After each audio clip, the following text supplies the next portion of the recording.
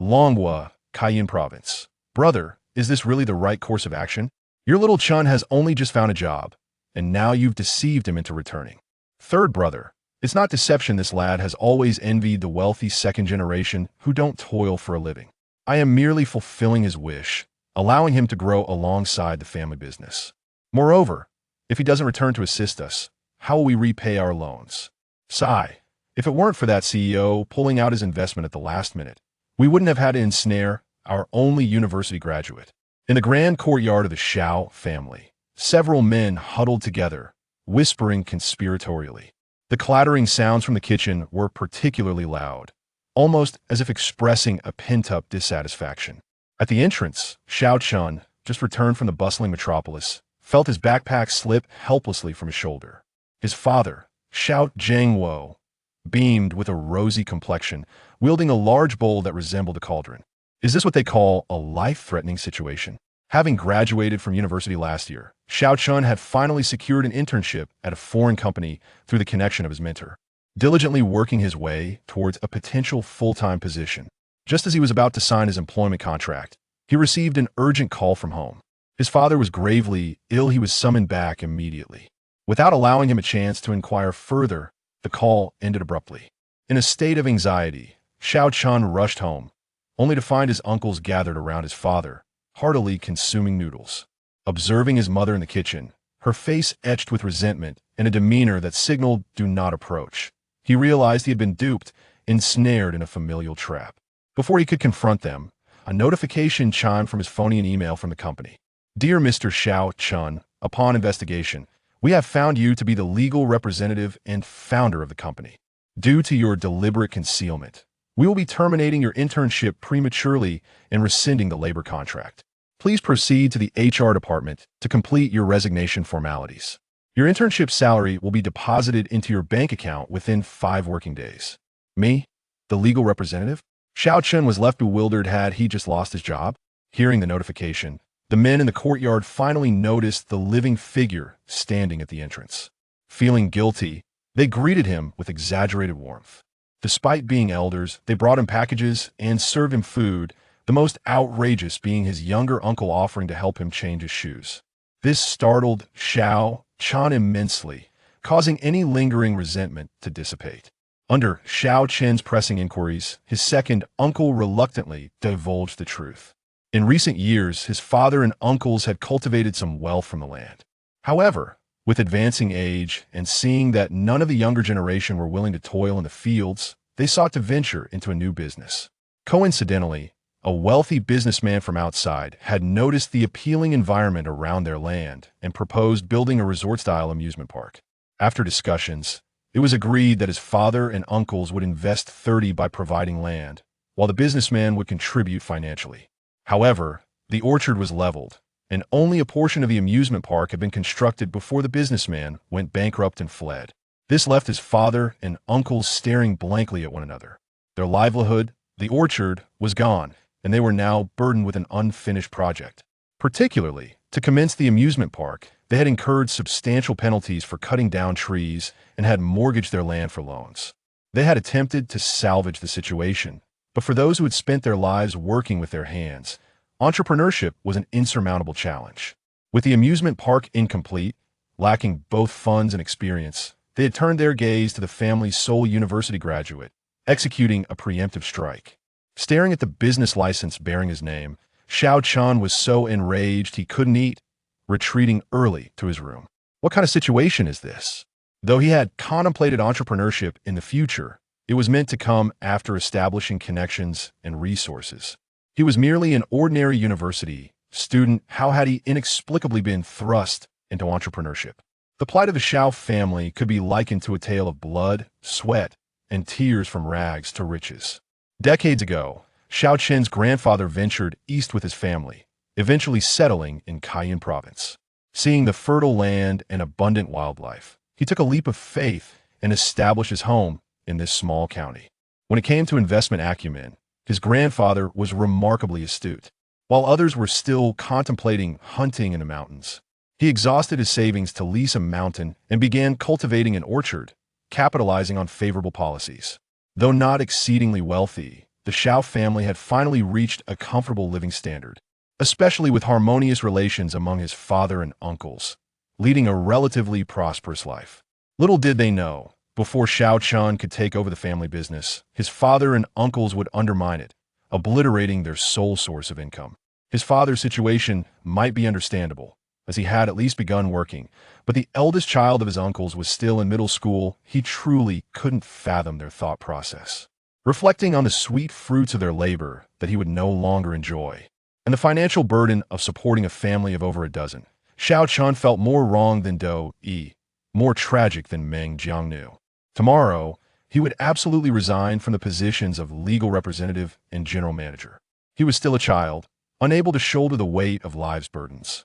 Regrettably, while Xiao Zhangwo may not excel in business, he understood his son all too well.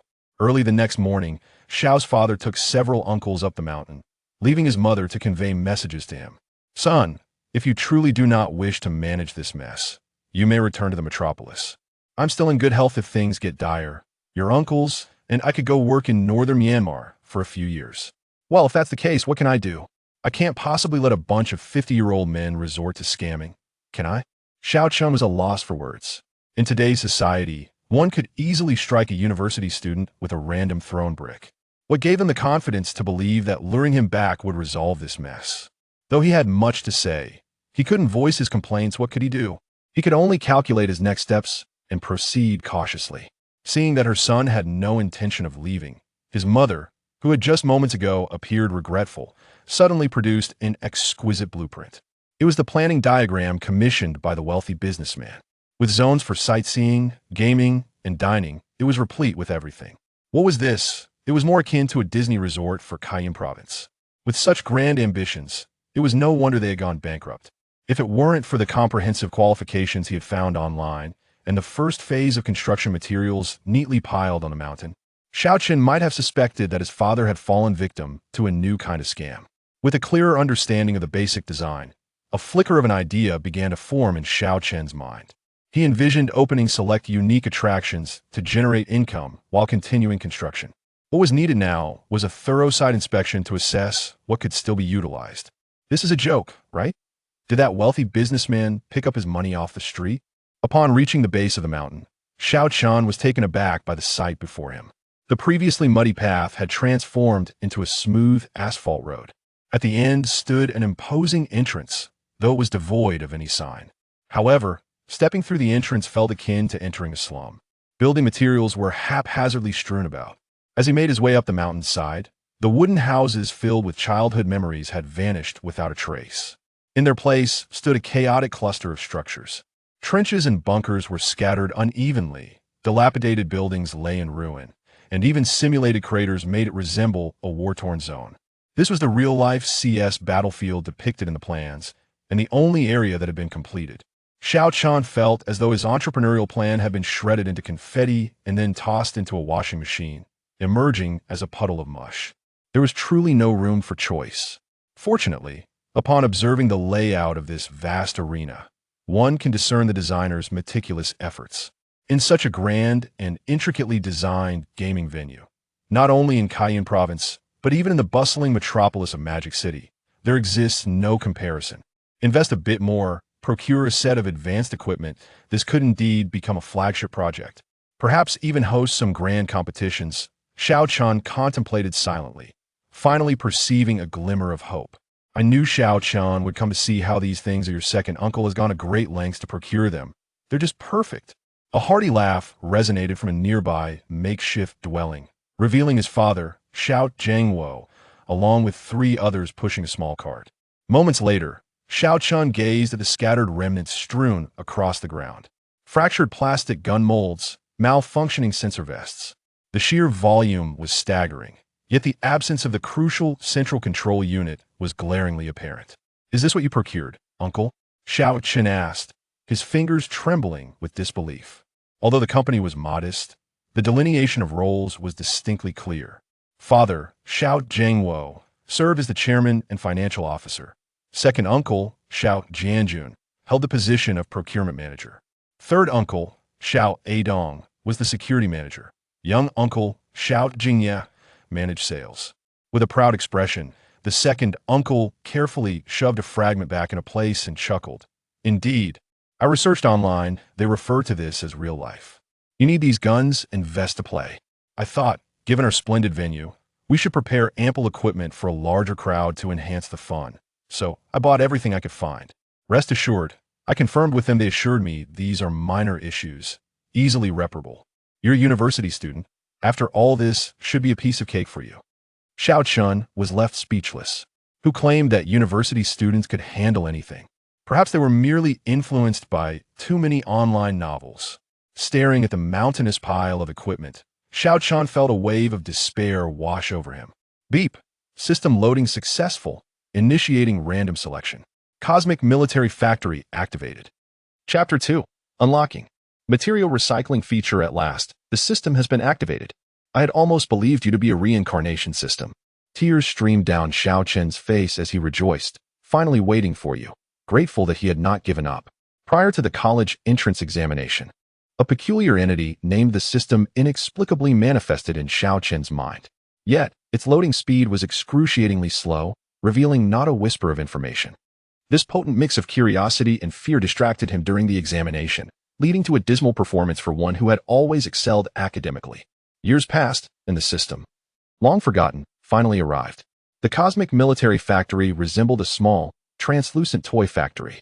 With a mere thought, a panel emerged, densely packed with a variety of futuristic technologies, all pertaining to military applications, from laser guns to stellar battleships. Xiao Chen could hardly contain his drool. However, all this technology required popularity points for unlocking, and manufacturing demanded an array of materials. The materials needed were diverse, ranging from vibranium to space alloys and dark matter crystals, many of which existed solely in the realm of science fiction. Yet, this posed little issue, as substitutes could be procured from the existing materials on Blue Star, albeit with significantly diminished power, perfectly suitable for use in an amusement park. Ah, Xiao Chun, do not be overly moved. This is merely what your uncle should do. If it's not enough, I can always find more. I heard there and Oppos. Still some available in the county, his second uncle said, looking somewhat embarrassed. Please, no? This is more than sufficient. Xiao Chen exclaimed. Really? I heard online that the more realistic these games are, the better. If only I had enough money. My friend has an old tank. A chill ran down Xiao Chen's spine, relieved he was short on funds, or else he might have ended up in quite a predicament.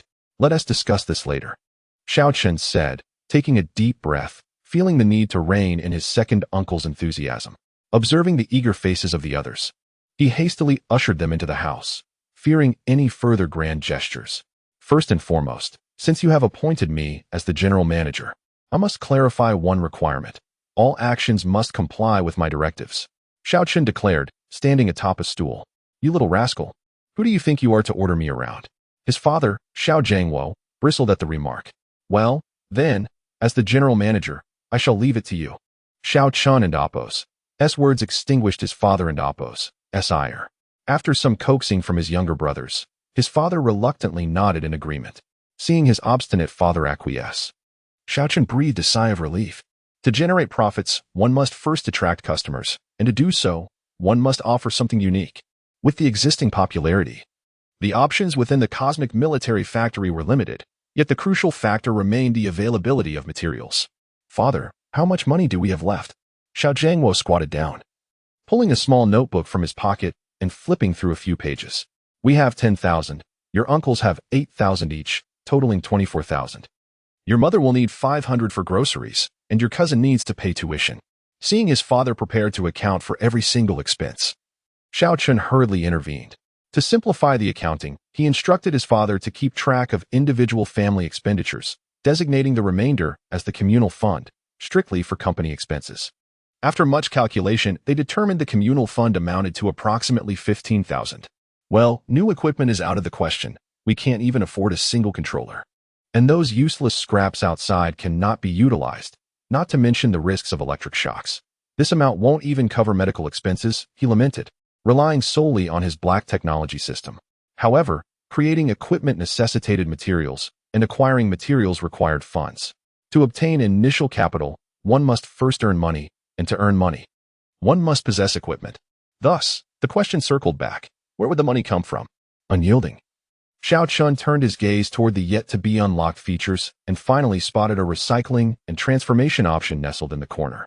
Recycle discarded materials to create simplified equipment. Unlock popularity required. 10. Glancing at the current popularity in the upper right corner. 5. His father, second uncle, third uncle, little uncle, and himself. According to the rules, each person could be counted once within a week, with no repetitions. Remembering his aunts and cousins, Xiao Chun suddenly recognized the significance of a bustling household. Grateful for the valuable legacy left by his grandfather. Thus, once this feature was unlocked, he could potentially gather a substantial amount of materials from the heaps of discarded items outside. With the equipment in hand, the next step was to attract visitors. To maintain the quality of the fruits, the Xiao family's mountain was located rather far from the city. Initially, some visitors came for the beautiful scenery. But ever since the area transformed into an amusement park and subsequently fell into disrepair, those tourists had redirected their attention elsewhere. The location was remote, and the surrounding facilities were underdeveloped, presenting a challenge in luring visitors. Xiao Chun sighed, as long as the prices are low. There will surely be students from the city willing to come, but first, we need to address one issue. His little uncle produced a pack of cigarettes, distributing them among his brothers, deliberately omitting Xiao Chun's father. What issue? Xiao Chun inquired, promptly swatting away his father's outstretched hand. How to make people willing to come. The third uncle, under the watchful gaze of his father, lit a cigarette, taking a leisurely drag and exhaling a smoke ring. At once, Xiao Chun grasped the implication. Due to its border location and proximity to a scam haven, exorbitant prices would deter visitors, while lower prices raised concerns about safety. Especially for an amusement park that charged minimally yet offered transportation services, the immediate reaction would likely be fear of encountering real gunfire in northern Myanmar. Realizing this, Xiao Chun stroked his chin, acknowledging the truth. If people were too afraid to come, they could not be coerced. However, establishing a good reputation could foster a positive cycle. Furthermore, the environment needed tidying up. An idea struck Xiao Chun as he recalled the disarray along the pathway. Perhaps he could seek part-time help from the university town. He remembered how the eateries near his university operated in this manner. It would provide cheap labor while swiftly building a reputation among the student body. If the food was delectable, many students who received their wages in the morning would often return that very evening with their roommates. With money, leisure time, and the added benefit of mobile advertising, it was the quintessential promotional strategy. Then Xiao Chun, quickly fix up those scraps, the equipment, and let us try out your youthful innovations. His straightforward second uncle excitedly suggested. Xiao Chun's mouth twitched at the realization that his uncle was aware of the state of the items he had purchased.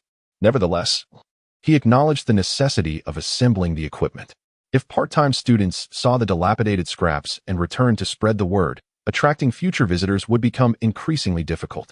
With this thought in mind, Xiao Chun utilized the excuse of brainstorming to summon his aunts and younger cousins. Amidst the excited screams of his younger siblings, the popularity finally reached 10 points. Successfully unlocked the material recycling feature. Recycled materials will be automatically stored in the corresponding warehouse. Seizing the moment while they were distracted, Xiao Chun accessed the system and activated the recycling and transformation feature. Unfortunately, the scraps remained mere scraps. After sifting through, he only salvaged 10 laser guns suitable for repair. The remaining equipment could only be disassembled into basic materials for crafting new equipment. As a small pile of unidentifiable material particles emerged in the system and Oppo's warehouse, the foundational training equipment within the technology tree finally stood a chance of being manufactured. Newbie laser training gun, 010, service fee, 5,000 each. Newbie space training armor, 010, service fee, 1,500 each. Chapter 3. What is the third-class merit? Behold, I have uncovered a den of deception. Upon Xiao Chun's return, he carried a large cloth bag containing 10 firearms and 5 sets of training armor.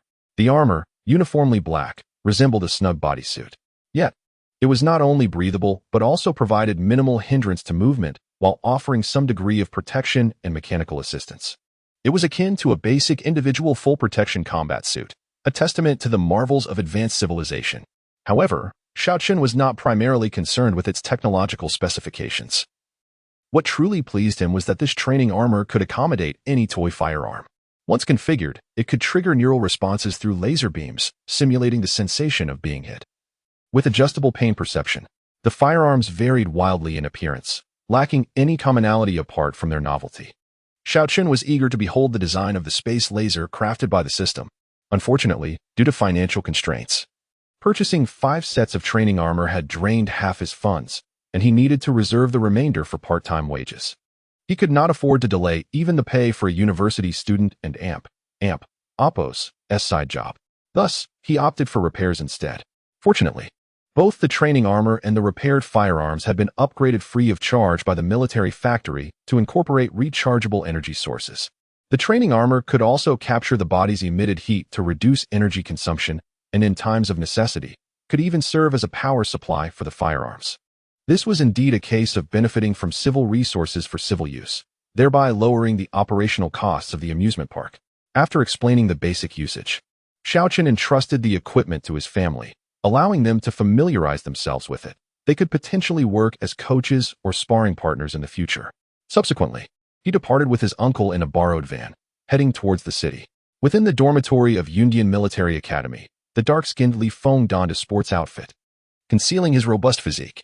In the same dormitory, Lulu, who was washing up, inquired, with the exams approaching, "Are you heading out?" Casting a glance at his roommate, who was slightly taller yet bowing his head, Li Feng scoffed, "I'm not preparing for the Special Forces assessment like you. I'll be content if I can graduate smoothly and secure a decent position. Taking a stroll during the break might even allow me to catch a scammer like Wang Zhen next door, with a third-class merit.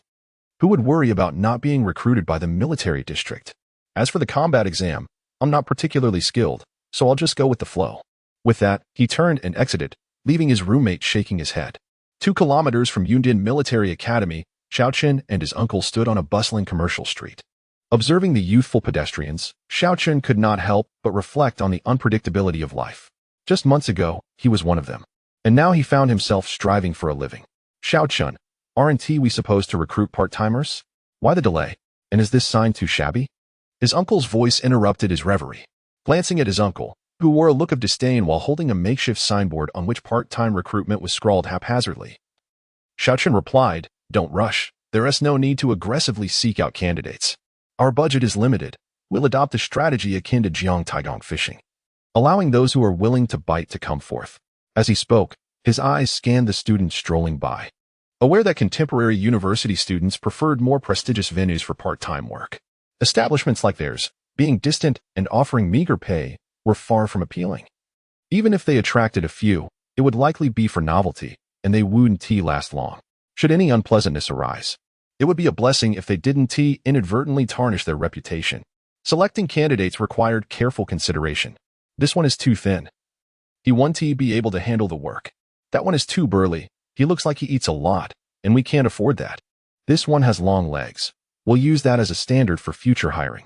Drawing on his years of experience in discerning character, Xiaochun meticulously observed the passing students. Li Feng, disguising himself as an unsuspecting individual, soon spotted Xiaochun and his uncle lurking on the roadside. Their furtive glances, one scrutinizing passers-by while the other idly stood by, betrayed their questionable intentions. The sign beside them merely indicated recruitment without any specific requirements, suggesting they were not engaged in legitimate business. Adhering to the adage of casting a wide net, Li Feng adjusted his zipper to conceal his muscular frame, recalling the anti-fraud campaigns from school as he approached. Scammers often operated in groups, luring victims to secluded locations under various pretenses, then either enticing or coercing them into leaving. "Hello, are you hiring?" he inquired, stepping before Xiaochun and scrutinizing the two. Upon noticing the calluses on his uncle and Oppo's hands, his gaze sharpened. A gun callus. Though it was no longer prominent, Li Feng's perfect score in reconnaissance allowed him to recognize it instantly. Seeing someone approach, Xiaochun's eyes brightened, and his uncle straightened his posture. Observing the other's humble attire and tan skin, which was even darker than his uncle's from laboring outdoors, revealed that he was likely resilient and industrious. His proactive demeanor and unassuming appearance further pleased Xiaochun, especially upon learning that Li Feng was well-liked at school and somewhat of a local celebrity. "Indeed, we are, but our location is somewhat remote. However, we provide transportation and meals. The initial salary is modest, but with successful development, earning over 10,000 is certainly possible. The best part is that the work is easy, and there are various recreational facilities." Li Feng nodded eagerly, thinking his luck had turned. a distant location with transportation provided. Alongside enticing promises of easy work and substantial pay, this all sounded too good to be true. Examining the two further, one youthful and inexperienced, the other older, he suspected they might be a newly established scam ring, posing minimal danger, with thoughts of single-handedly taking down a scam group. Li Feng and Appo's excitement surged as he imagined the heroic image of himself dismantling the operation. Humph! Wang Zhen earned a third-class merit for apprehending just 2 scammers. If I take down an entire scam organization, surely that would warrant a second-class merit, possibly even a collective third-class merit. After a brief registration of his information, Li Feng was soon enlisted in the recruitment effort. The shabby advertisement, coupled with Li Feng and Appo's subtle deterrence, meant that they were unlikely to find suitable candidates. As noon approached, Xiaoqun realized he lacked the funds to cover Li Feng's lunch in the university town. After discussions, they settled on a meager compensation of 15 for half a day's work, allowing Li Feng to get acquainted with the work environment. Inside the van, the floor bore faint reddish-brown stains, and a length of hemp rope peeked out from beneath the seat. Hearing the sound of clashing metal from an unknown source, Li Feng suddenly felt a pang of recklessness. After all, his combat skills barely passed muster, and while he could manage against 2 adult males, a larger group could spell trouble. With this thought, the grin on Li Feng's face became increasingly naive, almost foolish. Descending from the highway, they first traversed a bumpy dirt road. The subsequent scene startled Li Feng. The wide asphalt road allowed large trucks to pass in both directions. The construction materials along the way, though haphazardly arranged, could serve as hidden sentinels or robust cover points. Dead-end roads, reconnaissance points, and overlapping fields of fire filled his vision. The more he observed, the more alarmed he became. This hardly resembled a scam operation. Were it not for the assurance that he remained within the borders of Longhua, he might have believed he was transported to the KK zone in northern Myanmar. Before long, the van arrived near a live-action combat gaming base. Parking haphazardly in an open space, Li Feng immediately heard the sounds of intense gunfire. Accompanied by faint flashes of light, the desolate mountains echoed with the cries of children. Guns. Children? Child soldiers. A frail figure wielding an AK suddenly materialized in Li Feng and Appo's mind. Turning stiffly, he found Xiaoqun wearing a mysterious smile. Discovered? Li Feng was startled, just about to raise his hand to strike. A large hand pressed firmly on his shoulder. Chapter 4. Just a game. How difficult can it be? It seemed that they were having quite a delightful time, and now, allow me to introduce you to the scene. Xiaoqun observed Li Feng, who was firmly held down by his uncle, and approached with a smile.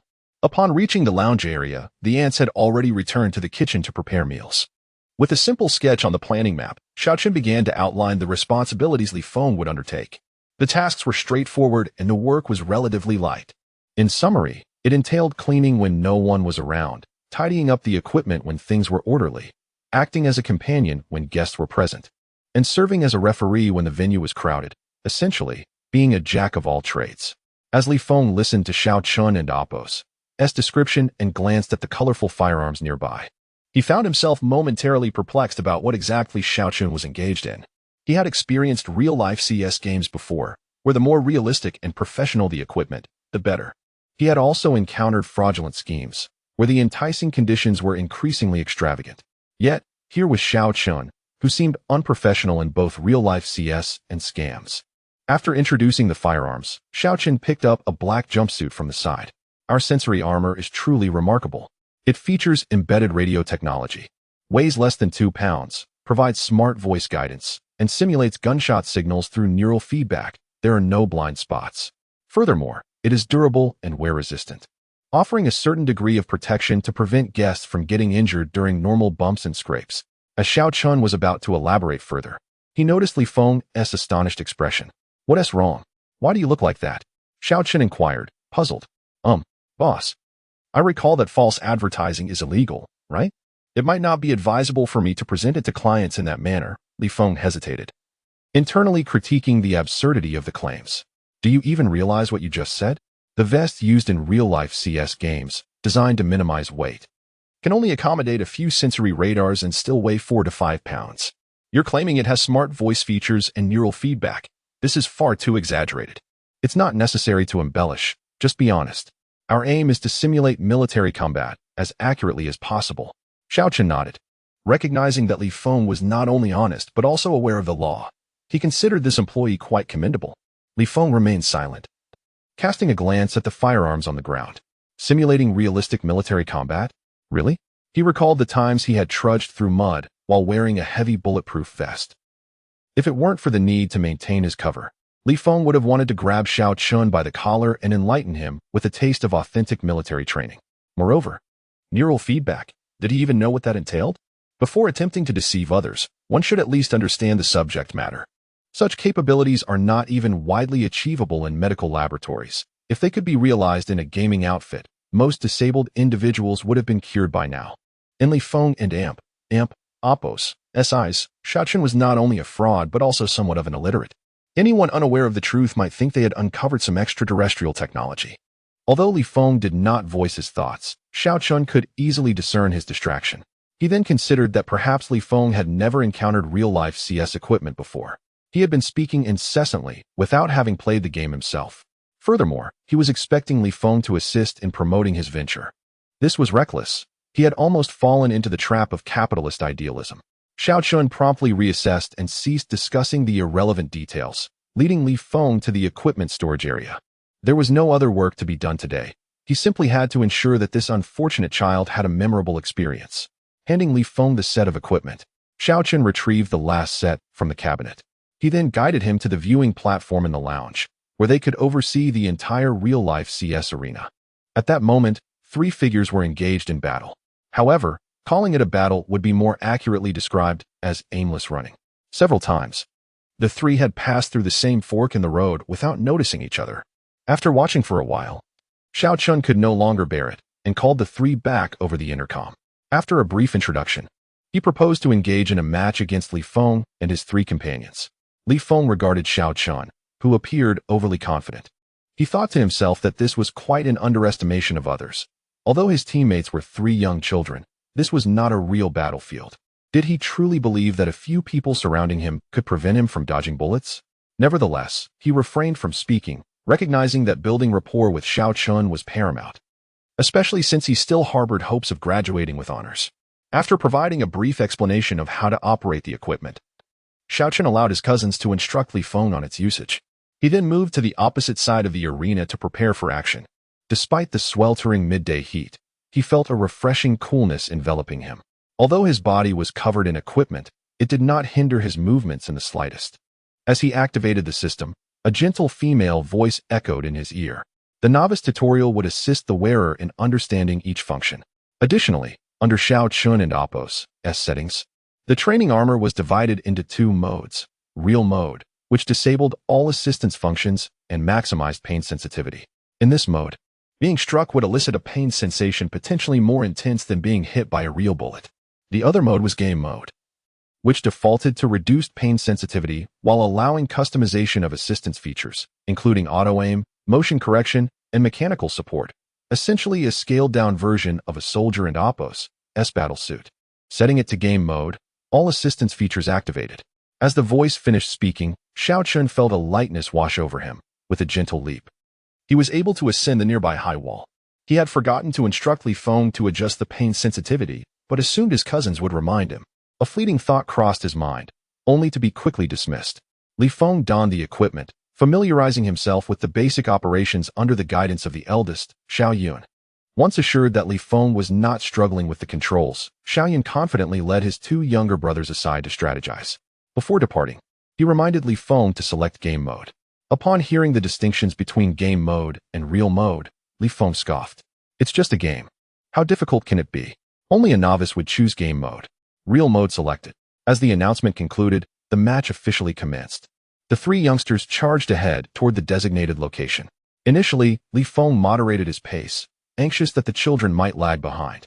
However, he quickly realized that the 3 were not only keeping up, but actually gaining speed.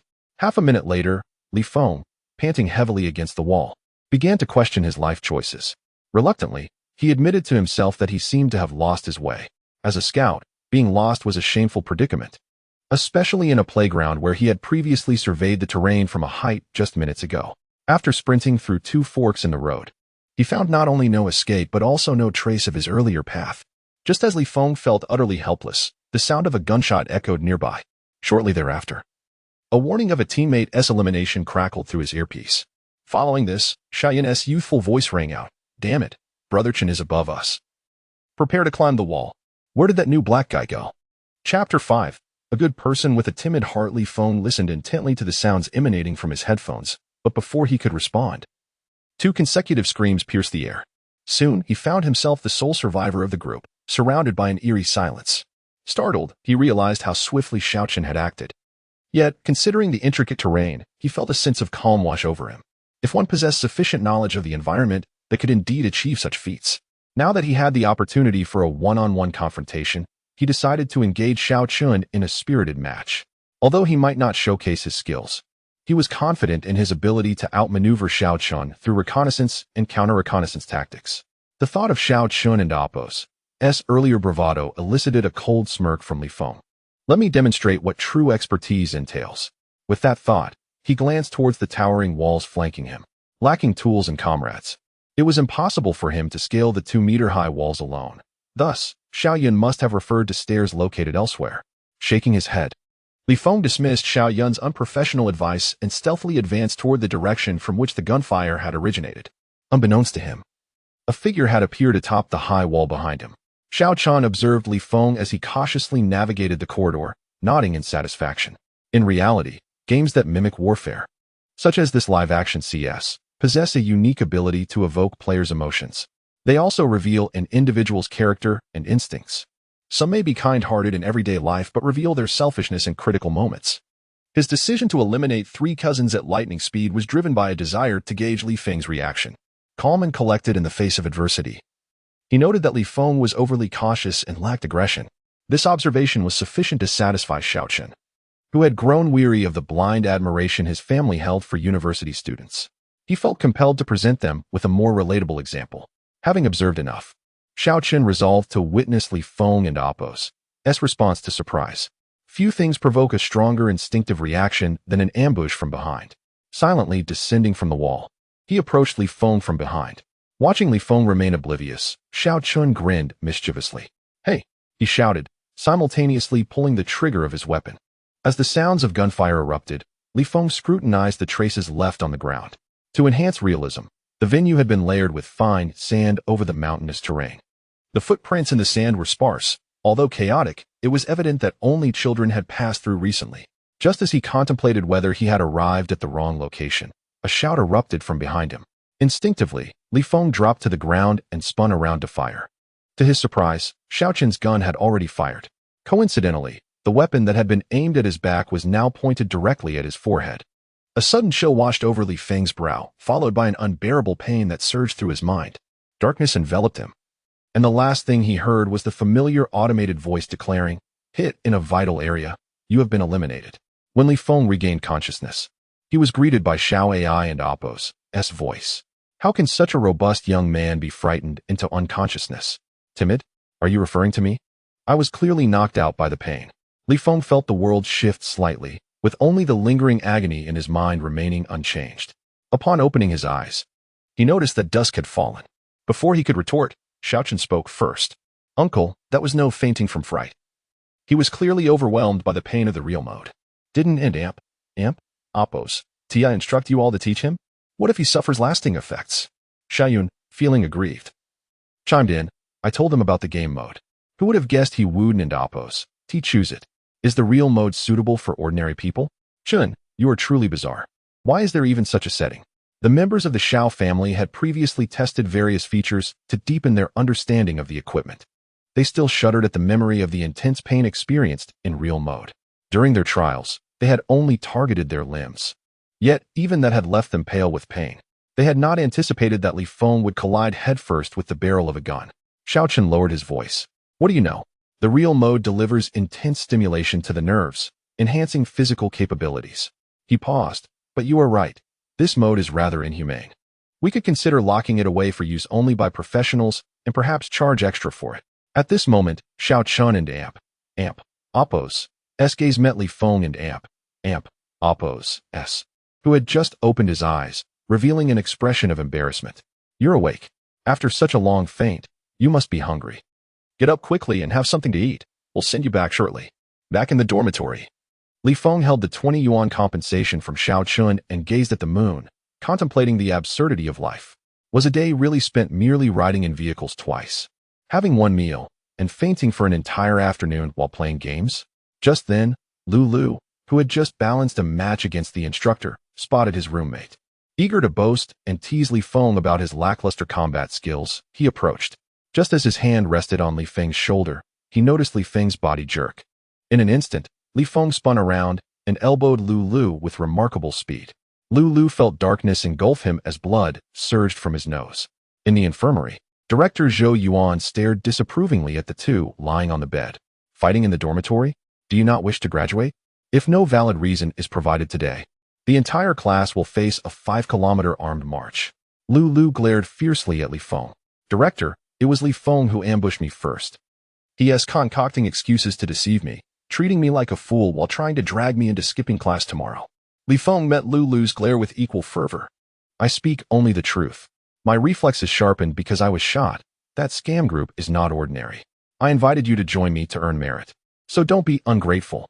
Director Zhou Yuan furrowed his brow, intervening to prevent the two from escalating their conflict.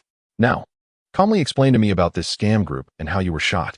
Confronted with the instructor's anger, Li Feng refrained from being impudent and recounted his experiences from the day. So, you didn't train today, but went out to play instead? And you earned 20 yuan on the side? Director Zhou Yuan rolled up his sleeves, directing a piercing gaze at Li Feng. Those familiar with his demeanor knew someone was about to receive a severe reprimand, and it would not be gentle. Under Lulu and Appo's mocking gaze, Li Feng, who had been feigning weakness, suddenly sprang from the bed and dashed for the exit. However, Director Zhou Yuan anticipated this move, swiftly turning to block Li Feng's path. His sturdy arm reached out to seize Li Feng. Yet, Li Feng seemed to possess an uncanny awareness, instinctively pivoting and elbowing towards the director's face. As expected, blood began to flow from Director Zhou Yuan's nose as well. Realizing the gravity of the situation, Li Feng braced himself for the impending punishment, closing his eyes in resignation. However, to his astonishment, the anticipated blow never came. Opening his eyes, he was greeted by the sight of Director Zhou Yuan, who, contrary to his usual stern nature, was smiling like a blooming flower. Director Zhou Yuan grasped Li Feng firmly, hurriedly retrieving his phone to initiate a video call. The screen illuminated with the visage of a white-haired elder clad in martial arts attire. Upon seeing the elder, Director Zhou Yuan's expression transformed into one of excitement as he respectfully bowed. Master, it has been a long time. The once ethereal elder, upon noticing Zhou Yuan, displayed indifference, slightly turning aside. I merely offered a few words of guidance due to your diligence. I do not deserve the title of master. You are aware of the criteria I require for accepting a disciple. Upon hearing the elder's words, Zhou Yuan's face revealed a hint of bitterness, followed by an excited tone as he spoke. He understood his own lack of talent, and his intrusion upon his master today was prompted by the discovery of a student who appeared to be a martial arts prodigy, seeking the master's appraisal. As he spoke, Zhou Yuan eagerly pulled Li Feng from beside him. Chapter 6. A Rare Martial Arts Prodigy. Lulu stared in astonishment at his teacher, Zhou Yuanrang. Zhou, a nationally renowned combat coach, had been lured to Yundian Military Academy with numerous promises of benefits. His performance had not disappointed the academy, as he produced 3 world champions in mixed martial arts within a mere 5 years.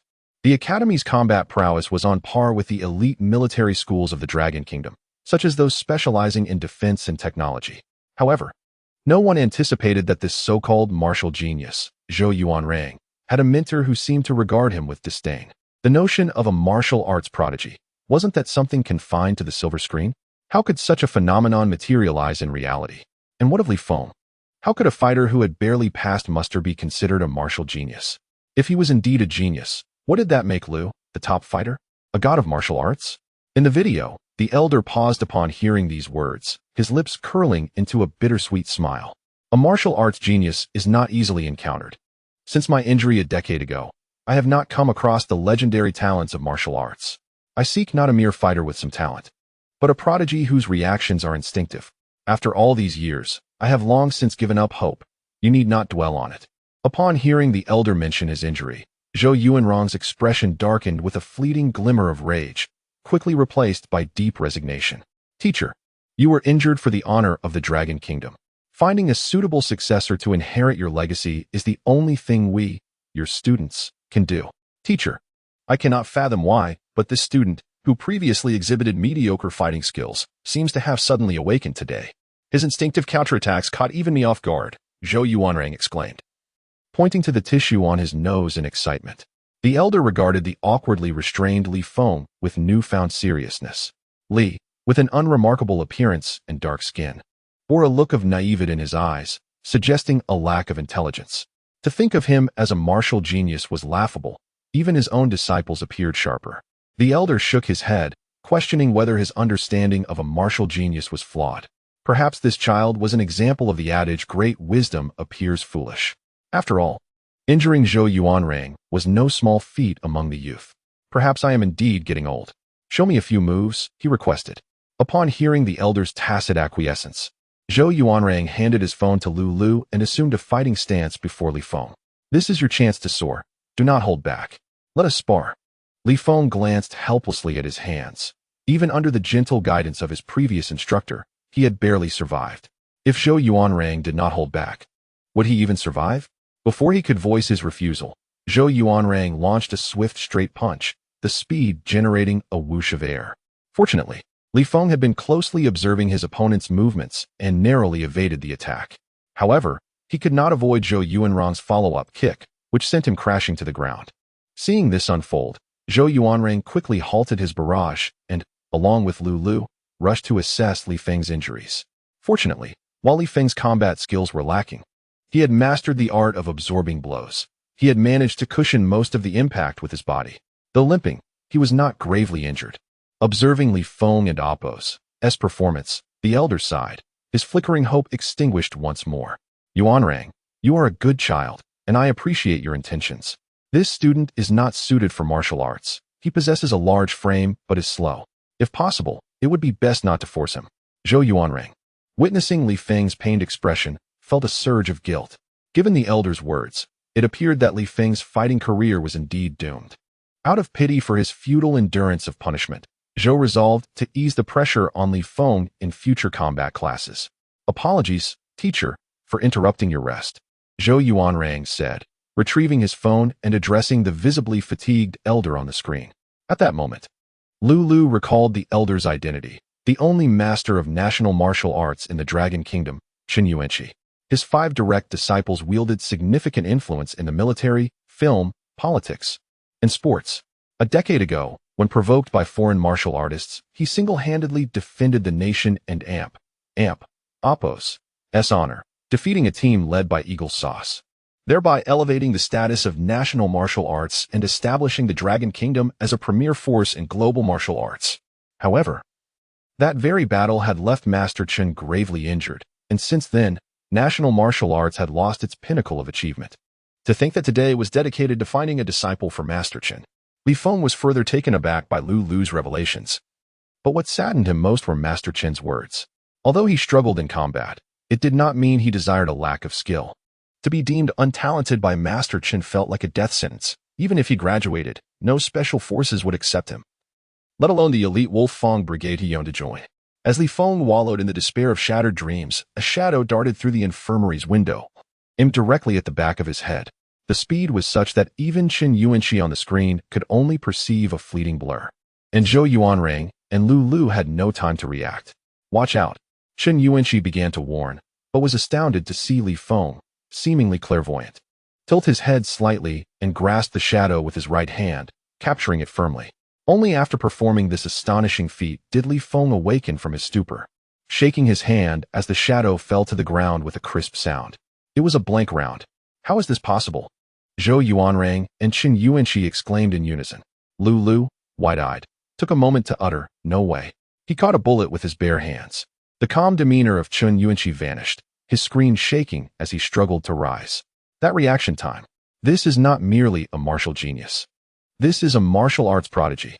The legacy of our national martial arts is revived. No, perhaps the ancient grandeur of our arts may be restored. Yuanrang, inform your senior brothers. No, book me a flight. I must come at once. With that, the screen went dark. Zhou Yuanrang's eyes glistened with emotion.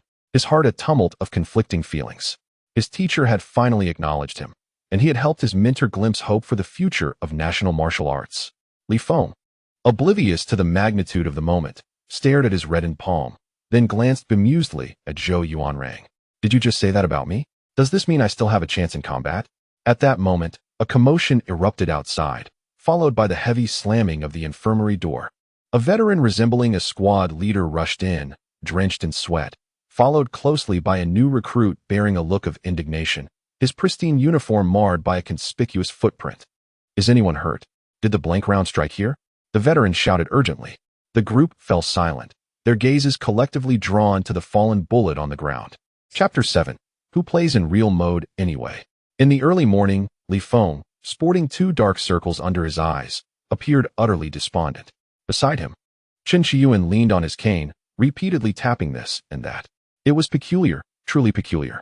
With a robust physique and stiff muscles, he shouldn't possess such quick reflexes. Zhou Yuanrang, standing respectfully nearby, inquired, "Teacher, is something amiss?"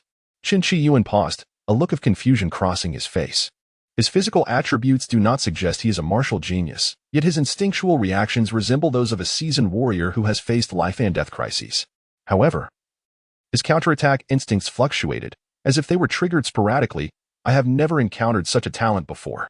Young man, have you experienced anything unusual recently? Or consumed something out of the ordinary? Li Feng glanced furtively at Zhou Yuanrang and replied candidly, I've just been diligently training, nothing else. Observing his reaction, Zhou Yuanrang discerned that Li Feng was concealing something. He kicked him lightly, urging, spit it out. I want to punish you. Li Feng chuckled and finally recounted his escapade in search of a scam ring to earn accolades. You daring little rascal. Venturing into a den of swindlers. What a waste of my lessons. Zhou Yuanrang exclaimed as he rolled up his sleeves. Li Feng quickly waved his hands. But you said you wouldn't punish me. You must keep your word. Chen Shiyuan interjected with a smile. Are you suggesting that after regaining consciousness from pain, you felt different? Zhou Yuanrang retorted, Teacher, don't listen to this nonsense.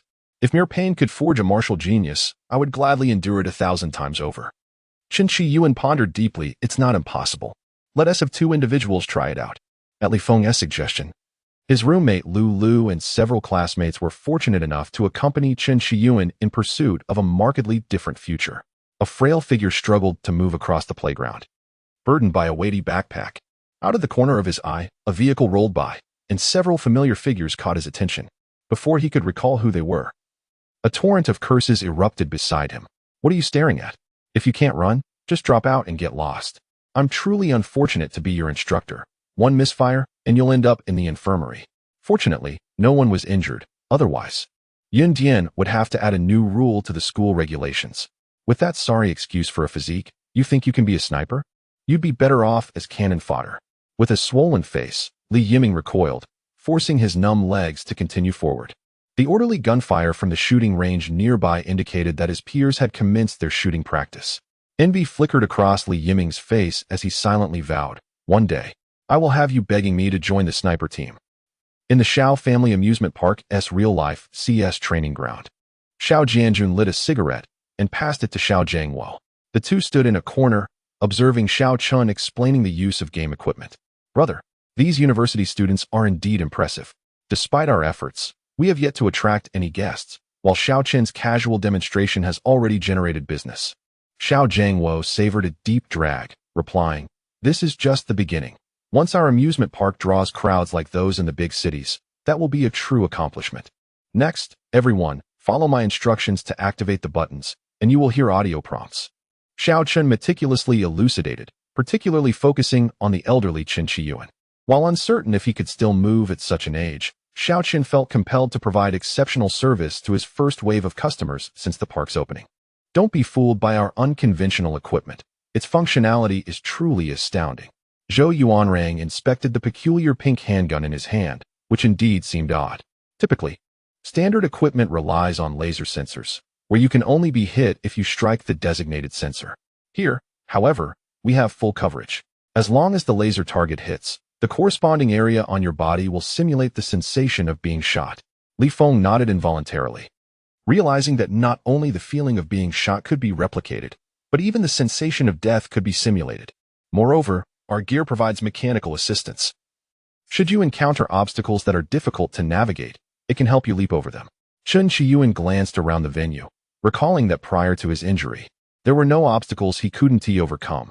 Now, even taking a few steps felt like a luxury, let alone anything more. He hoped that this equipment could genuinely enhance human reflexes. Rest assured, our gear is completely safe. Even if you tumble down a hill, you will emerge unscathed. Lu and his companions exchanged glances, recognizing the absurdity of such claims. Although they were halfway up a mountain, the height was still considerable, and the rocky terrain posed significant risks. Even someone in protective gear could sustain serious injuries, let alone in a thin bodysuit. Li Feng regarded the bodysuit with surprise, feeling as though Xiao Chun was describing an entirely different experience from the one he had yesterday. Sensing Li Feng and Appo's odd expression, Xiao Chun seemed to anticipate his thoughts. Of course, these features are only available in game mode. Additionally, our training suits include a real mode designed to allow everyone to experience the battlefield and Appo's harsh realities. But fear not, I have locked this mode. It cannot be activated without special authorization. After all, everyone is here to have fun. Who among you would willingly seek out self-inflicted suffering? Li Feng, who had inadvertently activated the real mode, likely understood this all too well. Only a lunatic would wish to faint from pain again. The others present turned their gazes toward Li Feng, as they were not genuinely here for gaming.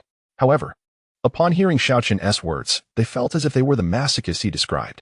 Even Zhou Yuanrang, who had initially proclaimed his willingness to endure pain thousands of times for improvement, now lowered his head, fiddling with the pink handgun, seemingly enamored by its hue.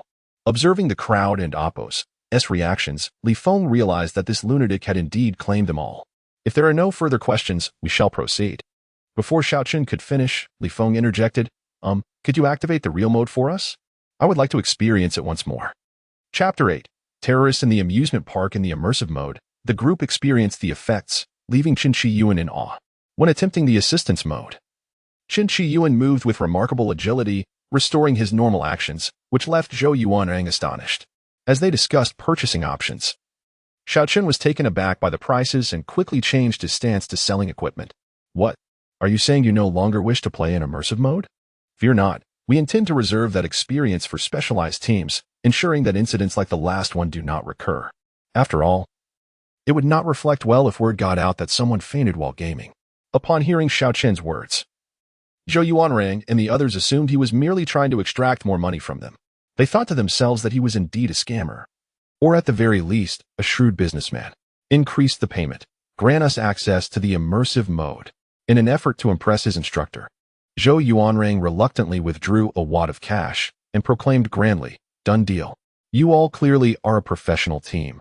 This premium experience is tailored just for you. Wishing you a delightful gaming experience."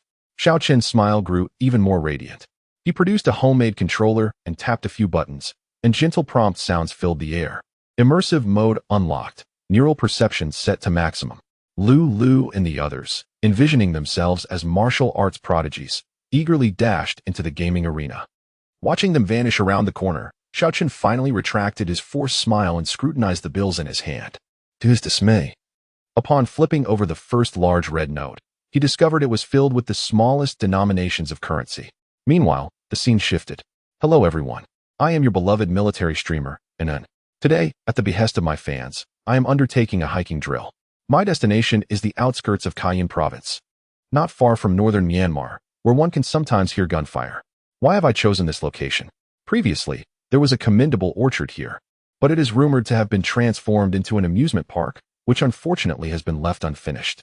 However, let me disclose a little insider information. The behind-the-scenes owner of this amusement park is said to have ties to a scam group in northern Myanmar. So today, let's take a look together. A petite girl with delicate features and fair skin stood at the entrance of the amusement park, holding a selfie stick and surveying her surroundings to showcase the scene to her online audience. As an outdoor streamer on Douyin, with her striking appearance and novel content, Anan had garnered a modest following. Even though it was Monday, her live stream still attracted hundreds of white-collar fans seeking a distraction. This place is subpar, Anan. Why don't you do a Subject 3 demonstration to liven things up? Agreed. It and Appo's just a dilapidated amusement park. Have you ever seen an unfinished skyscraper?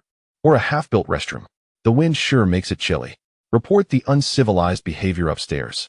As the banter continued, Anan walked along the wide avenue, holding her phone. Everyone, quiet down. Do you find the layout here somewhat familiar? Whoa, streamer, why Don and Appos? You walk over to that pile of stones. If this were sandbags, Wooden and Appos, it make for an excellent firing point? Now that you mention it, streamer, head toward that thicket on your right. It seems like someone could easily hide there.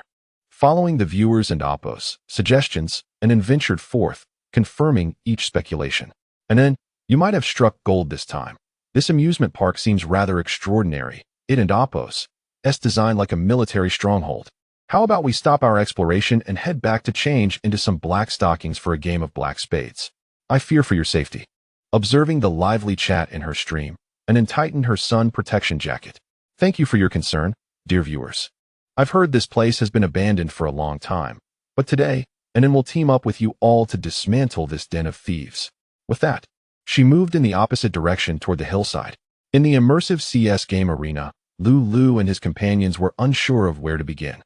They certainly could not shoot their teammates directly in the head. Setting aside the effectiveness of such an act, it was utterly unacceptable behavior. After all, no one would willingly turn their back on someone who had aimed a weapon at them, even if it was a toy. Zhou Yuanrang realized this as well. Teacher, I will experiment first.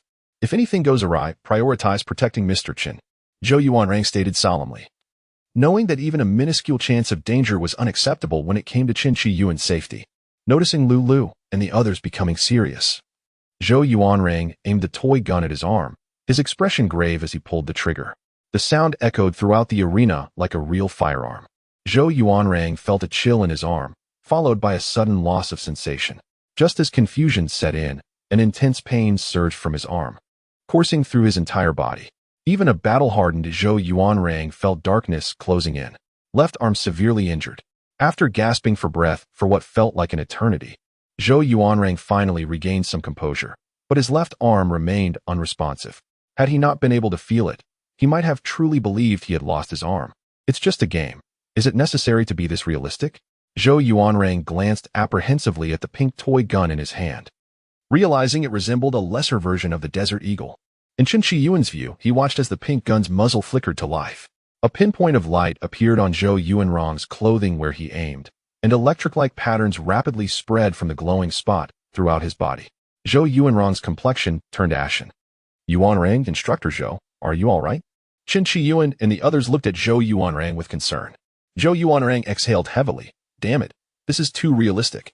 Teacher, this outfit is indeed extraordinary. Although my left hand feels numb, I sense something has changed. I will now mimically phone and shoot myself in the head. If I faint, do not be overly alarmed.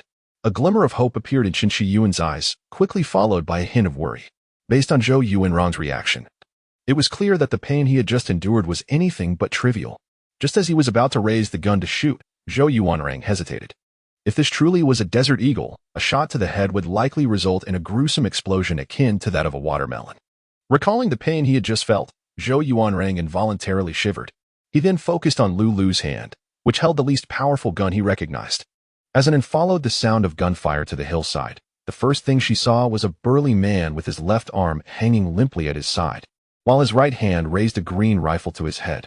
With the report of a gunshot, the man collapsed to the ground. Anan recoiled in shock, losing her footing as her selfie stick tumbled down the slope.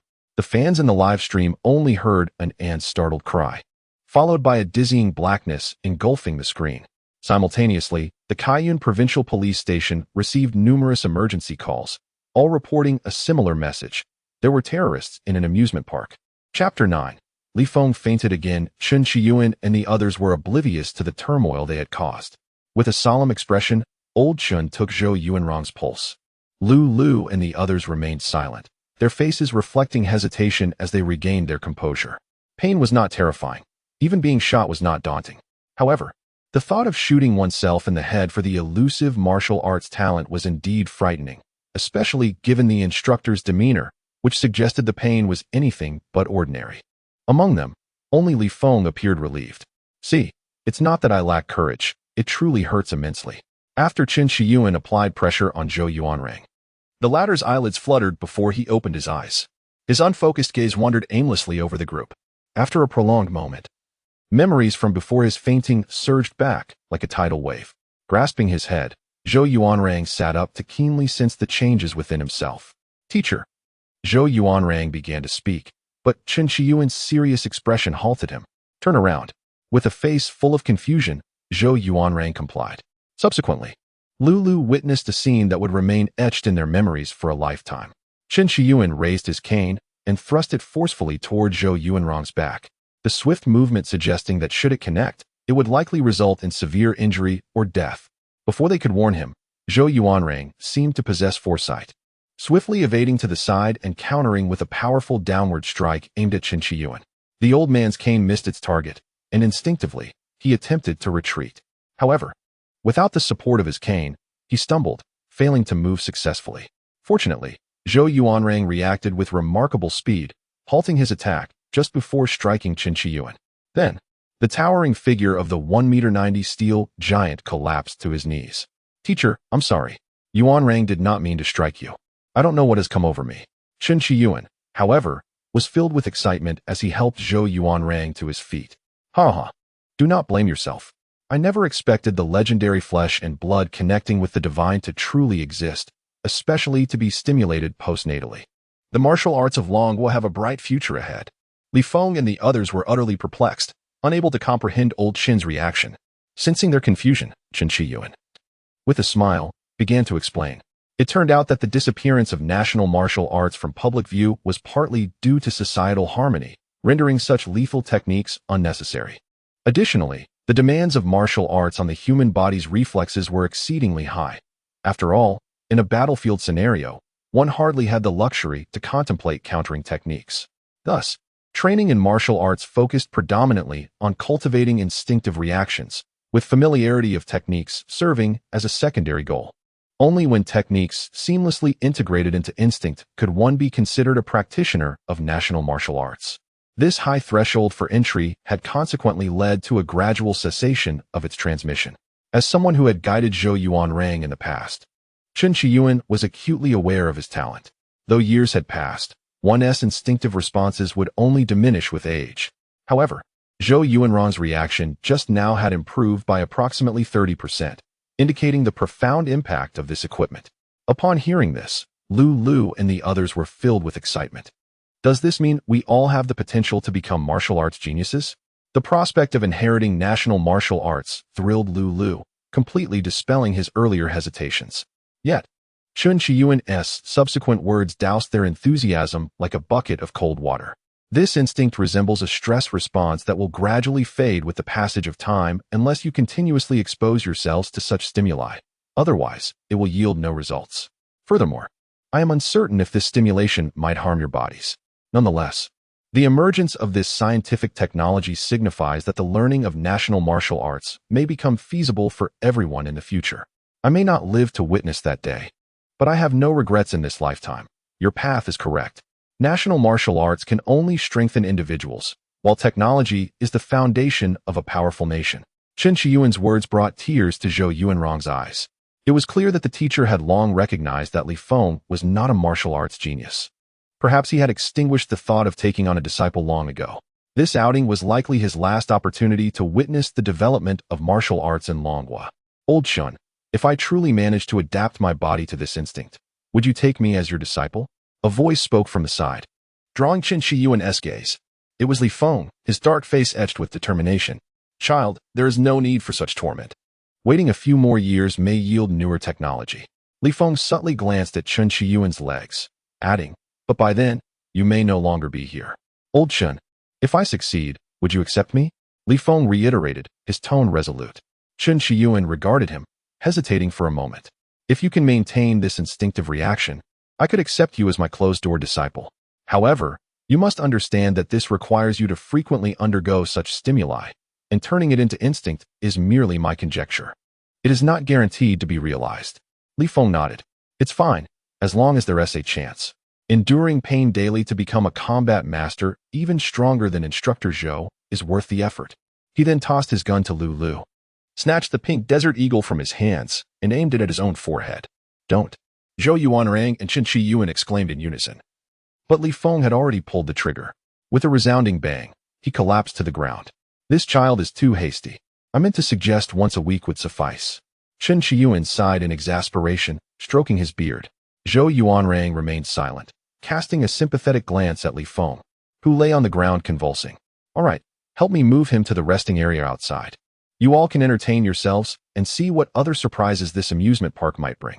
Chen Chiyuan observed the hesitant expressions of Lu and the others, shaking his head. In comparison, he found Li Feng to be a rather decent disciple to take on. Teacher, I'll stay with you, Zhou Yuanrang said, concern etched on his face. Enough. Have you forgotten everything I taught you back in the day? Li Feng is just a child. Can't you see through that? That little boss and his elder clearly seem honest. It's likely the original designer had ulterior motives that led to this design. Just have someone look into it when you return. This old man, will not delay you further. After all, money should not be wasted, right? Chen Chiyuan's words flushed Zhou Yuanrang's face with embarrassment. The group hurriedly placed Li Feng on a nearby lounge chair and, switching off the real mode, dashed back into the arena.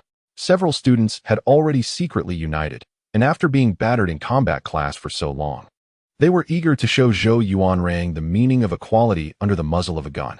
As for the auxiliary mode mentioned by Xiao Chun, they completely disregarded it. A function with neural sensing was impressive enough, and they certainly did not believe they could add any further capabilities, as if they fancied themselves interstellar officers. Chen Chiyuan glanced at the deeply unconscious Li Feng, then at Xiao Chun, who remained oblivious to the situation, with no one to assist him in removing his training armor. And recalling the auxiliary functions Xiao Chun had previously mentioned, Chen Chiyuan, almost instinctively, uttered, "Activate the auxiliary function." Chapter 10. Scaling the walls. Is this what you call acceptable? Assistance features are being activated. Detected 351 hidden injuries on the user's body, with impaired leg function. Requesting medical assistance. Medical assistance connection failed. Activating emergency medical protocols. Emergency medical features are missing. Activation failed. Action assistance initiated. Temporary care functions successfully activated. Please proceed to the nearest medical center promptly. Chen Chiyuan listened to the broadcast in his earpiece, utterly bewildered. As the last remaining master of martial arts in the Dragon Kingdom, following that battle, the country had dispatched the finest medical team to aid in his recovery. Although he was aware that his body deteriorated year by year, he was astounded that such a garment could detect his hidden injuries in such a brief span, especially upon hearing that there was still a possibility of healing his legs. Before he could fully process this revelation, the entire training suit suddenly constricted, alternating between a cold and warm sensation around his legs. The previously sluggish limbs began to regain a semblance of vitality. Chen Chiyuan cautiously released his cane and took a few steps. Though not entirely agile, it was a significant improvement from before. With a gentle leap, he found himself soaring over a meter high. This was still under the condition of not overexerting his legs. In that moment, Chen Chiyuan felt as though he had returned to his youth, even stronger than he had been in his prime. Unconsciously, he began to practice his punches right there. Meanwhile, Luanin limped down the mountain, clutching her shattered phone. What should I do? There truly is a scam group here. If they capture me, what will happen? Oh, dear mother, who will save me? Is there anyone who can help me call the police? To evade the unknown pursuers, Luanin dared not flee along the road, and instead chose to navigate through the desolate piles of rocks. After an indeterminate amount of time, she finally arrived near the entrance of the amusement park. Just as she was about to breathe a sigh of relief, a harsh voice rang out from behind. Don't move. Raise your hands. Luanin oppose, and dropped to her knees, not daring to look back, crying out, please spare me. I saw nothing. I have a 3-year-old mother and an 80-year-old child, along with various infectious diseases. I beg you, let me go? Shut up. We are the armed police of the Dragon Kingdom. Upon realizing Luanin was the renowned female streamer who had taken the internet by storm, Commander Wang Junlong breathed a sigh of relief. After receiving confirmation from the scouts that everything along the route was normal and no armed individuals had been detected, the temporary satellite clearly displayed the entirety of the live-action CS arena. Glancing at the small streamer with her head bowed in silence, he decided to investigate the scam group she had mentioned. Without further ado, he ordered the others to regroup and himself began ascending the mountain. Luanin gazed at her shattered phone, feeling increasingly infuriated at the thought of 2 months of effort gone to waste. I must find out who is so bored as to feign death in a live-action CS game. And that owner, why do the gunshots sound so realistic? She limped along, following Wang Junlong. Today is a splendid day. I've collected 500 yuan. Tomorrow, another 500, and in a month, that adds up to 150,000. Xiao Chun hummed a tune, blissfully unaware that his math skills had been handed over to the physical education teacher. Ah, you must be the owner here. Compensate me for my phone. A female voice interjected angrily. Xiao Chun looked over to see a beautiful girl with her hands on her hips, pouting fiercely at him. Behind her stood a middle-aged man in police uniform. Xiao Chun immediately stood up, wiping his hands. Officer, I don't know this person. What brings you here? A smile broke through Commander Wang Jinlong's serious demeanor. You may not know yet, but your amusement park has become quite famous. Skeptical. Xiao Chun opened his phone to find a video circulating across major platforms titled Outdoor Execution by Terrorists. Staring at the scenes depicted, he was taken aback. This is my family's amusement park. This is an injustice. I run a legitimate amusement park. How could there be executions here? Of course, I understand this is a misunderstanding. Here comes the instigator, Xiao Chun remarked, directing his gaze towards Luinen, who had been overlooked until now. From Xiao Chun's phone, Luinen realized the vast impact her live stream had caused. Hesitantly, she moved her hands behind her back and bowed deeply. I am truly sorry. It was not my intention. Besides compensating you, I am willing to do anything. Xiao Chun, noticing the view count had exceeded 100,000, felt a grin spread across his face. How about this? Just post a clarification video, and we will call it even. Thank you. You are truly a good person. In these times, one cannot casually hand out good person cards, Xiao Chun thought helplessly. Yet, he found Luinen gazing at him with her large, watery eyes. Is there anything else? Xiao Chun retreated a couple of steps, eyeing her warily. My phone is broken, and it was my means of income. Could I borrow yours? If possible. Do you have any part-time jobs available? I can do anything as long as I have a phone capable of live streaming, and I only need 2 meals. One will suffice. Once I save enough for a new phone, I'll be set. Xiao Chun sized Luinen up. She was not very tall, but her legs were slender and long. She was attractive, with a pleasant voice, certainly not inferior to the university students often sought for part-time work. Considering the skewed gender ratio at the amusement park, he nodded. All right, I will provide you with 2 meals and a 1 commission on income. You will be responsible for explaining operations and promoting the live stream. Upon hearing that Xiao Chun not only agreed to her request, but also offered her a commission, Luinen's face lit up with joy. Boss, shall we begin working right away? Can you first let me experience our projects? I haven't played live-action CS in ages, and the gunfire sounds so real. Xiao Chun nodded and turned to Wang Jinlong. Officer, why don't you join us? Perhaps we will have opportunities to collaborate in the future. Wang Jinlong remained silent, pondering what kind of collaboration could exist between an amusement park and the armed police. However, his visit was not just to assist Luinen with the online rumors. It was more crucial to understand the situation here. Given the magnitude of the incident, a detailed report would be necessary. When the 3 arrived at the rest area, they found Chun Chiyuan practicing martial arts in an open space, his white hair contrasting with his vigorous movements. Didn't he expect to see even the elder here? Your physique is impressive. Wang Jinlong chuckled. Just then, Chun Chiyuan leapt gracefully, scaling the adjacent wall and executing a perfect backflip before landing smoothly. With a triumphant shout, he released years of pent-up frustration. Did I just witness lightness skills? Luin and Oppos, and rubbed her eyes, speaking uncertainly, worried that the elder might fall and be wrongfully accused. Xiao Chun snapped back to reality, casually responding, well, it's acceptable, I suppose. Wang Jinlong felt a chill run down his spine as he exclaimed, scaling walls and roofs, and you call this acceptable? Chapter 11 Boss, am I adept at sales and capable of scaling walls? Well, that and Oppos. It's merely a matter of having hands and feet, Xiao Chun remarked disdainfully, a smile gracing his face as he approached Chun Chiyuan. Old man, how and Oppos? Is the game treating you? We ought to take it easy. Ah, splendid. It's been ages since I've had such exhilarating fun, Chun Chiyuan replied, his eyes gleaming with enthusiasm. Young lad, this equipment of yours is truly remarkable. Where did you procure it? He gazed at Xiao Chun with eager anticipation, as this apparatus had enabled him to stand again, perhaps hinting at the possibility of healing his legs. Xiao Chun eyed the elderly gentleman warily. At your age, I never expected you to engage in live-action CS. I assumed you were here to poach talent. Young man, this equipment isn't inexpensive. I could rent it to you if you're interested, he continued. Although Xiao Chun could easily manufacture superior gear given sufficient funds, the source of the equipment was a more complex matter to explain. Renting it out seemed a more prudent option, eliminating concerns over the equipment and Apos' whereabouts while ensuring a steady income, even if his counterpart were indeed a rival. Xiaochen believed that as long as he consistently introduced more advanced equipment, the competition would ultimately be self-defeating. Noticing Xiaochen and Apos' reticence to divulge further information, Chen Qiyuan refrained from pressing him. As long as he could move normally, the distinction between renting and buying was inconsequential to him. How much for the rental? He inquired. Considering the training armor's rental fee of 500 yuan, a daily rate of 500 seemed reasonable. Xiaochen extended 5 fingers. That's the daily rate. That price. Wait a moment. At that moment, Zhou Yuanrang summoned several individuals with a whistle. Upon seeing the gathering, Chen Qiyuan gracefully approached them. Teacher, your legs.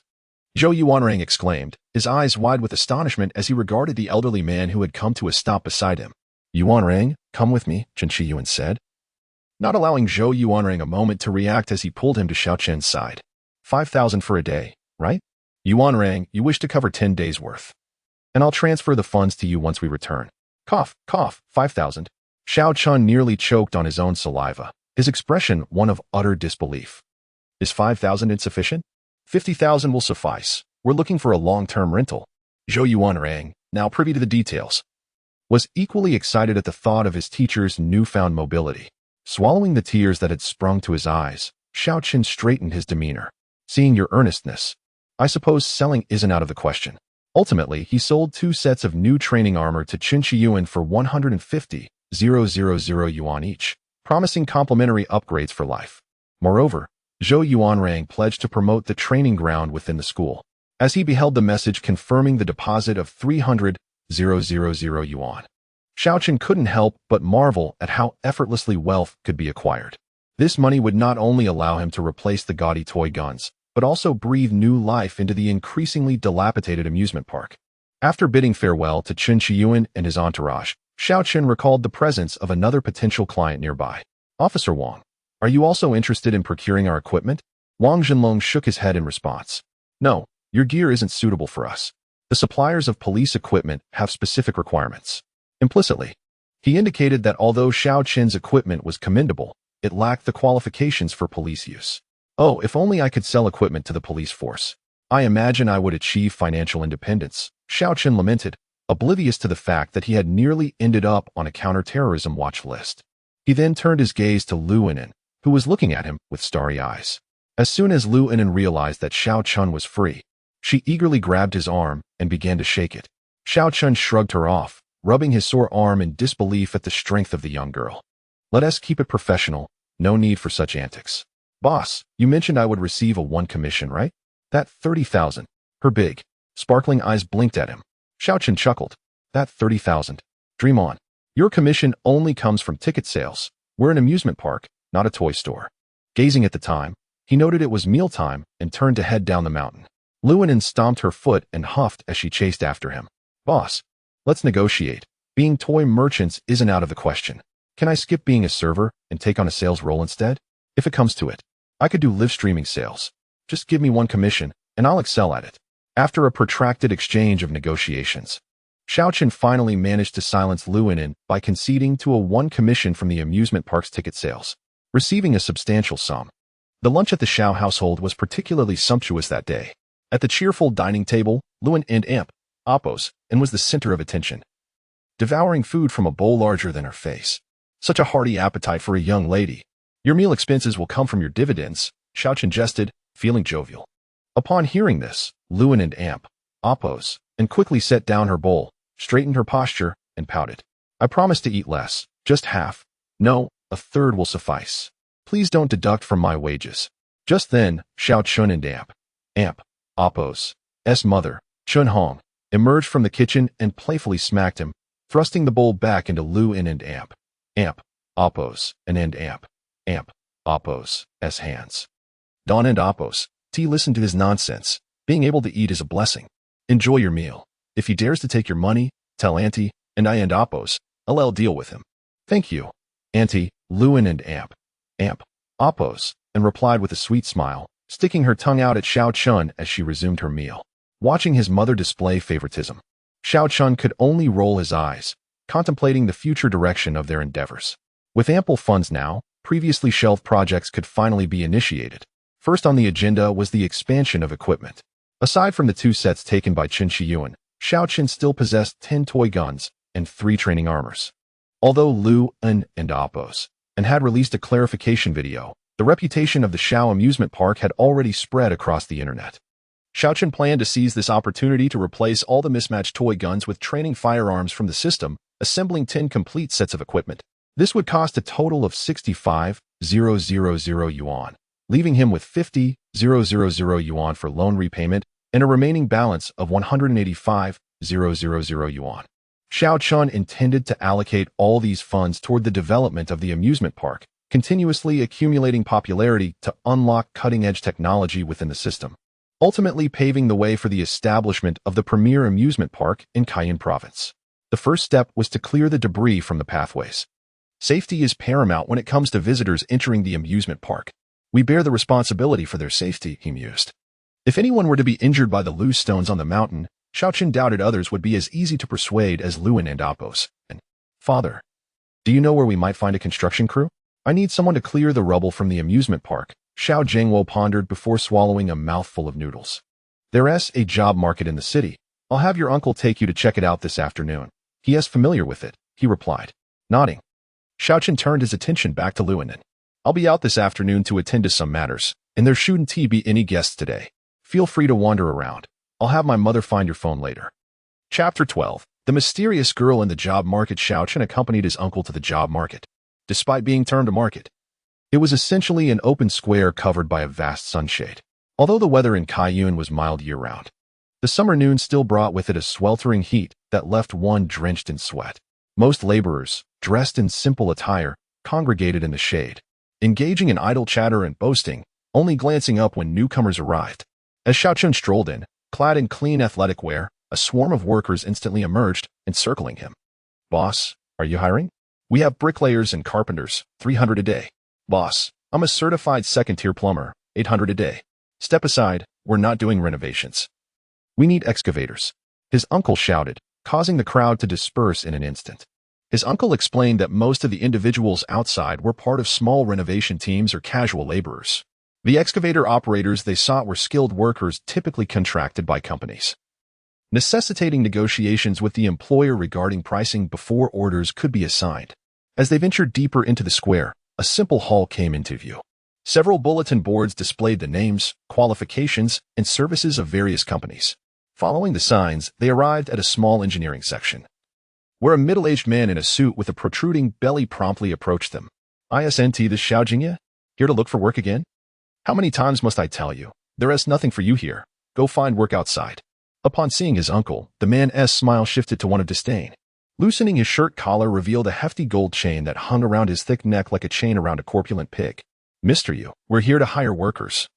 Xiao Chan and Amp, Oppos' uncle offered with a sycophantic smile, producing a crumpled pack of cigarettes from his pocket. "Mister," Yu glanced dismissively at the wrinkled pack in his uncle and Amp, Oppos' hand, and instead retrieved a box of premium cigarettes to light up. "Hiring? Has someone invested in your dilapidated amusement park? I hope it's not this young man you brought along." Xiao Qin frowned. "We're here to hire. Why the interrogation?" His uncle tugged at his sleeve, cautioning him. "There is no investment. This is my nephew, Xiao Qin, back to help out," he clarified, also explaining Mr. Yu's identity. This man, named Yu Jia, was known for his ruthless nature and penchant for vengeance. He commanded dozens of excavators and hundreds of operators. Wielding significant influence, half of Cayenne Province's projects flowed through his hands. Mr. Yu flicked the ash off his suit and shot a sideways glance at Xiao Qin. "Oh, the university student from your family. Young man, what is the point of meddling in your family's self-failing amusement park? Why not come work for my company? I'll give you 3,000 a month." "No thanks, let us just discuss hiring," Xiao Qin replied coldly. Young man. An excavator costs 5,000 a day, with operators at 800 each per day, and 2 people per machine, Mr. Yu scoffed. His uncle grew anxious. "Mr. Yu, I recall the market rate is 1,000 a day for an excavator, with a driver's wage at 500. Mr. Yu exhaled smoke towards Xiao Qin and his uncle, ignoring the rebuttal. "And I haven't finished. You'll cover the driver's meals and lodging 200 each per day. The rancid breath mixed with the acrid smoke made Xiaochen step back, unable to suppress his derision. 200 for meals? Do your workers feast on delicacies every day? Cayenne province, due to its climate, is rich in resources, and the cost of living is relatively low. That amount could feed a family of 3 for a week. Mr. Yu crushed his cigarette, his face resembling a mass of blubber. I said 200, and that's the price for hiring. If you can afford it, hire. If not, go back to your dilapidated mountain. I'll see who dares to take the jobs I want, he added, a glint of challenge in his small eyes. His uncle quickly interjected, Mr. Yu, don't be angry. Let us negotiate. This price is simply too high. Xiaochen abruptly pulled his uncle away, turning to leave. I'll find out if this work is indispensable to him. Watching Xiaochen's retreating figure, Yu Jia's tiny eyes glinted with malice. He signaled to a scruffy-looking individual outside. Go, keep an eye on them, and see who dares to take the jobs I've rejected. Next week, they can come to my company as excavator apprentices. The man was ecstatic. An excavator apprenticeship guaranteed a minimum monthly salary of 3,000, far more stable than casual labor. If they succeeded in becoming full-time employees, their earnings would multiply significantly. Grateful and full of promises, he followed in the direction Xiaochen had left. As they exited the hall, Xiaochen's uncle broke free from his grasp. Xiaochen, you're too impulsive. Do you have any idea how powerful Yu Jia is? A few years back, an out-of-town boss competed with him for a project and ended up bankrupt. He even died in a fire that was ruled an accident due to gas leakage.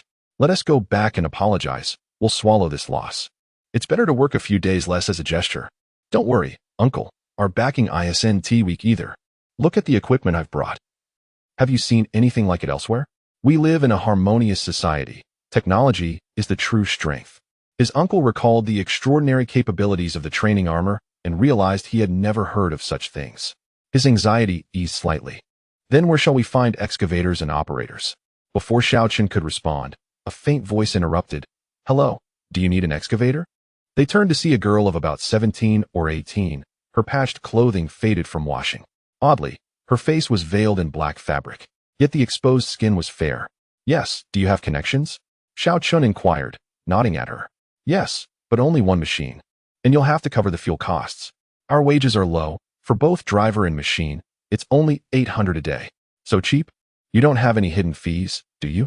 Xiaochen's uncle regarded her with skepticism, doubting the notion of free lunches.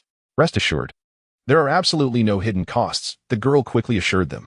All right, take out your phone. I'll transfer half the deposit to you. Tomorrow. You can come for a trial day. If all goes well, we'll sign a contract. Xiaochen looked into her clear eyes and felt she did not seem malicious. Even if she were a fraud, the maximum loss would be 400, which was a trivial amount in the grand scheme of things. They agreed on a start time, and Xiaochen provided the address of his amusement park. The girl hesitated for a moment before producing an old flip phone. My phone can't scan QR codes. Can you give me cash or transfer? Don't worry. If you're not satisfied with the work tomorrow, we won't charge you. Without a smartphone, how can you have an excavator? Xiaochen's uncle cautioned. Let us inquire elsewhere. Slightly hesitant, Xiaochen shared his uncle's doubts, unsure how they could possess machinery worth millions. Just then, his phone rang. It was a call from Lu Anan. Upon answering, the cacophony on the other end was overwhelming, and the signal was poor. Xiaochen could only catch the words, Boss, you need to come back. Before the call abruptly ended, Xiaochen's expression changed, and he quickly handed 400 to the girl, pulling his uncle along as they hurried back. Chapter 13. Lu Anan's punishment. Xiaochen returned to find the project thriving. Lu Anan's live stream attracted a substantial audience, but her request for payment was declined. Consequently, she was assigned the task of collecting trash, and her popularity increased, granting her access to a simplified cockpit. The Qiao family, represented by Qiao Shujun and Qiao Shuling, had a notable background, while Zhao's family's amusement park was bustling with activity. Lu Anan, filled with excitement, gazed at Xiaochen. Boss, see? I told you I excel at sales. So many guests have come. Can we have a big chicken leg for dinner tonight? Xiaochen frowned as he observed the tourists wandering outside the amusement park. No, Lu Anan, are you not aware of how much equipment we have left? Why are all these visitors queuing, and you even collected their admission fees? Aside from the 2 sets of equipment taken by Chen Qiyuan, Xiaochen and his team had a mere 10 guns and 3 outfits remaining. With over 20 people at the entrance, some guests were already demanding refunds. Boss, you promised my commission would come from ticket sales. To ensure I receive my payment, I had no choice but to charge for tickets. But don't worry.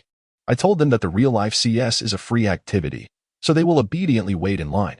Xiaochen felt a chill run down his spine upon hearing this. Luonan was indeed a treasure, but he had unwittingly picked up a troublemaker. Despite her innocent and adorable demeanor, her methods for exploiting the amusement park were self-taught. Guests still had options while queuing. She had simply deceived them, neglecting any responsibility. Glaring at her, Xiaochen hurriedly called for reinforcements.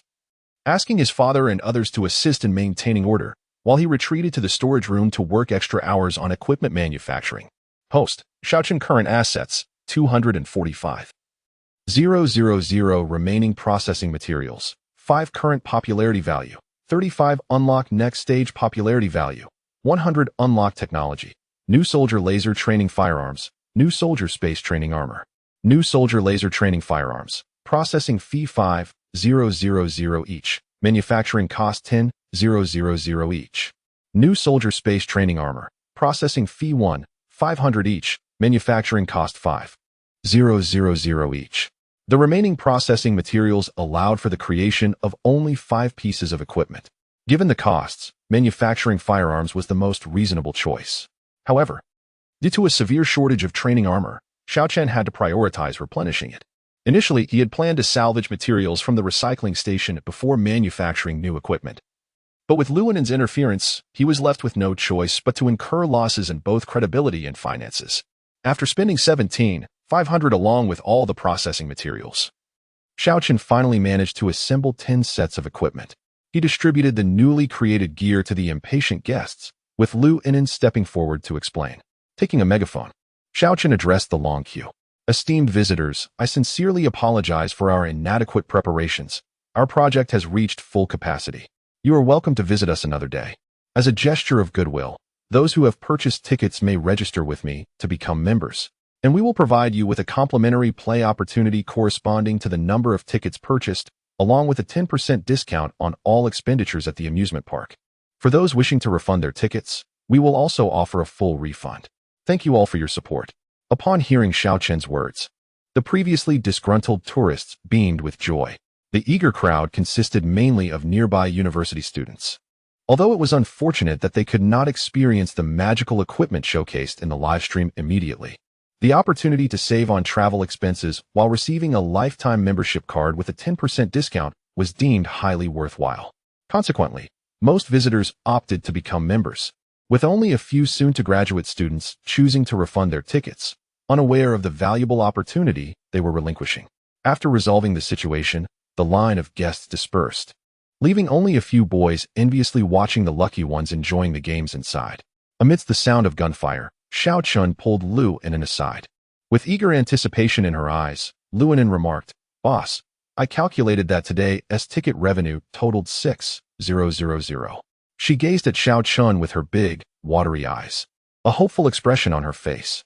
Xiaochen gritted his teeth and replied, "Indeed, according to our agreement, you've earned 60. Oblivious to Xiaochen's subtle discontent, Luonan beamed with pride. "That's not bad. I will keep working hard. Now, let us calculate the losses incurred due to your alterations to the system. Each 10% discount membership card is valued at 1,000, giving away 20 cards amounts to 20,000. Additionally, I had to spend an extra 7,000 for expedited equipment production, totaling 27,000. After deducting the 6,000 earned, we are left with a loss of 21,000. At 1%, you owe me 210, cash or card." Luonan was taken aback. "Wait, I didn't earn anything, and now I have to pay you back?" "Boss Xiaogu, I was wrong. I shouldn't have acted on my own. Please don't punish me. I can skip dinner. It'll just be lunch instead." After hesitating, Luonan seemed to make a significant decision. Her response made Xiaochen chuckle. He hadn't anticipated that this young girl would be so easily frightened.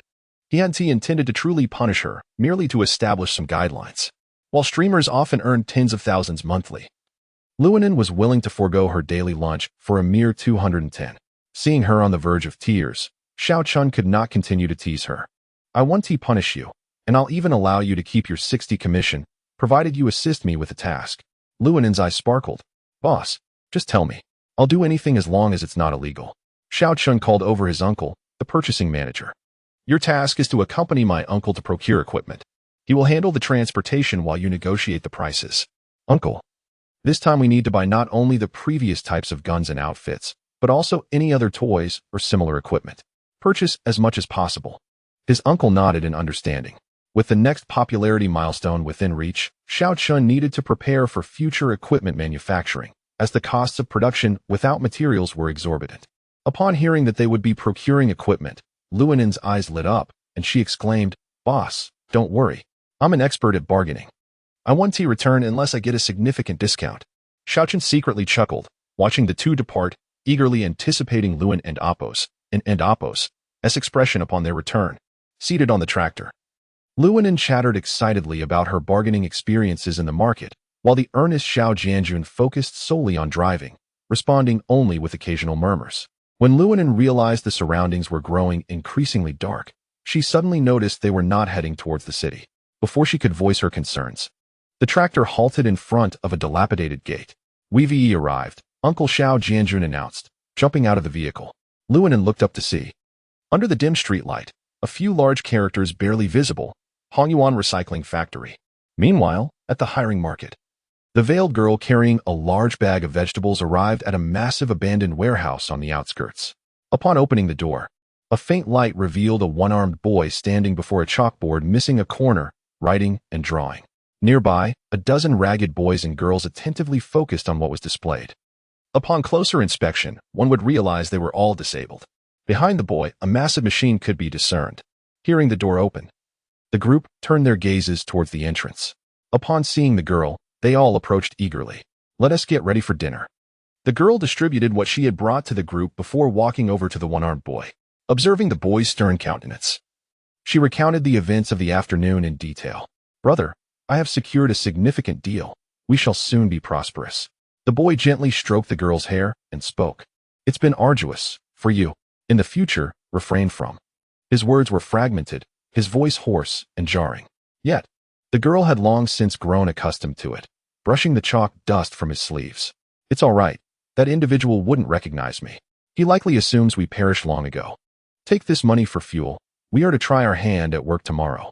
She handed him the leftover money from her grocery shopping, then expressed her concerns. "The employer who hired us today is quite kind. Everyone should join us tomorrow. They too will have the opportunity for hands-on experience." The boy hesitated for a moment, glancing at the distant figures cooking over a fire, and nodded. At that moment, a beam of moonlight pierced through the gaping hole in the warehouse roof, illuminating the imposing figure behind them, a dilapidated excavator. Chapter 14. The Unexpected Guest at the Breakfast Table. Xiao Chun disregarded Luanin's resentful gaze and instructed her to greet the scheduled visitors early. After yesterday's lesson, he had ensured that Luanin posted the regulations for the real-life CS game online. Although this reduced the daily number of guests, it allowed for a more reasonable allocation of game time. Xiao Chun made his way to the amusement park's warehouse, which was filled with an assortment of worn-out equipment. This was the successful result of his uncle and Luanin toiling until midnight. Luanin truly had a talent for bargaining. She managed to acquire an entire warehouse of items for merely 3,000 yuan, a deal akin to receiving them for free. Xiao Chun opened the system and initiated a one-click recovery for all types of equipment. The previously empty system warehouse was now filled to a quarter capacity. Using one set of training gear as a standard, he could manufacture 500 sets of new recruit training equipment, totaling 3,000 items. He felt elated at this windfall, a smile creeping onto his lips. With a wave of his hand, he ordered an additional 30 sets of equipment along with 10 laser guns. Standardizing the gear in one go, he picked up a freshly crafted training gun to inspect it. The firearm was sleek and glossy black, equipped with a miniature sight on top. It weighed similarly to a real gun and felt comfortable in his grip. Upon activating the system, he could see the corresponding specifications: new recruit auxiliary shooting weapon, live ammunition mode, laser mode. Special effect: automatically corrects shooting posture during firing, enhancing shooting accuracy. Live ammunition mode, unloaded compatible with various ammunition types, firing rate of 660 rounds per minute, with options for either burst or single shot modes. Laser mode, adjustable power, capable of firing neuro-guided lasers, with maximum power inducing unconsciousness in biological targets, and minimum power detectable only by training armor. After enjoying the feel of the weapon for a while, Xiao Chun adjusted all firearms to the lowest power laser mode under his administrator privileges. He contemplated dividing the venue into 4 sections, which would yield an income of 8,000 per session. Once he applied for the necessary qualifications to open a live ammunition training ground, a steady stream of income would follow. Feeling quite pleased with himself, Xiao Chun exited the warehouse only to find Luan and Amp, Oppos, and sneaking around, engrossed in her phone. Approaching her from behind, he caught a glimpse of the screen which read, "The boss made me work overtime last night. How do I ask for overtime pay?" Xiao Chun and Amp, Oppos' expression darkened at the implication, reflecting on how it sounded as if he had forced her to work late. However, he soon realized he had yet to enroll her for Social Security. Did shareholders even require it? He shook his head, deciding to consult a professional about it later. Producing 300 yuan, Xiao Chun patted Luan and Amp, Oppos, and on the shoulder. Startled, she instinctively concealed her phone behind her back. "Boss, you came out so soon." "I wasn't, Amp, Oppos, slacking off." She protested. "You weren't slacking off. You were merely asserting your rights," he thought. Choosing not to expose her, he handed her the cash, saying, "This is your commission and overtime pay from yesterday. Use it to buy some snacks. Future payments will be included with your salary. By the way, there and Amp, Oppos, still some equipment in the warehouse. After this batch of guests, take down those tin guns and standardize them with the gear from the warehouse." Once the work was arranged, he noted the time was nearing his appointment with the construction team. Xiao Chun called for his father to prepare to head down the mountain, leaving Luanin, who was touched, to work diligently. On their way down, they encountered his third uncle on patrol. Knowing that his uncle was a gun enthusiast, Xiao Chun mysteriously suggested he check out the warehouse. Upon reaching the foot of the mountain, a thick plume of black smoke appeared in the distance. As the rumbling grew closer, Xiao Chun and the others finally discerned the source. A makeshift excavator, assembled from various parts, was slowly approaching. Inside the cabin sat 4 or 5 individuals, while a small group of youths stood around the excavator. "Xiao Chun, that can't be the excavator you and Lao Si hired, can it?" Xiao Jiangua asked, astonished, pointing at the shadowy figure. "It shouldn't be. Just the labor costs for these people exceed 800. Xiao Chun replied just as the excavator came to a halt in front of them. The girl they had seen yesterday, Mei Sha, jumped down from the vehicle, wiping the sweat from her brow with a smile. "Boss, where do we start?"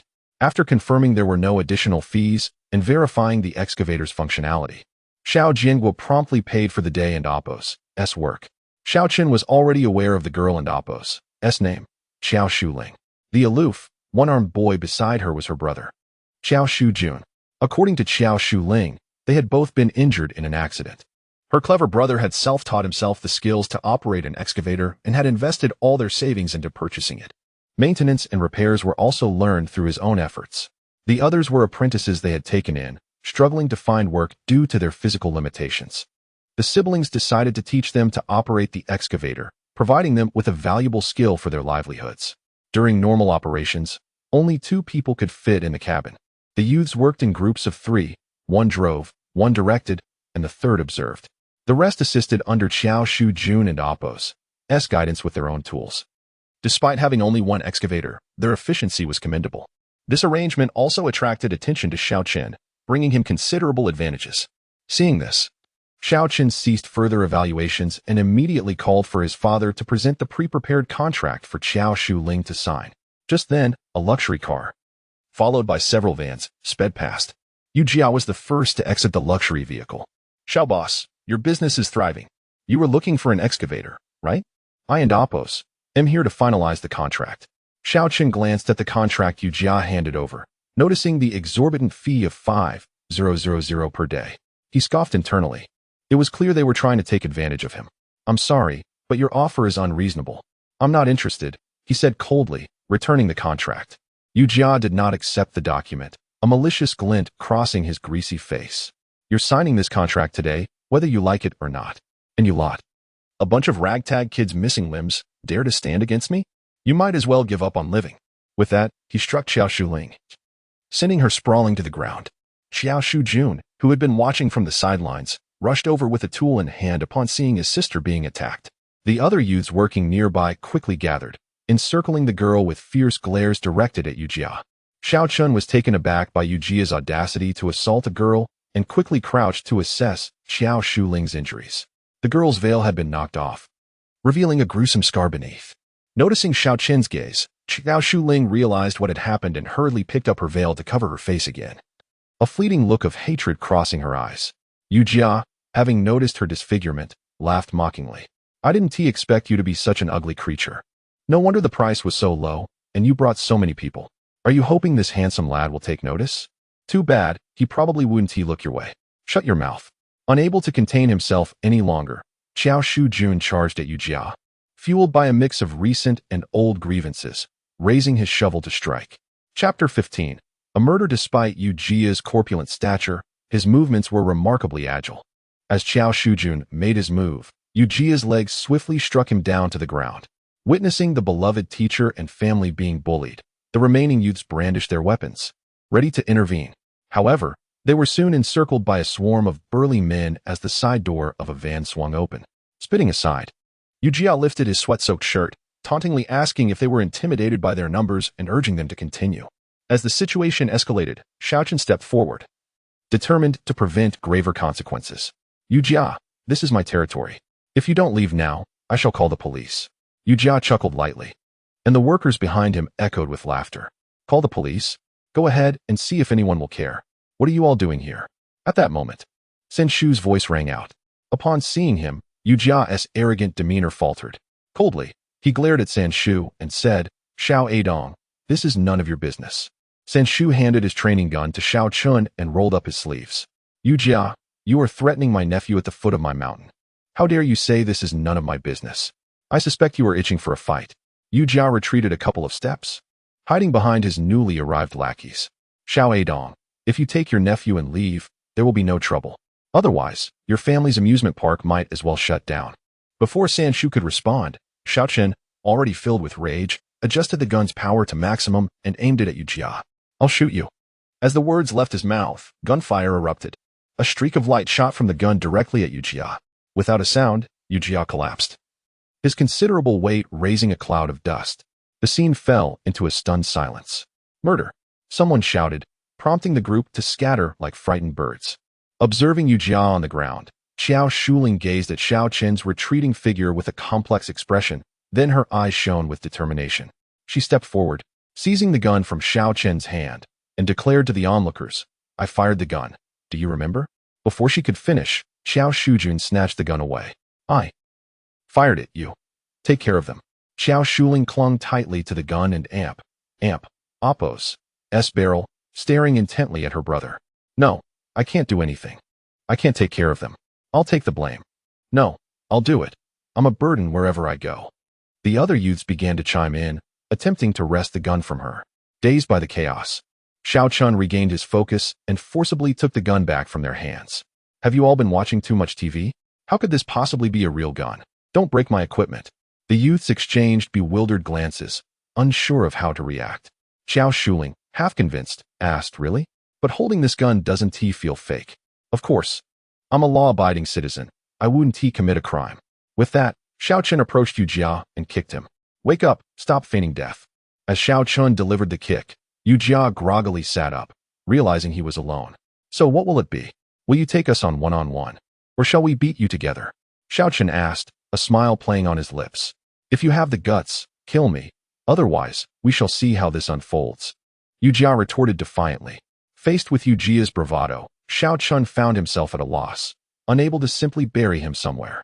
Just then, a police car screeched onto the scene, sirens blaring.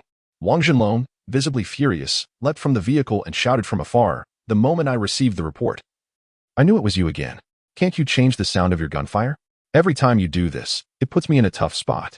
Xiao Chun innocently shrugged, explaining that Yu Jia had instigated the trouble, and that the gunfire was his signature, essential for his business. Wang Zhenlong sighed and asked for the details, relieved he was nearby. Otherwise, the armed police would have been summoned. Again? Xiao Chun questioned. Not important. I've been busy with preparations for the military academy competition, and I'm overwhelmed. Can't you all behave for once? Wang Zhenlong stated, his expression tense. Upon noticing Wang Zhenlong and Oppo's uniformed presence, Yu Jia forced a smile and strolled toward his luxury car. No worries, we were just playing around. Who has the time to call the police? My apologies, officer, I'm leaving now. Xiao Chun, Sensing Yu Jia's unease, felt a wave of suspicion, which he quickly brushed aside. Officer Wang, we just acquired new equipment that enhances design accuracy. He handed the gun to Wang Zhenlong. Wang Zhenlong nearly dropped it, surprised by its weight, which felt almost like a real gun. The scope is crystal clear, and the feel is excellent. Suddenly, he turned and aimed the gun at Xiao Chun. Had Xiao Chun not reset the gun and Oppo's settings earlier, he might have found himself on the ground as well. Observing Xiao Chun and Oppo's lack of reaction, Wang Zhenlong returned the gun. If I didn't know what you were up to, I would suspect you were a terrorist. This gun is more professionally made than ours. You're dangerously close to crossing the line. Xiao Chun breathed a sigh of relief, responding with a smile. See, this gun can enhance shooting accuracy. It's quite useful for you. Isn't it? Wang Zhenlong shook his head, dismissing Xiao Chun and Oppo's boast. Shooting accuracy depends on the person. While a gun can influence it, it doesn't determine it. If a gun could make everyone a sharpshooter, then anyone could be one. He joked. If you ever manage to train a sharpshooter, I'll personally come here for training. Let us say it's a deal. Once we produce a true sharpshooter, we shall collaborate, Xiao Chun replied, wearing a mysterious smile. A sharpshooter? All it requires is ammunition. Ironically, this was a laser gun, and ammunition was in abundance. Wang Zhenlong chuckled but said nothing further, as he deemed the matter resolved and drove away in his police car. Xiao Chun turned to Qiao Shuling, who flushed with embarrassment from the earlier misunderstanding, even the veil failing to conceal her reddened cheeks. I apologize for the trouble. Let us forget about the contract. I will refund your money. Xiao Chun nodded, acknowledging that the contract was indeed untenable. Disappointment flickered across the faces of the surrounding youths. Yet none opposed. If you continue working like this, the pay is far too low, 1,500 a day, and we will cover the fuel costs for the excavator. Xiao Chun's words made Qiao Shuling look up in disbelief. Really? You're not deceiving us. Of course not. We can even collaborate on more projects. As Xiao Chun gazed at the newly unlocked technology on his system panel, a peculiar expression crossed his face. Chapter 16. I hit it. New technology unlocked. Simulation driving cabin. Function: 100% restoration of the vehicle driving experience, capable of simulating the gradual unlocking of vehicles based on popularity and accumulated funds. Currently unlocked vehicles: all models of excavators and large transport trucks. After dinner, Xiao Chun crouched in the warehouse, gazing at the newly manufactured driving cabin. A metal frame securely held a metal sphere, approximately 5 meters in diameter, crafted from an unknown alloy. Who would have thought that the processing cost for such an item would soar to 50,000, depleting 1,000 units of his recycled materials and consuming over half of his inventory? If constructed solely with funds, the price would reach an astonishing 5 million, a figure that sent shivers down Xiao Chun and Oppo's spine. As the machine powered on, a hatch seamlessly emerged from the exterior. Inside, apart from a genuine leather seat, there was nothing else to be seen. Sitting in the seat felt as if he had sunk into a soft, fluffy cloud. With the hatch closing, the entire driving cabin was suddenly illuminated. A familiar, intelligent voice resonated in his ears. Please select the vehicle you wish to operate. Excavators and trucks were displayed in prominent categories before him, each with various models described beneath. Xiao Chun chose the most imposing-looking excavator, and a prompt appeared before him. Would you like to activate the beginner and Oppo's guide? Quite considerate, he thought with a chuckle. Yes. As he lay back in the seat, he was gradually adjusted to an upright position. Following the voice prompt, he secured the safety belt. The screen then came to life, revealing an array of dashboards and control levers. To his astonishment, they were all tangible. Under the guidance of the voice, Xiao Chun quickly mastered the fundamentals of driving. Skipping the beginner mode, 3 types of game modes materialized before him: task mode, special mode, and free mode. He experienced each one in turn. Task mode involved completing daily excavation tasks as guided by the system, set in familiar scenes such as construction sites or urban environments. Special mode posed a greater challenge, requiring operators to rescue individuals in mountainous areas under inclement weather or to combat floods, even simulating battle scenarios. A moment and Oppo's inattention could lead to unexpected failures. Once, just as Xiao Chun was nearing the completion of a task, a stray shell exploded, obliterating his driving cabin. Free mode, however, was the most realistic. Beginning with a dilapidated vehicle where one earned money through accepting jobs. Maintenance and upkeep incurred costs, and the scenes were ever-changing. One moment he could be excavating at a construction site, and the next, a flood or landslide might strike, or even a terrorist attack. Whether to rescue others or flee depended entirely on his actions. Successful rescues yielded monetary rewards, but failure could result in machine damage requiring personal expense for repairs, or worse, total destruction necessitating a complete restart. Uncertain how long he had played, it was only when hunger pangs beckoned that Xiao Chen emerged. Gazing at the twinkling stars in the night sky, his anxious heart finally settled. This feels far too real. I must set up a mode to prevent addiction. He murmured to himself. The memory of the bomb exploding before him sent a shiver down his spine. Peace is indeed preferable, he thought, grateful for the sacrifices of his forebears. Having familiarized himself with the functions of the driving cabin, especially upon learning that the instruments could automatically adjust to the operator and oppos, sh, Xiao Chen felt even more satisfied. This indicated that the next amusement park area could commence construction, aptly named the realistic driving zone. However, with the current limited vehicle models and not all children fond of excavators, coupled with the exorbitant costs, Xiao Chen decided to let Xiao Shujun and his companions experience the machine first. When the new project was completed, he would manufacture additional machines before opening it to the public.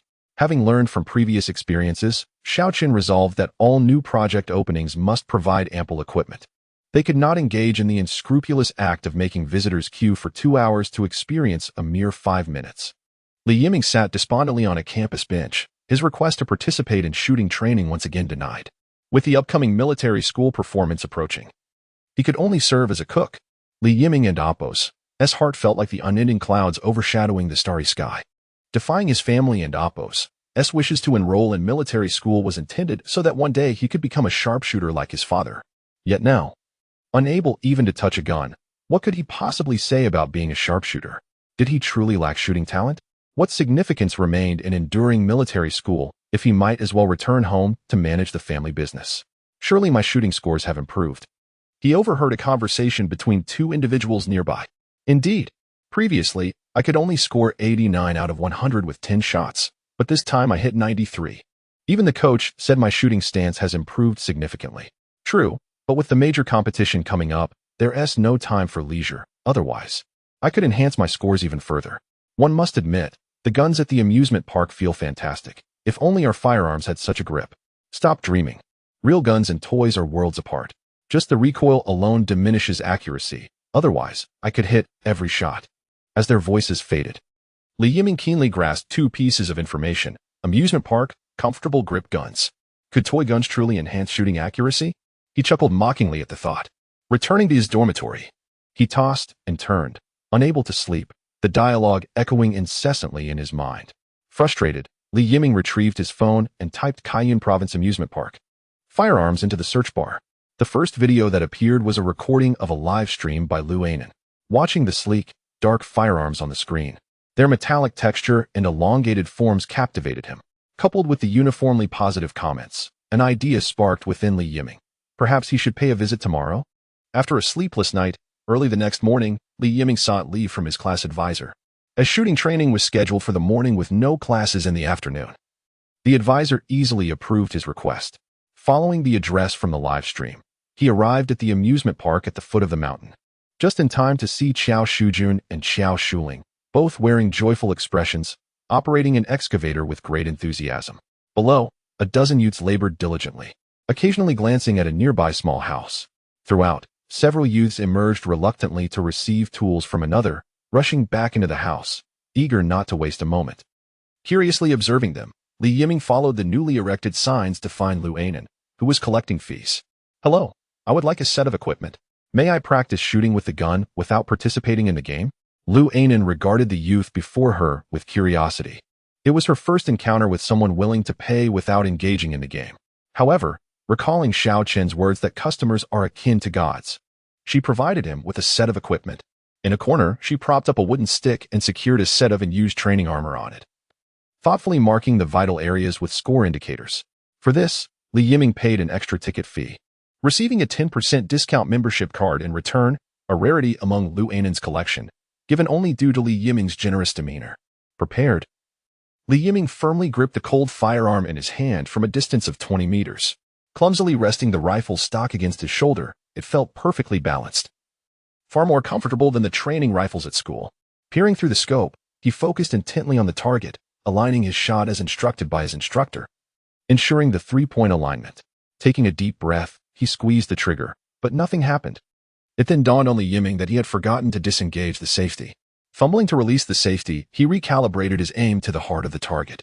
With a resounding bang, the sound that echoed through his earpiece brought Li Yiming to the brink of tears. Hit on the shoulder, minor injury. Haha. I struck the target. I did not miss. Chapter 17. Lu Hai's dream. Lu Anan cast a perplexed glance at Li Yiming. As the first individual to whom she had voluntarily bestowed a VIP pass, she felt compelled to pay him additional attention. Hearing his exclamations, she failed to comprehend the source of his excitement. Was aiming and shooting truly so arduous? Could there genuinely exist someone who could misfire even with a laser gun? Was it necessary to exclaim with each shot fired? At that moment, Lu Anan regretted granting him the VIP pass. What if Li Yiming were to commit other unexpected blunders in the future? Where would that leave her reputation as his recommender? However, she quickly reconsidered. After all, the customer is always right. If one perceives a fault, it must surely reflect one's own shortcomings. Meanwhile, at the entrance of the amusement park, Li Feng was tugging at the arm of a fair-skinned, well-proportioned young man. Li Feng, the drill is about to commence. Why on earth have you brought me to the amusement park instead of training? Li Feng scoffed. My fellow reconnaissance soldiers, who entered first, are not in a hurry. Why should you, a reserve pilot, be so anxious?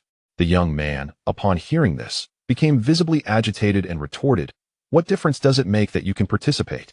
With so many in the reconnaissance team, who isn't expendable? Li Feng chuckled and patted the young man's shoulder.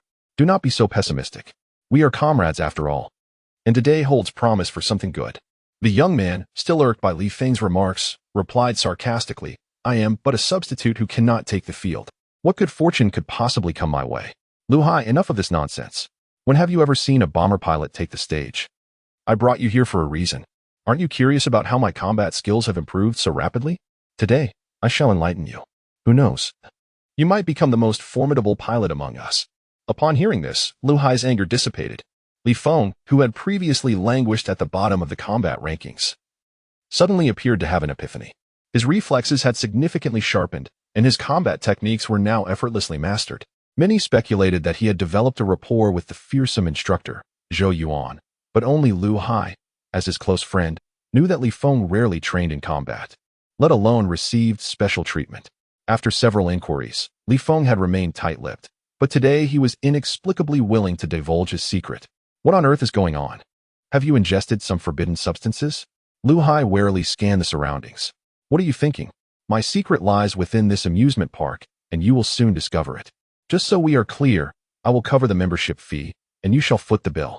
Li Feng wore a broad smile, knowing that the pilot's stipend was generous. His meager allowance was often consumed by entrance fees, especially since he usually spent his gaming time in a stupor, which felt like a waste. Just as they reached the venue, they heard Xiao Chen's voice. Lu Anan, have you been up to some mischief in the live stream again? Why are there so many people today? And this disorganized setup, how can the guests enjoy themselves? If someone gets injured, you'll have to cover the medical expenses. Lu Anan, with a flushed face, defended herself, it's not my fault. After playing our project, the online community praised the realistic equipment and immersive experience. Plus, with the recent performances, military enthusiasts have flocked to Kaiyun. I have to serve as both the guide and live streamer while also recharging the equipment at night. How am I supposed to manage all of this? Xiao Gu, what's the matter? Are you bullying Anan again? Li Feng chimed in. Being another holder of the 10 discount membership card, he frequented the place and often dozed off in the lounge. Lu Anan held a favorable impression of Li Feng, and their relationship was amicable. Upon seeing him, Xiao Chen's eyes lit up. Li Feng, your timing is perfect. Skip training today and help Anan out. Normally, a day's work would earn you 200. Having been around for a while, Xiao Chun was well aware of Li Feng's identity and purpose. As the owner, he recognized the benefits of the realistic mode, but the intense pain was something only Li Feng had managed to endure thus far. Noticing Li Feng's hesitation, Xiao Chun continued. If you can assist regularly, I will lend you a set of equipment for your personal use. In his current success, a mere set of equipment was inconsequential to Xiao Chun. Especially given Li Feng's resilient nature, his future appeared bright, prompting Xiao Chun to cultivate a favorable relationship with him. Li Feng's eyes sparkled at the prospect of earning some pocket money while also acquiring equipment. This was a tremendous opportunity for him. Although it was merely a loan, the ability to utilize it sufficed. Additionally, he could train at night without being regarded as a neurotic for fainting in the lounge. Li Feng turned to Lu Hai, saying, "Little Hai, feel free to explore on your own. I have work to do. We will leave together later." With that, he hurried off with Lu Anan to help out. Lu Hai watched Li Feng's busy figure with a sense of helplessness, unsure of what to do next. He wanted to experience the amusement park attractions. Yet after a thorough exploration, the only option available was the live-action CS game. As a pilot, he had little interest in firearms, let alone running and jumping with strangers.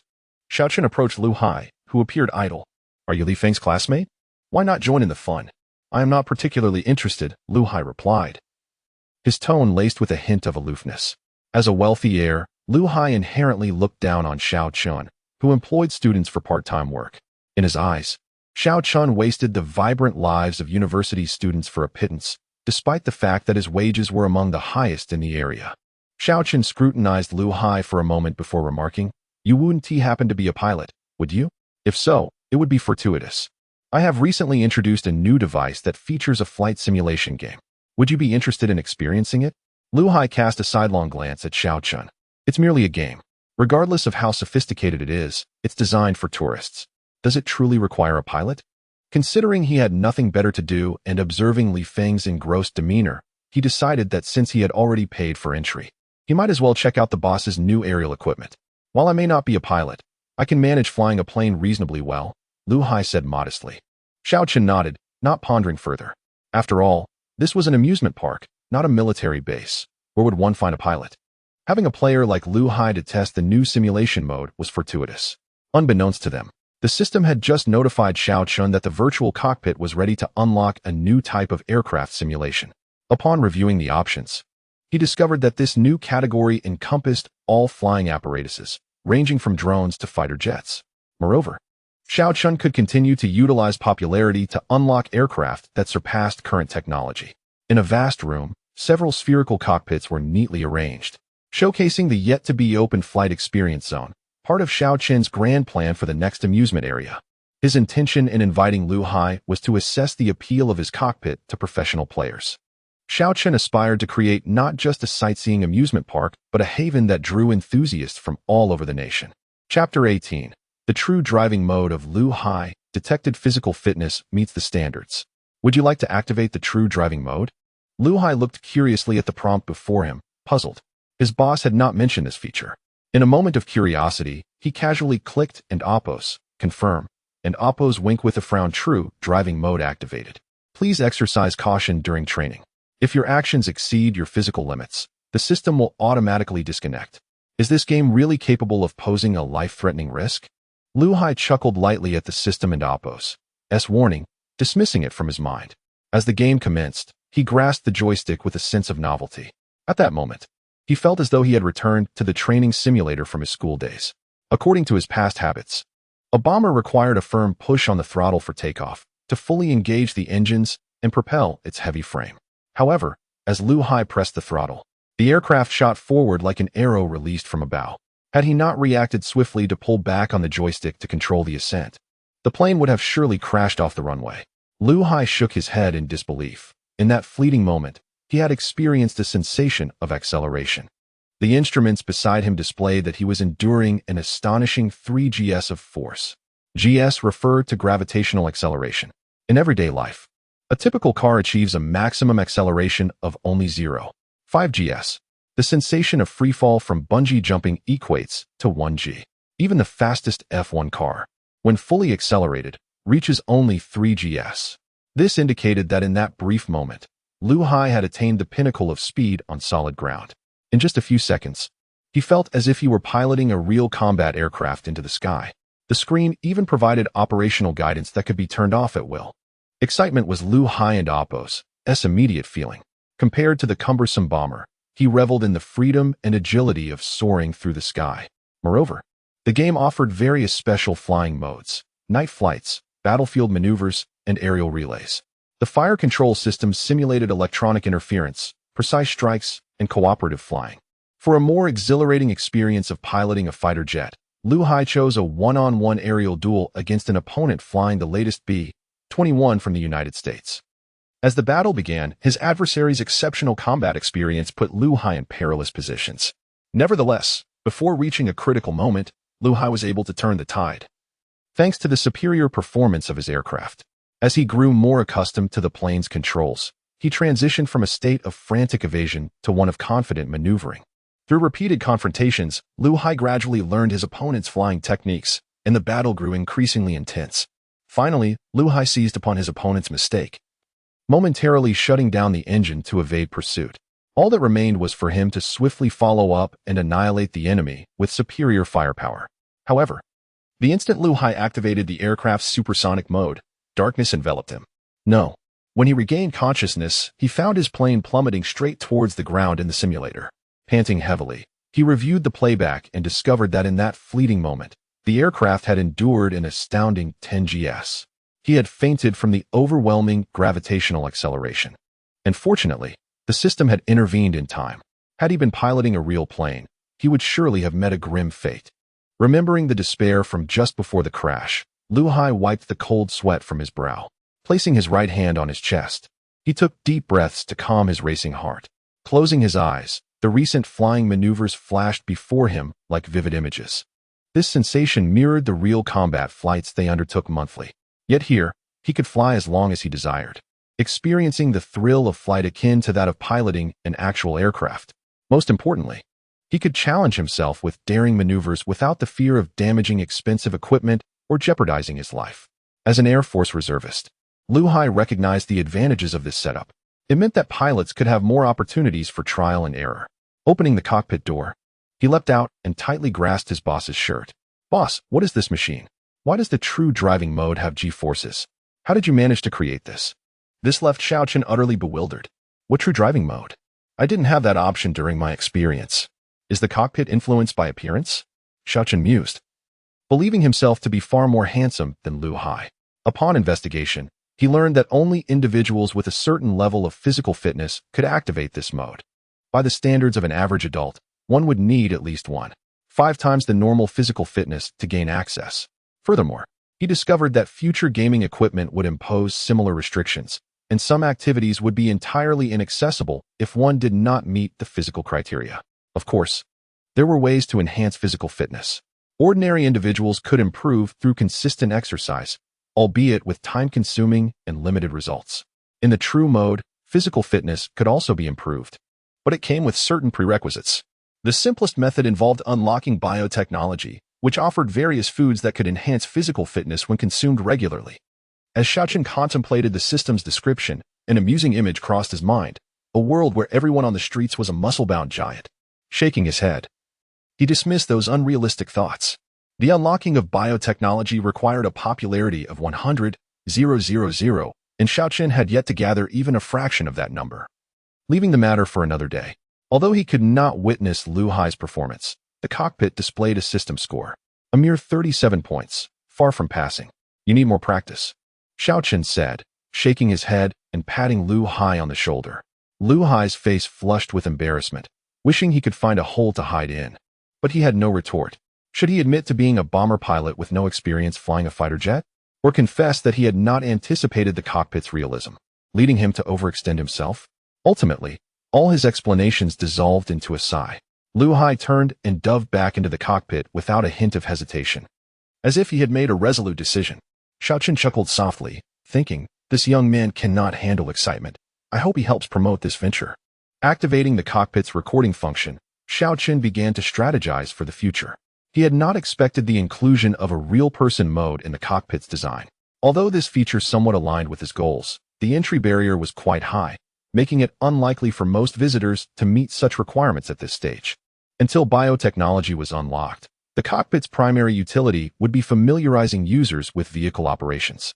As for the benefits of the true driving mode, Xiaochen decided to keep them as hidden bonuses for fortunate individuals like Lu Hai. However, a spark of inspiration struck him regarding monetizing the cockpit. What if I opened a driving school with this machine?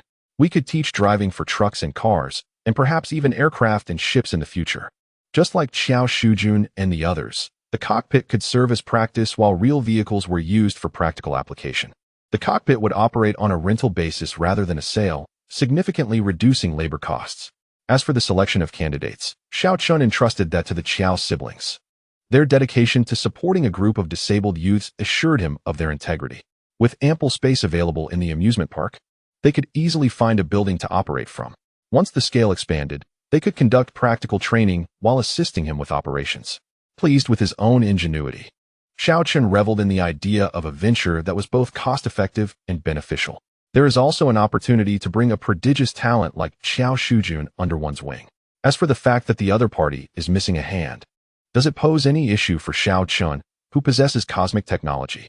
Just as Xiao Chun was about to seek out the Qiao siblings, he received a message from Lu In and Apos, and inviting him to visit her at his convenience. Chapter 19. A fortuitous source of funding. Boss, you and Apos, here. I cannot make a decision regarding this guest's request. Lu In guided Xiao Chun to Li Yiming, who was engaged in target practice. In just half a day's time, Li Yiming's marksmanship had improved significantly. Although his shots still deviated from the intended targets, he was at least managing to hit them now. Upon seeing Xiao Chun approach, Li Yiming grasped his hand fervently. Benefactor, you are truly my benefactor. Li Yiming and Apos' unexpected enthusiasm left Xiao Chun somewhat bewildered. Wasn't Apos' he supposed to be making a request? It felt more like a grand gratitude ceremony, especially with Lu In and Apos, and still broadcasting live nearby. Xiao Chun gently pushed Lu In and Apos aside. Hold on. Let's not rush into gratitude until I understand what your request is. What Xiao Chun didn't know was that Li Yiming hailed from a military family. His father was a high-ranking official in the army. Influenced by his surroundings, he developed a passion for shooting at a young age. However, perhaps due to a genetic anomaly, despite having handled firearms since childhood, his marksmanship remained abysmally poor. In fact, in Shojing, the name of Li Yiming had already made its way onto the blacklist of all shooting clubs. His poor shooting skills meant that no one could predict where his bullets would land. His family had practically given up on him. But here, with Xiao Chun, he saw a glimmer of hope. Boss, may I inquire if this set of equipment is for sale? Hearing Li Yiming's question, Xiao Chun instinctively shook his head. The training armor he had sold to Chen Chi Yuan was relatively safe. However, the firearms that Li Yiming was clearly interested in were meant for real ammunition, essentially akin to real guns. Such dangerous items were not something he could allow to circulate freely. Even the equipment he promised to Li Feng would be replaced with ordinary laser toy guns. Li Yiming displayed an expression of anticipation and then lowered his voice. Boss, have you ever considered the idea of establishing a live fire shooting program? You need not worry about the qualifications. Xiao Chun was taken aback. He had not anticipated that Li Yiming and Apos' request would involve assisting him in business ventures, and judging by his tone, he seemed to be from a prestigious background. In Longhua, private gun ownership is a sensitive issue, especially in a province like Kaiyun, which is adjacent to the border. However, if they could indeed acquire the necessary permits for live fire shooting, it would be akin to waiting for wealth to come knocking. After all, which man could resist the thrill of gunfire? Xiao Chun felt a stirring in his heart. If they could obtain the relevant qualifications, his family could finally relax. The amusement park would no longer require meticulous management. They would merely need to build a wall and set up a security net, transforming it into a natural shooting range. I and Apos, am sorry, but I have no such plans at the moment. Xiao Chun and Apos' words, however, left Li Yiming looking astonished. He could not believe that Xiao Chun was unaware of the significance of a live fire shooting permit. As one of the 10 prominent families in Shojing, the Li family would have to invest significant social capital to assist Xiao Chun in obtaining this permit. Li Yiming had hoped to offer Xiao Chun some concessions in subsequent negotiations, but he was met with outright refusal. Why? Do you not understand how rare this permit is? There are only 2 shooting experience venues in the entire Kaiyun province, and neither can compare with the qualifications I could help you secure. Perhaps you do not comprehend the authority that comes with this permit. With it, you could not only exchange these guns for real firearms capable of firing live ammunition, but you could even apply to designate this mountain as an artificial hunting ground. Your clientele would be wealthy and influential, and you could seamlessly enter the elite circles of Kaiyun province. If you were concerned about funding, using this permit as collateral, you could secure over $1 billion in loans from any bank. Before Li Yiming could finish, Xiao Chun waved his hand to interrupt. I believe what you are saying, but I must still decline. A faint smile graced Xiao Chun and Apos' face, his gaze drifting into a realm of nostalgia. You know, when I was a child, there were no amusement parks in Kaiyun province. Our favorite place back then was the zoo. The zoo was quite rudimentary. The most common animals were the snakes and pangolins from the mountains. For giant pandas, polar bears, or crocodiles, these animals were only accompanied by brief introductions. Even so, it was the place we longed for the most. Xiaoqun sighed as he gazed towards the distant woods. It wasn't Apos until I went to Modu for university that I realized amusement parks transcend age. They can even bring characters from television into reality. After visiting the theme parks in Modu and witnessing adults enjoying various attractions, I understood that adult life is not solely about work. There are ways to enjoy life beyond shopping and sleeping. It turns out that adults also have places to manifest their dreams. Turning around, the evening sunlight bathed him in a golden glow. Thus, my goal in opening an amusement park is not merely to generate profit, or rather, not solely for monetary gain. What I desire is to provide a place for the adults of Kaiyuan and its surrounding areas to realize their dreams. If possible, I wish to create a theme park that belongs to our Longhua. Li Yiming was taken aback. He had never expected to encounter someone as morally upright as Xiaoqun in this society. Luan and Apos, and, standing nearby, gazed at Xiaoqun with admiration, her eyes sparkling with awe. In comparison to Xiaoqun and Apos' grand vision, Li Yiming felt like a sinner for attempting to tarnish such noble ideals with filthy money. Li Yiming bowed deeply to Xiaoqun. I apologize for my earlier remarks. I was too narrow-minded. Xiaoqun offered a warm smile. There and Apos, no need to dwell on it. May I ask why you are willing to go to such lengths to encourage me to open a live-fire shooting range? A pained expression crossed Li Yiming and Apos' face. I am very fond of shooting, deeply fond. Yet, for reasons unknown, I have always struggled with it since childhood. Even with the best shooting instructors my family could find, they could not rectify my issues. They even advised me to avoid handling lethal firearms for the safety of others. Until I came here, I had never managed to hit a target. I believe that if I could practice with your remarkable guns and transition to live ammunition, perhaps one day I could overcome my difficulties. Observing Li Yiming and Apos' earnestness, Xiaoqun was astounded that such circumstances existed in the world. Initially, he had thought Li Yiming was intentionally missing the targets, but it turned out to be a matter of physical condition. Nevertheless, Xiaoqun agreed with Li Yiming's perspective. As long as he continued using the training guns, Li Yiming could undoubtedly shed the title of Master of Missed Shots and perhaps even become a sharpshooter. Opportunities are not entirely absent, Xiaoqun mused before speaking again. Li Yiming's eyes lit up with hope as he looked up at Xiaoqun. From what you imply, your family must wield considerable influence. If you have connections in the shooting experience venue, we could collaborate. I will provide the guns, and you will manage the operations. I would require 80% of the profits generated from these firearms, and no firearms are to be circulated outside. Even if damaged, they must be replaced by me. Should even one be lost, we will immediately terminate our partnership. Such stringent conditions left even Luan unable to suppress an exclamation of how ruthless it was. However, Li Yiming reflected for a moment, then looked at Xiaoqun with an apologetic expression. I cannot make that decision. Allow me to make a call and discuss it with my family. Rest assured, I will certainly do my utmost to advocate for you. Observing the resolute expression on Li Yiming's face, it was clear he had fallen prey to a persuasive scheme. Chapter 20. The inside story of the military exercise at the entrance of the conference room in the capital's military headquarters. Armed soldiers stood guard, while several high-ranking generals were seated around a round table. At the head of the table sat a middle-aged man, his expression grave as he spoke. I understand that there are concerns regarding the arrangements for this military exercise. The purpose of today's gathering is to clarify the true intent behind our operations. As he spoke, the man produced a stack of photographs and laid them upon the table. The large expanse of the table soon became occupied by the images, revealing a dimly lit cavern. Towering stalactites surrounding it hinted at its ancient history. While all the photographs were clear, the central image was notably blurred, with a silver outline barely discernible. These are the only photographs we have managed to gather. The object in the center has been designated as Star 01, a suspected extraterrestrial entity that appeared in this cave long ago. Its material and function remain unknown, as does its potential danger. However, one of its effects is the ability to disrupt electronic devices within a radius of 1 kilometer. It was discovered 3 years ago by a team of geologists, who subsequently reported it to us. Over the past 3 years, we have established a temporary research base around it.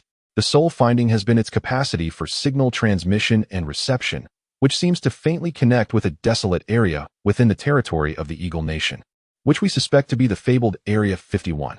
Recently, Star 01 has exhibited sudden changes, intermittently emitting substantial signal pulses. Upon establishing a circular detection perimeter, we discovered that these pulses are directed towards the Eagle Nation, very likely towards the aforementioned Area 51. Professor Luo from Capital University speculated that one of the functions of these signal pulses may be localization, while others remain unknown. Furthermore, it is highly probable that the Eagle Nation has already identified the source of these signals. Recently, sentries have frequently reported sightings of unfamiliar individuals lingering outside the secured area, corroborating our suspicions. Thus, our primary objective is to relocate Star 01. Given its unique properties, we will transition from traditional manpower to military railways, utilizing an urgently mobilized steam train. I will command this operation remotely from the exercise site. Are there any questions? The assembled officers exchanged glances, astonished that a military exercise sweeping across half of the Dragon Nation could merely serve as a smokescreen. Report, generally, I have a question. A somewhat younger officer, resembling the middle-aged man, rose to speak. If this is the sole purpose, why not directly dispatch troops for protection? Why put the students at risk? Some nodded in agreement, while others remained expressionless, their thoughts unreadable. Li Mingyuan gazed at his eldest son and sighed inwardly. A compassionate leader may struggle with the burdens of command. Reflecting on another matter, he couldn't help but wonder why someone inept in marksmanship would be attending a military academy. Regaining his composure, Li Mingyuan replied calmly, "We are not a reckless nation like the Eagle Nation. We must consider the reactions of our international allies. It is preferable to engage in discreet confrontations rather than making our intentions public." I suspect the Eagle Nation shares this sentiment. The room buzzed with energy. This marked the first direct confrontation with the Eagle Nation for the Dragon Nation, albeit not in an overt conflict. Nonetheless, it signified a shift in the prevailing winds from above. Seeing no further doubts, Li Mingyuan continued, "However, since this is a military exercise, we must enforce strict standards. Additionally, to rectify certain aesthetic shortcomings, this exercise will be conducted in a semi-public manner. Those who perform exceptionally will be afforded the opportunity to join one of the 4 elite special forces. I urge all of you to encourage the young men in your jurisdictions to seize this chance." Except for Liza, everyone else displayed surprise. They had not anticipated that a mere student exercise would offer a pathway into the nation and Oppo's as 4 elite special forces. Was the nation preparing for war? Observing the astonished faces around him, Li Mingyuan remained silent, taken aback himself by the unexpected announcement. Each of the 4 special forces units had its own specialized strengths, comprising the finest soldiers, an aspiration for many. This year, they were opening recruitment to military academy students. Burying his doubts and noting that no one had further inquiries, Li Mingyuan declared the meeting adjourned and walked straight out of the conference room. Upon reaching his office, his eldest son, Liza, entered. "General." Li Mingyuan waved his hand dismissively, indicating that they could speak freely in the absence of outsiders. After a moment and Oppo's hesitation, Liza locked the door and sat across from his father. "Dad, just now, Yiming called. He wants us to find a shooting experience venue to get guns through one of his friends." Li Mingyuan furrowed his brow. "He has made connections with foreign arms dealers? That shouldn't be possible. Those dealers would not sell firearms domestically."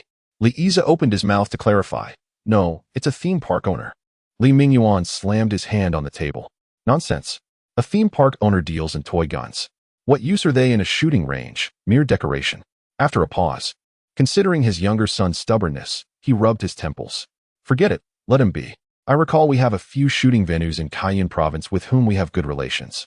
Pass along the contact information to him so he can arrange it." Looking at his impeccably dressed eldest son, Li Mingyuan's expression softened.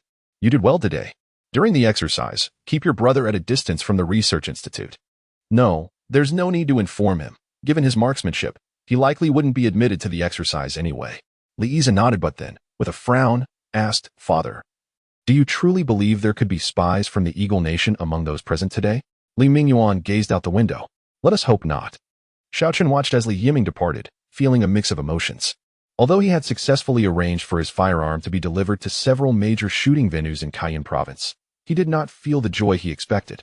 It was when he received a notification from the bank about a deduction that he realized he still bore the weight of a loan.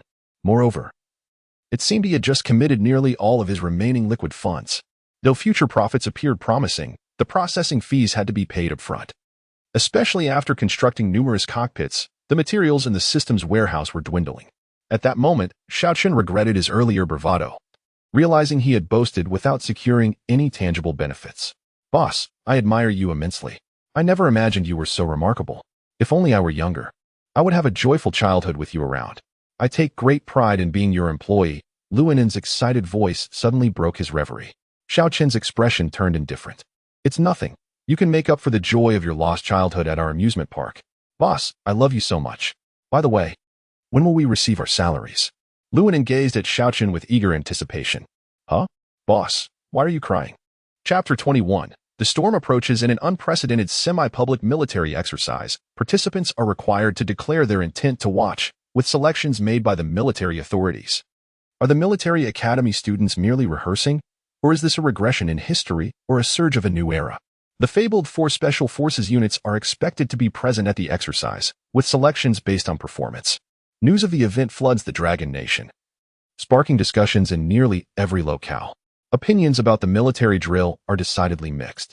However, this bears little significance for Xiaochen. Boss, Luanin, brimming with grievances, sat beside Xiaochen. The sudden drop in temperature caused him, basking in the sunlight, to shiver. What's wrong? Did someone offend you this early in the morning? It's you. It's you, she exclaimed.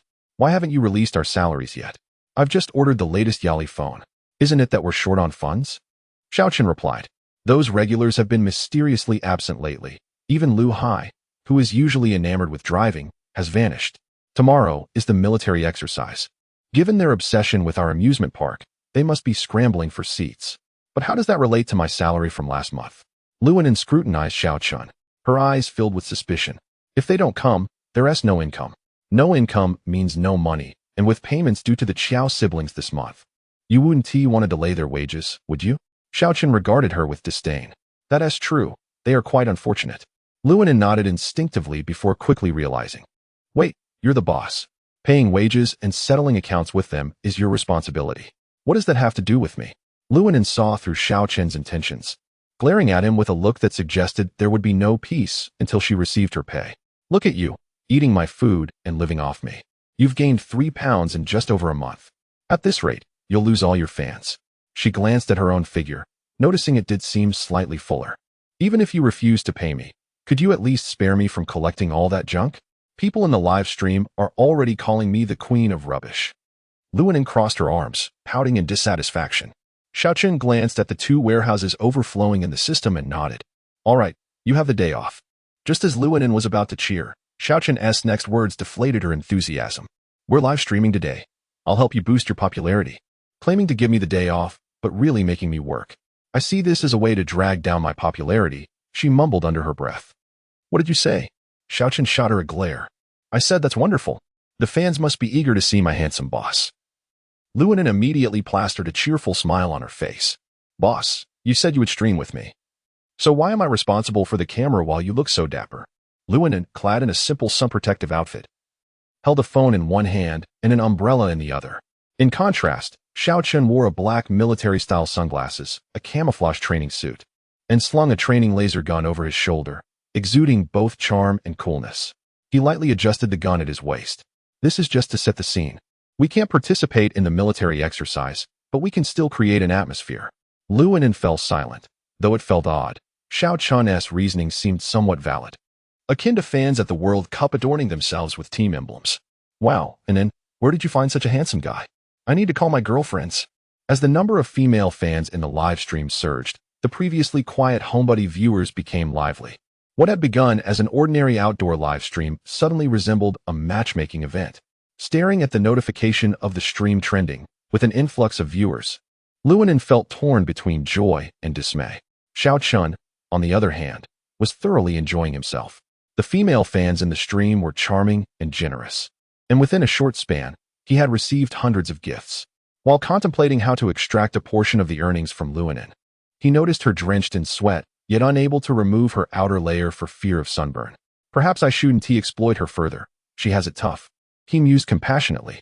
With his training suit on, he felt no discomfort under the sun, maintaining both poise and comfort, considering it a team-building exercise with his employee. Dear fans, tonight I will be camping in the wilderness with your lovely Inin, and tomorrow we shall witness our magnificent border together. Meanwhile, beyond the borders of the Dragon Nation. In a small village at the junction of northern Myanmar and the colorful clouds, the SEAL team leader, Michael, snapped the neck of a young man beneath him, wiping his dagger clean on a piece of fabric before sheathing it. "All right, team, enough fun, it's time to move out." Michael's words were met with discontented hisses from the 4 others clad in combat gear. A voluptuous woman picked up a fallen handgun, gazing playfully at the incapacitated man beside her. "Come on, Captain, I'm not finished yet. He just proposed to me." "Fine, Luna, you have 2 minutes," Michael replied helplessly, shrugging at the other 3 who had drawn near. In the man's terrified gaze, the woman aimed the gun at his lower body, leaning in to gently lick his ear, seductively stating, "Since you wish to marry me, you can go meet my previous 20 husbands." With a single gunshot, the man collapsed, unconscious. What a buzzkill! He went out too quickly. The woman shot him in the forehead, standing to tie her golden hair back, a scar stretching across half her face. "Luna, could you refrain from such twisted antics? I might be traumatized," a shorter individual protested. "Karada, how dare you call me twisted? At least I only like men. You don't spare even animals, just like your country," utterly grotesque. The diminutive Karada licked his lips, fixated on the exposed skin of Luna. "My dear, I truly hope you get injured soon. My scalpel can hardly wait to carve into your fair skin, letting your blood stain my hands." "Enough. Time is of the essence. We must depart," Michael interjected, halting the escalating tension. "This mission into the Dragon Nation is challenging. We need to infiltrate their military exercise zone and retrieve our target. We may encounter their 4 elite units, so focus on the task at hand. If anyone acts recklessly, don't blame me for being harsh," Michael warned, directing his gaze at Luna. "Yes, sir." The 3 others stood at attention, while Luna remained unresponsive. Under Michael's increasingly cold stare, Luna reluctantly nodded, her fingers brushing over her hideous scar, her eyes filled with intense hatred. Ignoring her actions, Michael climbed into a civilian truck, nodding at a towering figure beside him. The bald giant grinned menacingly, rising from the truck bed, clutching 3 Molotov cocktails. "Come on, let us join in the revelry of URU." Instantly, the entire village was engulfed in flames. Chapter 22.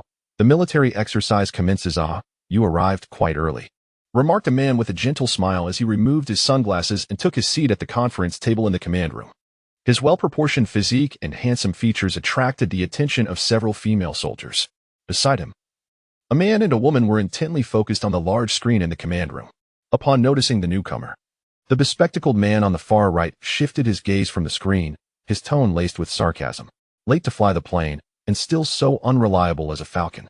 The bespectacled man was of decent appearance, yet he appeared rather ordinary sitting next to the falcon. "Of course, you have it easy with the intelligence network. You don't even need to leave the command room to play games all day." The falcon shot a provocative glance at the bespectacled man, refusing to back down. The woman seated between them remained silent, her fingers subtly moving as, unbeknownst to them, a small throwing knife materialized at her slender fingertips. Upon witnessing this, the 2 exchanged glances and turned their attention elsewhere, refraining from further provocation. At that moment, Li Mingyuan and several leaders finally arrived. As everyone took their seats, a tall man who had been accompanying Li Mingyuan settled down. "Boss," the Falcon trio called out in unison, their voices low. "We are of equal rank." "You may call me Tinglong," the man replied with a slight nod, addressing the group with a cool demeanor. "Allow me to introduce the 4 leaders seated to my right. They are the commanders of the 4 major special forces: Tunglong Marine Assault Brigade, Falcon Airborne Brigade, Intelligence Network Special Brigade, and the Phantom Special Brigade specializing in infiltration." The attendees were already aware of the leaders of the 4 special forces by their names, but it was their first time seeing all 4 in the same setting. With the introductions complete, Li Mingyuan surveyed the prepared departments and issued the command. "The military exercise simulation begins now." As the signal flare ascended into the sky, the much-anticipated simulation officially commenced.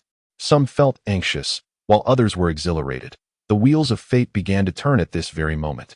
A seemingly inconspicuous logistical supply convoy deviated from its predetermined route, heading towards an unmarked location on the map, unnoticed by all. "Are you capable of this?" "I feel like we and Appos V been here before," muttered Li Yiming, a reconnaissance team member of the blue team, casting a tense glance around.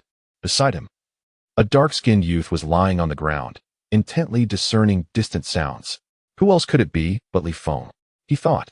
It was a tale of blood and tears. After days of rigorous training, Li Yiming had finally managed to participate in the exercise, only to be assigned to the logistics department.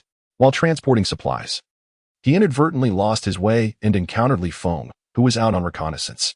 Despite only a fleeting encounter, Li Yiming vividly remembered the charcoal-skinned Li Feng, for he was the first person to have ever laid hands on him since childhood. Seeing a familiar face, Li Yiming felt as if he had found a savior. Without considering his original teammates and Appo's thoughts, he adamantly insisted on following Li Feng. However, shortly after they set off, they stumbled upon the red team and Appo's scouts. Thus began their covert journey, and they soon lost track of their location. Then you lead the way. If it weren't and Appo's tea for you, would we have ended up here? Li Feng swiftly swatted a mosquito buzzing near his ear, shooting an irritated look at Li Yiming. In the referee and Appo's chamber of the military exercise, a massive electronic screen dominated the center.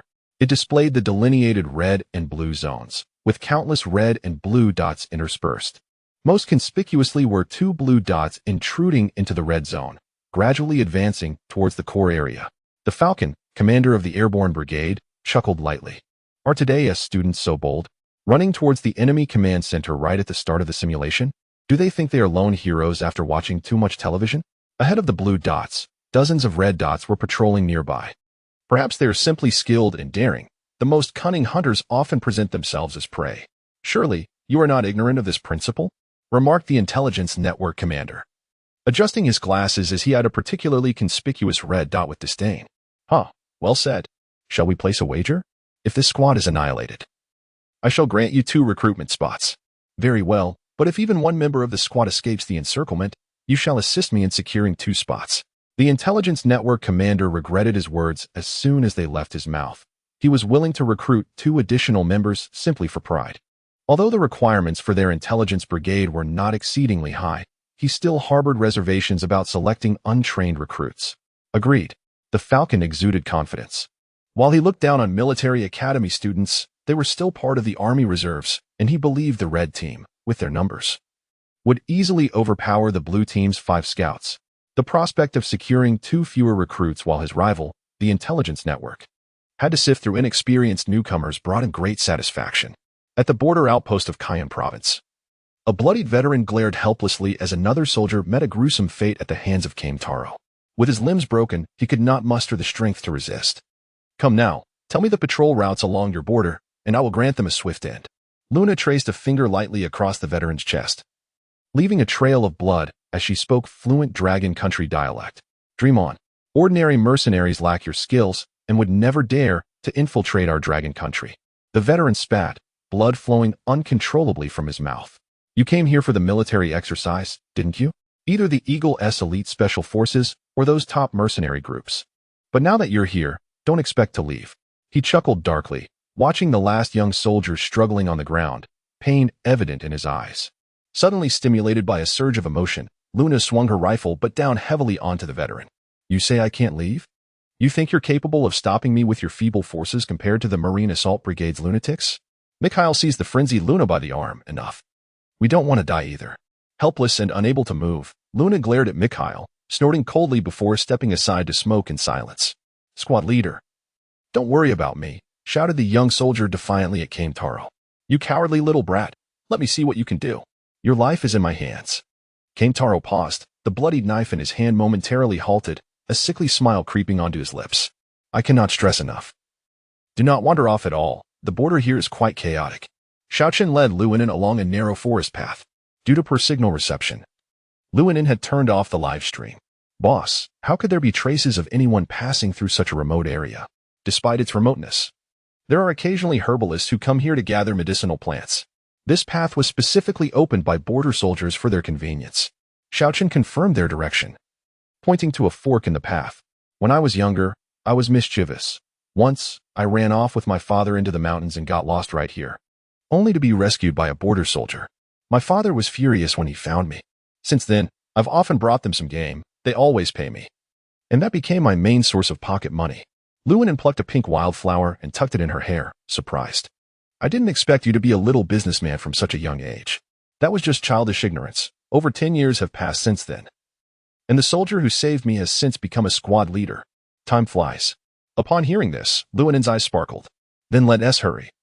I want to hear all the details of how you got beaten back then. There is nothing to recount. We are almost there. As they shifted their gaze, Xiaoqun and his companions arrived at a rudimentary camp, which served as a border outpost. Oddly, there were no guards stationed today. As Xiaoqun spoke, he casually pushed open the ajar door, prompting expressions of surprise from Michael and the others. The old squad leader on the ground, upon seeing Xiaoqun, instantly changed countenance. Summoning all his strength, he hurled himself against Michael, who was drawing his weapon, pinning him down with his body and shouting towards the entrance, "Chen, flee swiftly." Chapter 23, Immortal and Unyielding Quickly. Before Luonan could utter a word, Xiaoqun seized her, activating the maximum auxiliary effect. With a gunshot echoing in the room, tears welled in Xiaoqun's eyes as he roared, engaging the training armor's support system. Although his speed rivaled that of a cheetah, he felt it was still insufficient. As he turned, he caught sight of the only woman in the room, burdened with a massive sniper rifle. Finally, when they were but a step away from the woods, a sudden chill enveloped Xiaoqun, prickling his skin with an overwhelming sense of danger. "Be careful." Luin and Apos' exclamation pierced the air, prompting Xiaoqun to instinctively pull her into his embrace. A tremendous force propelled the two into the forest, cascading down the slope. After a dizzying descent, Xiaoqun felt as though his body had been shattered, rendering him immobile. Severe injuries detected. Initiating emergency rescue mode. A trickle of coldness coursed through him, primarily at the sight of the gunshot wound on his back. Time became indistinct as the chilling sensation dissipated with the last remnants of energy from the training armor, and Xiaoqun finally regained his mobility. Apos, and in the pitch-black surroundings, he extended his hands, feeling around. His fingers brushed against rough threads that produced muffled thuds, akin to the sound of cracking eggshells. Using his limbs to support himself, he exerted force, and the sound of tearing fabric echoed as light finally pierced through. As dusk descended, the faint glow in the woods revealed tattered grayish-brown rags resembling cocoons beneath him. The training armor had vanished without a trace. With no time to ponder, Xiaoqun immediately sought Luinan's whereabouts. At last, he spotted her, lifeless and pale, beside a large rock. "Unan, are you all right? Wake up." Despite his frantic calls, Luin and Apos remained unresponsive. It was only when he noticed the crimson stain on his hand that he realized the pool of blood beneath her. Gently, he turned her over, revealing a massive wound on her back. Desperately, he pressed down on the injury, but the blood continued to flow. Watching Luin and Apos' breath grow faint, Xiaoqun inhaled deeply, forcing himself to remain calm. "I've been shot too, but I'm fine." Training armor. He swiftly checked the system. Xiaoqun popularity, 12, 521 funds, 500, 000 materials, 50, 000 unlocked technology, rookie training gear, virtual cockpit. He retrieved a piece of training armor and donned it onto Luonan. This time, he finally discerned the origin of the cocoon. As the training armor emitted a soft glow, it suddenly disintegrated into translucent blue threads.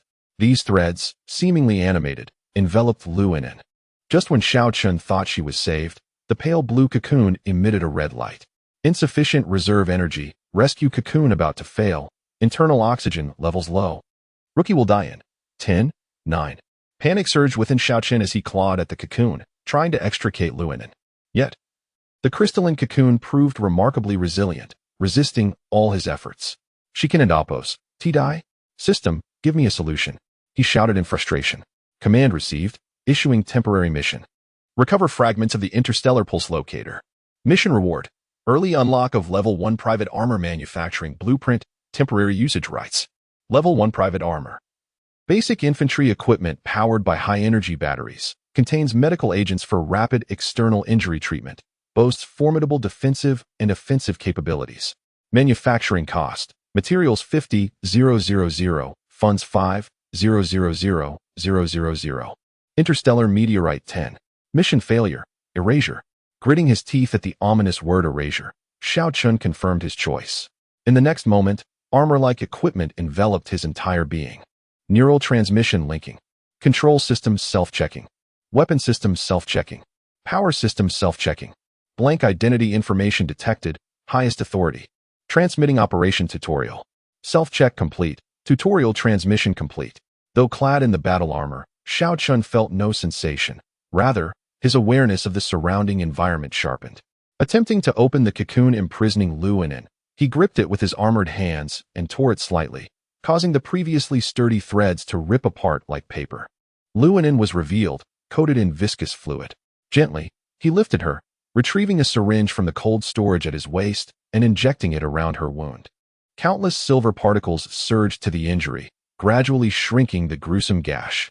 Soon, the shredded fabric revealed only faint dark red stains on her fair skin. Lu Yin'an's breathing steadied, and she finally succumbed to a deep slumber in Xiao Chun and Appo's arms. Seeing her safe, Xiao Chun breathed a sigh of relief. Retrieving action trajectory. At his command, a virtual map unfolded before him, clearly displaying the surroundings. In the woods, a visible path revealed the route taken by Michael and his companions.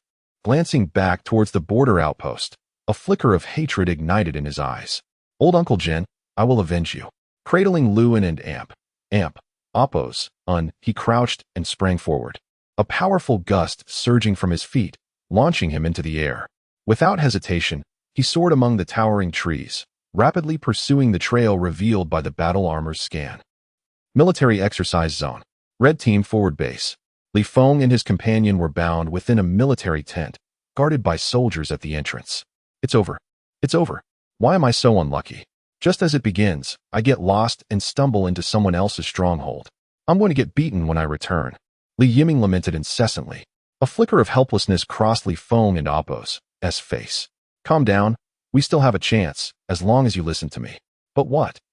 Li Yiming and Appo's eyes lit up with hope as he leaned closer to Li Feng, whispering, but it requires a bit of sacrifice on your part. With that, Li Feng's elbow struck Li Yiming in the abdomen. Li Yiming felt as if his stomach was being stirred by an unseen hand. Ugh, he doubled over. Retching before collapsing, Li Feng shouted loudly, someone come. He and Appo's suffering from food poisoning. When the two soldiers entered, they were greeted by a pile of muddy earth. Before they could react, they were struck down and lost consciousness. Li Yiming, now released, clutched his stomach and cast a resentful glance at Li Feng. Was it really necessary to trick them into coming in? What if you didn't play your part convincingly and exposed a flaw? You Wooden and Appo's want to be eliminated right from the start, would you? Li Feng fabricated an excuse, unwilling to admit that he sought revenge for the shot from earlier. Chapter 24. The turbulent situation at the armament command post. Ji Wang gazed with satisfaction at the two blue dots that had escaped from the red zone. Falcon, visibly disgruntled, pointed at the moving red dot and remarked, don't be too pleased, they haven't fully fled yet. Ji Wang chuckled, the main base has already made its escape. Hiding two people in the dense mountains is hardly a challenge. Let us not forget, this is a simulated confrontation, not a survival drill. As they spoke, the blue team, initially cautious, began to advance comprehensively, likely responding to the movements of the red side. No one anticipated that the exercise would escalate into a tense standoff so swiftly. Seeing the red team's search units retract, Falcon realized that this gamble had been lost. It's just 2 slots. Brother will help you digest that, he thought while cursing internally. Li Feng, you two better wait, if I can and Appo's, gather enough people, I and Appo's, just use you two as fillers. Besides, there's still the training session. If you can't endure, it won't be my fault. At that moment, a communications soldier hurried over to Li Mingyuan, clutching a document. Upon examining the contents, Li Mingyuan's expression shifted to one of gravity. He then spoke with a serious demeanor. It seems some nations are growing restless. Just now, an aircraft carrier fleet from Eagle Nation approached our coastal waters, announcing its intent to conduct naval exercises. They're attempting to flex their muscles against us, Falcon interjected eagerly. Li Mingyuan waved him off. Not yet. We have a more pressing issue. He extracted several photographs from the document and spread them across the table. The security department has just received intelligence that the elite mercenary group, Death's Hand, has infiltrated our territory with a suspected target of Starlink 01. This exercise by Eagle Nation is likely to provide cover for their operation. Li Mingyuan turned to the 4 operatives. Tung Long, you who? You will personally lead a team to assist Dr. Luo. Ji Wang will provide remote support. Falcon, keep your men on standby, with aircraft in readiness. Relay the message to both red and blue teams, maintaining vigilance on battlefield dynamics. If foreign armed elements are detected, report immediately, No unauthorized engagements. With Li Mingyuan's command, the entire command center sprang into action. Unbeknownst to them, the blue dots representing Li Feng and his companion had traversed the red zone's defenses and plunged into the uncharted territory behind the red side, only to flicker and vanish. Damn it, we didn't T-extract what we needed. We may not be able to return the same way. Michael muttered as he studied the map extracted from the border station, illuminated by the beam of his flashlight. Luna took a drag from her cigarette, the red glow illuminating her indifferent visage. Let us create a ruckus. Life isn't worth living anyway. Shut your mouth, you madwoman. In our country, someone like you would be cast out to freeze to death, Guetaro snapped, casting a menacing glance at Luna. Luna beckoned playfully. Come on, don't just talk. Show me your prowess. The black operative seated beside them remained silent, cradling a charred piece of wood in quiet prayer.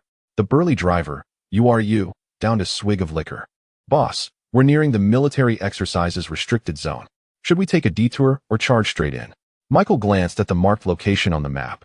Their target lay on the periphery of the military exercise. According to the original plan, they were to stealthily infiltrate, taking advantage of the Dragon Nation and Oppos's unpreparedness to seize their objective and retreat swiftly. However, they had not anticipated being detected immediately after crossing the border. Are these Dragon Nation folks monsters? Even in such a remote area, there are sentinels. Having traversed numerous countries and engaged in smuggling multiple times, this was their first experience of being caught right after crossing the border. Michael glanced at his watch, anxiety swelling within him at the thought of having squandered so much time without securing any intelligence. Noticing Luna and Guetaro on the verge of another quarrel, Michael impatiently hurled a combat knife into the truck bed. Whoever speaks again will meet their maker. As they fell silent, he pointed towards the distant lights. We're running out of time. Let us move. You laughed heartily and drained the remaining half bottle of whiskey, his face flushed. Hell's chariot is on the move. Everyone, brace yourselves. He pressed the accelerator to the floor, and the massive truck surged forward like an enraged bull, smashing through the barriers in its path. Xiao Chun hovered in the air, meticulously observing the traces below. Approaching the urban area, he noted the increased vehicular activity.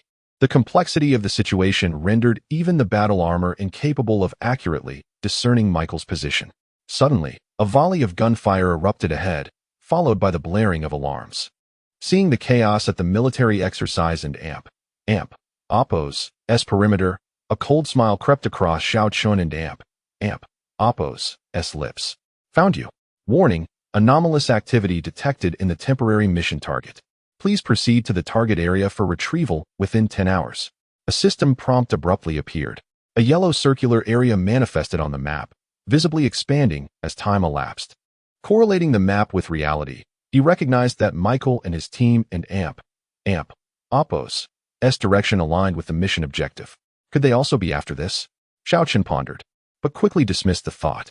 Regardless of their intent, their fate was sealed the moment they killed Uncle Lao. General Xiao Chun ascended to an unseen height, relentlessly pursuing Michael.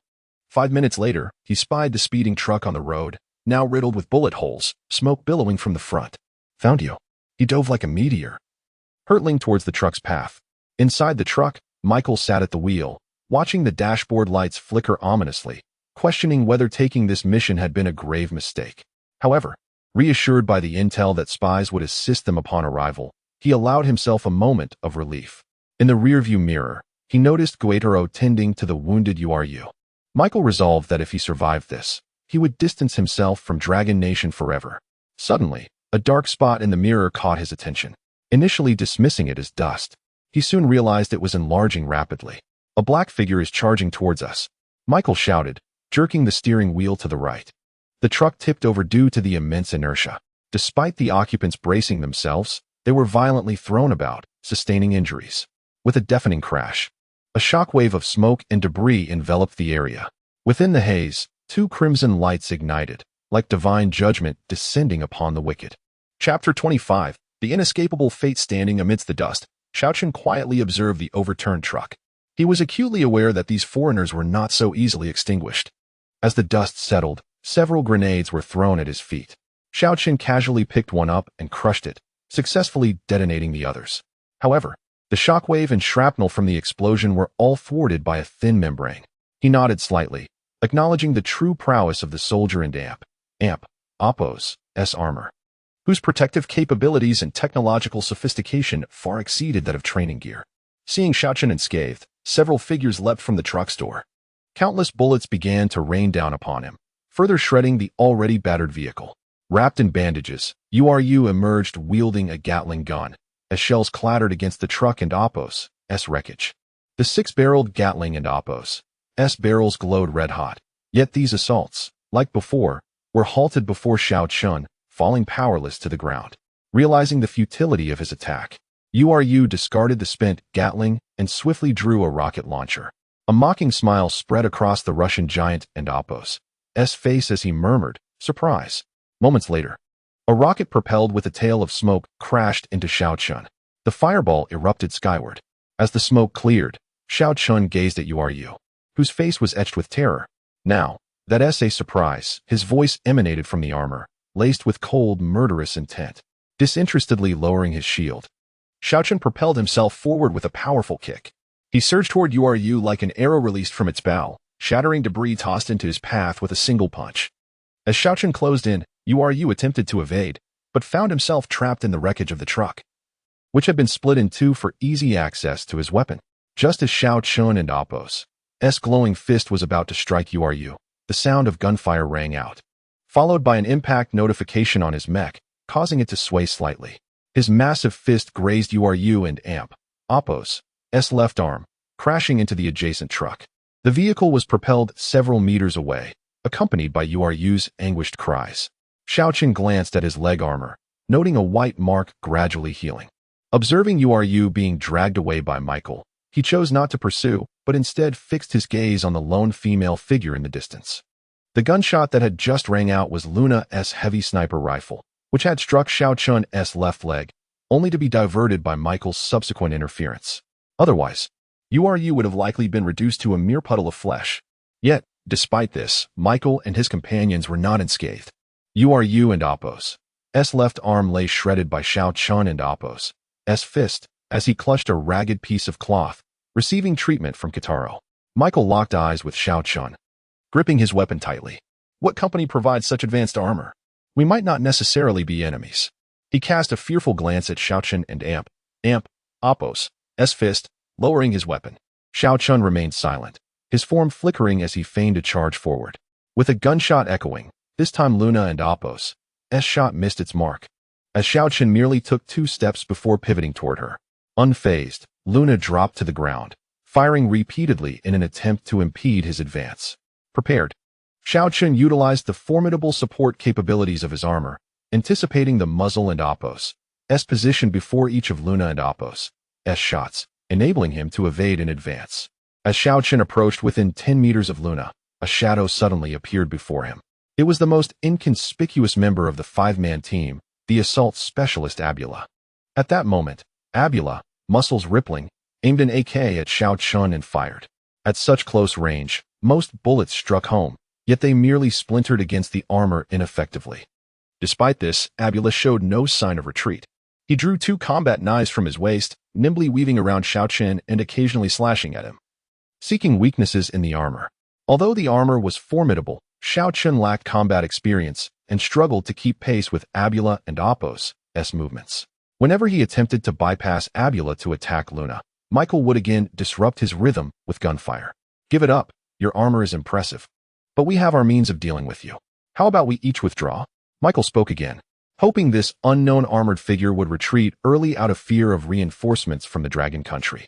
If you have any trump cards, why not show them? Realizing that their coordinated efforts were hindering him, Xiaochen acknowledged the gap between them. He simply stood still, allowing them to attack. Abula and Appo's talisman swayed with his movements, evoking a rush of nostalgia, taking him back to his youthful days. Back then, he was a novice in the Death Soldier training camp, constantly killing to survive. Everyone there was like a venomous snake, ready to strike at any moment. He had danced on the edge of a blade with that very talisman until he became the sole survivor of his cohort through sheer prowess with his blades. After joining the Hand of Death team, he had always seen himself as an assault specialist, unaware of how long it had been since he had experienced such exhilarating combat. Xiaochen meticulously observed Abula and Appo's movements, continually analyzing his combat habits through the armor and Appos S systems. Finally, just as Abula was about to strike again, Xiao Chun extended his right hand to absorb a bullet from Luna. He collided into Abula and Appos S embrace, firmly constraining his body with both hands. Immobile, the black man frantically slashed at Xiao Chun's neck with his dual knives.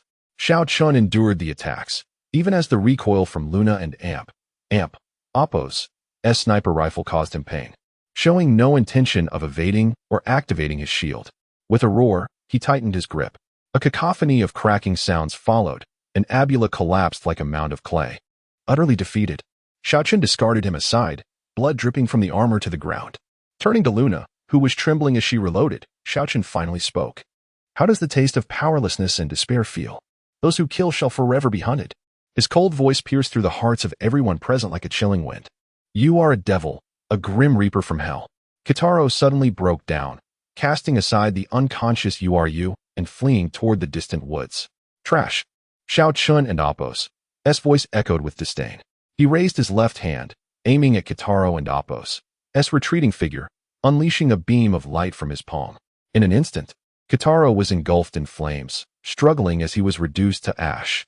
Witnessing Kitaro and Appos S fate, Michael and Luna felt a mix of terror and a strange satisfaction.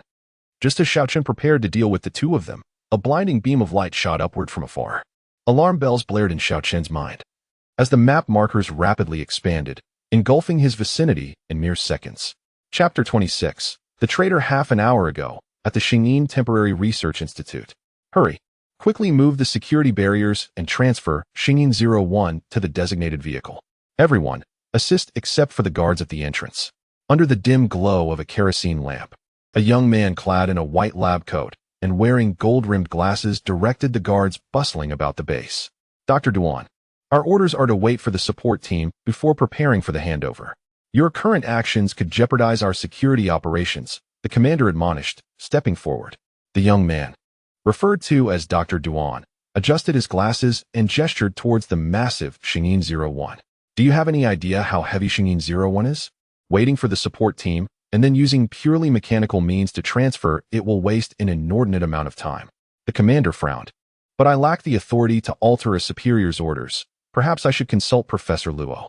Is it necessary to trouble him for such a trivial matter? Follow my instructions. Any issues that arise, I will personally explain to Professor Luo. Faced with the young man and Appos S obstinate stance, the commander reluctantly complied, moving to the entrance to fill the vacant guard post. After all, the young man and Appos S mentor was none other than Professor Luo Jiahui, the highest authority within the institute. As Dr. Duan oversaw the operations, his expression suddenly shifted. Observing that no one was paying attention, he casually slipped into the restroom, locking the door behind him. He retrieved a pin from the outer pocket of his lab coat. From the corner of his garment, he extracted a small, subtly vibrating device. If anyone else in the institute were to see it, they would undoubtedly be astonished, for due to the characteristics of Xingyin 01, no electronic devices could be utilized within the entire facility. Even record-keeping was exclusively conducted on paper, with all other apparatus driven solely by human or steam power. The device in Dr. Duan's hand was likely the only operational electronic product within the confines of the research institute. He pulled out a piece of toilet paper, delicately sensing the device and Appos S vibration frequency before inscribing notes upon the paper with his pen. Soon, several lines of text appeared on the once blank sheet. Plan failed. Evacuate independently. Double the reward. Unreliable eagles, nothing but a bunch of inept fools. Dr. Duan clenched the paper tightly, his expression fluctuating between dark and light. After a considerable time, he reopened the wrinkled toilet paper, his gaze fixed on the somewhat blurred words. Double the reward, determination gradually settling into his eyes. Professor. It and Appos S time to wake up and eat something. In a modest lounge, cluttered with books, an elderly man with snow-white hair lay resting on a simple army cot. Beside him stacked several bundles of package books. Professor, wake up. Dr. Duan suppressed the coldness in his eyes, replacing it with a concerned expression as he softly called to the old man. The elder opened his weary eyes. Duan, has the support team arrived? I must have dozed off. I haven't finished packing the books. As the old man spoke, he began to rise to continue his task. Professor, don't worry about that. The plan has changed. There are outsiders attempting to seize Xingyin-01, and we need to evacuate urgently. Upon hearing this, the old man's beard bristled in anger. These scoundrels, always proclaiming technical cooperation, yet only offering a pile of junk, and when they see something belonging to others, they pounce like rabid dogs. Dr. Duan casually remarked. Who can blame them for their strength and capital? The enraged Professor Luo failed to notice the underlying tone in his disciple's words, confidently asserting, Our nation is no longer what it once was. I believe that one day, our strength will far surpass others. Dr. Duan and Apos' eyes flickered with skepticism, but he refrained from responding. Professor, we must hurry. Xingyin is already loaded, and we need to rendezvous at the designated location. Yes, Xingyin is of utmost importance. We cannot allow such a miraculous device to fall into the hands of the eagles. Dr. Duan led Professor Luo directly to the passageway. A modified large fuel truck was parked at the center of the corridor. On the truck bed, an irregular piece of silver-white metal was securely fastened. At that moment, busy soldiers were draping a black cloth with shielding properties over the metal. Professor Luo glanced around. Duan, where is the messenger? I wish to review the specific transfer orders. Dr. Duan's heart sank. He noticed an officer nearby becoming aware of the situation and preparing to question him. Quickly, Dr. Duan pulled Professor Luo in front of him, drawing a knife from his lab coat and holding it to the professor's throat. Don't come any closer. Give me your guns. Duan, what are you doing? Professor Luo attempted to pry Dr. Duan's hand away, but was forcefully shoved aside. What am I doing? I want this Xingyin. You stubborn old man. The Eagles have offered you so many benefits, and you remain unmoved. Have you not considered your own future, nor mine? I refuse to hide in this dark underground researching like you. I desire flowers, applause, and immeasurable wealth. Professor Luo was taken aback by Dr. Duan's words, astonished that his prized disciple had chosen to side with the Eagles. Furious, Professor Luo struggled violently. You beast, you dare choose treason. Kill him, don't mind me. We absolutely cannot let him take Xingyin. Before Professor Luo could finish, Dr. Duan struck him, rendering him unconscious.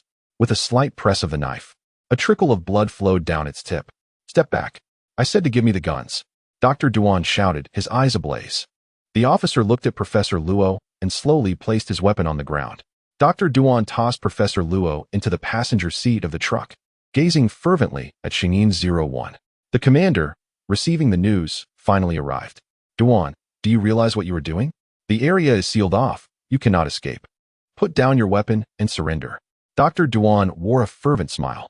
You have no idea how magnificent this technology is. With current capabilities, even in 100 years, we would still be unable to unravel its secrets. Rather than confining it to a laboratory, why not realize its utmost potential? Today, I will show you its true power. With that, Dr. Duan retrieved the small electronic device from his pocket. After tapping it twice, a solitary red light began to flicker rapidly. Ignoring the crowd's attempts to intervene, he hurled it forcefully towards Xingyin-01. The once dull surface of the silver-white metal began to warp, and soon a breeze inexplicably appeared in the underground tunnel. The wind's velocity increased rapidly, soon forming a visible small vortex. The hair of everyone present stood on end. Strangely, this tempest did not affect ordinary objects. Even the paper beside remained undisturbed. Then, a brilliant beam of light shot skyward, piercing through the tunnel ceiling. A massive electronic pulse shockwave radiated outward, obliterating all electronic devices in its path. Chapter 27. The Conspiracy of the Eagle Sauce experiencing a powerful electromagnetic pulse. The system is rebooting. Xiaochen felt a sudden darkness enveloping him, followed by a disconnection from the battle armor. Within the confines of the mech, he observed the flickering red lights. He could perceive a faint tremor emanating from outside the armor. Clearly, this was the result of Michael and his associates attacking him. Yet their assaults felt as trivial as mere scratching, failing to inflict any harm upon Xiaochen. The vibration subsided almost instantly, leaving behind an eerie silence. It seemed they realized they could not contend with Xiaochen and had seized the opportunity to retreat swiftly. System reboot successful, anti-jamming module loaded, restoring Neuralink. Moments later, Xiaochen regained his view of the outside world. The enhanced armor provided him with dual perspectives. One was the ordinary sight of a human, while the other radiated a bluish glow, revealing the pulsing waves of energy expanding outward. However, the figures of Michael and the others had vanished. Taking a few steps forward to search for their traces, Xiaochen suddenly heard a sharp crack beneath his feet, followed by a violent explosion originating from below. The powerful shockwave disrupted his balance, causing him to stagger. Landmines. Steadying himself, Xiao Chun examined his surroundings and noted numerous concealed mines and explosives. Realizing that soldiers might pursue him from behind, and to prevent the unnecessary sacrifice of Dragon Country's warriors, he abandoned the idea of taking to the skies. Instead, he activated his shield and swiftly detonated all the mines marked by the system. As the dust settled, there was no sign of Michael or his comrades on the chaotic battlefield. Yet, Xiao Chun remained undeterred. Knowing their objectives aligned, it was inevitable they would cross paths again. After confirming the area was devoid of further explosives, Xiao Chun surged toward the source of the electronic pulse. The military exercise command center was in disarray, resembling a chaotic training ground. Just moments ago, the electronic display representing soldiers was vanishing at an alarming rate. This electronic marker was the latest technology of Dragon Country, designed to constantly monitor the vital signs and precise locations of soldiers, aiming to minimize casualties during the exercise. Each soldier was equipped with hundreds of information transmitters, ensuring that even an explosion could not entirely obliterate a person's signal. Yet now, signals were disappearing en masse across the battlefield. If this was not the result of a nuclear strike, then it indicated a complete communication blackout. Particularly concerning was the latter, as it suggested the presence of a weapon capable of rendering an entire nation defenseless in an instant. In front of the intelligence network, several computers displayed frantic activity, fingers dancing across keyboards in a blur. Yet, despite his efforts, the circular area remained shrouded in darkness. At that moment, a secured communication line rang in the command center. Report. The Blue Side and AMP, Oppo's, SA-22 sector has just suffered a powerful electronic attack, with the range appearing arc-shaped. Most of our electronic devices are incapacitated. Please advise the command center. Li Mingyuan located the A-22 sector on the map, noting it was the only area still retaining some signals. He delineated the boundaries of the signal loss, instantly revealing a vast circle on the screen. Observing the location of the epicenter indicated by the system, a grave expression settled upon Li Mingyuan's face. On the classified map in his hands was marked a special facility known as the Star Guide Research Institute. Relay the order to cut off external broadcasts, terminate the exercise, and switch to combat readiness. All units immediately position themselves for defense and conduct thorough checks for suspicious personnel. As commands flowed from the command center, the red and blue forces on the map converged around the circular area, forming an enormous encirclement. Just then, the red phone on Li Mingyuan's desk rang sharply. His heart skipped a beat as he swiftly lifted the receiver to his ear. What? You must intercept them.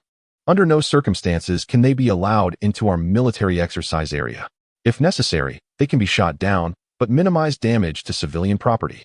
After hanging up, Li Mingyuan took a deep breath to quell his rising anger. Furrowing his brow, he turned to the falcon beside him.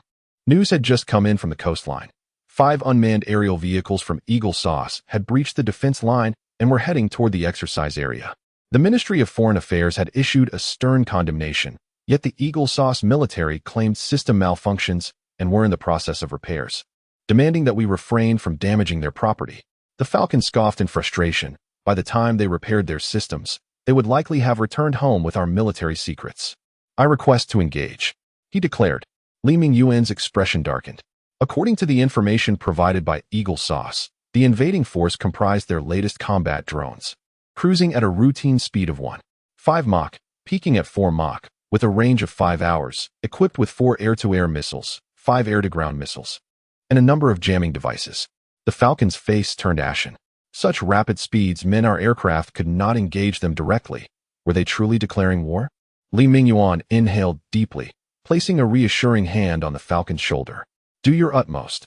I will coordinate personnel to provide assistance. Safety is our primary concern. If it comes to that, we may have to resort to anti-air missiles. Determination shone in Li Mingyuan's eyes, yet the Falcon was taken aback by his words. Since the establishment of the nation, Dragon Country had never witnessed warfare within its borders, and now they were contemplating deploying anti-air missiles against Eagle Sauce's drones. Should this course of action be taken, not only would Eagle Sauce seize the opportunity to retaliate, but it would also result in significant domestic backlash. Li Mingyuan could face demotion, or worse, a military trial. The Falcon saluted solemnly. Rest assured, sir, I will ensure the mission is executed. With that, he exited the command center, and shortly thereafter, several Dragon Country fighter jets ascended into the sky. Father, I fear the intentions of these drones extend beyond mere intelligence gathering. Li Yize whispered to the agitated Li Mingyuan, steadying him. Li Mingyuan cast a glance at the still-darkened exercise zone. First, mercenaries stormed the area. Then an unknown force jammed the signals, and now, unmanned drones were invading. The series of maneuvers by Eagle Sauce could not possibly be aimed solely at gathering intelligence. I suspect their true objective lies with Starguide 01. But it is merely a piece of metal. Is it truly necessary to create such a commotion? Li Yize pondered for a moment before grasping his father's intent. If these actions were indeed orchestrated by Eagle Sauce, and if Dragon Country could procure evidence, this would escalate beyond mere verbal condemnation into a military confrontation. Given Dragon Country's current trajectory of development, Eagle Sauce should not be so brazenly provocative, unless they were intent on acquiring Starguide 01, perhaps even perceiving it as a means to threaten Dragon Country. Listening to Li Yize's analysis and recalling the properties of Starguide 01, Li Mingyuan's expression shifted dramatically. This is not good. The Starguide research base may have already encountered trouble. Immediately deploy military satellites and notify the exercise area. Order all pilots to remain on standby. Upon sighting Eagle Sauce's aircraft, they must pursue relentlessly. We cannot allow them to transport Starguide 01 away. Chapter 28. The Blood Battle in the Skies. Report to the command center. I have detected an enemy aircraft. Quantity 1. Preparing for combat. Received. Another enemy aircraft and Oppos. S location remains unknown. Please delay as much as possible. The Falcon team is expected to resolve the situation in half an hour. Lu Hai sat solemnly in the much-anticipated new fighter jet of the Dragon Kingdom. 10 minutes prior, the Falcon team had been tasked to intercept an unmanned aerial vehicle from the Eagle Nation. Although this was anticipated, the performance and agility of the Eagle's drone exceeded their expectations, without the need to consider the pilot's endurance and disregarding the dangers of collision. The drone operated at supersonic speeds at will. Such unconventional tactics severely constrained the Falcon team's effectiveness, allowing only 5 aircraft to barely intercept 3 drones. The remaining 2 drones plunged into the military exercises restricted area, disappearing without a trace. Despite the Dragon Kingdom deploying military satellites for reconnaissance, the absence of ground radar assistance made it exceedingly difficult to locate the 2 high-speed drones relying solely on satellites. Reluctantly, the command center ordered all aircraft within the exercise area to take off, conducting a carpet search for the drone's whereabouts through a rotating piloting strategy. Thus, the scene unfolded as described. Although it was Lu Hai's first authentic experience piloting a fighter jet, he had already simulated countless hours in a recreational cockpit. Had his simulated victories been valid, he could have been hailed as an ace pilot. The enemy aircraft has detected me and is increasing distance. I will engage in supersonic pursuit. With that, Lu Hai took a deep breath, activated the thrust assist, and, with a thunderous roar, a tremendous force enveloped him. The aircraft shattered the sound barrier, entering supersonic mode, drawing ever closer to the drone. In the military exercise command room, Li Mingyuan chainsmoked as he attempted to alleviate the fatigue of a sleepless night. Upon hearing the reports from below, he could not suppress the urge to slam his fist onto the wooden table. Nonsense. Who allowed an inexperienced bomber pilot to engage? How dare he initiate a pursuit? Beside him, Li Yize appeared hesitant. Their area originally had only 1 fighter pilot, responsible for aerial strike exercises during the military drill. At the time of issuing commands, they had just reached maximum flight duration, which is why Lu Hai had been assigned to pilot. Reports suggested Lu Hai had ample flying experience capable of undertaking routine patrols. Yet unexpectedly, he encountered a drone. Li Mingyuan sighed heavily. If anyone bore responsibility, it was him. He had devised and implemented the entire plan. And whether the Starlink 01 was hijacked or this pilot encountered misfortune, he could hardly absolve himself of blame. Extinguishing his cigarette, Li Mingyuan resolved firmly, order him to return. Command all aircraft except the Falcon team to return to base. Li Yize stared incredulously at his father. This order meant abandoning Starlink 01. Report, 42 aircraft are returning. 1 is unaccounted for. The missing pilot's code is Sea and Sky. Sea and Sky was Lu Hai's code name. It was likely that the signal was lost during supersonic travel. Perhaps he could still surprise us.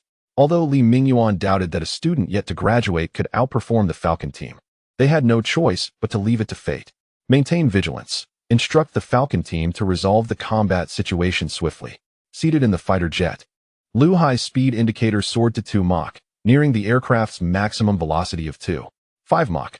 The drone loomed tantalizingly close, as if just a fraction more speed would enable him to catch up. Yet, Lu Hai understood this was the enemy's ploy, for the current scenario had persisted for quite some time. Each time he accelerated, the drone mirrored his speed, maintaining an elusive proximity. However, should Lu Hai slightly decrease his velocity, the drone would feign disengagement, compelling him to accelerate once more. At that moment, the sky before Lu Hai began to take on a crimson hue, a sign that his eyes were beginning to hemorrhage. Although no instruments signaled an alarm, Lu Hai was acutely aware that his body was nearing its limit. This knowledge stemmed from experiences accumulated in the simulation cockpit. Had it been anyone else, they might have endured to the point of internal rupture.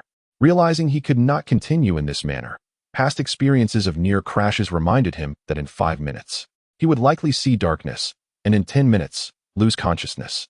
Recalling a particularly humiliating aerial combat experience in the simulation chamber, Lu Hai thought back to a time when he faced an ace pilot commanding the most advanced high-tech fighter.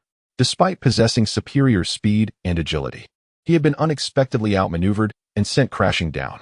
Now, the scenario echoed that humiliating battle, albeit with him in the disadvantaged position. Lu Hai meticulously recalled the enemy's flight trajectory. He lightly pressed the deceleration pedal, gradually reducing his speed to the threshold of supersonic, feigning a surrender. Internally calculating the distance between them, Lu Hai knew he needed to close the gap with the drone as much as possible. 1 kilometer, 1,500 meters. As he neared the point of relinquishing supersonic status, urgency gripped him. He was betting that the operator behind the drone sought his demise. If the enemy employed the same tactic again, slowing down to entice him, his opportunity would arise. The sound of a faint sonic boom echoed outside the aircraft, signaling that his speed was about to dip below the sound barrier. If the drone did not reduce speed, all of Lu Hai's plans would evaporate, and he would lose sight of the drone altogether. Lu Hai's aircraft could accelerate from 1 Mach to 2.5 Mach in a mere second. However, falling below the speed of sound would take 5 seconds, ample time for the drone to react and widen the distance. Finally, just as Lu Hai was about to concede, the drone's speed began to decrease. Seizing the moment, he pushed the engine's thrust to its maximum. The sudden surge of force hit him like a tidal wave, pressing him firmly into his seat. Lu Hai's furious roar resonated within the cockpit, a means to dull the pain coursing through his body.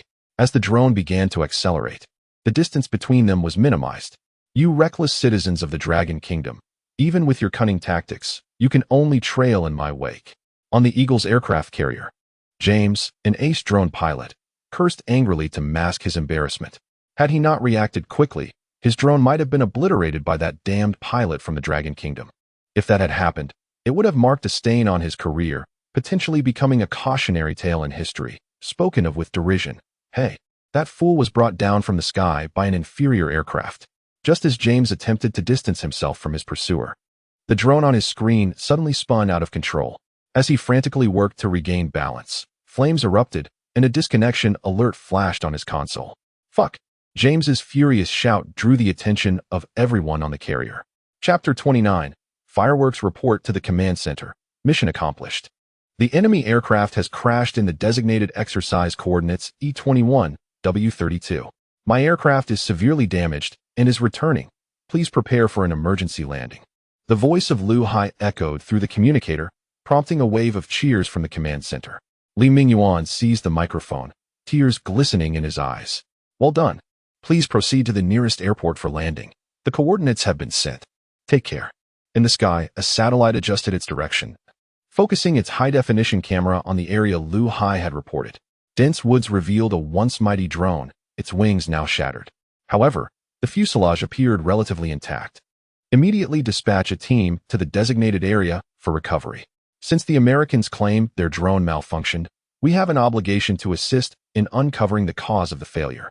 A weight lifted from Li Mingyuan's heart as he began to jest in the command center. The others around him shared his exhilaration. If they could disassemble this drone, the aviation technology of the Dragon Nation would surely ascend to new heights. At that moment, a radar operator responsible for locating the last drone suddenly shouted in alarm. We've located the final drone's position and flight direction. E21, W32. They intend to destroy the drone. Upon hearing these coordinates, Liza instinctively exclaimed, which was the immediate reaction of the group. Only Li Mingyuan realized something and urgently communicated through the device. Calling the Air Sea unit, return immediately. Ignore the enemy drone. Repeat, return at once. This is an order. Lu Hai, weak and seated within the cockpit, saw all the warning lights illuminate on the dashboard. The cabin filled with the shrill sound of alarms. He heard the radar operator's words through the communicator. Glancing at the fuel gauge, he noted it was nearly empty. In an effort to destroy the enemy drone, Lu Hai had jettisoned the fuel tank as a makeshift bomb. The heavy tank struck the drone's propulsion port like a massive incendiary projectile. In an instant, the powerful explosion evacuated the surrounding air and combined with the shockwave. Even if the drone evaded the blast's force, it would lose control due to the chaotic airflow. This technique, which Lu Hai had learned in the simulated cockpit, he called Desperate Blood Lotus, for the flames produced by the explosion resembled a blooming lotus. The price was equally severe. Although he had distanced himself as much as possible when he released the tank, the tremendous load and the subsequent shockwave had rendered him and his aircraft nearly powerless. Spitting out blood and observing the dark clots within, Lu Hai recognized them as fragments of his own shattered organs. With a bitter smile, he resigned himself to his fate, realizing that his first flight would end in such disarray. Regardless of whether he survived to return, he resolved to contribute one last effort. Lu Hai, I command you to return immediately. Get back here. Li Mingyuan shouted angrily into the communicator. However, Lu Hai's consciousness had slipped into chaos. He relied solely on instinct to pilot the aircraft toward the approaching drone. The communicator relayed Lu Hai's disjointed murmurs, Boss Xiao. Flying a fighter jet is nothing like virtual piloting. When you're injured, there's no automatic disconnection. I just unleashed my ultimate technique, but sadly, it only took out one drone. Boss Xiao, if I die, can you make me a cockpit? I actually quite enjoy flying. In the command center, everyone listened to Lu Hai's fragmented voice. Some female soldiers stifled sobs with their hands over their mouths. Li Mingyuan stared with reddened eyes at the images projected by the satellite. The drone's missile launch ports had opened, targeting the aircraft piloted by Lu Hai. At this moment, Lu Hai had succumbed to deep unconsciousness, his hand still gripping the control stick, directing the aircraft toward the drone. As the flames of the explosion engulfed the fighter jet, cries filled the command center.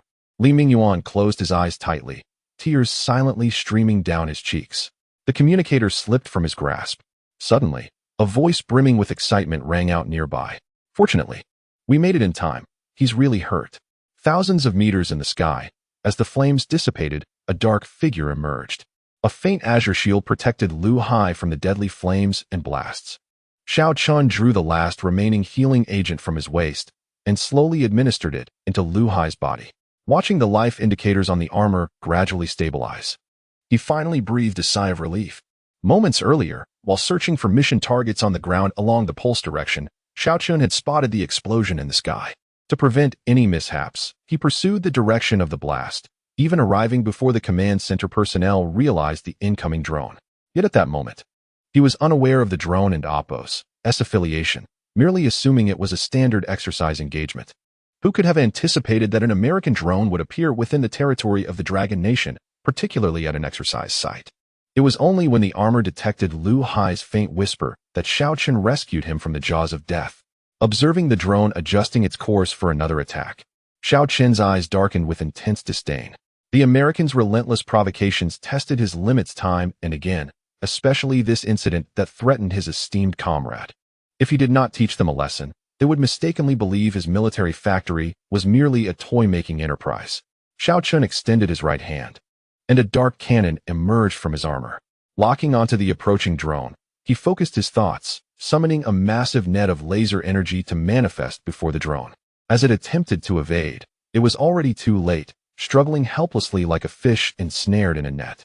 Xiao Chun swiftly pulled back, the invisible force dragging the drone closer. He seized the drone, aligning its high-definition camera with his own eyes. You think your technology is superior, huh? Initiate electronic attack. A cold snort escaped him as he activated another function of the armor. A beam of red light shot from the visor of the armor, penetrating the drone's camera. In the blue pulse vision of Xiao Chun, a vast stream of information flowed through the drone, traversing an invisible route toward the ocean. Meanwhile, in the command center of the American aircraft carrier, a group of individuals fixated on the screen displaying the stark, menacing armor. Military scientists dissected each frame of the armor's image, analyzing the advanced technology it contained. General Meyer, at the forefront, gazed with fervor at the formidable war machine before him. No one cared whether the drone would be captured by the Dragon Nation. For them, a few drones paled in comparison to the monumental presence of the mech. As the drone and Amp, Oppo's camera reached the armor and Amp, Oppo's visor, they merely saw a flash of red light. The next moment, the entire scene plunged into darkness. Instantly, all electronic devices aboard the aircraft carrier overloaded, and within 3 seconds, explosions erupted. Initially, Xiao Chun had only aimed to disable the carrier's electronic systems. No one anticipated that a crew member had been hiding in the ammunition storage, playing a game. Thus, with the overload and subsequent explosion of a small handheld gaming device, the coastal citizens of the Dragon Nation simultaneously witnessed a brilliant display of fireworks. Chapter 30. Returning you home is not a problem. Laying the unconscious Lu Hai and the motionless drone on the ground, Xiao Chun gazed upwards at the sky. The moment the military satellite of the Dragon Country focused on him, his battle armor emitted a warning. However, Xiao Chun remained unfazed, confident that no one on Blue Star could discern his identity through the armor. After all, it was merely basic combat gear, lacking the capability for space strikes. The radar had detected the military convoy, and Xiao Chun removed the signal gun from Lu Hai, playfully firing a shot into the sky, mimicking what he had seen on television. As the red signal flare descended slowly, Xiao Chun's figure vanished. Temporary summons task, countdown remaining 1 hour. Observing the dwindling world around him, Xiao Chun hastened towards the immobile target within the system. Duanmu, give up, you cannot escape. Professor Luo weakly leaned against a stone, allowing his blood to drip onto the ground. Shut up, I can get out. I will definitely escape. It's all your fault. If you hadn't rejected the Eagle's offer, how could things have escalated to this point? Beside the smoke-filled truck, Duanmu frantically kicked the deflated tires. Beneath the shattered lenses lay a contorted visage. Professor Luo observed the transformation of his once cultured disciple with sorrow in his eyes. We are citizens of the Dragon Country. The Eagle only desires to drive us away and suppress our nation. They do not value your skills. Can't you see that? Duanmu laughed maniacally. And so what? Once I reach the Eagle, I will prove my worth and show that I am no inferior to their researchers. The last glimmer of hope in Professor Luo's eyes extinguished as he shook his head in despair. Is the Eagle truly worth abandoning everything you have now? Upon hearing Professor Luo's words, Duanmu suddenly covered his face and laughed uncontrollably. Abandon? Do you really think I am one of you crude and vulgar dragon citizens? Impossible. Your background has been meticulously vetted by the military. You cannot be a foreign spy. Indeed, Duanmu of the Dragon Country is a patriot. Even when we peel away his fade, he still sings your national anthem. But what does that have to do with me, Duanmu Along? To obtain your secrets. I have lived for 3 years under this loathsome identity and spent another 5 years becoming your most trusted confidant. Initially, my goal was merely to bring you to the Eagle. However, your stubbornness proved troublesome. Fortunately, with him, I can accomplish my mission without you. No, I may even exceed expectations. Duanmu gazed obsessively at the largely crimson star 01. Observing Professor Luo rendered speechless, Duanmu Ilong wore a mocking expression. By the way, did you truly believe I had to transport it to fulfill my task? He pointed his gun at Professor Luo, looking at him as if he were already dead. Previously in the research facility, I mentioned it was a weapon. You must think its function resembles that of an amplified EMP, causing electronic devices within a certain range to malfunction, just as it does now. Duanmu Ilong's eyes sparkled with admiration as he regarded Star 01. In truth, that is merely a subsidiary attribute of its true power. However, I must concede that although you dragon citizens lack intellect, you are incredibly fortunate. Historically, you have possessed vast territories and abundant resources. We, on the other hand, are confined to barren islands. This miraculous extraterrestrial technology has fallen upon your land, and even the name you chose is intimately linked to its true purpose. Duanmu Ilong's tone brimmed with jealousy. Professor Luo widened his eyes, staring at the diminishing silver medal. Are you saying haha, indeed? Star, it is truly star. According to the Eagle's findings, its function is to attract comets as a locator. While they speculate it is merely a component of a larger machine, requiring further action after attracting the comet. This single capability is sufficient to deem it the most formidable weapon, is it not? That is impossible. If it were a comet, Blue Star would be obliterated. Professor Luo trembled as he spoke. Of course, it's not that severe. Did I not mention it as merely a part? Duanmu Yilong felt a surge of accomplishment as he observed Professor Luo's reaction.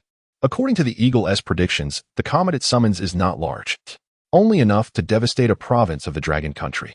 However, it can disrupt the geological structure of this continent, causing your nation to fracture, while we will possess vast fertile lands. Moreover, this land has just risen from the seabed, untouched and rich in oil and coal. Duanmu Yilong spoke with longing, as if envisioning that scene becoming a reality. Suddenly, he cried out in pain, dropping the gun from his hand. Who? He glared fiercely at the corner, clutching his hand. Two figures emerged slowly from the thicket. Your marksmanship is impressive. Had I not recognized your face, who would have thought you once received a beating for missing the target? Li Feng, holding a military knife, eyed Duanmu Yilong warily while teasing the figure behind him. Can we please move past this? You've mentioned it a dozen times on the way here. Li Yiming retorted bluntly, his gaze fixed on Duanmu Yilong's every move through the scope. The two approached Professor Luo, and as Li Feng sent Duanmu Yilong tumbling to the ground, Li Yiming finally lowered his weapon. Professor Luo, are you all right? The series of shocking events jolted Professor Luo back to reality, and he looked at the unfamiliar Li Yiming with caution. Do you know me? He was aware that his work involved classified research, often remaining in the lab, leaving even ordinary generals rarely encountering him, let alone a young private like Li Yiming. Li Yiming nodded and explained, my father's surname is Li. He often speaks of you and holds great admiration for your scientific dedication. Professor Luo pondered for a moment. Then his gaze softened as he looked at Li Yiming. Let us not reminisce. That thing is turning red rapidly. We need to urgently extract the deactivation method. None of us want to be crushed by a meteorite. Li Feng's voice chimed in. The three turned their attention to Duanmu Yilong, only to find him resignedly seated nearby. You don't actually believe I can halt a weapon of this magnitude, do you? Duanmu Yilong looked at Li Feng as though he were a fool. Let it be destroyed. Let my death bring prosperity to our small empire. One day, the world will belong to us. I have returned to my homeland. Duanmu closed his eyes and spread his arms wide. Though prosperity for your small nation is impossible, returning you home is still within my power. A strange voice resonated from atop the truck. Chapter 31. The live broadcast from the national broadcasting station Xiao Chun stood atop the truck, surveying the targets of the temporary summons mission. Although the precise purpose eluded him, he understood that the object before him held significance far beyond what the little informant had suggested.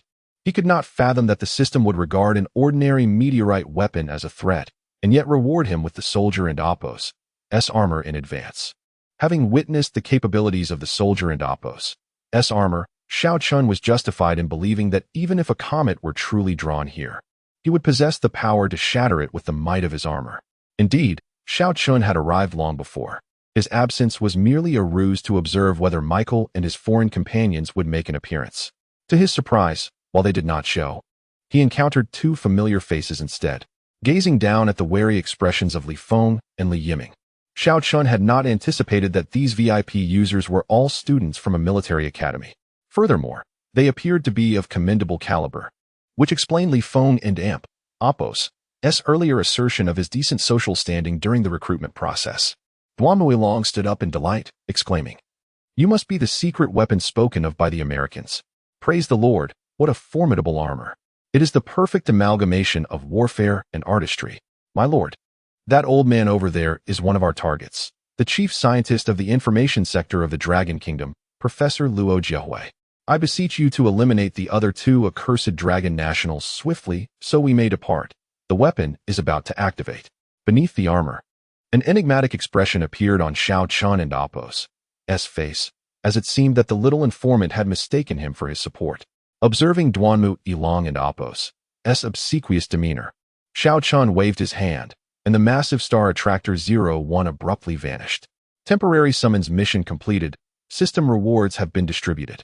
The cosmic military factory is about to undergo an upgrade, during which all functions will be temporarily disabled. Listening to the system and Apos' notification, Xiao Chun felt a mix of joy and concern. The prospect of unlocking additional features post-upgrade delighted him, bringing his entrepreneurial ambitions a step closer. However, he was troubled by the uncertainty of the duration of this upgrade, hoping it would not take as long as the previous one, for years of waiting. With the mission concluded, Xiaochen lost interest in lingering any longer. He turned his gaze towards the expectant Duan Muilong. I shall escort you home, extending his palm. A high-energy laser pierced through Duan Muilong and Apos' body amidst his bewildered expression. The intense heat instantly reduced him to a cloud of ash. Just as Professor Luo believed he too was doomed, the mysterious armor merely nodded before soaring into the sky, quickly vanishing from sight. It was only the sound of the armed helicopter descending that jolted them back to reality. 1 week after the military exercise, at the entrance of Yundian Military Academy. Hello, dear audience. I am your friend, Bing Bing. It is a great honor to engage with you all through this live broadcast. And I believe you are all aware of today's theme. A youthful and radiant beauty held her phone, streaming live. Wow. As expected of the star of the national broadcasting station, she looks even more stunning in reality. This is my wife. Please behave yourselves. It has finally begun. I am here for my soldier brother. In the live room, countless comments flowed, creating a slight pressure on Wang Bing, who was hosting her first broadcast. Despite the unexpected termination of the military exercise, the brief period had showcased the formidable combat prowess and selfless sacrifice of the new generation of future officers. The audience surely remembered the 3 individuals well, as netizens had even bestowed upon them nicknames. Wang Bing paused for a moment, her tone shifting from somber to lighthearted. Indeed. They are the ones missing the element of air, Li Yiming, the unrivaled sharpshooter, and Li Feng, the master of 1,000 hands. Behind us lies their alma mater, Yundian Military Academy. We shall soon witness the daily lives of these future stars. The grand military exercise ended on a rather anticlimactic note. And to address public curiosity while exposing the nefarious nature of the Americans, the military authorized the release of certain satellite images and data from the exercise. With the in-depth analyses provided by various online experts, the details of the military exercise became well known among netizens through commentary. The most viewed segment was undoubtedly the intense aerial combat involving Li Feng and his actions. Initially, the public expressed confusion over the loss of lives in the face of the Americans and Apos' unmanned drones, which cost significantly less than the billion-dollar fighter jets, leading to mutual destruction. However, as professional netizens presented detailed drone specifications alongside theories of American provocation, the tide of public opinion shifted dramatically, and Li Feng emerged as a national hero. Particularly impactful was the official release of his confession before losing consciousness, a testament to his love for the skies, yearning for life, and personal reflections. Coupled with the dynamic duo of Li Feng and Li Yiming, whose camaraderie and intellect shone through, they rescued a professor kidnapped by spies without shedding blood.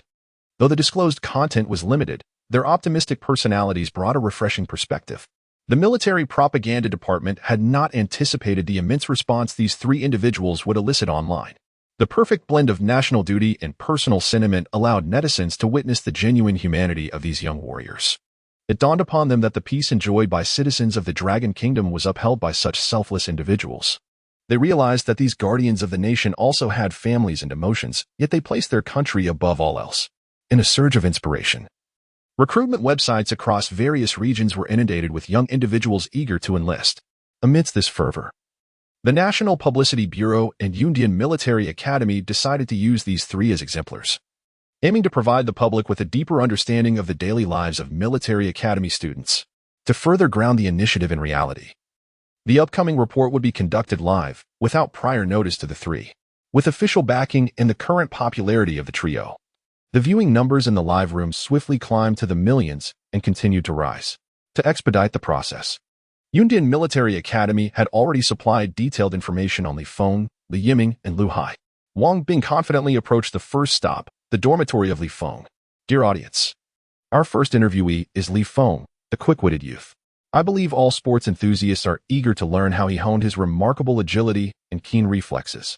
Let us take a look. Wang Bing playfully gestured for silence. Knock, knock, knock. Wang Bing and Apos' knocking echoed through the hallway, but the dormitory remained silent, leading her to feel a wave of apprehension. Little did she expect that the first stop would not go as planned. It seems we may have arrived at an inopportune moment. According to my information, Li Feng has no classes today, so he is likely out training. Let us seek out Li Yiming instead. I heard he has a shooting class today. Perhaps we might catch a glimpse of the unrivaled sharpshooter in action. Chapter 32. Training at the amusement park. Li Yiming? He took a leave today. I have never seen him at shooting practice. On the training ground, When asked about Li Yiming's whereabouts, a classmate's response startled Wang Bing. Although she quickly regained her composure, the words still resonated clearly in the live broadcast. In that moment, Wang Bing felt that accepting this assignment was a grave mistake. She never anticipated that a commendable hero would be transformed into a scene of deception. She could already envision the colossal repercussions if the topic of a military academy student skipping classes were to circulate. It seemed that not only would her career be jeopardized, but the image of Dragon Country and Appos' soldiers would also plummet. Suppressing her tears, she opened the comments section of the live stream. As expected, the comments exploded. But the content was not what she anticipated. No wonder he is the unparalleled sharpshooter. Seeing him like this makes me feel at ease. Who says geniuses must toil? Li Yiming shows that true genius never struggles. Mom no longer needs to worry about my studies because I'm just not cut out for it. The greatest display of Versailles in the shooting world. Li Yiming never attends shooting practice. Seeing the viewers' expressions of envy and understanding, Wang Bing felt a sense of relief. It appeared her job was temporarily secure. However, after 2 failed attempts that had already consumed considerable time, she decisively set off to find Lu Hai. This time, to avert a 3rd disappointment, she had the security office at Yundian Military Academy confirm Lu Hai and Appos' whereabouts in advance. Upon arriving at the dormitory, she spotted Lu Hai in casual attire. Just as she was about to approach, she noticed 2 other interviewees, Li Feng and Li Yiming, emerging from a corner. The 3, backpacks slung over their shoulders, were laughing and chatting as they made their way out.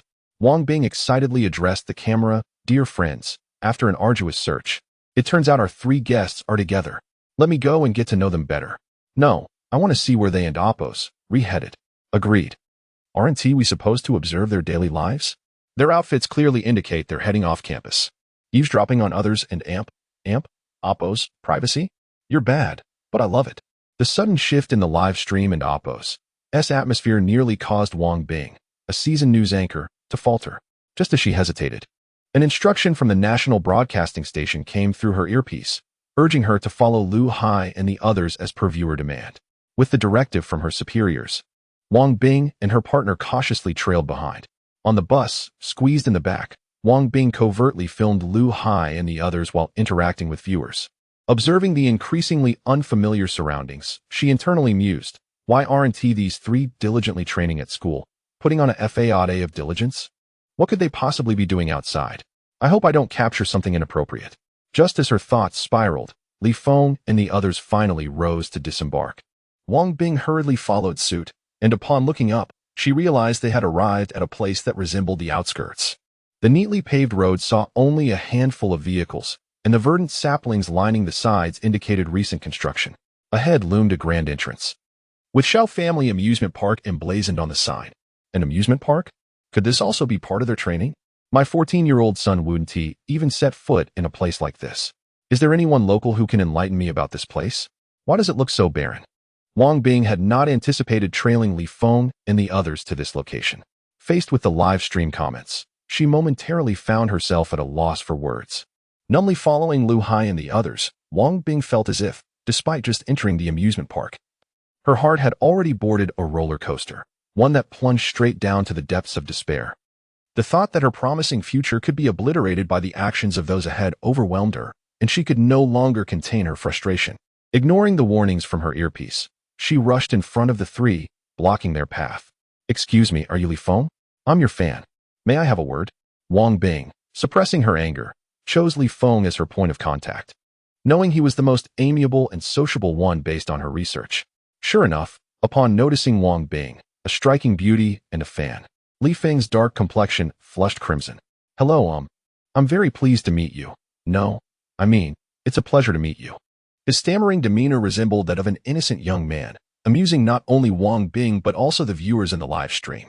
Wang Bing's irritation diminished significantly, and she managed a smile as she inquired, "Where are you all headed? Why aren't you training at school?" Upon hearing her question, Li Feng instantly perked up, his speech no longer stuttering. "Since you're my fan, you must be an enthusiast of military affairs, right?" Following Li Feng's lead, Wang Bing nodded. "Then you're in for a treat, especially since you're so beautiful. You might consider working here." Wang Bing found his remark rather peculiar. Goodness, even our technicians don't speak so bluntly. "Upstairs, you've been exposed." Wang Bing was taken aback to discover that Li Feng, with his thick brows and bright eyes, also enjoyed such places. Does anyone know the address? I need to personally persuade him to change his ways. Oh, let us stick to discussing your training. Wang Bing covertly glanced at the comments section, eager to steer the conversation away from her live stream being shut down. I'll let you in on a secret. We came here to train. Training here is far more beneficial than at the military academy. Li Feng spoke in a conspiratorial tone, while the other two nodded in agreement. Is this the difference between me and a genius? I want to try it. Don't even think about it. I just told my mom I'm going to the amusement park to study, and she slapped me twice for even suggesting it. Are you kidding? What can you possibly train for at an amusement park? Are you practicing combat? Li Yiming is training design, and Lu Hai is learning to fly planes here? Wang Bing's displeasure was evident. She felt Li Feng was mocking her. How do you know? Li Feng looked at her in astonishment, as if his secret had been exposed. Just as her anger was subsiding, Wang Bing's blood pressure spiked. Why do you speak so carelessly?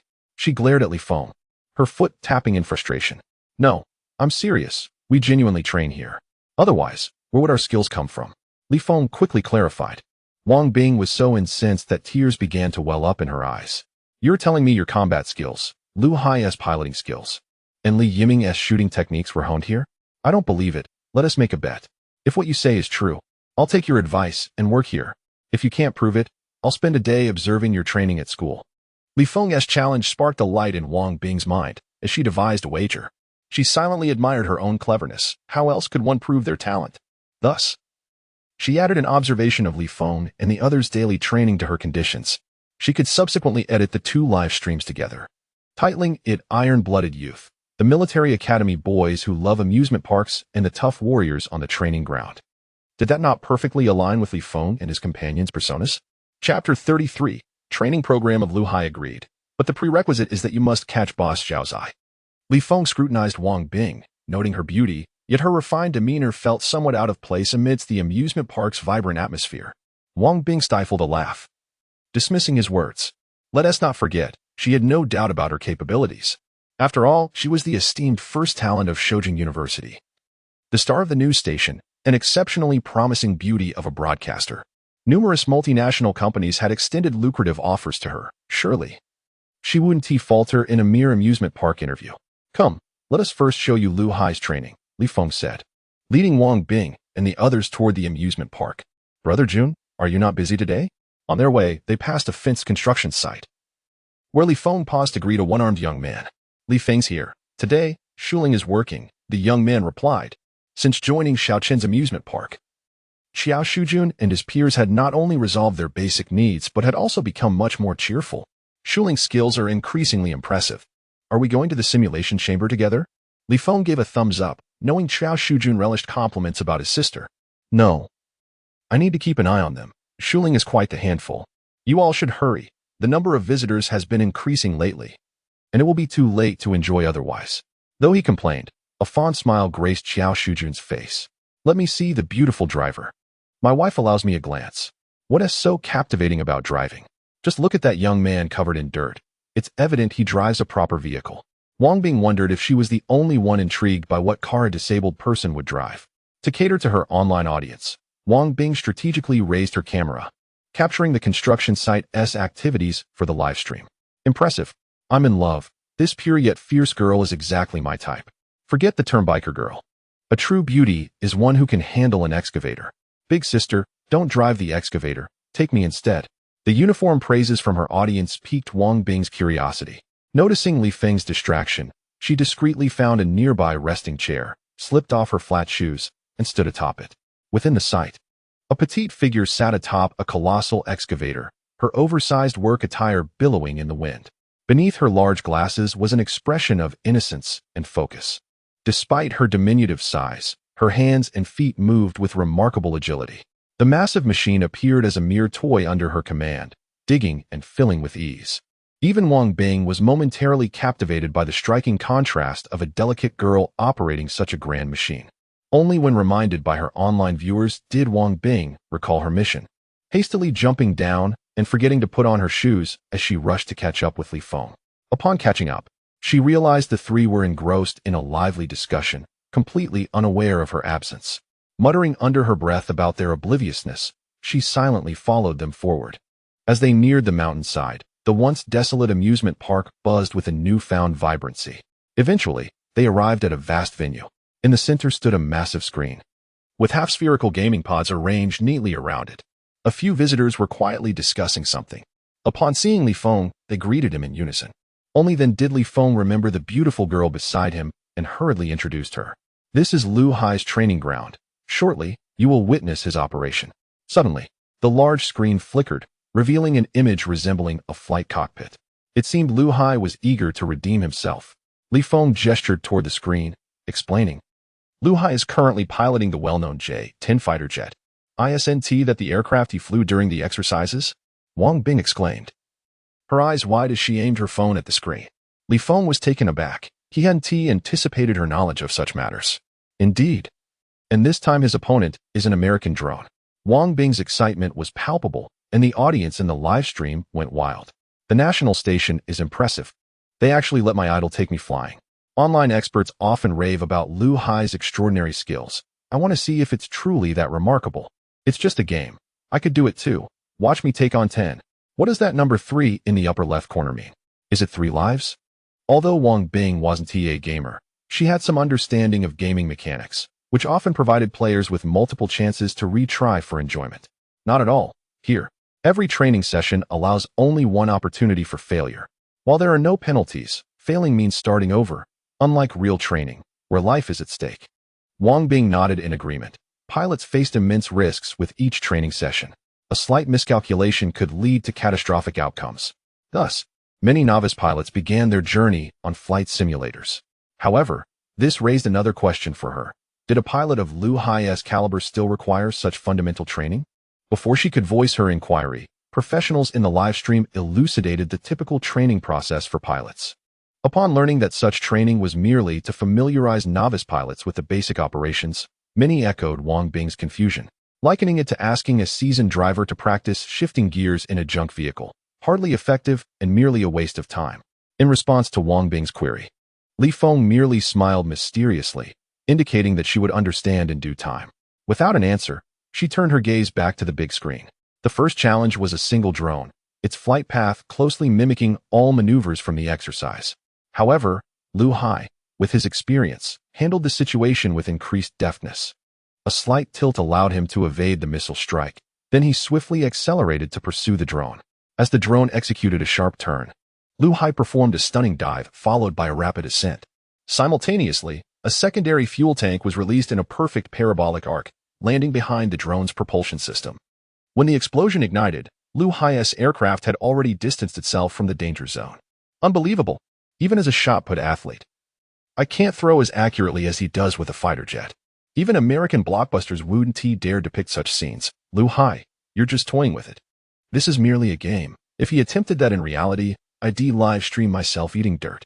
Wang Bing, equally astonished, held documents detailing the prior battle. Noting that Lu Hai's maneuvers back then were not as polished as they were now. Seeing disparagement against her idol, she couldn't help but interject. Lu Hai indeed downed an American drone using a fuel tank, but he was severely injured himself. Many experts have analyzed it. You all should take a look. Just as Wang Bing explained to the camera, the large screen displayed yet another transformation. 2 drones appeared simultaneously, and in an instant, they activated their maximum speed, entering a supersonic cruise state. Chapter 34. The direction of the 6th-generation fighter jet in a well-equipped laboratory. A young man clad in a white lab coat sat before a computer, murmuring under his breath. Shadu, are you still playing on your phone? Has the layout diagram for the 6th-generation fighter jet been completed? An elderly man, also in a white lab coat, sighed as he observed the scene. The young man hastily placed his phone face down on the table. Professor Zhou, it's done. I'll send it to you right away. The elder waved his hand dismissively. Continue your work. We have been developing the 6th-generation fighter jet for a decade, and we have dozens of design drafts. It's all trial and error, so there's no need to stress. It's understandable for a young person to take a break now and then. Feeling somewhat embarrassed? The young man picked up his phone and hesitated before approaching Professor Zhou. I'm not being lazy. I'm studying the pilot's flying habits. Without looking up, the elder replied, what is there to study? If you wish to understand, just file a report and invite an ace pilot to share his experiences. The young man shook his head. It and Oppos, different, Professor. I doubt any ace pilot can fly like him, giving the sensation of racing. Oh, racing? Professor Zhou looked up curiously, intrigued to hear such a description of a pilot, especially from his usually meticulous disciple. He put on his glasses and squinted at the phone screen. There. He recognized the cockpit of the J-10 fighter jet.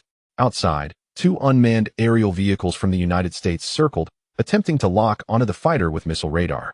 Despite the pilot and Oppo's evasive maneuvers, Professor Zhou could tell that defeat was imminent. Indeed, due to a slight miscalculation in timing, the fighter and Oppo's evasion came a fraction too late. A missile launched rapidly from the drone's firing platform, and the game over message appeared on the screen. This pilot has good awareness, but unfortunately, without weaponry. Our fifth-generation fighter jet still falls short against the American drones. This is precisely why our nation must develop a sixth-generation fighter. Professor Zhou instructed his disciple before removing his glasses to continue his research. I once thought that Lu Hai could perform miracles, but it seems that even the most skilled pilots cannot surpass advanced technology. Du Ming felt somewhat disheartened. He believed Lu Hai and Oppo's flying skills were exceptional, yet still insufficient against the two American drones. How many pilots in the entire Dragon Nation could match Lu Hai's level? He found himself engulfed in confusion about his own efforts. That may not be the case. If Lu Hai were piloting a sixth-generation fighter or one comparable to the American drones, those drones would scarcely stand a chance. Sensing his disciple and Oppo's disappointment, Professor Zhou offered timely encouragement.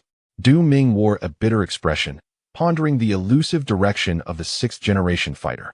Even the United States could only manage a fifth-and-a-half generation, and they too had lost their way, focusing on unmanned aerial vehicle research. At an amusement park, Wang Bing lamented as she watched the replay of a destruction scene on the big screen. The live chat was filled with snarky comments. Impressive, ISN and Oppo's. Tiet? He can only bully a mindless machine one-on-one, but two drones? That and Oppo's. That's a different story. The Americans have an entire fleet of drones. See, I told you he was just lucky. Who knows if he could even escape the military exercise next time? As Wang Bing observed the escalating verbal assaults on Lu Hai in the comments section, she pondered how to respond. What type of aircraft is this? I've never seen it before. A comment popped up, plunging the entire live chat into a brief silence. So cool. Do such fighter jets really exist in this world? Which country does this jet belong to? It's absolutely magnificent. I want all the information about it. If there is a model, I'd pay handsomely for it. Screenshot taken. My goal for the college entrance exam is to become a mechanic for this fighter jet, even if I can't be a pilot. Forget the college entrance exam. I can be its photographer. I can be a backdrop. Wang Bing instinctively turned her gaze to the big screen, where an unfamiliar aircraft came into view. Its graceful lines and menacing weaponry exuded an indescribable aesthetic of violence. In the laboratory, Professor Zhou stared at the image on his phone, his hands trembling as he took a screenshot. This design. He gently tapped the screen, as if he could physically touch the aircraft. Suddenly, an idea struck him, and he exclaimed excitedly, Xiaodu, quickly bring out the designs for aircraft numbers 13, 25, 87, and 101. Hurry. Moments later, several large design blueprints were spread across the table. Professor Zhou examined each one, comparing them fervently. With a decisive heart, he took scissors and cut the blueprints he had painstakingly created into pieces. He extracted elements from each sheet, piecing together the silhouette of an oddly shaped aircraft, reminiscent of the one he had just seen. Leaning over the table, he used the image on his phone as a reference while calculating various parameters on the assembled blueprints. Yes, this is it. We have a direction. The sixth-generation fighter has a direction. Du Ming looked on in confusion, unable to comprehend why a mere image from a game could stir such excitement in a distinguished professor from an aviation design institute. Professor Zhou, too engrossed to explain, hurried to an isolated office, his expression grave as he picked up a red telephone on the desk. Report, Chief. I have critical information to convey. I have discovered a suspected real model of the sixth-generation fighter. I request the implementation of a Level 1 confidentiality protocol. Wang Bing watched the screen intently. The newly revealed cockpit featured numerous unfamiliar instruments. The numbers in the upper left corner changed from 3 to 30. Observant viewers in the live chat also noted this detail. Has he become addicted to being outnumbered? 30 aircraft, and he is done for in an instant. What a bore. Being defeated while playing a game? I'm unfollowing. Just as the barrage of comments continued, 5 drones encircled the scene, poised to strike. The missiles on their launchers were primed for action. Seeing the white smoke billowing from the drones and Oppo's missile launchers. Wang Bing shook her head in resignation, knowing that Lu Hai and Appo's heroic image would soon plummet from the sky like the aircraft on screen. Has he evaded? To everyone in Appo's surprise, the cockpit merely tilted upward. As the view blurred and then refocused, the aircraft was suddenly outside the encirclement. Lu Hai then moved like a phantom assassin, without firing a single shot, relying only on the afterburner to take down each drone one by one. As the flight visuals danced on screen, Wang Bing and the online viewers experienced a peculiar sensation.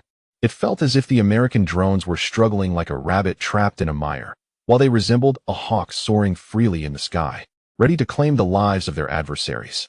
"He is too fast," Wang Bing exclaimed, her excitement palpable. Before she could finish her thought, the live stream abruptly cut off, and the phone's signal dropped to zero. Just then, a series of thunderous roars erupted from the sky. Wang Bing's heart raced as she looked up, spotting 5 armed helicopters hovering in the air outside the exhibition hall. More than a dozen heavily armed Special Forces soldiers are rapidly descending from a helicopter along a rope ladder. Simultaneously, bewildered netizens across the nation are questioning the abrupt closure of the live stream, whether at their workplaces or in the comfort of their homes, as persistent knocking resonates at their doors. "Hello, is anyone home? We are here to check the water meter." Chapter 35. Conditions for system upgrade. Beside the real-life CS gaming venue at the Hillside Amusement Park, the first wave of visitors had already commenced their games. Xiao Chen sat vacantly in the makeshift office, his eyes glazed as he stared at the computer screen before him. The display featured a document entitled Cost of Popularity Enhancement, with one particular item, free admission, highlighted in red. Just yesterday, Xiao Chen's military system finally exhibited some changes. A new section for upgrade conditions had appeared on the panel. Upon seeing the requirement of 50,000 visitors, Xiao Chen felt as though the world had dimmed around him. The amusement park had been operational for 3 months, yet the total number of visitors barely exceeded 10,000, a feat only made possible by the assistance of Lu Ainan. Now that Lu Ainan was injured and needed to recuperate, the daily influx had dwindled to just over 100. At this rate, reaching the requisite 50,000 visitors seemed an insurmountable task.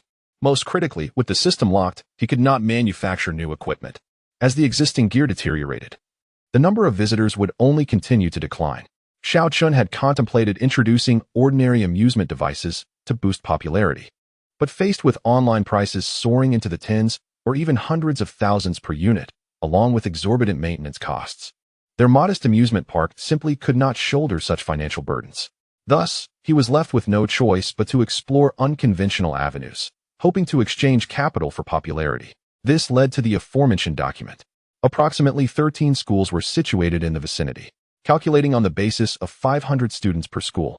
That amounted to 6,500 potential visitors. If the cost of chartering a bus for a round trip for one school was about 1,000 yuan, the park could only accommodate 1 school per day, translating to a weekly capacity of 2 schools or 1,000 visitors at a cost of 2,000 yuan. Scribbling on paper, Xiao Chen calculated that to accumulate 50,000 visitors would take at least 40 weeks, with transportation costs alone amounting to 80,000 yuan, not including weekend operational losses or other expenses. Almost a year, he sighed deeply, just as the amusement park began to show promise. It found itself mired in crisis once more. As he pondered how to explain the predicament to his father, the sound of propellers roaring overhead pierced the air. Before he could react, the door beside him was abruptly kicked open. 2 fully armed Special Forces soldiers stormed in. When Xiao Chen was escorted to the Virtual Driving Experience Center, he found it surrounded by a contingent of special soldiers, with guards stationed every few steps. One might mistake the venue for a military stronghold. Inside the Experience Center, a group of elderly individuals sat huddled around a large screen, meticulously documenting something. Beside them, a virtual cockpit had been violently disassembled. A bespectacled young man was engrossed in tinkering with a laptop. "What are you doing? Do you realize this is illegal?" Xiao Chen exclaimed, alarmed at the sight of the scattered debris. The system's unlocking felt like a distant dream. Each piece of equipment was invaluable. Losing even one rendered the possibility of repair non-existent. These individuals had recklessly damaged his machines without so much as a word, and worse still, they hadn't purchased any tickets. Wang Bing hurried over. After the live stream had paused, she received a notification from her superiors. Though the reasons were not explicitly stated, the astute Wang Bing quickly surmised that it was related to the aircraft piloted earlier by Lu Hai. when a group of elderly men was escorted in by the military. Wang Bing, though somewhat prepared, was still taken aback by the spectacle. Leading the group was Professor Zhou Jie, a luminary in aerospace design, followed closely by Professor Luo Jiehui, an information technology expert. The others, though unfamiliar, were evidently distinguished figures in the fields of aerospace and military technology, as indicated by their research attire. Wang Bing recognized that such high-caliber talents were usually under stringent protection by the state. She never expected them all to converge upon this obscure amusement park. "Hello. You must be the owner here. I apologize for the disturbance," the beautiful woman said. Xiao Chun felt a flicker of recognition, but knew that charm could not sway his business acumen, for he was a man of principle. "Who are you, and what are you doing here?" Xiao Chun inquired, his tone softened not by the woman's beauty, but out of courtesy. Wang Bing produced her press credentials and introduced herself. "I am Wang Bing, a reporter from the National Broadcasting Network. They are individuals from the military and the Academy of Military Sciences, here to investigate certain matters." Due to her lack of clarity on specifics, she could only provide a vague explanation. Xiao Chun felt a chill run down his spine. His immediate thought was whether they had discovered his activities during the military exercises. Surely, exposing a spy wound and Oppos to lead to severe repercussions, would it? He quickly realized that should they truly uncover his identity, the consequences would entail far more than just the individuals before him. With a sense of trepidation, he activated the concealment mode for the battle armor stored in his warehouse. A smile crept onto his face as he welcomed them. "Welcome. How may I assist you?" Just as Xiao Chun was about to delve deeper into their intentions, a crackling sound of electrical discharge interrupted him. He turned to see the bespectacled man flailing about, having inadvertently caused a malfunction. Xiao Chun rushed forward and unplugged the device. Looking at Wang Bing, he pointed at the smoking individual and reproached, "Is this one of yours? If he doesn't and Oppos, T understand, he shouldn't T-metal. Our equipment is equipped with anti-tampering protocols. If it sustains any damage, who will take responsibility?" The young man, known as Ji Wang, stood up, trembling as he attempted to smooth down his disheveled hair. Fixing a dangerous glare on Xiao Chun, he retorted, "Are you implying that my skills are lacking?" Xiao Chun assessed the man's disheveled appearance. Amidst a sea of military uniforms, he alone was dressed casually, likely a researcher riding on the coattails of his position. Such individuals, lacking competence yet flaunting their status, were the ones Xiao Chun held in the lowest regard. Particularly after his reckless actions had rendered one of his machines irreparably damaged, Xiao Chun's tone turned sharp. "What? Is that not the case? If your skills were adequate, would you have been shocked by our amusement park's equipment? With your abilities, it would be prudent to seek employment elsewhere, lest you impede others on the battlefield." Ji Wang and Oppos' eyes widened in disbelief. How could a mere boy dare question his capabilities as a captain of one of the elite teams? The thought of such humiliation being leaked was unbearable. "I refuse to believe that I cannot crack this so-called Oppos, inferior Oppos, machine today. Allow me to dismantle another unit. If I fail, you can have the last word." Xiao Chun and Oppos' irritation grew as he watched Ji Wang's brazen demeanor.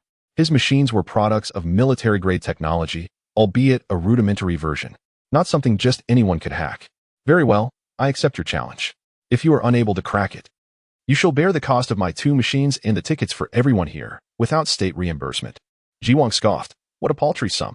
If the state bears the cost, I would be your grandson. And if you lose, you must fulfill one of my requests." Under Xiao Chun's bemused gaze, Ji Wang swiftly procured another machine and connected it to a new laptop, ready to commence his challenge. Chapter 36. The temptation of theft. Amidst the bet under the exhilarating pressure of the wager, Ji Wang approached each keystroke with an unusual caution. Xiao Chun stood behind him, scrutinizing every move. Although he lacked a technical background, his understanding of the underlying maintenance of machines had been nurtured by the system and Oppos' teachings. It was evident that the man before him was intent on acquiring the driving data housed within the machine. As firewall after firewall was breached, beads of sweat began to form on Ji Wang and Oppos' forehead, with each pause growing increasingly prolonged. Just as he cracked yet another firewall, the gateway to the database became faintly visible. Wiping the sweat from his brow, Ji Wang shot a defiant glance at Xiao Chun and, filled with excitement, immersed himself in his hacking endeavor. He remained oblivious to Xiao Chun shaking his head and silently stepping back to the outlet. Half an hour later, as the final firewall was dismantled, Before Ji Wang could display a triumphant grin, a surge of electricity instantly obliterated the computer before him. It was only due to Xiao Chen's quick reflexes in unplugging the power that Ji Wang was spared a second electric shock. Why? Ji Wang cradled his head. Confusion etched on his face. Without a word, Xiao Chen retrieved his smartphone calculator. 2 machines, each worth $1 million, with so many individuals. And a ticket price of 200, let us assume 100 attendees. A total of 2,020,000. Xiao Chen regarded Ji Wang as though he were a deity of wealth, realizing that the system's upgrade could be significantly expedited. 2 million? You're robbing me. Ji Wang gasped. His mouth agape. Even as the commander of one of the 4 elite special forces, his annual salary and bonuses barely totaled 200,000. Given that the state provided for his food and lodging, his savings had only reached 200,000, still falling short by 20,000. Clearly marked prices. Are you planning to renege? Xiao Chen observed Ji Wang with amusement. Through the recent actions, Xiao Chen discerned that Ji Wang possessed genuine skills. Otherwise, he could not have triggered the most fundamental anti-hacking mechanisms, had it not been for the inherent differences in their technical abilities. It might well have been that this man would have succeeded in his hacking attempt. Ji Wang snorted. Who would renege? Hand over the bank card. Taking the card Xiao Chen offered, he produced another computer from seemingly nowhere and began operating swiftly. 10 minutes later, a notification pinged on Xiao Chen's phone confirming the funds had arrived. With a wave of his hand, he declared, now that the payment is made. These heaps of scrap metal, take them with you when you leave. He then hummed a tune as he strolled towards Wang Bing. Ji Wang watched Xiao Chen cozying up to Wang Bing with a cold smirk. Glancing at the untouched balance on his phone, he thought, I could easily steal it. Yet you offer me this heap of junk to clear out. He mused that he would only use money from foreign criminal organizations, hoping Xiao Chen wouldn't venture abroad. Unbeknownst to Xiao Chen, his path of escape had already been obstructed by Ji Wang. Of course, even if he had known, it mattered little. He had no intention of leaving the country, for no land could rival the comfort and security of Long Country. After exchanging a few words, a venerable elderly man approached them. Old Zhou, Wang Bing greeted respectfully. She then introduced him to Xiao Chen. This is Professor Zhou Jia, an aerospace expert from the Military Science Academy. Xiao Chen inhaled deeply, calming his astonishment. Greetings, sir. Such a significant endeavor surely cannot be solely for these few machines. Is there anything I can assist you with? Without beating around the bush, he directly inquired. Professor Zhou did not respond, but instead posed a question to Xiao Chen. Young man, since you are the proprietor here, you must know the origins of these machines. Could you facilitate an introduction to their manufacturers? I invented them myself. Xiao Chen replied with composure. He had anticipated this question, knowing that as he unveiled more advanced technologies, it was only a matter of time before he attracted attention from others, including the state. Thus, he had chosen to disguise himself as a civilian scientist. After all, it was perfectly normal for a university student to have such an inclination. At his words, Professor Zhou was taken aback. You invented them? But the system contains various data parameters, including classified technology from Eagle Nation. Where did you acquire this information? Xiao Chen smiled and casually replied, online. Are these things really so hard to find? Behind him, Ji Wang stumbled, casting an indignant glare at Xiao Chen. Brother, if these things could be found online, what purpose would our special forces serve? Professor Zhou disregarded Ji Wang's inner turmoil, his expression growing serious as he grasped Xiao Chen's arm. Boss, I realize my request may be excessive, but could you possibly share some of the data from your gaming pod with us? Data? What use would the gaming data you seek serve you? Xiao Chen questioned, perplexed. To him, the simulation pod and Oppo's primary purpose was to enhance driving skills. Merely obtaining the data seemed futile compared to utilizing his equipment directly. However, the thought of potentially receiving military contracts ignited his entrepreneurial spirit. The old man produced a patched-together blueprint and earnestly stated, actually, we don't need all the data. We merely seek the complete information and parameters of this aircraft. Xiao Chen glanced at the peculiar aircraft on the blueprint, feeling a sense of familiarity, yet unable to place it. Noticing Xiao Chen's confusion, Professor Zhou retrieved a phone and displayed a screenshot for him. Oh, this aircraft, Xiao Chen exclaimed as recognition dawned upon him. It was a model he had unlocked before a military exercise. Its high unlock threshold combined with its striking design had left an impression. Of course, no problem, he smiled. As a citizen of Long Country, contributing to the nation is only natural. A strong country ensures a prosperous business for me. He then snatched the computer from Ji Wang, connecting it to the machine with a port. Observing the distinctly visible data interface on the shell's base, Ji Wang's face colored with embarrassment. With only a few deft movements, Xiao Chen handed the laptop to Professor Zhou. All the data you require is right here. If you wish, you can even take a simulation pod back with you. He then glanced at Lu Hai beside them, resolutely stating, if you're interested, you may allow the pilots to come here and engage with it. My cockpit has a special effect on pilots. Professor Zhou clutched the laptop tightly, exclaiming, you and Oppos, remarketing this. However, pilots are not under my purview. But I will certainly recommend you. Ji Wang's expression was peculiar. He hadn't expected Xiao Chen's pitch to reach the chief of the Military Science Academy. Yet, this fortunate fellow had indeed struck gold, although Professor Zhou could not directly assist with pilots. His esteemed position in aircraft design meant that a recommendation from him could very well elevate Xiao Chen and Oppos' setup to a regular training facility for the Air Force. Reflecting on the recent technical humiliation he had endured, Ji Wang felt a surge of indignation. No, I must show you what the elite forces are truly capable of. Chapter 37. Is it not sufficient to endure a moment of pain and then sleep it off? With the parameters acquired, the primary objective of Professor Zhou and his team had been fulfilled. After placing the laptop into a designated secure box, Professor Zhou patted Xiao Chen on the shoulder, expressing his sentiments. It is a pity this is merely a game. Were you able to construct a real fighter jet? The chief professor of the Dragon Kingdom would gladly appoint you. Xiao Chen, his expression inscrutable, jested, that day will come. Upon opening the system panel, he found all manufacturing blueprints shrouded in gray, yet he managed to locate the blueprint for the fighter jet. 6th generation half-aerospace fighter jet, Dragon's Breath. Popularity unlock, 100. 000 manufacturing cost, 10 million. Auxiliary materials, unlocked. However, even if I could manufacture it, I could not afford it, Xiao Chen added. Asking him to spend such a fortune to create a fighter jet, was he rich enough to want to experience prison life? Haha, should such an opportunity arise. The state would reimburse you entirely, Professor Zhou remarked, treating it as a mere jest. Before closing the system page, Xiao Chen glanced at the system and Oppos' popularity count. What the heck? He exclaimed, his outburst instantly attracting the attention of everyone present. Realizing his lapse in composure, Xiao Chen sheepishly smiled and hurried outside to reopen the system panel. Host, Xiao Chen status, upgrade completion indicator 25, 36750, 000, accumulated popularity, 25. 367, 2-star researcher 210, 000 popularity hour, 1-star researcher 153, 000 popularity hour, available funds, 350, 000 unlocked technologies, slightly, in such a short time.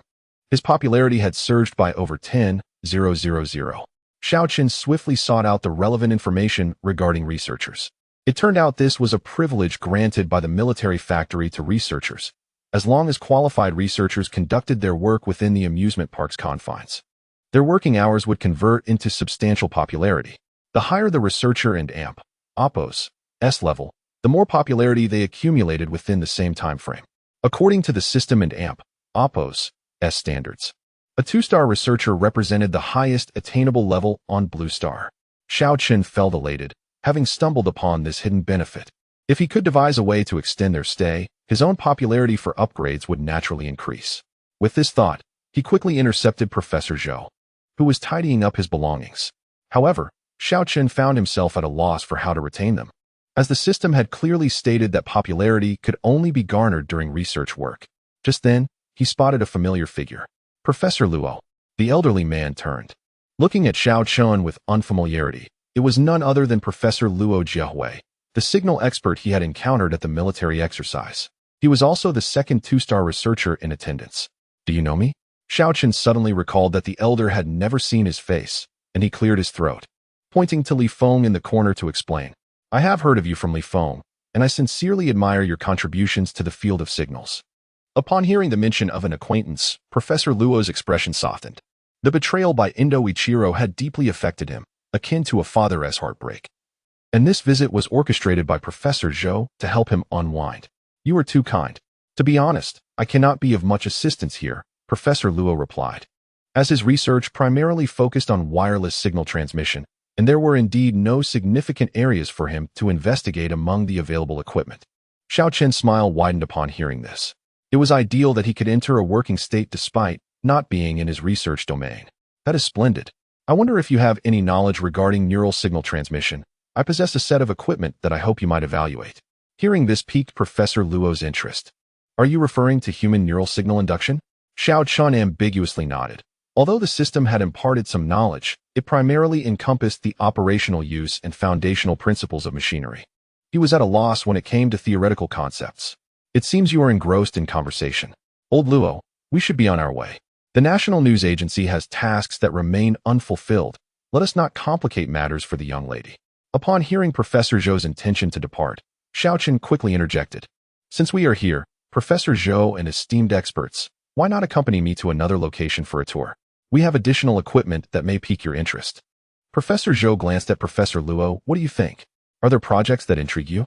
Professor Luo surveyed Xiao Chen with uncertainty. This young man claims to have equipment related to neural signal induction. I wish to see how far they have progressed. Professor Zhou regarded Xiao Chen with astonishment.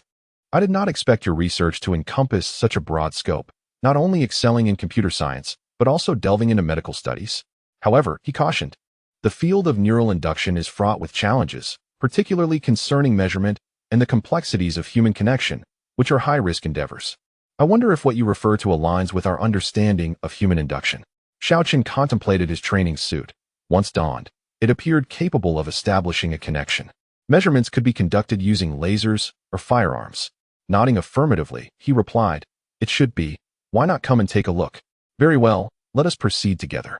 It will also enable the young lady to commence her live broadcast, allowing us to disseminate knowledge to the audience nationwide. It was then that Xiao Chen realized Wang Bing was indeed the reporter from the National News Agency they had referenced. With Professor Zhou's endorsement, Wang Bing could finally resume her live broadcasting duties. As the live stream commenced, a wave of viewers flooded in. Strangely, however, the comment section remained unusually tranquil. Wang Bing, unaware of the viewers and Oppo's newfound caution, continued, as they realized that the authorities could indeed trace anyone through their online presence. Dear friends in the live chat, we recently encountered some technical difficulties. We apologize for the wait. Let us continue with today and Oppo's broadcast. No worries, we all understand. Long live our beloved country. May it prosper and flourish. I just witnessed the training content of Lu Hai. I believe everyone is eager to see the training scenes of the other two.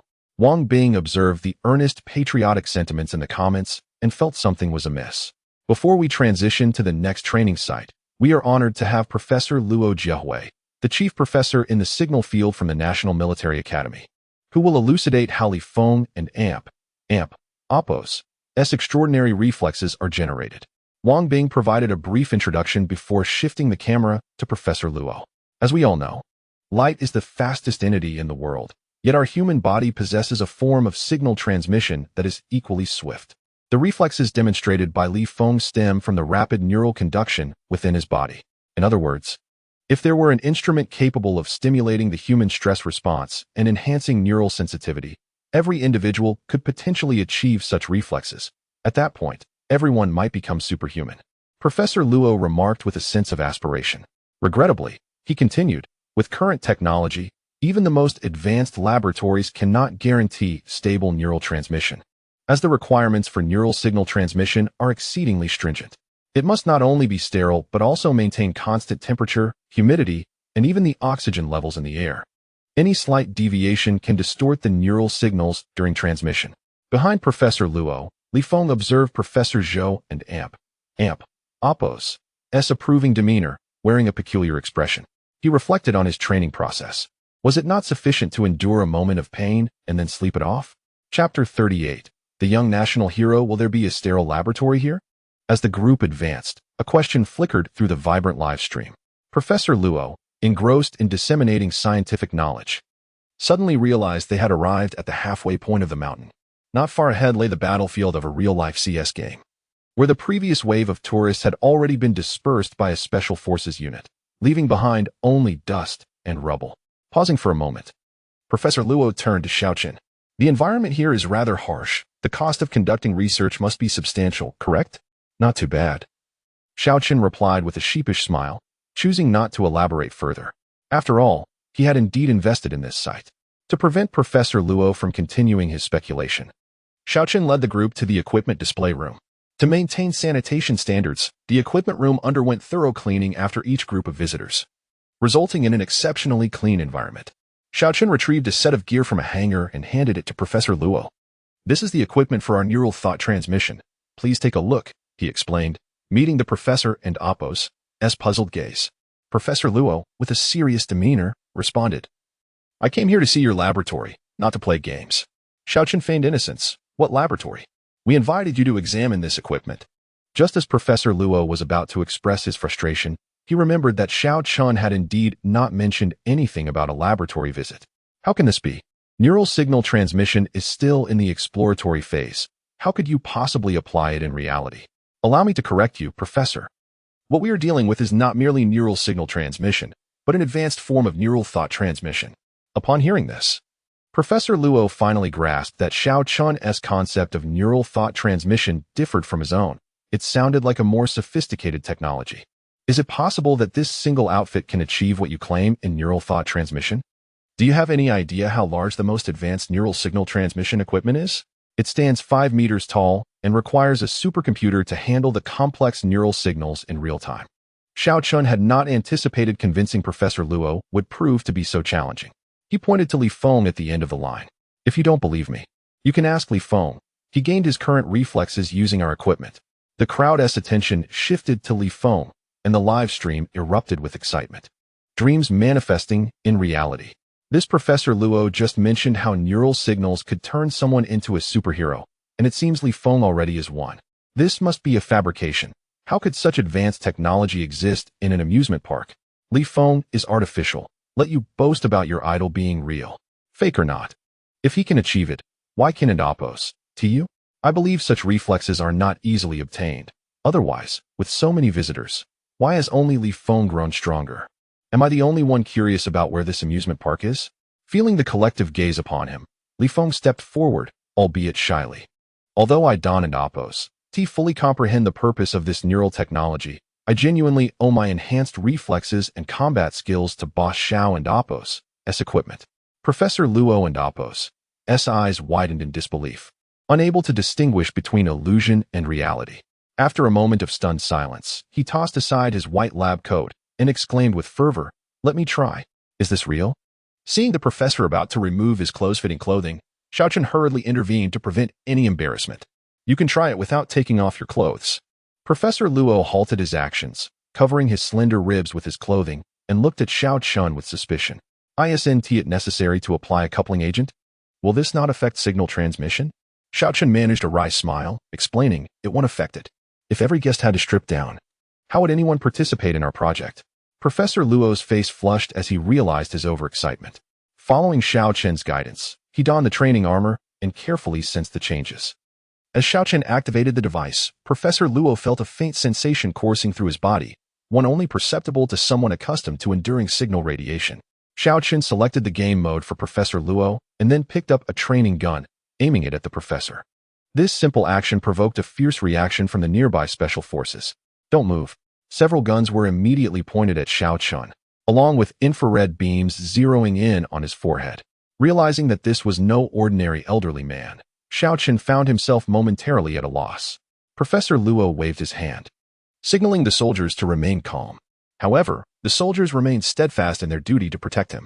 Fortunately, Wang Bing promptly intervened, cautiously taking the training gun from Xiao and handing it to a nearby soldier. After a thorough inspection confirming its safety, the soldier returned the gun to Xiao with a salute. With an apologetic smile, Professor Luo said, "I'm sorry, they are just a bit tense. Let us continue." Wiping the cold sweat from his brow, Xiao felt a wave of relief. Had anything gone awry, he would have had no chance to even lament. Regaining his composure, Xiao aimed the gun at Professor Luo's arm. Glancing at the commander beside him and seeing no negative response, he spoke, "Professor Luo, I'm about to begin." As he pulled the trigger, Professor Luo's arm jolted. The sound, indistinguishable from a real gunshot, caused the special forces to encircle Professor Luo and the others immediately. "Everyone back away." With frustration lacing his voice, Professor Luo insisted, "You're all in the way." As the soldiers retreated, Their expressions were filled with excitement as they watched Xiaochen. Is this simulating pain? Do it again. Xiaochen aimed at the other arm and fired once more. Professor Luo closed his eyes, fully savoring the experience. When he opened them again, he looked at Xiaochen as though he were gazing at a rare treasure. He lunged forward, snatching the gun from Xiaochen's hands and laboriously firing several shots around his own body, though merely in game mode. The sensation of being shot still elicited a faint sting. Yet, Professor Luo did not mind. Tears of excitement welled in his eyes. Yes, this is it. Stimulating pain through neural signals is indeed one of the applications of neural signal transmission. Suddenly, Professor Luo realized something and shouted at Wang Bing, who was filming. Shut down the live stream and enforce confidentiality protocols. At his command, the live streaming equipment in Wang Bing's hands was swiftly seized by the special forces and turned off. Viewers had no time to react as the screen went black once more. A knock echoed from the door. Hello, could you please open the door? We're here to check the water meter. A shared thought surged through the minds of numerous viewers. Here we go again. Witnessing Professor Luo's reaction, Professor Zhou and other researchers exchanged incredulous glances. This indicated that not only was his technology genuine, but it had also ascended to a level of importance comparable to that of sixth-generation aircraft. The way they looked at Xiaochen transformed. It was no longer merely friendly but now infused with awe and respect. Wang Bing stared at Xiaochen's handsome face, her heart fluttering. And four words surfaced in her mind. The young national hero. Chapter 39. A fair duel after all present had signed a confidentiality agreement. Professor Luo approached Xiaochen with a solemn expression. Xiaochen, please tell me honestly, did you develop this equipment alone or in collaboration with other organizations? Of course, it was all my doing, Xiaochen replied readily, secretly adding in his heart, the system doesn't count as a person. A genius, you truly are a genius. Professor Luo exclaimed, unable to suppress his admiration despite his earlier suspicions. However, this only simulates pain nerve signals. True nerve signal transmission technology involves the complete simulation of all sensations, not to mention the application of more advanced techniques. Professor Luo offered this as a kind reminder, wishing to ensure that Xiaochen's brilliance did not lead to misplaced pride. This device indeed only simulates pain signals, Xiaochen acknowledged, aware that it was merely rudimentary training equipment and could not encompass anything too sophisticated. But this is just nerve signal transmission. I have yet to demonstrate the transmission of neural thoughts. With a smile, Xiaochen continued to explain. You mean that this ISN and AMP, OPPOS, even the full extent of your suit and AMP, OPPOS, as capabilities? Professor Luo could no longer contain himself, his voice rising in excitement. Certainly, if it were merely a simulation of pain, while distinctive, it would be rather ordinary. In this day and age, with the fierce competition in the gaming industry, one must offer something truly engaging to stand out. Xiaochen's seriousness was evident. He had conducted extensive market research for his amusement park project. Activate all auxiliary modes. Xiaochen commanded, and Professor Luo felt an unexpected lightness, as if something were lifting him. He instinctively moved closer to Xiaochen, and as the thought of taking a step formed in his mind, he found himself right beside him in an instant. If a normal human body is controlled by the brain directing the muscles, then Professor Luo was now experiencing direct brain control over his body, with his movements exhibiting a speed that far exceeded his previous agility. Most astonishingly, his aging body felt no burden whatsoever. Remarkable. Is this the higher application of nerve conduction? Professor Luo, heedless of the astonished gazes from those around him, executed a backflip and then leaped onto the rooftop, engaging in parkour. When he returned, he was already drenched in sweat. This feels youthful. I believe this is no mere application of neural thought transmission technology. It integrates various fields such as individual armor and biotechnology, surpassing our current technological standards. Hearing such commendation from Professor Luo, who was renowned alongside his mentor, Du-Ming could not help but interject.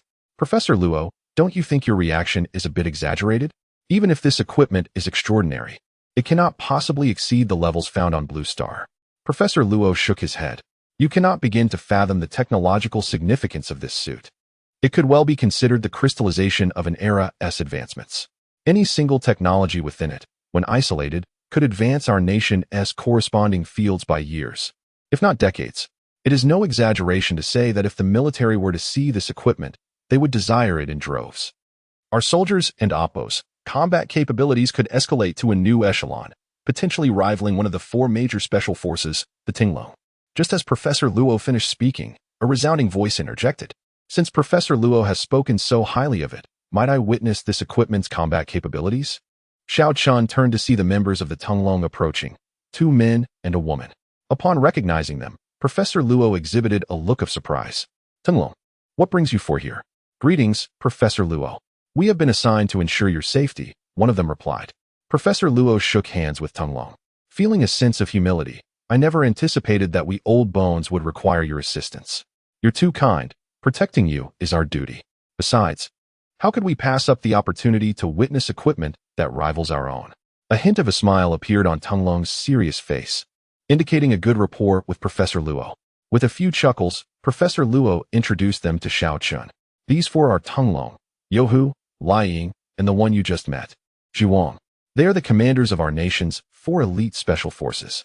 Xiao Chun was astonished.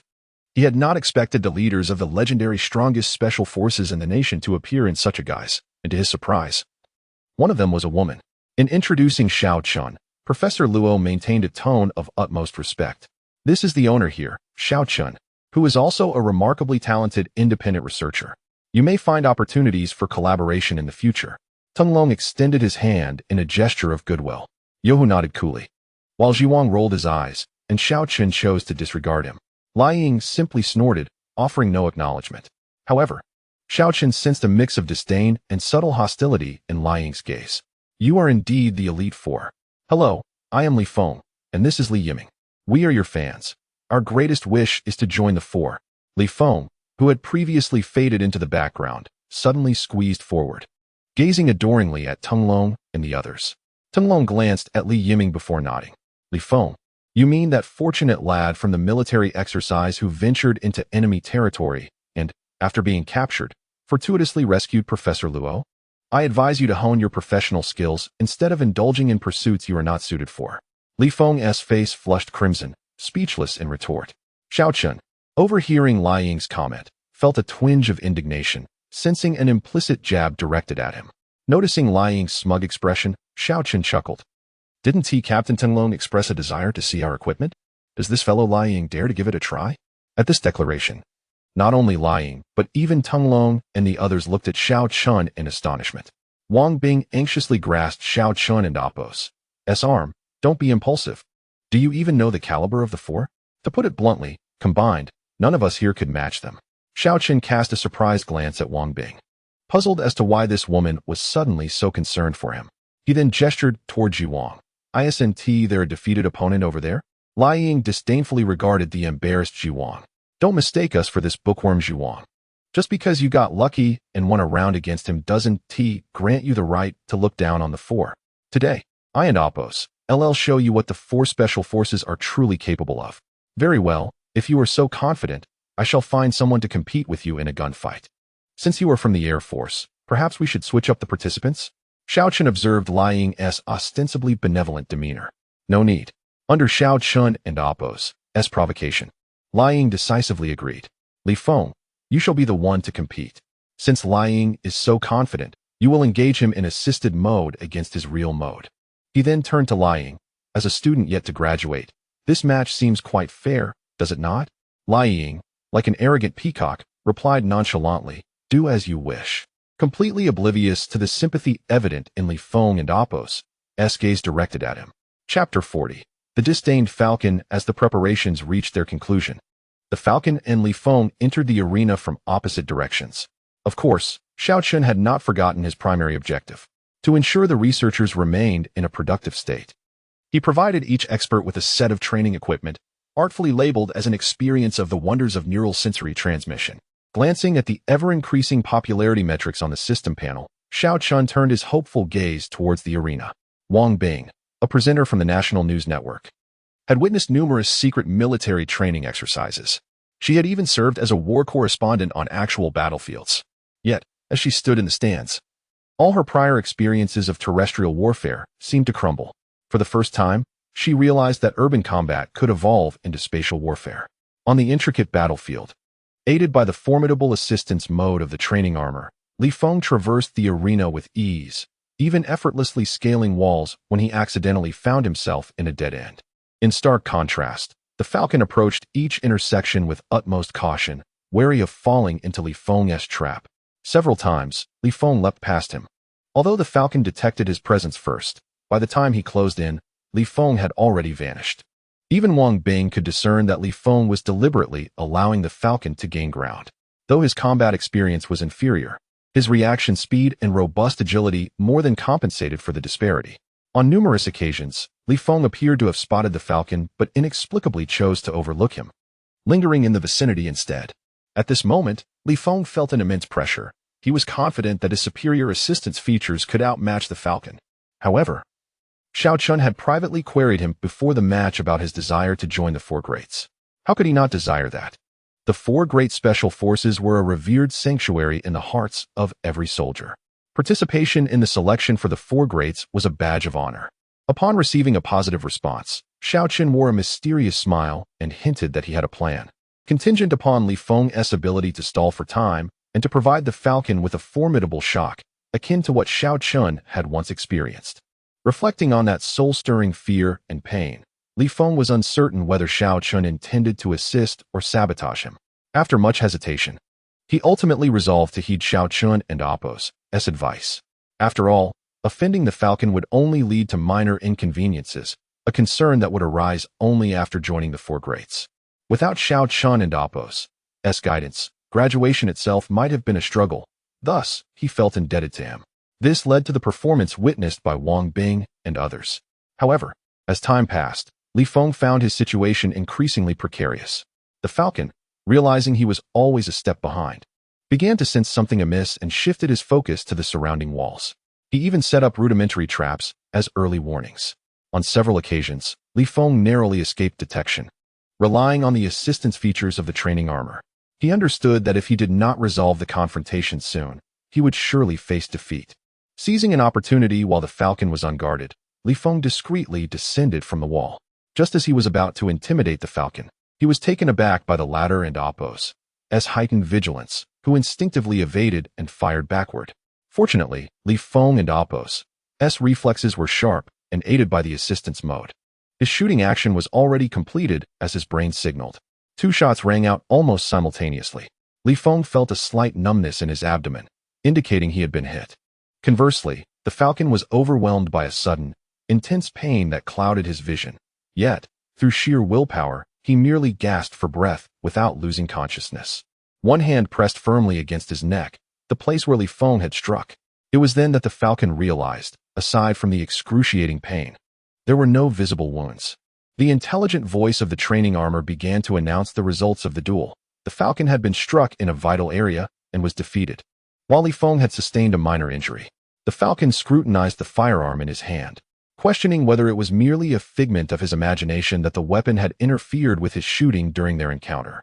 Upon returning to the stands, he immediately leveled his firearm at Xiao Chun. "Falcon, what are you doing?" Tung Long furrowed his brow at the falcon's actions.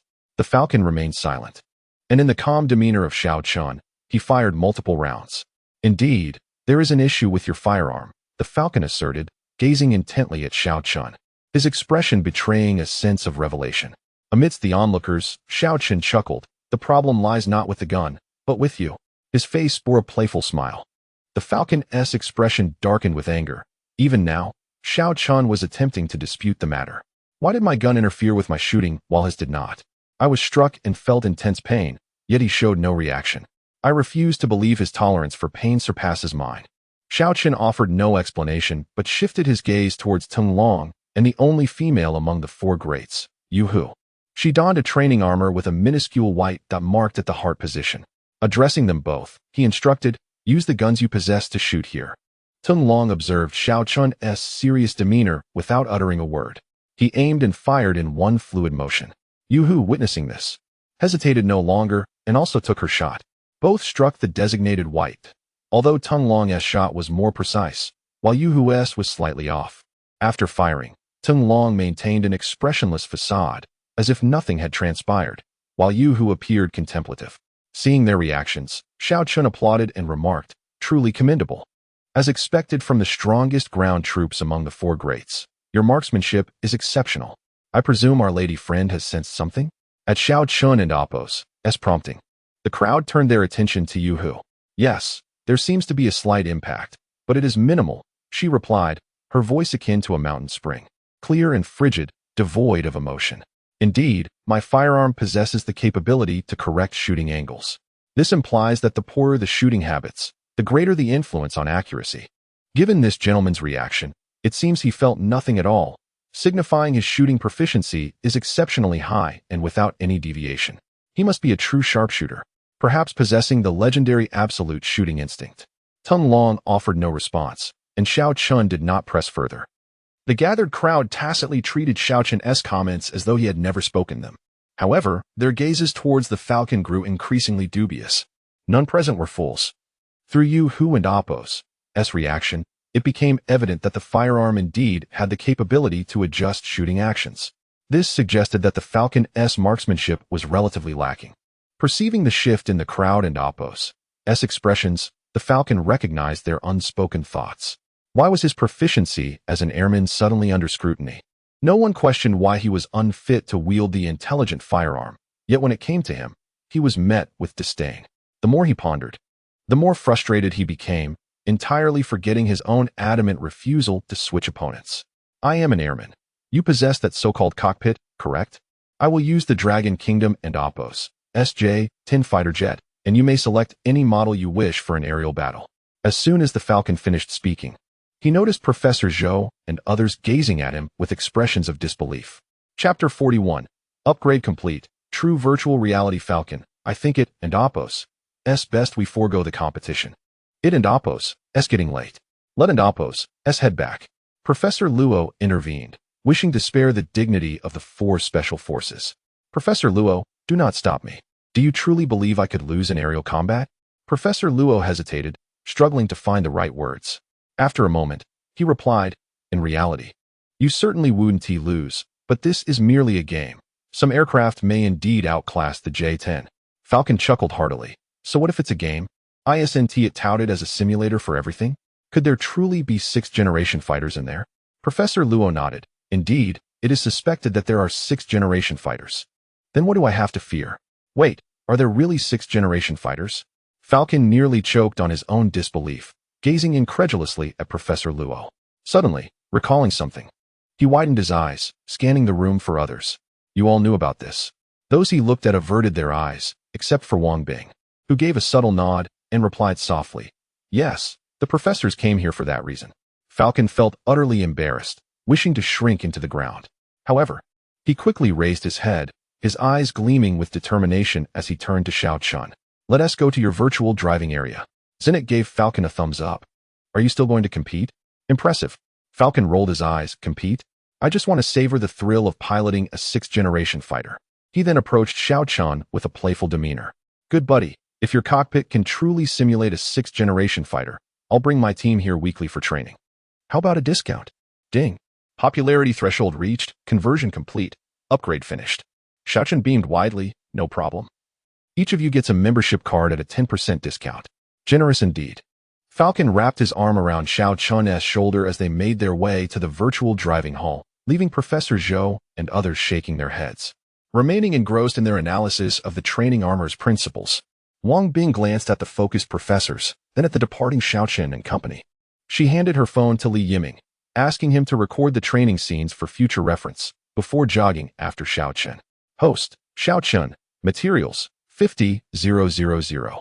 Starry Iron, 100. Funds, 500,000. Popularity, 54,600. Unlocked technologies. Rookie training equipment. Virtual cockpit. Virtual reality technology. Original recycling conversion function upgrade. Private first-class combat armor. With an additional 100 units of Starry Iron, it appeared to be a reward from the recent requisition mission, providing the necessary materials for 10 combat armors. Xiao Chun perused the system panel, his smile growing ever brighter.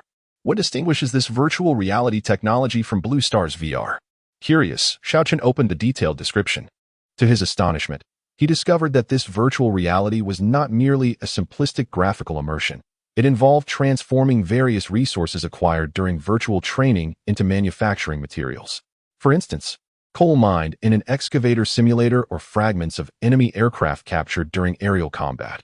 All resources could be obtained while playing in the amusement park's virtual scenarios. Isn't this akin to having tourists working for me? Xiao Chun's eyes sparkled, feeling he had drawn closer to becoming a nefarious capitalist. With this, Luonan no longer needed to scavenge for scraps. Recalling that Luonan could shed her title as the scrap queen, Xiao Chen remembered he still had an employee recuperating in the hospital. After calculating the losses incurred over the past few days, he resolved to bring her back tonight and have her return to work tomorrow.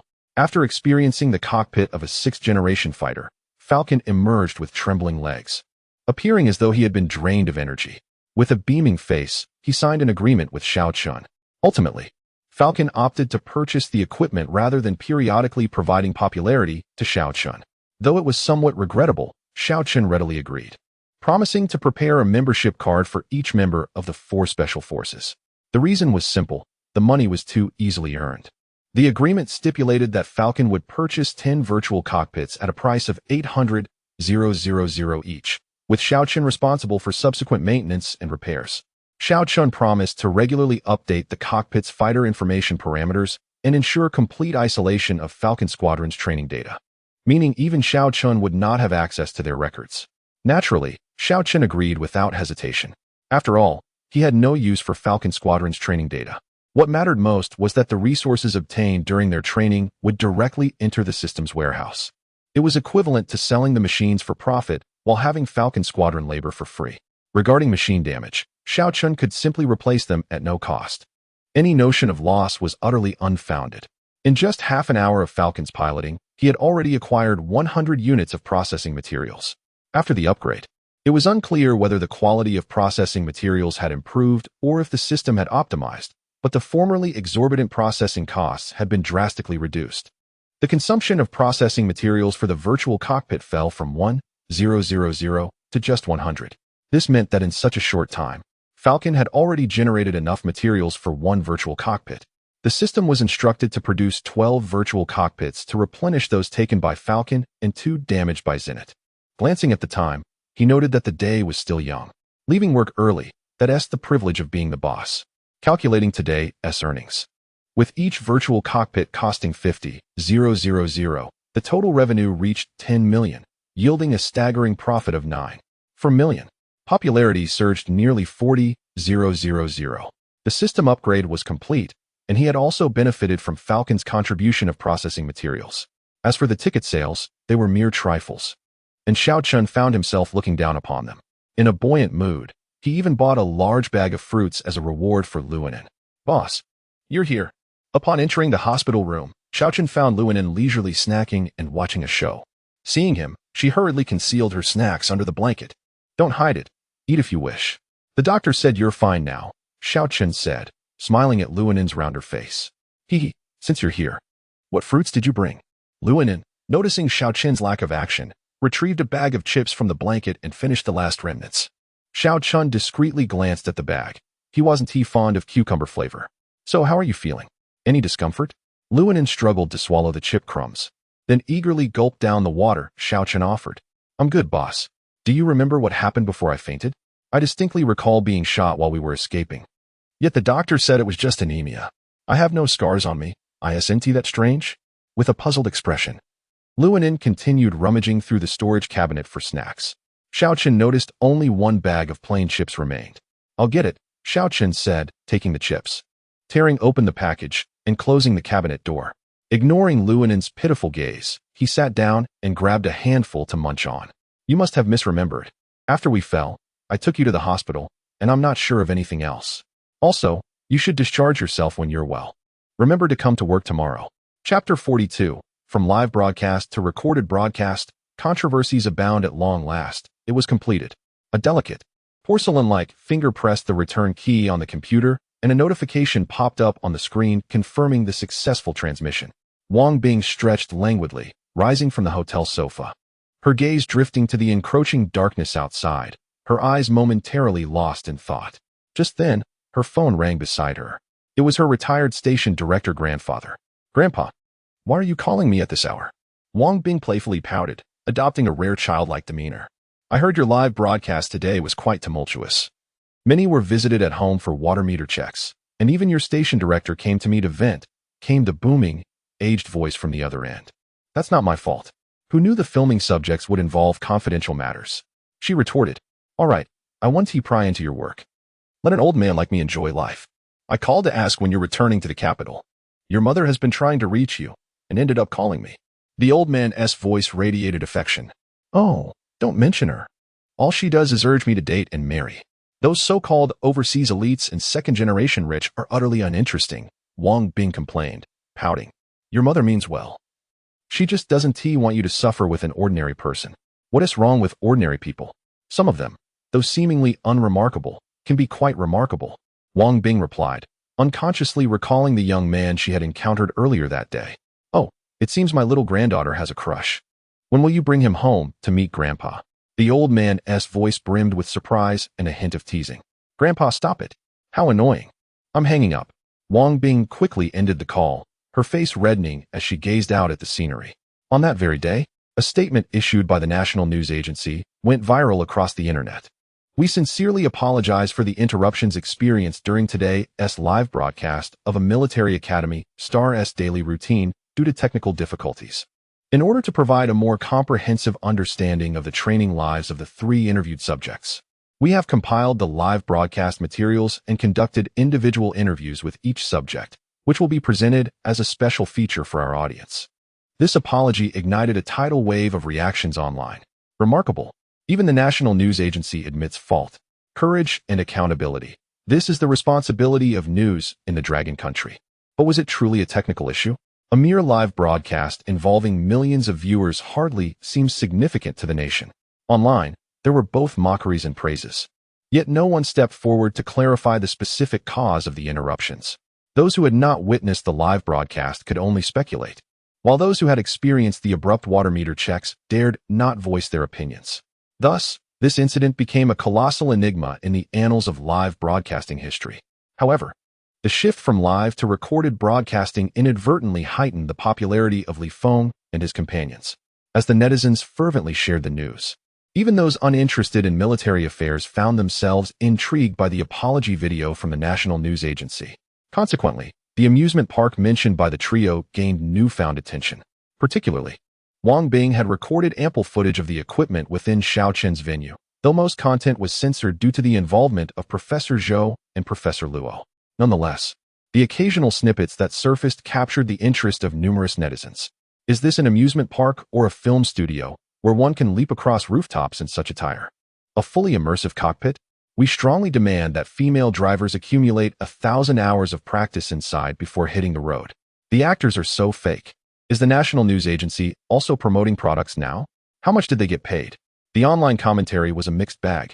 Yet there was no denying that the Xiao family amusement park had entered the national consciousness. Many affluent travelers had already incorporated the Xiao family amusement park into their upcoming travel itineraries. This wave of excitement also drew the attention of some opportunistic individuals.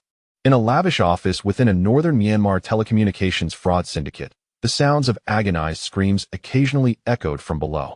A corpulent man reclined on the sofa, reveling in his indulgence, while a tattered young girl wept as she toiled beneath him.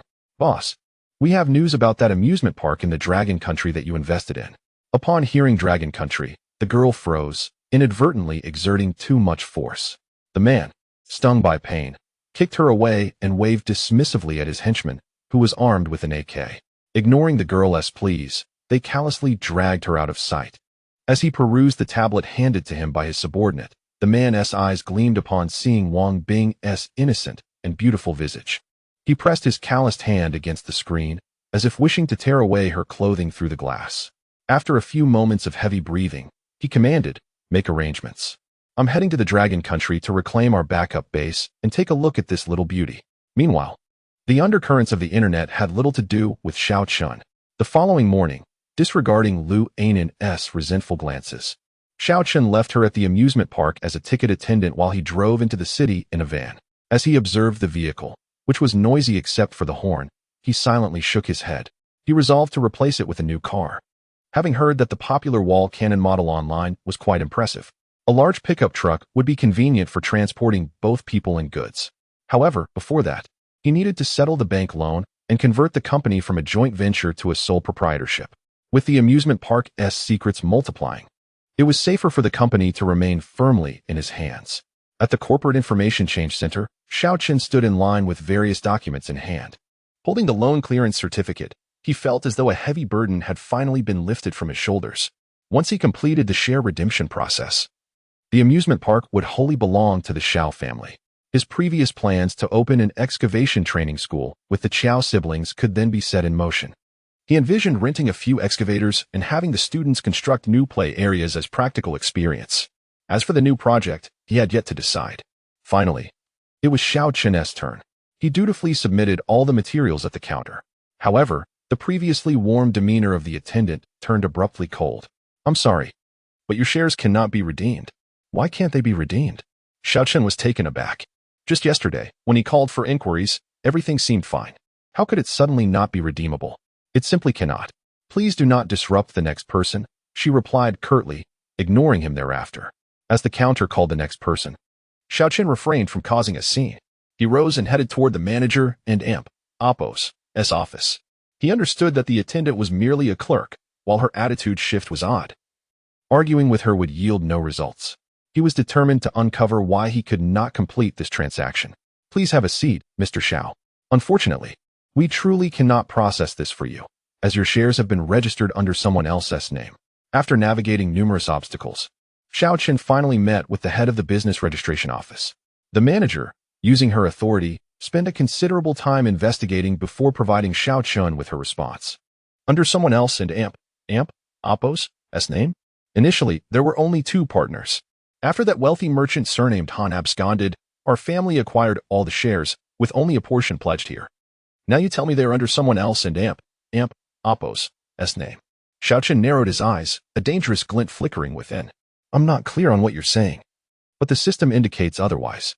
The director offered a wry smile as he turned the computer screen around, revealing a name in the column of equity holders that Xiaochen could never have anticipated. Chapter 43. The bargain is not so easily made. Could it be that Yu Jia is from the excavator company? And who exactly is this Yu Chunhai? Xiaochen inquired with a sharp tone, pointing at the content on the screen. "This is difficult to say," came the hesitant reply. Xiaochen retrieved his wallet, counting out 1, 2, 3 large bills, placing them steadily on the table. "That and Oppo's enough. That and Oppo's enough," the director of the registration office exclaimed, his eyes gleaming with excitement as he hurriedly stopped Xiaochen. He then cautiously opened the door to glance around, ensuring no one was nearby before leaning closer to Xiaochen, pressing his hand against the stack of cash. "Yu Chunhai is the director of the provincial registration office. So this matter is rather delicate. You understand, right? Are you suggesting I should part with my money to avert disaster?" Xiaochen retorted with a cold smirk. "Well, it's not exactly that." The director began to organize the money, his words laden with implication. "I see. Thank you for the information. And for taking care of my money," Xiaochen said, pulling the neatly stacked bills from the director and Oppo's grasp. "That not." The director began to protest, but abruptly fell silent. "What? Is it not money for you?" Xiaochen inquired with a playful smile. "I am a law-abiding citizen and would never engage in bribery. I merely wanted to count my cash." Seeing the director's conflicted expression, Xiaochen sneered and exited. He had no intention of catering to such bureaucratic incompetence and promptly sent the video he had just recorded to the disciplinary committee. As he reached the doorway, his phone rang. It was an unfamiliar number. Xiaochen's smile faded, and his brow furrowed as he answered. "Boss Xiao, long time no see. Do you remember me?" The voice was somewhat familiar, tinged with a rustic tone. "Yu Jiao?" Xiaochen responded uncertainly. "Haha, Boss Xiao has a remarkable memory. No wonder you managed to revitalize that amusement park so swiftly. Or rather, I should say, our amusement park. What do you want?" Xiaochen asked, his tone indifferent, showing no sign of anger at Yu Jia and Oppo's provocation. "Let us not put it that way. If we were to engage in a lawsuit over this, and the court were to freeze the related assets of the amusement park, wouldn't that jeopardize its recent progress? What do you intend to do?" Xiaochen and Oppo's gaze grew colder as he mentally commanded his battle armor to activate. Business thrives on harmony, after all. It and Oppo's rather dull to resort to violence. Therefore, we'll take care of that little director you reported. I must thank you for identifying such a loose-lipped individual. However, you should delete the other materials. They won't serve your interests. Xiaochen felt a chill run down his spine, realizing the substantial power behind Yu Jia. Noticing Xiao Chun and Apos' silence, the voice on the other end chuckled lightly. Why not grant me the pleasure of discussing this over a meal? As Xiao Chun sensed his battle armor hovering above him, he commanded it to remain vigilant for any potential threats. Confirming there were no abnormalities, he replied, "There's no need for that. Just state your terms directly." "All right, Boss Xiao, I appreciate your straightforwardness. Here's my offer. Either I purchase your 60 stake for 500,000 and we share the profits, or you pay 1.5 million to have the name changed to yours, and we'll part ways amicably. Oh, and you can no longer involve yourself with the Chiao siblings. I will take over their projects at the same price. Consider it, Boss Xiao. I possess resources and connections. It would be wise for us to collaborate."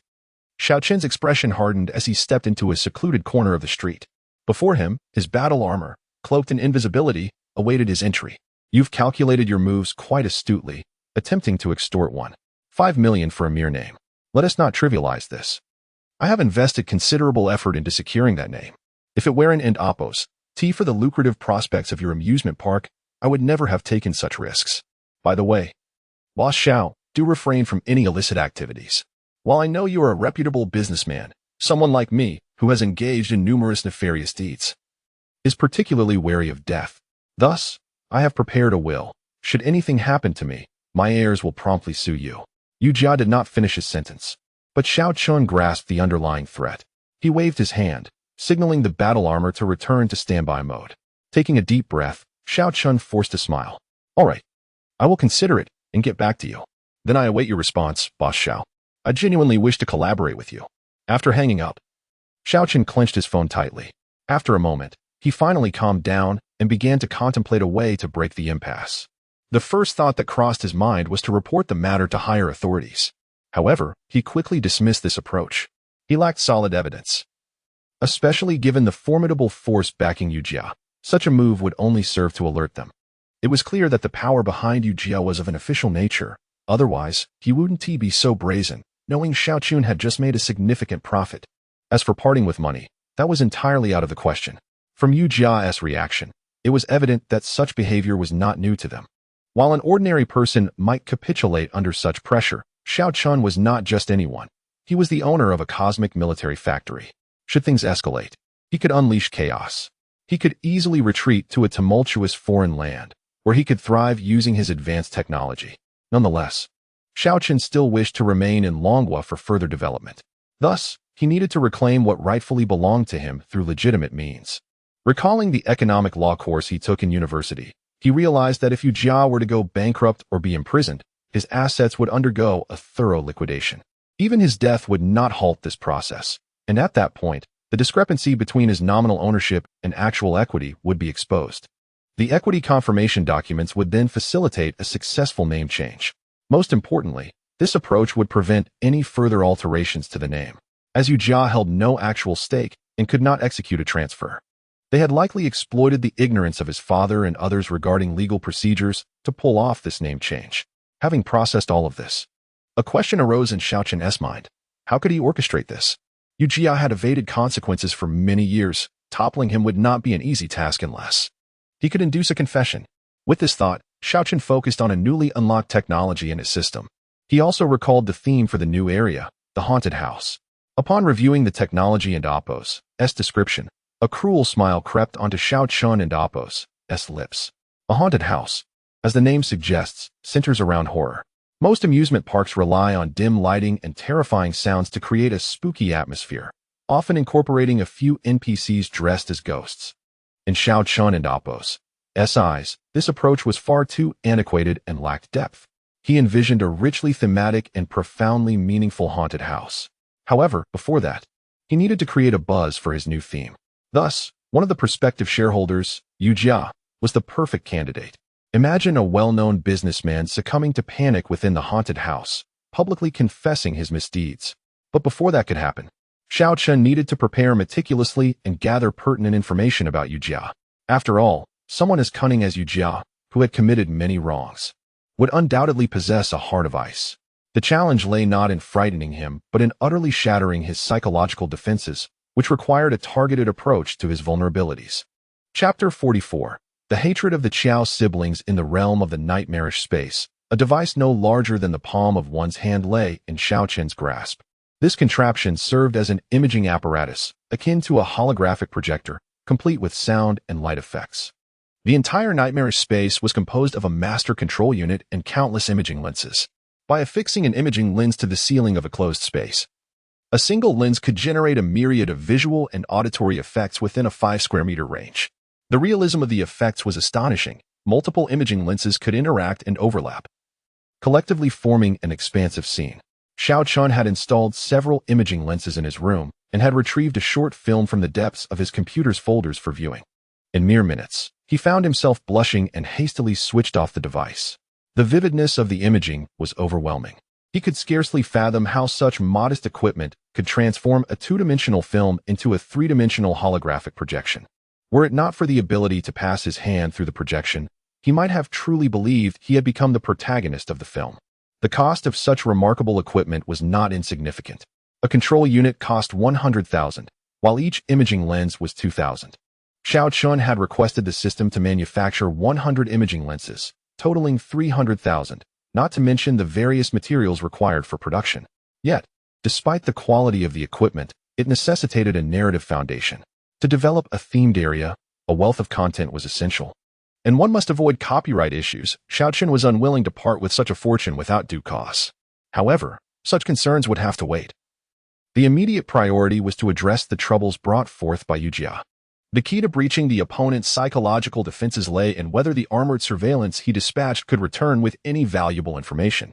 As this thought crossed his mind, he suddenly recalled the peculiar reaction of the Qiao siblings when Yu Jia had first come to provoke them. "Boss Xiao, you summoned us." Xiao Shujun stood at the office door with his sister by his side. "Please, come in. I have a matter I wish to consult with you," Xiaoqin said, warmly inviting them inside. Noting their apprehensive demeanor, he poured them each a cup of tea, placing it before them.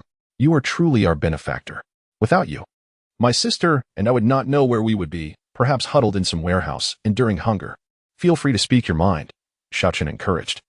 Observing Qiao Shujun's earnest expression, "Then I shall be bold," he replied. "Yu Jia, the excavator owner, do you have any grievances with him?"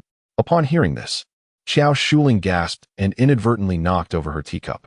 Seeing the siblings flustered, Xiaoqin quickly moved to right the cup. "My apologies, the tea is too hot," Qiao Shuling said, a hint of panic in her eyes. "Why does Boss Xiao ask this? How could we possibly have a conflict with such a prominent figure? Perhaps our actions have impacted his business, but thankfully, Boss Xiao." Before she could finish, her brother halted her with his remaining arm. "Little sister, the fact that Boss Xiao poses such a question means he has already sensed something. We might as well not hide it any longer." Xiao Shujun and Appo's voice was thick with resentment. "You are correct, Boss Xiao. We have known Yu Jia for quite some time. Or rather, we are aware of him, though he does not know us." Through Xiao Shujun and Appo's recounting, Xiao Chun learned of the siblings and Appo's troubled history with Yu Jia. Earlier, his uncle had shared rumors of Yu Jia and Appo's violent ways at the labor market, but Xiao Chen had given it little credence. Yet here stood the very individuals who had lived through such harrowing experiences, now detailing their tragic tale. Years prior, Qiao Shujun and Qiao Shuling and Appo's father, Qiao Xiong, had ventured alone to Cayenne province to establish a branch of their business. With favorable pricing and excellent after-sales service, he quickly secured a foothold in the area. Coincidentally, during the summer holidays, he had brought his children to stay with him. Little did they know that what seemed an ordinary family reunion would turn into a fatal farewell. After dinner that evening, while the siblings were watching television, a pungent smell of smoke suddenly filled the air. Their father rushed in, panic-stricken, scooping them up and fleeing toward the exit. However, upon reaching the door, they discovered that the windows and doors had been barred. Xiao Xiang placed his children in the bathroom and ventured back into the inferno to seek an escape for them. Ultimately, he succeeded in getting them out, but he never returned from the flames. Xiao Shujun had sustained a broken arm while protecting his sister, and the lack of prompt medical attention had led to amputation. His voice had been altered due to inhaling toxic smoke. Observing the siblings embrace and weep, Xiaoqin slammed his hand upon the table in disbelief. To think a man could be so heartless for the sake of money. "You have endured all this by your own strength?" Xiaoqin regarded the siblings with admiration. "Alas, we were merely children, penniless and unable to survive," Xiao Shujun replied with a bitter smile. "Fortunately, we encountered a compassionate director of an orphanage who covered my surgery costs and took us in, enabling us to survive. It was there that we met our current companions.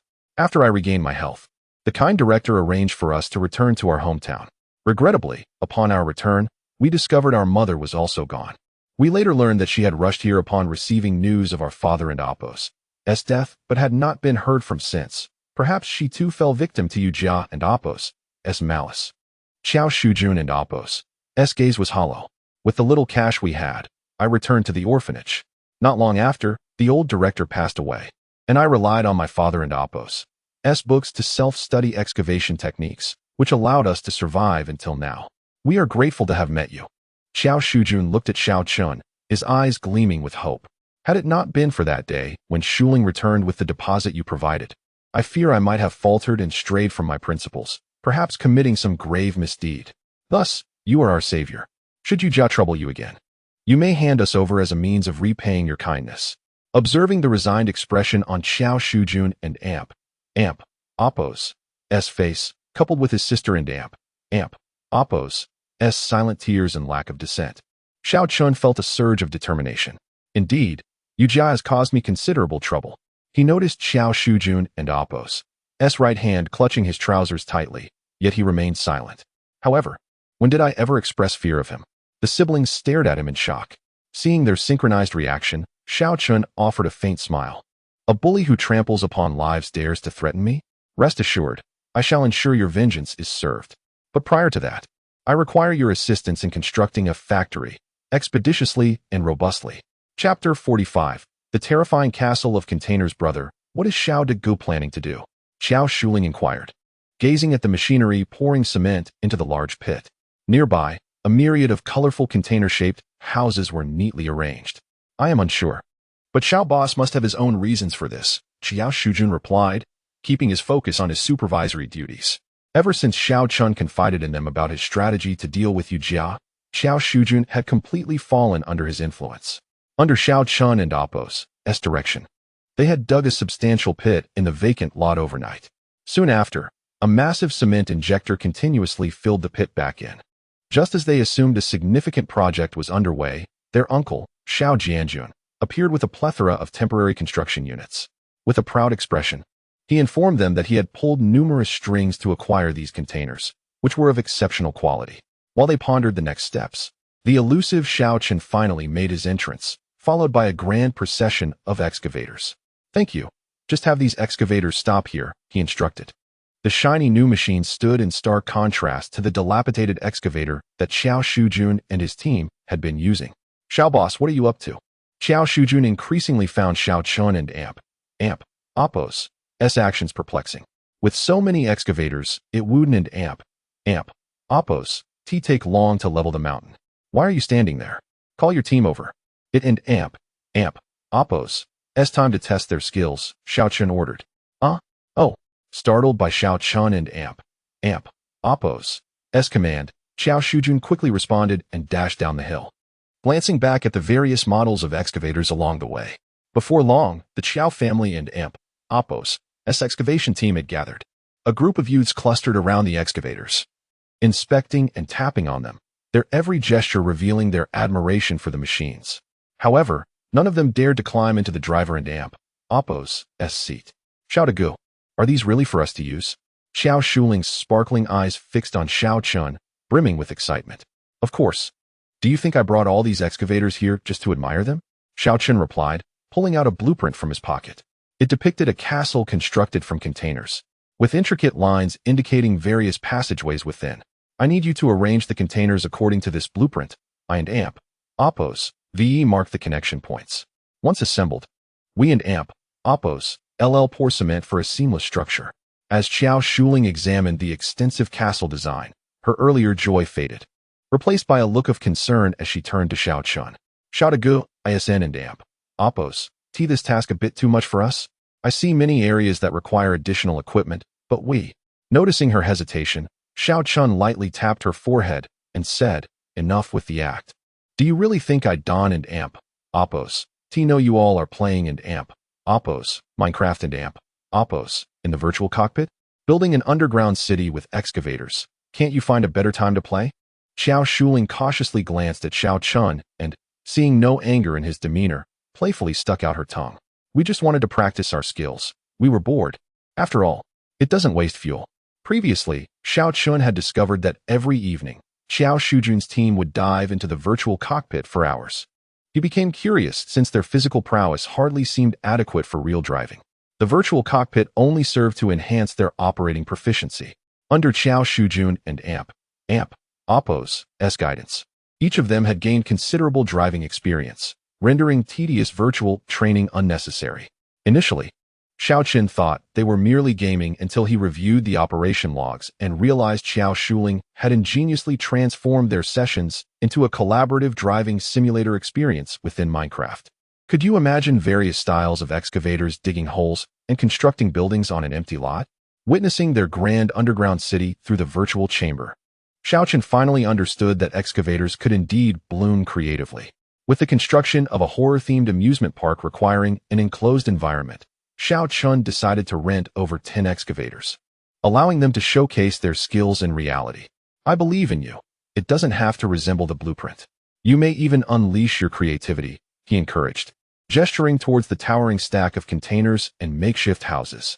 My only requirement is safety. You must prioritize safety, both during the process and in the final structure. This is the real world. No accidents can occur. Upon hearing Xiao Chen's words, Xiao Shuling excitedly patted her chest. Rest assured, shouted Go.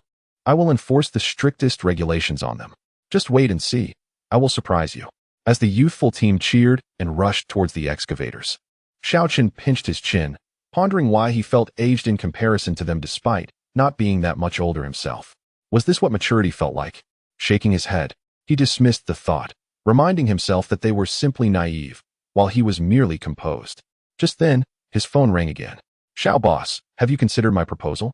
I've been holding on to your shares without dividends, and I'm quite anxious. It was Yu Jia on the line, watching the enormous containers being lowered into the wet cement. Slowly submerging, Xiao Chen's eyes sparkled.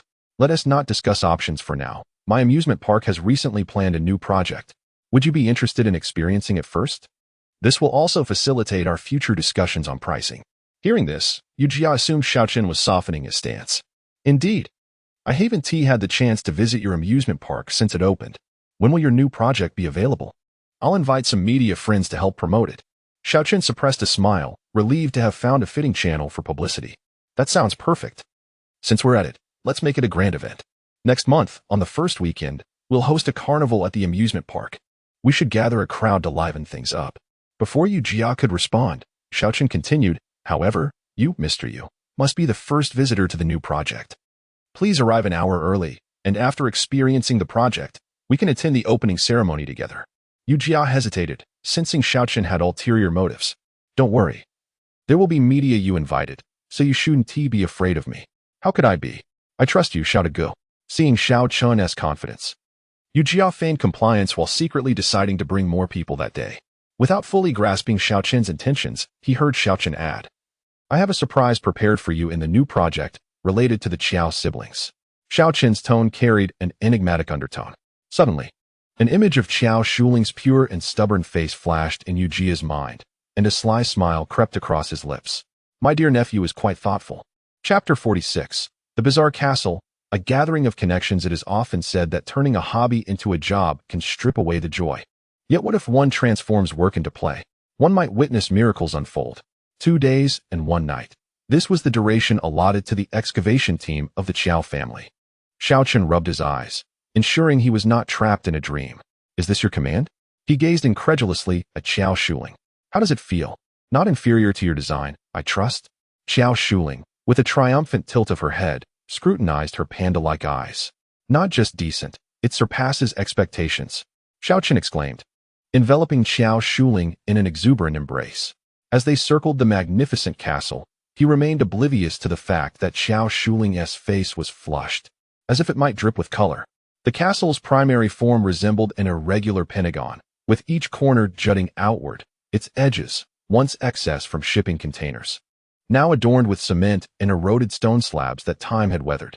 At each of the 4 corners stood a towering turret, uniquely shaped, some spiraled elegantly upward, while others leaned precariously, as if poised to collapse at any moment. According to Xiao Shuling, these turrets were ingeniously crafted from transformed shipping containers, robust and reliable. The castle and Appo's entrance was fashioned like a half-erect vertical pupil, its delicate, chaotic patterns resembling the veins surrounding an iris, invoking a sense of anguish. The walls of the castle were an overall deep gray, with certain depressions covered in a layer of earth, sporadically dotted with wildflowers whose origins remained a mystery. This subtle hint of life did not invigorate the environment, but instead contributed to a disquieting contradiction.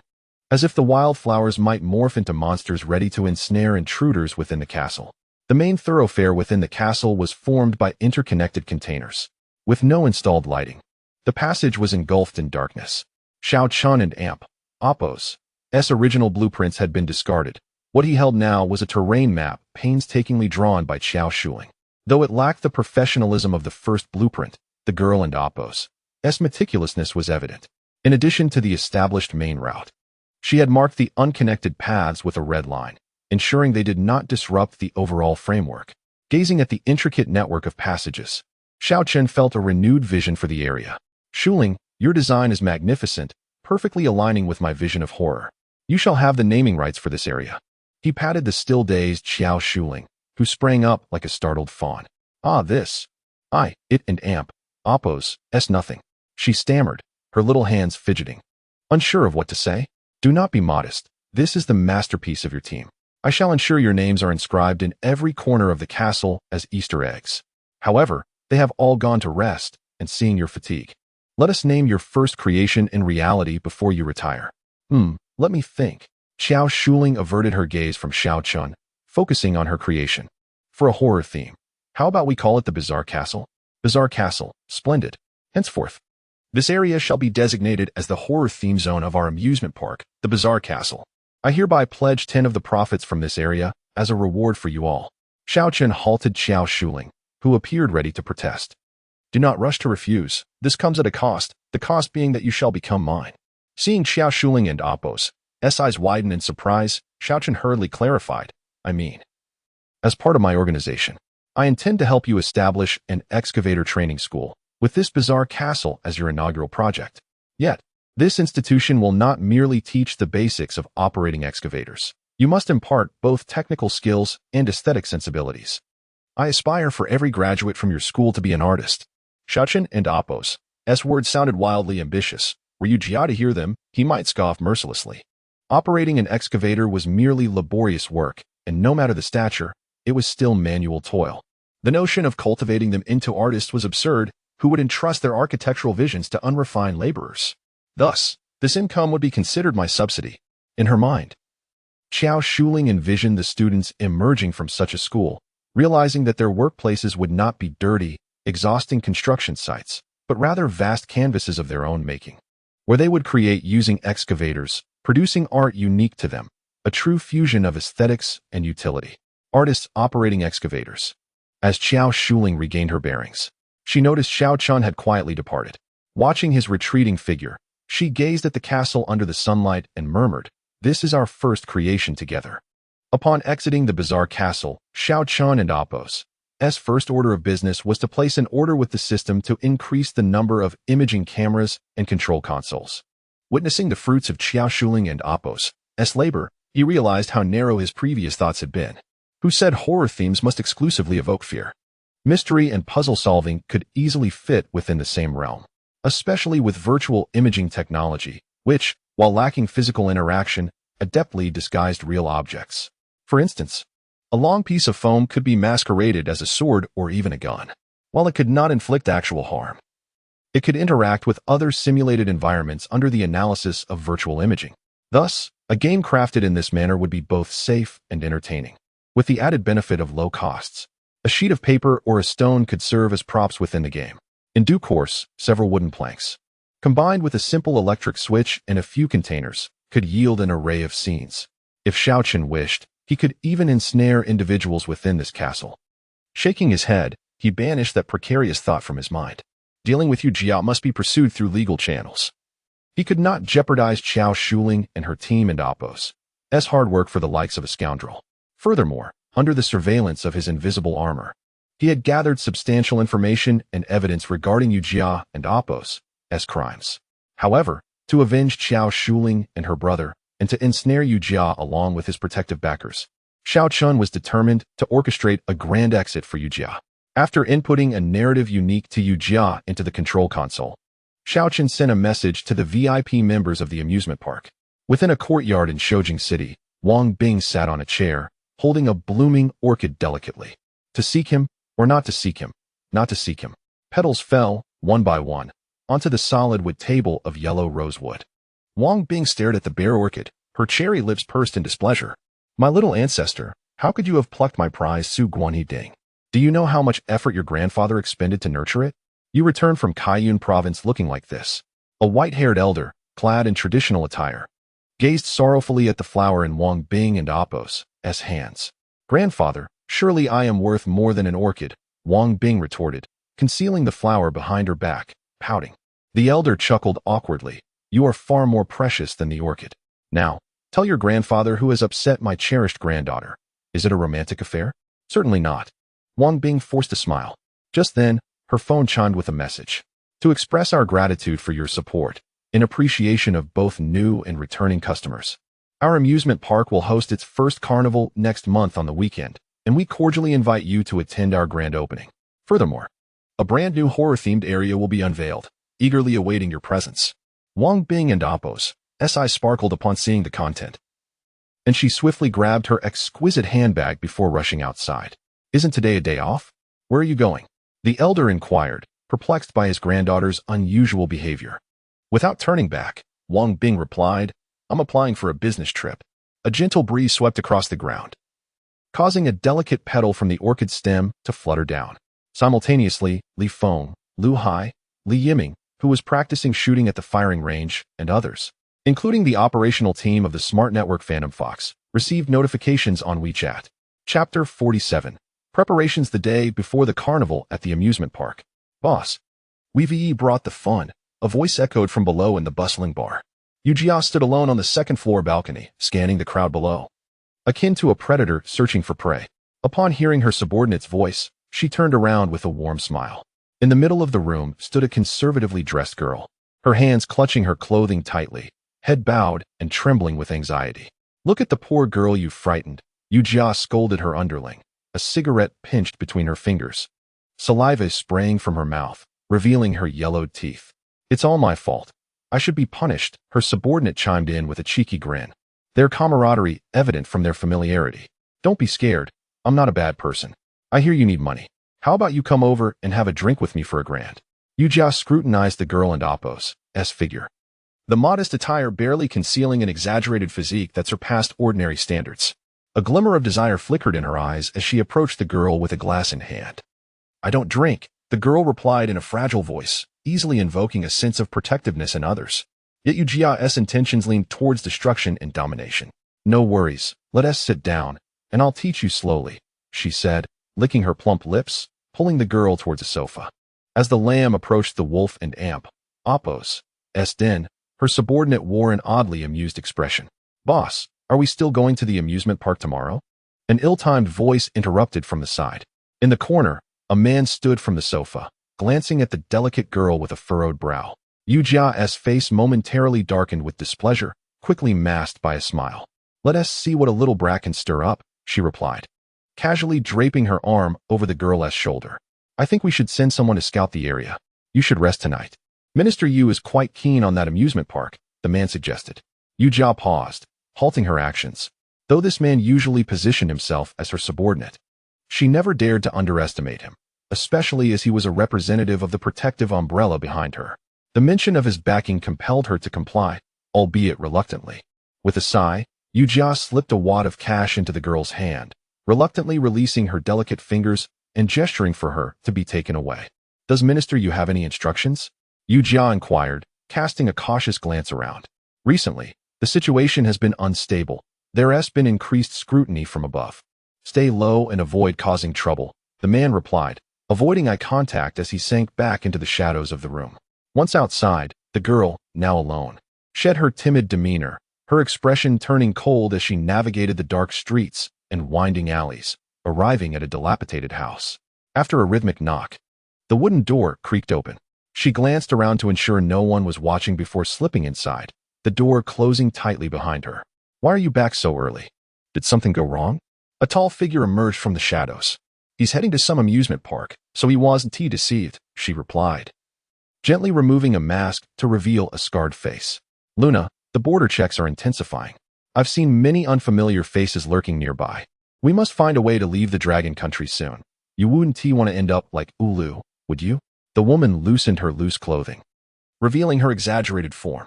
Mikhail, I know. I'm the one gathering intel on his preferences while you cower in this rundown house. Mikhail dismissed her appearance, urging her to remain calm. We've been here long enough. We'll soon escape, provided we capture our target. Yes, if we catch him. We can threaten him to take us out of the dragon country immediately. But what if they deploy that terrifying armored suit? We still don't know what it is. Luna exclaimed, her voice hoarse with fear. We can only pray to God that suit doesn't appear again. Once we leave, I vow never to return. Mikhail's face betrayed a fleeting pain and weakness at the mention of the armor. The thought of its impenetrable shield filled him with despair. Tomorrow we'll move together. The amusement park will surely be bustling, and we'll seize our opportunity to act swiftly and return to the organization. He gritted his teeth, resolute in his decision. Indeed, these two were the last remnants of the hand of death, having narrowly escaped from Xiao Chen's grasp.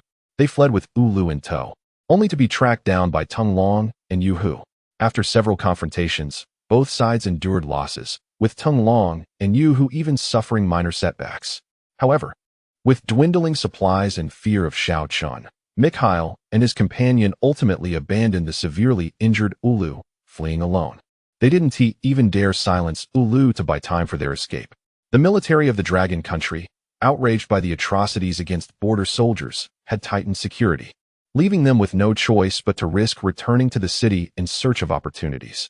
Finally, Xiao Chen stretched his sore neck and stood up, flexing his limbs. Before him, massive screens displayed the dynamic activities within the grotesque castle, a result of microsurveillance devices he had engineered. These devices boasted long-lasting power, clear imagery, and excellent concealment, making them difficult to detect. Using spy equipment as civilian surveillance. Perhaps I'm the only one who could pull that off, he mused, a satisfied smile gracing his face as he observed the lavishly crafted horror-themed area. Though the grotesque castle wasn't vast, roughly comparable to a virtual driving exhibition, the investment he made was substantial, costing more than double the previous two areas combined, with equipment expenses alone exceeding $1 million. He integrated all the information obtained from the armored suit into the devices, thus creating a special horror scenario tailored to Yujia. After unplugging the devices, he patted the shoulder of the suit, which emitted a dull thud. Truly an exceptional piece of equipment, far superior to the simplified versions. Positioning the suit in the castle and Apos' Grand Hall, it resembled an ancient artifact, seamlessly blending into the surroundings. At Cayenne International Airport, a plane descended slowly. A corpulent man struggled to exit the cabin, accepting a towel from his bodyguard to wrap around his festering hand, inhaling deeply, a sickly smile spreading across his face.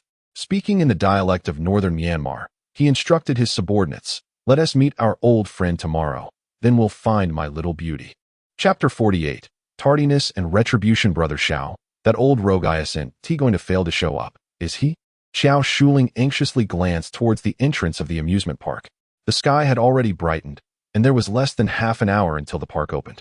Xiao Chun reclined leisurely on a lounge chair, stating, "We have done all we can. If he doesn't come, we will devise another plan." Despite his words, Xiao Chun was confident that Yu Jia would certainly arrive. He understood that such a cunning old fox would never easily trust others. Thus he had intentionally asked him to come an hour early, allowing ample time for Yu Jia to inspect the safety of the amusement park. Moreover, Xiao Chen believed that this old fox had likely dispatched someone to observe his every move.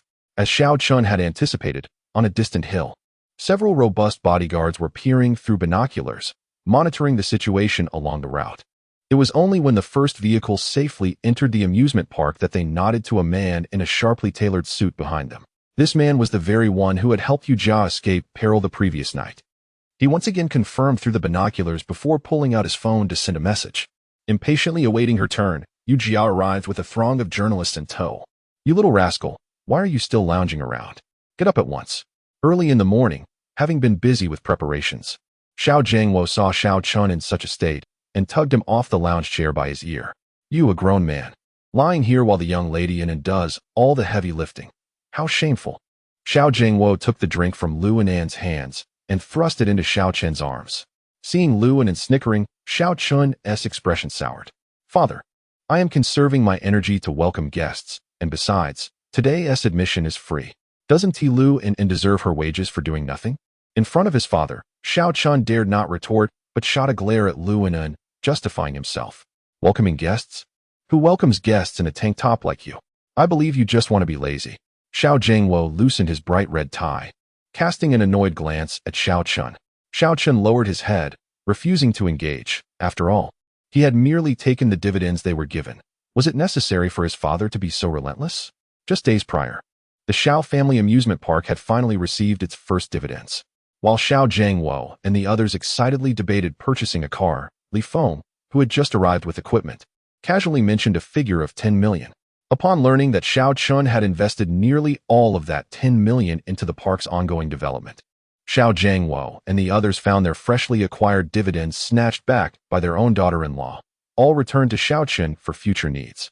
As a result, Xiao Jingwo, feeling the sting of disappointment, was inclined to find fault with Xiao Chun at every opportunity. This was why Xiao Chun sought refuge in the amusement park, not only to set a trap, but also to evade his father. At that moment, the first batch of guests finally arrived at the amusement park. To Xiao Chun's surprise, the first visitor was none other than the venerable Master Qin Shiyuan, a martial arts grandmaster. Although he leaned on a cane, even Xiao Chun could see that his movements had become considerably lighter. What? Am I not welcome? Master Qin feigned a departure, prompting Xiao Chun to quickly step forward to support him. Not at all. I was merely afraid that you might hold a grudge against me for not recognizing your greatness back then. Xiao Chun had only recently learned of Master Chun's identity from Li Feng. Although he had little interest in martial arts, he admired the spirit of dedication that Master Qin displayed for his country. Please, come in for a cup of tea. After the opening ceremony, I'll show you around properly. At that moment, Xiao Chun recalled the numerous blueprints awaiting unlocking in the upgraded system. The uppermost layers even contained the legendary medical chambers. According to the brief descriptions, as long as one still had a breath of life, complete recovery was possible, even if one's body had perished. The legendary revival of the dead was not far from this. However, it also demanded an astonishing amount of popularity and funding. Some of the necessary materials could only be gathered through specific facilities. Contemplating this, Xiao Chun, who had initially planned to retire, felt his ambition reignite. What was a mere amusement park to him? His aspiration was to create a world-renowned theme park. Reinvigorated, Xiao Chun personally escorted Master Qin to the lounge. Just as he returned to his previous spot, a broadcasting van pulled up before him. With a radiant smile, Wang Bing descended from the vehicle, her eyes immediately locking onto Xiao Chun. Boss Xiao, how have you been? Wang Bing, dressed in professional attire, exuded an air of competence and seriousness, lacking the innocence she once possessed. Host Wang, I didn't expect to see you in Kaiyun. Haven't you returned to Beijing? Xiao Chun was taken aback. How could the esteemed anchor of the national news station be lingering in such a peripheral city? I'm here on business and happened to pick up an interview assignment. After all, the netizens are quite eager to hear about your amusement park, Wang Bing replied with a courteous smile, her words laden with pleasantries. Only she was aware that her heart was racing uncontrollably. Then I appreciate your kind words. Xiao Chun, oblivious to her intentions, invited Wang Bing inside. As she pulled him along under the pretext of capturing behind-the-scenes footage, another group of familiar faces quietly entered the amusement park. Big sis, why do you need me for this operation? Can't you manage it alone? Ji Wang trailed reluctantly behind, while Li Feng, Lu Hai, and others introduced the park's attractions ahead of them. Li Yiming walked alongside a middle-aged man, who was none other than General Li Mingyuan from the military exercise, though at present, he was simply Li Yiming's father. Yohu remained vigilant, surveying the surroundings and constantly monitoring the markers left by the team members. I brought you out to stretch your legs. It's not like I could find anyone else with Tingtong on a mission and Eagle cooped up in that broken machine. I suspect you just want to play in that horror-themed amusement park and are too scared to go alone. Ji Wang muttered under his breath. What did you say? The sudden surge of hostility made Ji Wang shrink back, quickly adopting a conciliatory smile. I meant to say I'm quite curious about the new theme. Big sis, could you accompany me for a tour? Yohu sheathed her throwing knife, her tone neutral. If it doesn't interfere with the mission, I suppose I could reluctantly accompany you. A timid person like you ought to practice more. Ji Wang nodded slightly, seemingly in agreement, but masking his disdain. The group moved towards the entrance of the bizarre castle where the opening ceremony was to be held, unnoticed by Xiaochen. Just 5 minutes before the ceremony began, Yujia's convoy finally arrived, albeit delayed. I'm terribly sorry for being late. It's such a pity to have missed the surprise you prepared, Brother Xiao. Yujia greeted Xiaochen, her expression filled with regret. The feng shui master predicted that I would have a fortunate day, yet I discovered a flat tire upon leaving. Is this feng shui master truly reliable? Yujia's words were pointed, her gaze fixed intently on Xiaochen. Xiaochen, seemingly oblivious to her implication, smiled and gestured. It was truly an unfortunate incident. It's not something a decent person would do. Such despicable creatures will inevitably face retribution. Chapter 49. The rules of engagement at the eccentric castle surrounded by bodyguards. Yujia listened intently as Xiaochen passionately announced the day's activities. He pondered over the words just spoken, sensing that something was amiss. The bodyguards had reassured him that everything appeared normal, and he did not believe that Xiaochen would dare to act against him in such a public setting. Unbeknownst to Yujia, every one of his movements was under scrutiny. Michael and Luna, disguised as a father and daughter, blended into the crowd, dressed modestly as they watched the opening ceremony from a distance. It was the first day of the carnival, and Xiaochen's free admission event had drawn many villagers from the surrounding area, providing Michael and Luna with a prime opportunity to observe Yujia closely. Exchanging glances, Michael pushed through the crowd, guiding Luna toward Yujia, appearing to be a simple farmer seeking a good vantage point for his daughter. Xiao, do you think Boss Zhao's grand display for this new theme might yield any extraordinary effects? Li Feng inquired, his expression brimming with eagerness as he gazed at the colossal eccentric castle. In my opinion, you all are exaggerating. A mere broken gun can correct one and Oppo's shooting stance. And a gaming cockpit is not a training device, retorted Ji Wang dismissively. Indeed, the equipment in this amusement park is somewhat intriguing, but it cannot be expected that every piece possesses unique functionalities. Ji Wang smirked, recalling how he had initially aimed to deceive the Falcon. Yet, just as the Falcon had splurged 10 million on useless gaming pods, Professor Zhou and others had promptly allocated 20 million in research funds under the guise of assisting research. They had also reassigned the Falcon and their pilots to gather flight data on the 6th-generation fighter jets, observing the Falcon dive into the virtual pod every morning. Emerging with a look of sheer satisfaction, Ji Wang felt a pang of envy, particularly as he was obliged to endure the physical training he detested. He has extolled the merits of every project, yet conveniently omitted this new theme. To me, this new theme is nothing more than a ploy to swindle money, setting up a gruesome, terrifying scene, accompanied by ominous music, and employing a few actors to create a spooky atmosphere. What amusement can be found in such a mundane haunted house? While Ji Wang disparaged Xiaochen, he simultaneously sought to dissuade Yu Hu from considering the experience. As Yu Hu's interest waned, Xiaochen's tone shifted on stage. Next, I will introduce our new theme, the eccentric castle. He elaborated, this is not your typical haunted house or escape room. To accommodate the diverse preferences of our visitors, we have devised 3 main categories of gaming scenarios: simulated life, horror stories, and mystery exploration. Each narrative comprises multiple scenes, and importantly, every scene alters according to your actions. There is no predetermined script, akin to a genuine experience.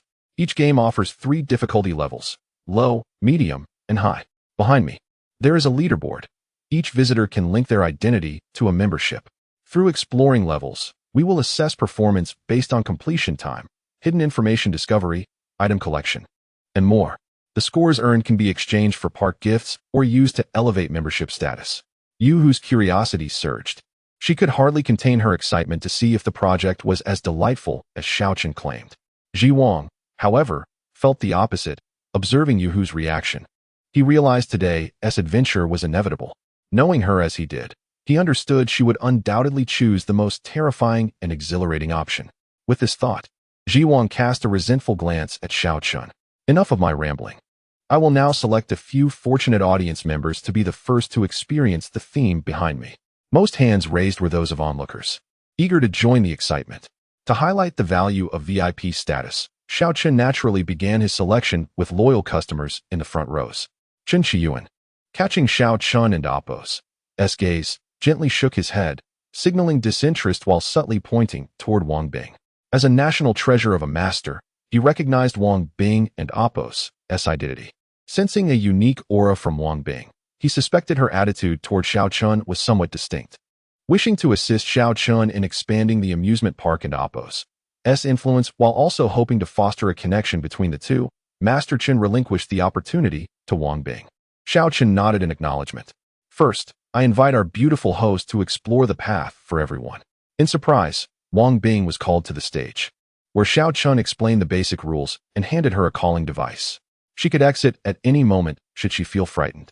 With Wang Bing and Appo's entrance, the enthusiasm among the male audience surged. After all, who could resist experiencing a horror game alongside a renowned female host? Xiao Chun undoubtedly understood the art of marketing. After some delay, he finally selected the second participant, Ji Wang, who stood beside Yu Hu. Noticing Ji Wang and Appo's reluctance, Yu Hu shot him a fierce glare, and after some persuasion from Li Mingyuan, she pushed him onto the stage. As Ji Wang sluggishly entered the castle, Xiao Chun turned his attention to his primary target. Mr. Yu, as previously mentioned, I would like to invite you to be among the first to experience our new project. May I have the honor? Before Yu Jia could respond, Xiao Chun raised the microphone and introduced Yu Jia and Appo's identity to the audience. The crowd gasped in excitement, and even Yu Jia, the cunning fox, felt a pinch of discomfort. After all, his misdeeds were known only to a select few. However, to expand his influence and gain more drivers, he needed the support of the common people. With a stiff smile, Yu Jia took the calling device and, with the microphone, uttered a few words before stepping into the castle. With his objective achieved, Xiao Chun shifted his gaze to the onlookers. Without them, Yu Jia would not have so readily entered the castle. Soon, his attention landed on a pair of modestly dressed father and daughter. The father was tall, standing out in the crowd, his loose clothing clinging to him like a second skin. The daughter, with her striking black hair, bore a hint of mixed heritage in her features. Observing their attire, Xiao Chun envisioned a humble family unable to afford admission, fortunate to encounter a free amusement park event, with a hard-working father taking his daughter out for a day of fun. You two are the final lucky guests, he announced. Michael, who had been observing the castle for other entrances, was startled as a passageway appeared before him. The surrounding crowd gazed at them with envy and encouragement. Indeed, it is you two. As a token of gratitude for your support, please collect a food voucher from our staff later, allowing you to enjoy a meal from our staff menu. Have a delightful day. Michael feigned excitement, but internally he had already planned everything. Once inside the castle, he intended to capture Yu Jia, create chaos, and seize the opportunity to threaten him into compliance. As for the so-called food voucher, Michael and his companion only cared for salads and steaks. With all 5 fortunate individuals having entered the eccentric castle, Xiao Chun announced a new rule. Starting tomorrow, the eccentric castle would officially open. The admission fee would still be included in the amusement park ticket. However, each ticket would allow only 1 entry per theme. This meant that an individual could experience the castle and Appo's scenes a maximum of 3 times in one day. As this rule was declared, the crowd that had initially begun to disperse quickly reassembled. In a scenario where one can only enter once a day, possessing a profound understanding of the contents within the bizarre castle is essential to uncovering additional hidden clues, thereby achieving a higher score. Undoubtedly, the fortunate few who are among the first to enter represent the optimal means of acquiring such knowledge. Chapter 50, a disturbing first experience. Wang Bing stood in the castle and Appo's grand hall, confronted by 3 shadowy tunnels. Each tunnel bore an ancient plaque, inscribed with the phrases fated for 3 lifetimes, the rise of the demon, and escape from the ancient town. Wang Bing thought to herself, "Oh, Wang Bing, you've truly lost your senses. Are you not afraid of these things? How did you end up here?" She wondered if they would laugh at her if she left now. Hesitating before the 3 passages, her cheeks flushed at the thought of Xiao Chun waiting outside. "Come on, you can do this. Let us choose the simplest one. I'll take the one labeled fated for 3 lifetimes." Clenching her fists against her chest, she stepped into the chosen passage. As she entered, the 3 tunnels began to shift, and the inscriptions above morphed. It dawned on her that the game had commenced the moment they entered the castle. The light within the tunnel was dim, and as she progressed, the sound of dripping water echoed around her, and the temperature dropped. "Why haven't I arrived yet?" Wang Bing complained. Just then, a glimmer caught her eye, and she found herself amidst a lush forest. The fragrance of fresh grass enveloped her, leaving her momentarily bewildered. "Where am I? How did you end up here?" A gentle voice chimed from behind. Wang Bing turned around cautiously, only to find that the entrance had vanished, replaced by a sea of blooming flowers. Amidst the vibrant blossoms stood Xiaochen, clad in a flowing blue robe, wearing an expression of delight. "My lady, why are you taking so long to join me?" Upon hearing his address, her face turned as red as a ripe apple. Lowering her gaze, she noticed that her attire had transformed into an ancient gown, and her communicator had become a jade pendant. Meanwhile, Yu Jia tread cautiously through the tunnel, his demeanor laced with skepticism. He muttered disdainfully, recalling the 3 tunnels he had encountered upon entering the hall. Yet, the plaques above them all bore the same 2 characters, Underworld. Same old routine. It appears the back leads to the bridge of helplessness and the 18 layers of hell, devoid of any creativity. After years of wandering and misdeeds, Yu Jia found himself contemplating his legacy. Unlike others seeking redemption, he sought the aid of adept individuals to exorcise and protect his dwelling. In his words, those who could not contend with him in life would be compensated to remain powerless in death. Gradually, the path beneath Yu Jia's feet turned into moss-covered stones. "This wretched path is ruining my designer shoes," he grumbled, eyeing the stains on his branded footwear. Yet, he had to admit, the ambience was meticulously crafted. "It seems this young man possesses some talent. Perhaps I should negotiate for more during our discussions." Suddenly, a chilling chime resonated from afar. Looking up, Yu Jia realized he had unwittingly exited the cave and found himself on a dark green meadow. A cold breeze swept through, and he sensed something silently approaching. Glancing back, he saw a vague white silhouette flickering in the night. "Just a tattered sheet. Hardly frightening," he scoffed, ready to dismiss the shadow. However, his smile faltered as his hand passed through the apparition, feeling nothing but a bone-chilling cold. "Do you not remember who I am?" A haunting voice emerged from the white figure. A visage that Yu Jia recognized all too well slowly came into view. "Xiao Xiong, how can it be you?" Yu Jia's expression shifted, a hint of alarm creeping into his tone. Yet, he quickly regained his composure and shouted into the dark tunnel, "Xiao Chun, cease your tricks. If you wish to oppose me and those 2 brats, have you considered the consequences? Bring them out to bow and apologize, or I shall level this cursed mountain by tomorrow." Though Yu Jia's eyes burned with malice, he received no response from Xiaochen. Instead, Xiao Xiong's voice echoed from above. "You wish to harm my children after causing my demise? Do you truly believe you have an escape? In this day and age, everything requires evidence. If you claim I caused your death, produce the proof," Yu Jia retorted, deciding to sit down, pulling out a cigarette. When he attempted to light it, he realized his lighter had been left outside. He settled for biting down on the cigarette, using the taste of nicotine to maintain his composure. "I'll remain here. If I am not out in an hour, let us see if my bodyguards will not raise this place." Xiao Xiong's expression twisted into a sinister smile. "An hour? We can wait here for a day, a year, or even a decade. Eventually, your bodyguards will come looking for you. But while we wait, let us play a game." The smile on Xiao Xiong and Appo's face grew increasingly eerie. "Enough of your nonsense. If Xiaochen does not come out, I will end you." An overwhelming sense of dread surged within Yu Jia as he observed Xiao Xiong and Appo's demeanor. "Stay calm. Just take a smoke and breathe," he told himself. In a flash, Xiao Xiong appeared beside him, snapping his fingers, conjuring a blazing fire before Yu Jia and Appo's eyes. The instant the intense heat emerged, Yu Jia instinctively recoiled. Nevertheless, the cigarette in his mouth was reduced to ash, and his facial hair singed. "You seek death," Yu Jia screamed, covering his face in agony. Xiao Xiong floated towards him, allowing Yu Jia to swing his fists through him. "Does it hurt?" "The pain I endured was 1,000-fold worse.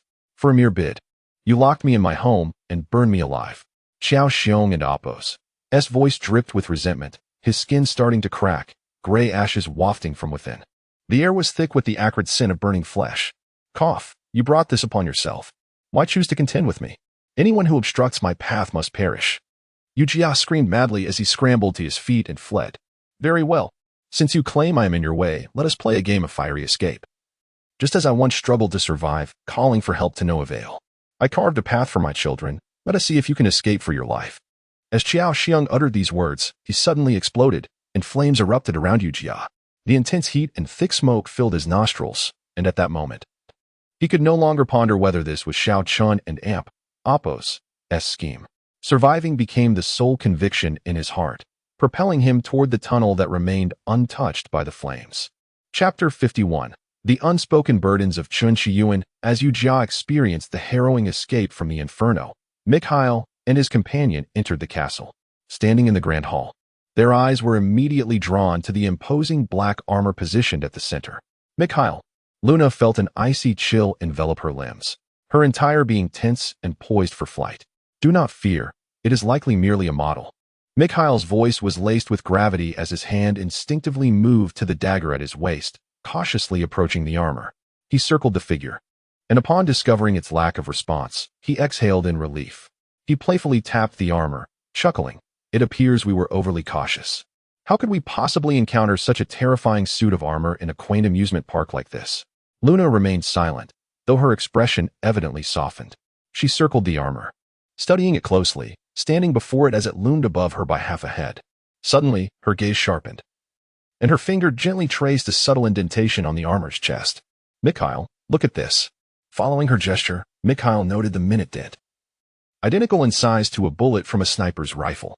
They exchanged a glance, their eyes reflecting the intertwining emotions of fear and a hidden hint of greed. Without uttering a word, they dashed towards the corridor where Yu Jiao was located. The sign above the passage read, "The Whispers of Demons." Outside the amusement park, Master Chen. My apologies for the delay. May I inquire about your visit this time? Xiao Chen poured a cup of hot tea for Qin Shi Yuan, standing respectfully by his side. I appreciate your hospitality, but I hope you won't hold it against me for intruding. Thanks to your 2 devices, my legs have improved considerably. Thus, I thought it time to confront some long-standing matters. Qin Shi Yuan replied, bowing slightly, his demeanor exuding the gallantry of an ancient hero.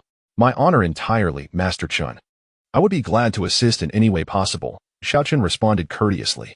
Before Qin Shi Yuan could speak, a youthful voice chimed in beside him. What could a mere little boss like you do to assist in matters that even my master must handle personally?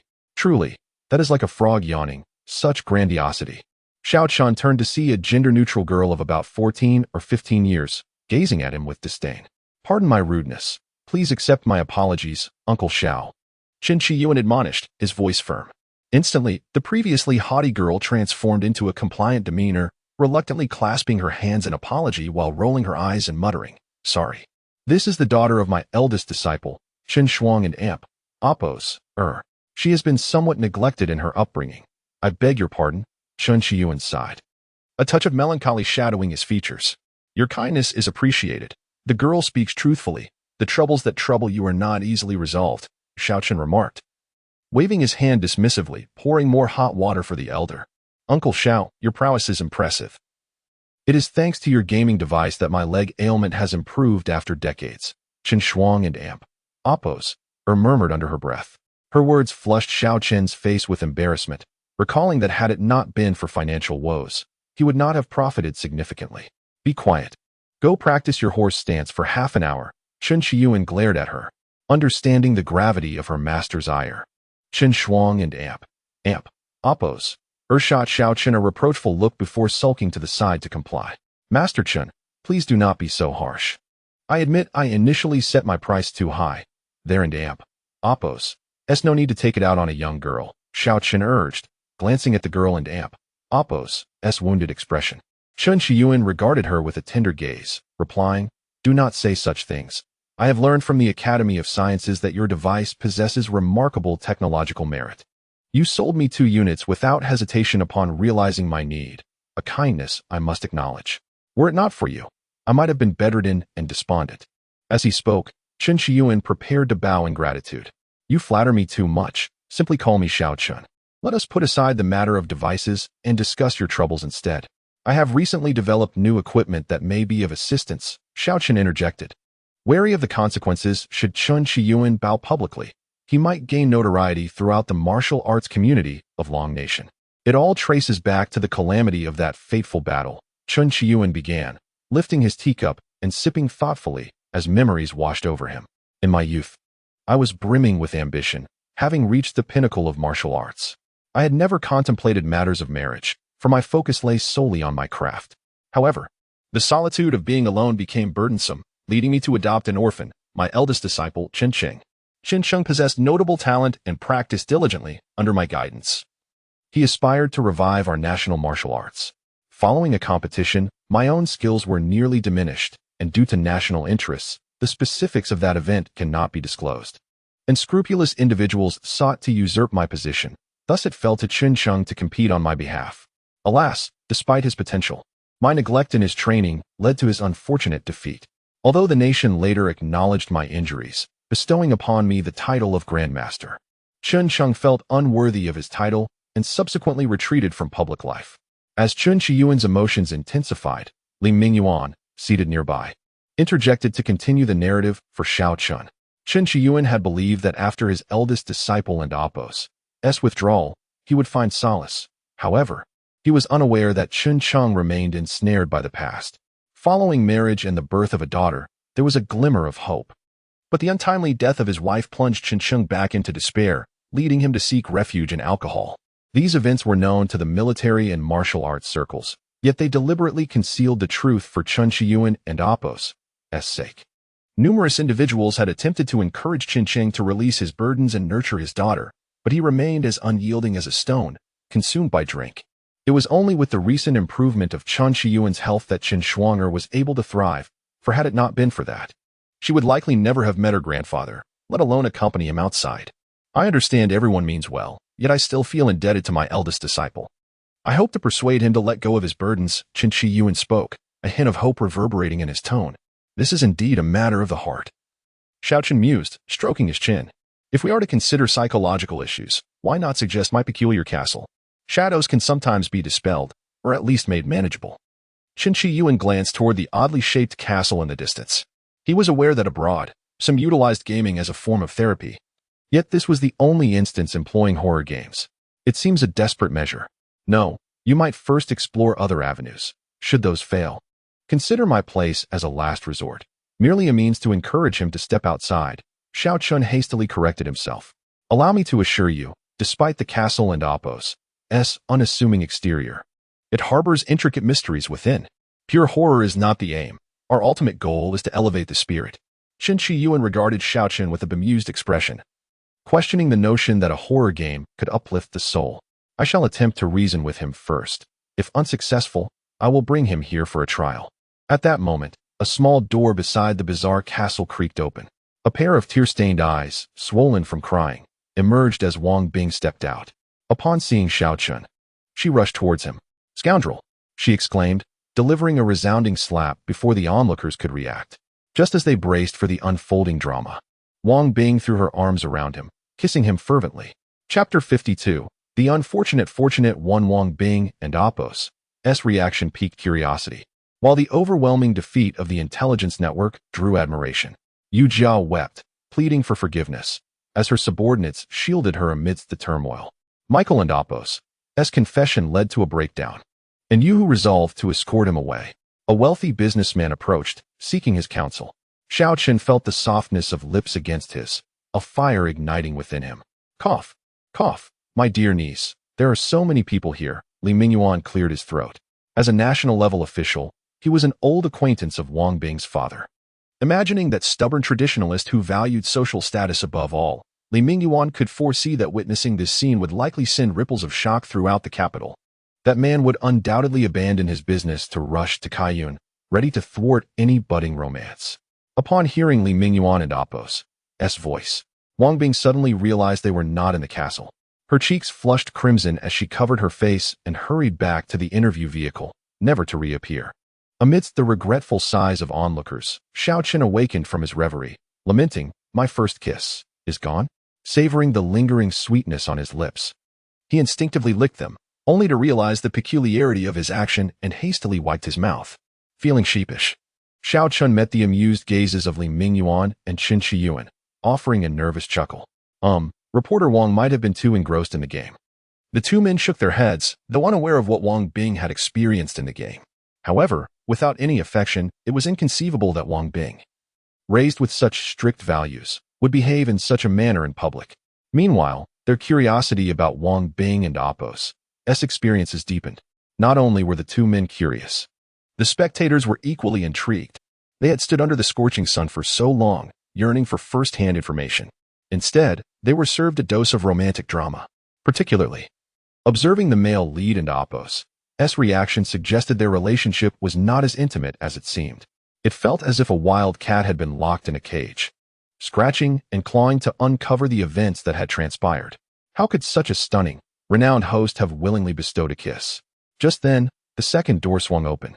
The intelligence network emerged, pallid and shaken, glancing back in horror and defeat. In the eager eyes of the tourists, he walked past them in a daze. When asked to share his experience, the vacant gaze of the intelligence network finally focused. "Do not attempt to decrypt the level, whatever you do," he exclaimed. Before ignoring the crowd and Oppos, please and trudging back to the group, curling up in a corner to recuperate. Witnessing his demeanor, Yuhu, who had been about to inquire, fell silent, his gaze fixed on the castle with fervor. The bizarre reactions of the two fortunate ones only intensified the curiosity of those present regarding the amusement park's new attraction. However, compared to the crowd, Yu Jia and Oppos, bodyguards and Li Liang, who had come to assist her, were growing increasingly restless. Li Liang kept glancing at his watch, determined to demand her return if Yu Jia did not emerge within 10 minutes. Yu Jia was privy to many secrets regarding the protective umbrella behind her, and he could not allow her to remain out of sight for long. Time ticked away. With merely a minute remaining, the final large door swung open. Yu Jia scrambled out of the passageway, using both hands and feet. Upon seeing her disheveled yet relatively composed, Li Liang breathed a sigh of relief. Before he could instruct the bodyguards to assist her, Yu Jia disregarded her image and collapsed onto the ground, laughing heartily. "Xiao Xiong, I escaped. I am the one who survived, and I will always be. You cannot defeat me, whether alive or dead. The fire I set back then was far smaller than this. Do you still not admit to being a failure?" Hearing the collective gasps from those around her, Yu Jia finally realized the gravity of her words. Her mind raced. And upon recognizing that everything she did was wrong, she simply closed her eyes and feigned unconsciousness. Watching Yu Jia slump heavily to the ground, Li Liang cursed under his breath while simultaneously admiring her swift reaction. "What on earth is in your project?" Our boss was terrified. "If anything happens, prepare for a lawyer's letter," Li Liang shouted, beckoning the bodyguards to lift Yu Jia into the car. He was clearly acting guilty. A sharp voice rang out from the crowd. Xiao Shuling stepped forward, supporting her brother. Xiao Chen also emerged from the rest area, having orchestrated this grand performance, and was determined not to let Yu Jia exit as a mere background character. "Dear guest, you claim that Ms. Yu had an overwhelming fright during her experience. As the owner, I must take responsibility. Let us first check on her to prevent any delay in treatment." As Xiao Chen attempted to approach, he was halted by Li Liang. Li Liang's piercing gaze through his glasses was enough to reveal that he recognized this was a trap set by Xiao Chen. "There is no need for medical attention. We must promptly take Ms. Yu to the hospital. Please step aside." Xiao Chen stood his ground, insisting, "That is not acceptable. If something were to truly happen, I would take responsibility, but what if someone fabricates a story? Our amusement park cannot bear such a loss. Do you think, Miss, you would attempt to extort you for a small sum?" Li Liang narrowed his eyes. "That is not the case, but once inside our amusement park, we must ensure the safety of our guests. If others see Ms. Yu entering on her feet and leaving on a stretcher, how can we operate in the future?" Seeing Xiao Chen unyielding, Li Liang suppressed his anger, speaking in a hushed tone. "Tomorrow, we will transfer back Mr. Zhao's shares, and this matter will be settled. Then," Li Liang raised his voice, "I was rash earlier. Ms. Yu must have low blood sugar from skipping breakfast. Her fainting has nothing to do with the amusement park. Please refrain from making baseless claims that could tarnish Mr. Zhao's reputation." The onlookers nodded in agreement. That made sense. If a terrifying attraction could frighten someone to madness, who would dare to visit? Seeing Xiao Chen yield, Li Liang nodded, feeling somewhat satisfied with Xiao Chen's awareness of the situation. The anger that had surged within him dissipated. After all, today's events were the result of Yu Jia's mismanagement. However, just a few steps later, the bodyguards were once again obstructed. Encountering the cold expressions of Xiao Shujun and his sister, Li Liang's frustration erupted. "What is the meaning of this, Xiao Chen?" Xiao Chen leisurely cleaned his ears. "You are visitors, and so are the Qiao siblings. Their refusal to let you pass has nothing to do with me. Yu Jia has admitted that my father, Xiao Xiong, is related to his death. Until this is clarified, none of you can leave today." Tears streamed down Xiao Shuling's face as her petite frame steadfastly stood in front of the bodyguards. "What are you waiting for? Hurry and pull them apart." Li Liang, losing patience, shouted at the bodyguards to restrain Xiao Shuling. The crowd was now divided into two factions, one supporting Xiao Shuling in demanding Yu Jia clarify her statements, while the other believed that as a prominent local businesswoman, Yu Jia could not possibly commit such a crime. The two factions clashed, resulting in chaos. Witnessing the escalating conflict, Li Mingyuan and his companions could no longer remain seated in the rest area. Under his guidance, Yu stepped forward. Just then, two figures dashed out from the small door where Yu Jia had exited, running and shouting in English. I was wrong. I confess. Please take me away. Chapter 53. A triple victory. Although their hair color differed and their faces were streaked with tears, the two individuals engaged in combat were instantly recognized by the Shadow Fox. Sensing a grave threat, Shadow Fox cautiously retreated while emitting a sharp, melodious bird call, a unique warning signal for her Special Forces team. Soon, the concealed members of her squad began to encircle the area, silently blocking all potential escape routes. Shadow Fox carefully extracted 2 silver needles from her sleeve and approached Michael and his companion with an air of nonchalance. Observing her actions, her teammates subtly readied their weapons for an impending assault. 10 steps, 8 steps, 6 steps, Shadow Fox meticulously regulated her breathing. Knowing that the optimal distance for her decisive strike was merely 5 steps away, she edged closer, just a step shy of her target. It had been a long time since she felt such tension, the last instance being during her Special Forces assessment. Back then, she was seizing control of her own destiny. But now the stakes involved the safety of those around her. At that moment, Michael, kneeling in regret, suddenly spoke. Locking eyes with Shadow Fox just as she prepared to strike. Alarm surged through her, the needles slipped from her grasp, only to be effortlessly deflected by Michael's raised hand. From their previous military exercises, Shadow Fox knew that, aside from their leader, Tung Long, none of the other members of the 4 Special Forces could contend with the elite mercenaries of the Grim Reaper squad in close combat. Thus, she had steeled herself to make the ultimate sacrifice for her comrades. Yet, just as she resolved to fight to the death, Michael unexpectedly knelt before her, tearfully declaring his intention to surrender and confess his misdeeds. Initially suspicious of his intentions, Shadow Fox observed as the pair displayed no resistance, even willingly divulging their crimes. Upon learning they would be sent to a military tribunal, they exchanged relieved smiles. The onlookers remained oblivious to the life and death crisis that had nearly engulfed them. Witnessing the intense reactions of the participants, the crowd began to realize that the attraction known as the Bizarre Castle was not an ordinary amusement. This revelation caused those who had planned to explore the attraction to reconsider, as the fear of public humiliation loomed large. Yet, their curiosity about what lay within persisted, manifesting in a range of responses among the 5 individuals present. Stop right there. A commanding voice rang out from the back of the crowd. As tourists turned to look, they saw Xiao Shuling sprawled on the ground, while Li Liang and others stealthily attempted to flee. The spectators, belatedly aware of the gravity of the situation, recalled that if this game truly had special effects, then Yu Jia's earlier claims might very well be true. He had indeed killed the sibling's father. The sudden realization left those who had supported Yu Jia feeling nauseated, akin to having swallowed a fly. Their fleeting compassion had been misplaced on such a monstrous individual. Embarrassment quickly morphed into outrage at having been deceived. Don't let them escape, someone shouted, prompting the crowd to surge towards Li Liang and the others. Among the most fervent pursuers were those who had recently defended Yu Jia.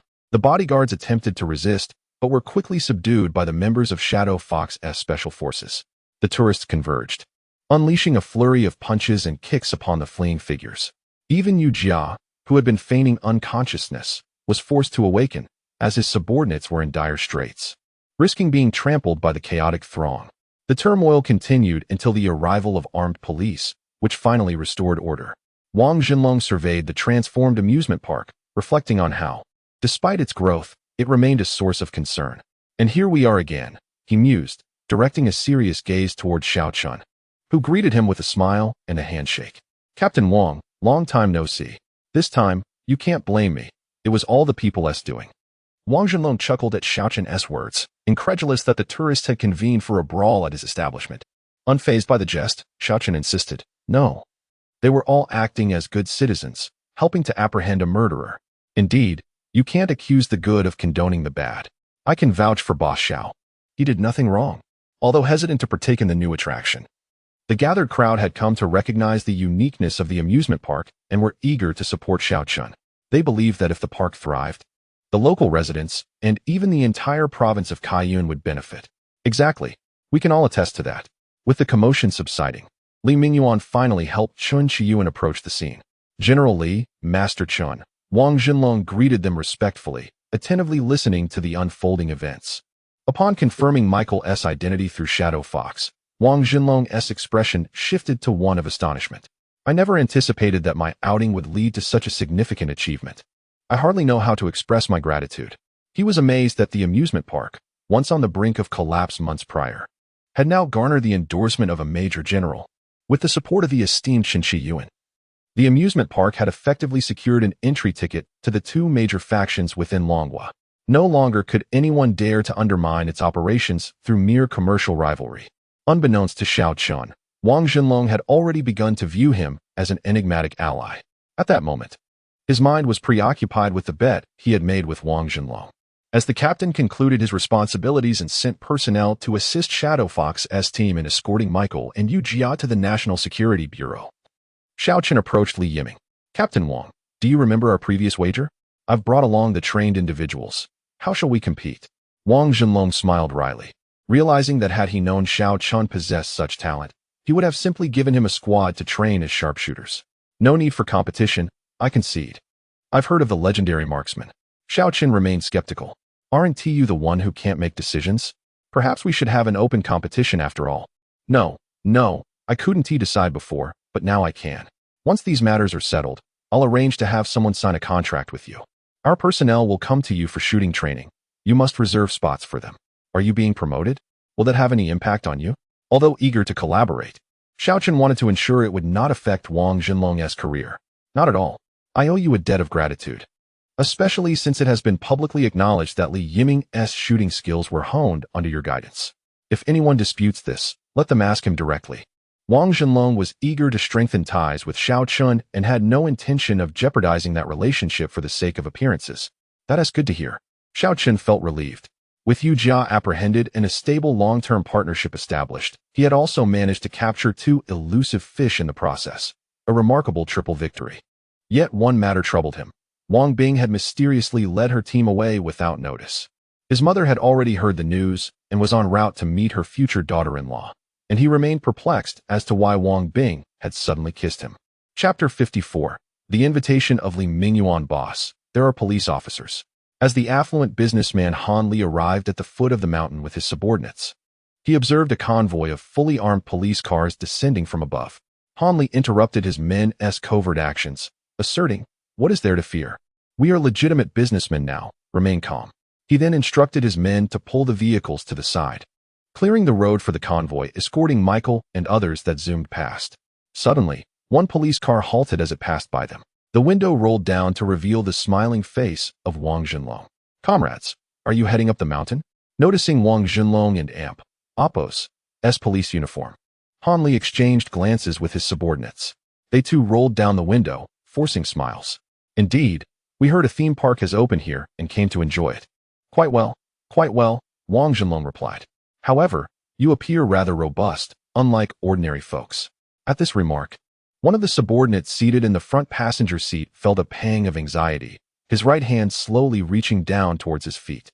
"Not at all, just traversing the land for business." "Officer, do you have any directives?" Han Li maintained a composed demeanor, responding without a hint of hesitation. "No worries. I see your vehicle is from out of town. We welcome you to Kaiyuan. If you can, stay a few more days. Today, the theme park has no admission fee.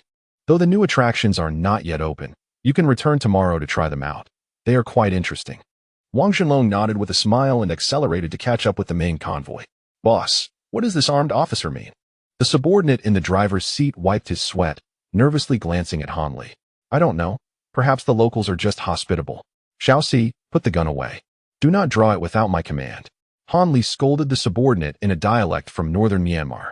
"So, are we still heading up the mountain?" the driver inquired, his hand resting on the steering wheel, awaiting Han Li and Appos's orders. Han Li gazed at the colorful flags fluttering on the mountain and mused that he had underestimated the situation. It was no small feat to have armed forces maintaining order. "Let us return for now and gather more information before we come back."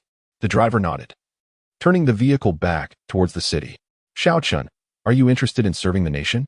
Xiao Chun, who was engaged in casual conversation with Qin Shi Yuan, was taken aback and looked at Li Mingyuan with confusion. "Uncle Li, why do you ask this suddenly?"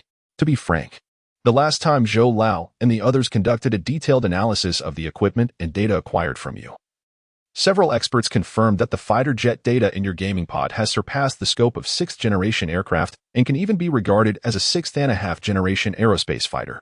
Moreover, your training suit has been validated by experts as a sophisticated application in the realm of neural signals. Many experts are eager to meet you and seek your guidance in their research. Uncle Lee, you flatter me. These are merely trivial gadgets. How can I dare to discuss guiding the experts from the Military Science Academy? However, if needed, I am willing to share our insights, contributing in a modest way to the military advancements of our nation. You agree? Li Mingyuan was taken aback, not expecting Xiao Chun to so readily consent to sharing his technology. The Military Science Academy had previously invited scientists from developed nations like Eagle Sauce. But those individuals not only demanded exorbitant fees but also concealed their knowledge during discussions, fearing that Chinese scientists might learn their techniques. Very well. I will compile a list of my research findings to ascertain what the Military Science Academy experts might require, and I will do my utmost to provide it. Excellent. You have done us a great service. Li Mingyuan grasped his own hands tightly while casting a fierce glare at Li Yiming beside him, silently lamenting that he had not given birth to a daughter. A son-in-law like Xiao Chun would be impossible to find even with a lantern. The young girl from the Wang family indeed had a discerning eye and acted decisively. However, I do have one request. Xiao Chun felt somewhat awkward. After his earlier grand declaration, he hesitated to propose a request, fearing it might imply ulterior motives. To his surprise, Li Mingyuan did not express displeasure but appeared even more pleased. Feel free to state your conditions. Having conditions is a good thing. If you ask for nothing, I would worry you have other intentions. If possible, could we have the scientists conduct research near the amusement park? Some findings may be inconvenient to transport. Li Mingyuan looked towards the whimsical castle in the distance, a look of comprehension dawning upon his face. It was evident he interpreted the entire castle as the new findings Xiao Chun referred to. Considering the impact of this matter, I must return to confer with others. After all, the Military Science Academy involves many secrets, and relocating them entirely would necessitate military garrisoning. This location is too close to the border, making such a level of military action excessively sensitive. Upon hearing that Li Mingyuan contemplated moving the entire Military Science Academy, Xiao Chun was astounded by the grandiosity of the proposition. No, there's no need for the entire Military Science Academy to relocate. As long as the professors can occasionally conduct research nearby, that suffices. If there are security concerns, I can also provide some assistance. Xiao Chun hastily clarified. He merely wished for the experts to boost his amusement park and amp Oppo's popularity, never intending to turn it into a military exclusion zone. He believed that more visitors to the amusement park would yield better results than simply contributing technology. After all, the technology within the system was far too advanced. Even he could only create simplified versions of the facilities. If Chinese scientists were allowed to study these technologies, it could take years to unravel their mysteries. That can be arranged. We can set up a temporary research base here, allocating some less critical studies for the experts to voluntarily sign up for. However, I cannot guarantee who will be willing to come. That is sufficient. This is more than enough. Xiao Chun nodded in satisfaction, recognizing that even the smallest contributions were valuable. Having scientists present would undeniably enhance the popularity of the park.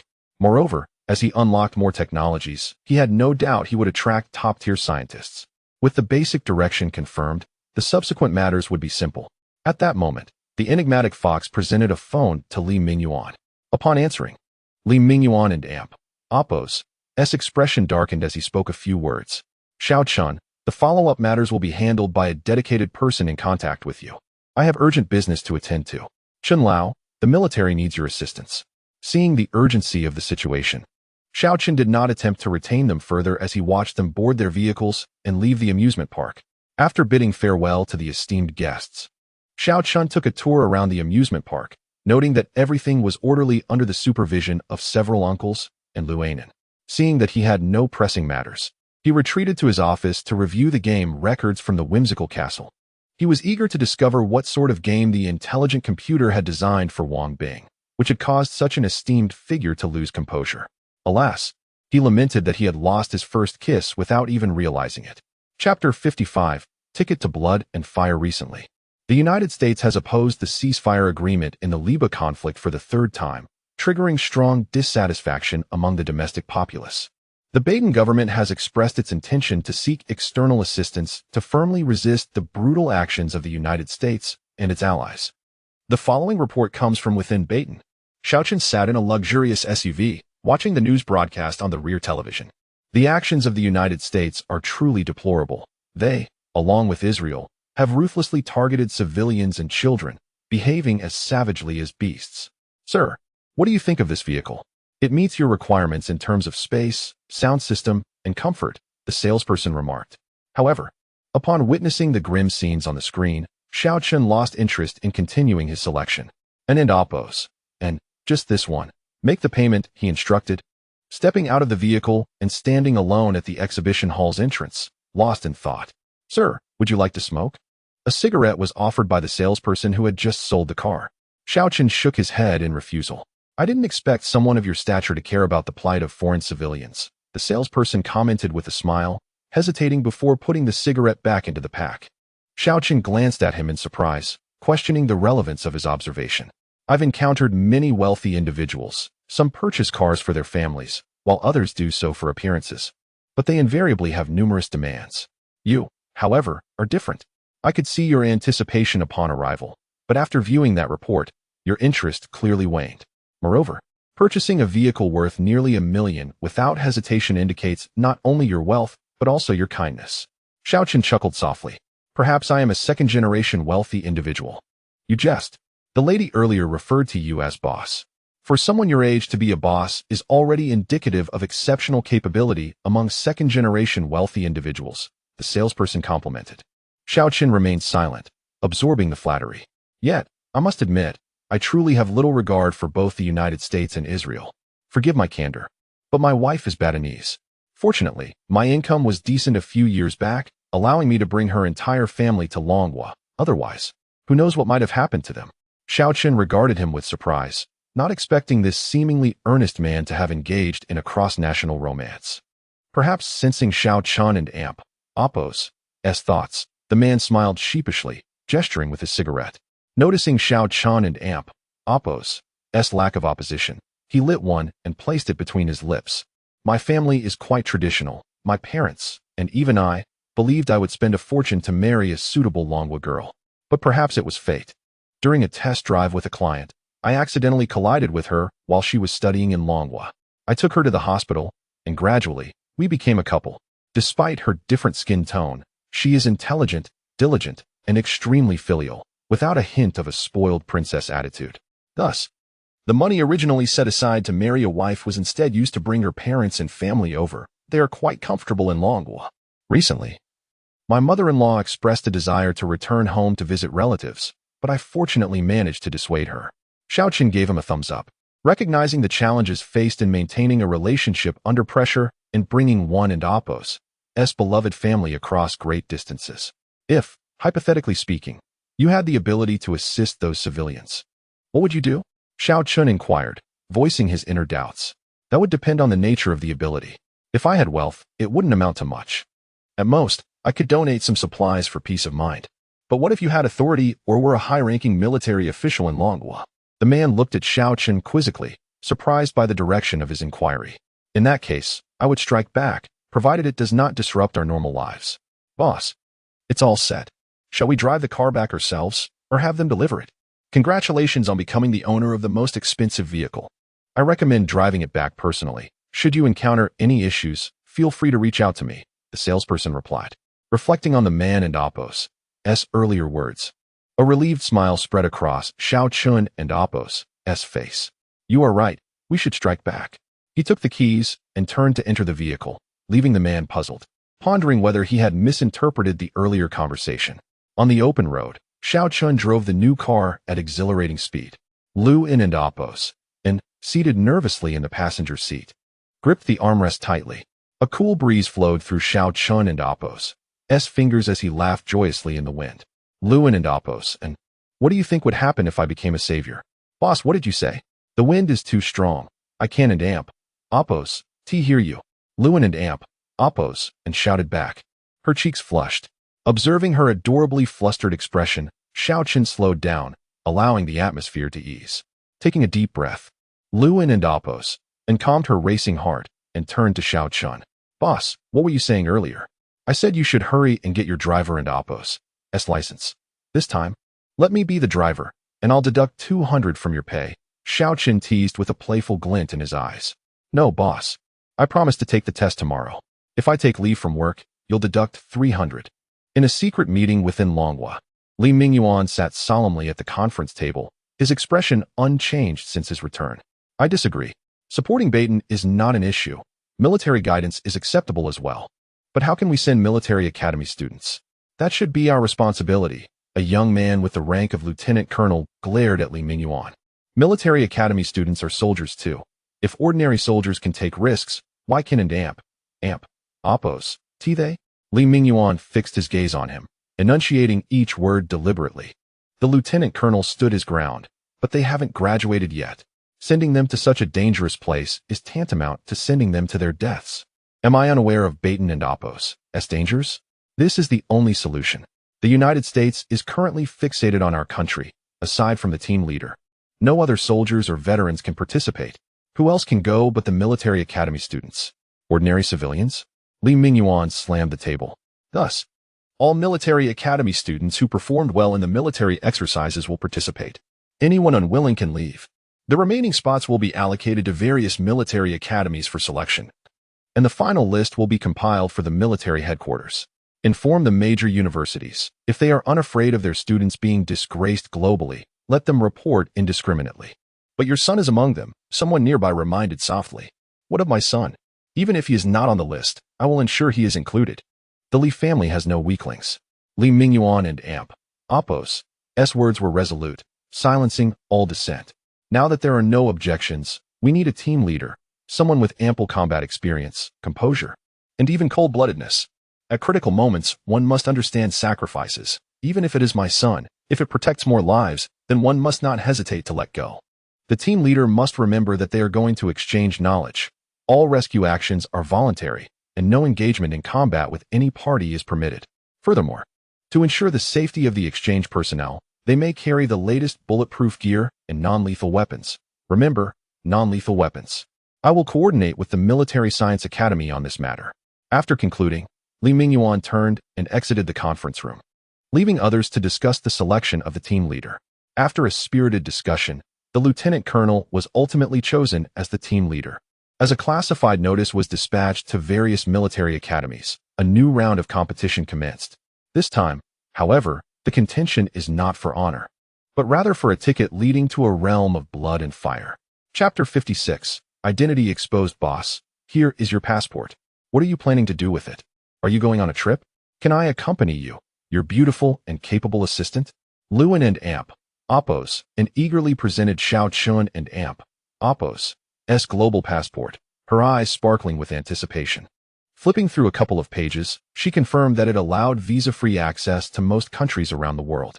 Xiao Chun nodded and tucked the passport into his pocket, turning his gaze towards Lewin. Who said I was going out? This is merely preparation for future research and learning at amusement parks in other countries. Are you interested in joining? Lewin clasped her hands over her chest, nodding incessantly, resembling a small creature that had just received a carrot. That's not possible. You don't even have a driver's license. Having you along would be a burden.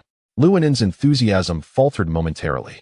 As a lone man and woman traveling together, I fear it may raise suspicions at home, she replied, her light dimming. You are a ticket seller, not an assistant. If you forego your commission for this quarter, I might consider it. Lewin sprang to her feet, assuring him that he should enjoy himself and focus on work while she would keep a close watch over the amusement park. Without a backward glance, she dashed away. Watching Lewin's retreating figure, Xiao Chun shook his head. It would indeed be delightful to take everyone to experience amusement parks in other countries someday, but this time, he was not going for leisure. He gazed at the national emblem on the back of the passport, contemplating how to concoct a legitimate excuse to travel abroad. Simultaneously, with the selection process concluded, the lists from various military academies were being escalated level by level. Each individual on the list would undergo thorough background checks conducted by designated personnel, investigating their ancestry over 5 generations and scrutinizing their daily behavior. In light of previous espionage incidents during military exercises, every candidate would undergo DNA comparisons with their family members to prevent identity fraud. However, at that moment, Li Mingyuan, who was coordinating everything, was in the military academy, furiously slamming the table. 100 rounds? You tell me that this tranquilizer gun can only provide 100 rounds? Do you have any idea how many enemies they will face? He continued, and this bulletproof vest, are they going for rescue missions? How can they save anyone while burdened with a vest weighing several dozen pounds? In front of him, Professor Zhou was equally agitated, his face flushed. Do you think this is a toy or a tranquilizer used in a zoo? What you need are tranquilizers capable of penetrating lightweight bulletproof vests. Do you even know how expensive it is to manufacture one? Moreover, with such a short time frame, the production line can and oppose be adjusted. We can only rely on skilled artisans to handcraft each piece. 100 rounds is merely an ideal scenario. The actual number may be even fewer. And this bulletproof vest is crafted from our lightest materials. To ensure comprehensive protection of vital areas, this is the best we can achieve. I don't care. What do we do now? We can't let those kids face a bunch of cold-blooded killers empty-handed. Unless you can acquire alien technology. Our means can only achieve this much. I truly don't and oppose. Understand your thinking. Why send a group of children to the battlefield? Professor Zhou removed his glasses, rubbing his reddened eyes. Report. The interrogation results concerning Death's hand have concluded. Here are the transcripts. Li Mingyuan took the report, glancing over it casually. Suddenly, his gaze landed on a photograph and a marked statement. The photo was an aerial view captured by a satellite, prominently featuring a black armored figure amidst a battlefield strewn with debris. Beside it lay a blurred silhouette and 2 silver drones. Can you confirm that it was this black armor that attacked you during the military exercise? Indeed, it was this very one. We wasted a significant amount of heavy weaponry and couldn't inflict even a scratch. My comrades fell at its hands. Moreover, we encountered this harbinger of death again at the amusement park. Initially, we intended to coerce Yu Jia into fleeing and report this to the organization. But that castle was too terrifying. My sixth sense warned me that if I didn't surrender, my fate would be dire. Li Mingyuan's expression sharpened as he pointed to the report, addressing the aide. Has this part been verified? Yes, based on the scene restoration and separate interrogations of the suspects. We can basically confirm their testimonies to be true. Li Mingyuan was astounded. He never expected that a mere amusement park owner like Xiao Chun could wield such formidable power. Seal this file. Everyone must sign the highest level of confidentiality agreement and simultaneously erase all relevant information about this amusement park. Li Mingyuan decisively commanded, then fixed an intense gaze on Professor Zhou. Professor, you mentioned that unless we have alien technology, what do you think about the technological level of this armor? Professor Zhou examined the combat report, his eyes glinting with brilliance as he grasped Li Mingyuan firmly. Is this real? Could it be that extraterrestrial civilizations truly exist in this world? Such combat capabilities and remarkable protection. If we can decipher the manufacturing process of this material, not only could we protect those students, but we would also fearlessly confront the world. Where is this technology? Take me to see it at once. Observing Professor Zhou and Appo's fervor, Li Mingyuan quickly reassured him. We have merely grasped a fragment of a clue. If any related technology or physical evidence is discovered, it will be delivered to you immediately. Disappointed, Professor Zhou returned to his chair, scrutinizing the combat report in detail, hoping to uncover further clues. Noticing that Professor Zhou was too engrossed to acknowledge him, Li Mingyuan excused himself and departed the military academy. Seated in his office, he pondered how to secure Xiao Chen's assistance for the students without instilling a sense of crisis due to his identity being exposed. Just then, a business card for a shooting range slipped out from the crevice of his desk. Li Mingyuan's eyes lit up as he dialed his young son. Li Yiming, at this time, you're still luring me to the amusement park when we are about to head to the battlefield? Aren't you afraid? Li Feng regarded Li Yiming as if he were a lunatic. Afraid? That's precisely why I brought you here, to buy insurance. Are you out of your mind? That's the insurance company and Appo's business, who buys insurance at an amusement park. Besides, our missions generally aren't covered by insurance companies. You wouldn't understand. Just follow my lead without asking questions. Li Feng, unable to pry any further, suppressed his curiosity and followed Li Yiming to the amusement park. Boss Xiao. Is Boss Xiao here? As they reached the halfway point, Li Yiming shouted at the top of his lungs. Coming. It's been a while since you two visited. Xiao Chun, who had been stuck in his room ruminating without a solution, stepped out to greet them casually. Boss Xiao, I'm here to discuss business with you. Are you accepting orders for custom equipment? The price is negotiable. Li Yiming cautiously leaned closer to Xiao Chen, his expression shrouded in mystery. Chapter 57. 8,000 miles on the road. Do not inquire about the journey custom equipment? No way, no way. The firearms previously sold to you are already illegal, and now you wish to place an order. Xiao Chun languidly reclined in his chair, caught off guard by the travel issues before he could even do a good deed. Due to the ongoing conflict, all civil aviation flights to Badong had been suspended. Xiao Chun had contemplated flying there in his battle armor. Yet the thought of traversing multiple countries made him hesitate. If the American satellites captured him, he would likely face a dual assault from fighter jets and missiles. Boss Xiao, this is for overseas use. We need not worry about legality. Just make it functional, Li Yiming stated. Upon hearing the word overseas, Xiao Chun straightened up, intrigued. Li Yiming, noticing Xiao Chun and Apos' reaction, recalled his father and Apos' warning and displayed a troubled expression.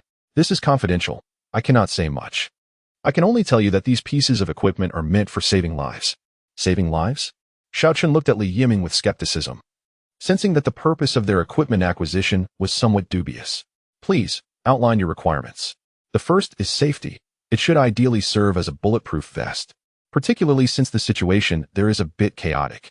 Li Yiming explained, feeling guilty under Xiao Chun and Apos' scrutinizing gaze. Secondly, the power must be substantial. I recall your firearms can incapacitate a person.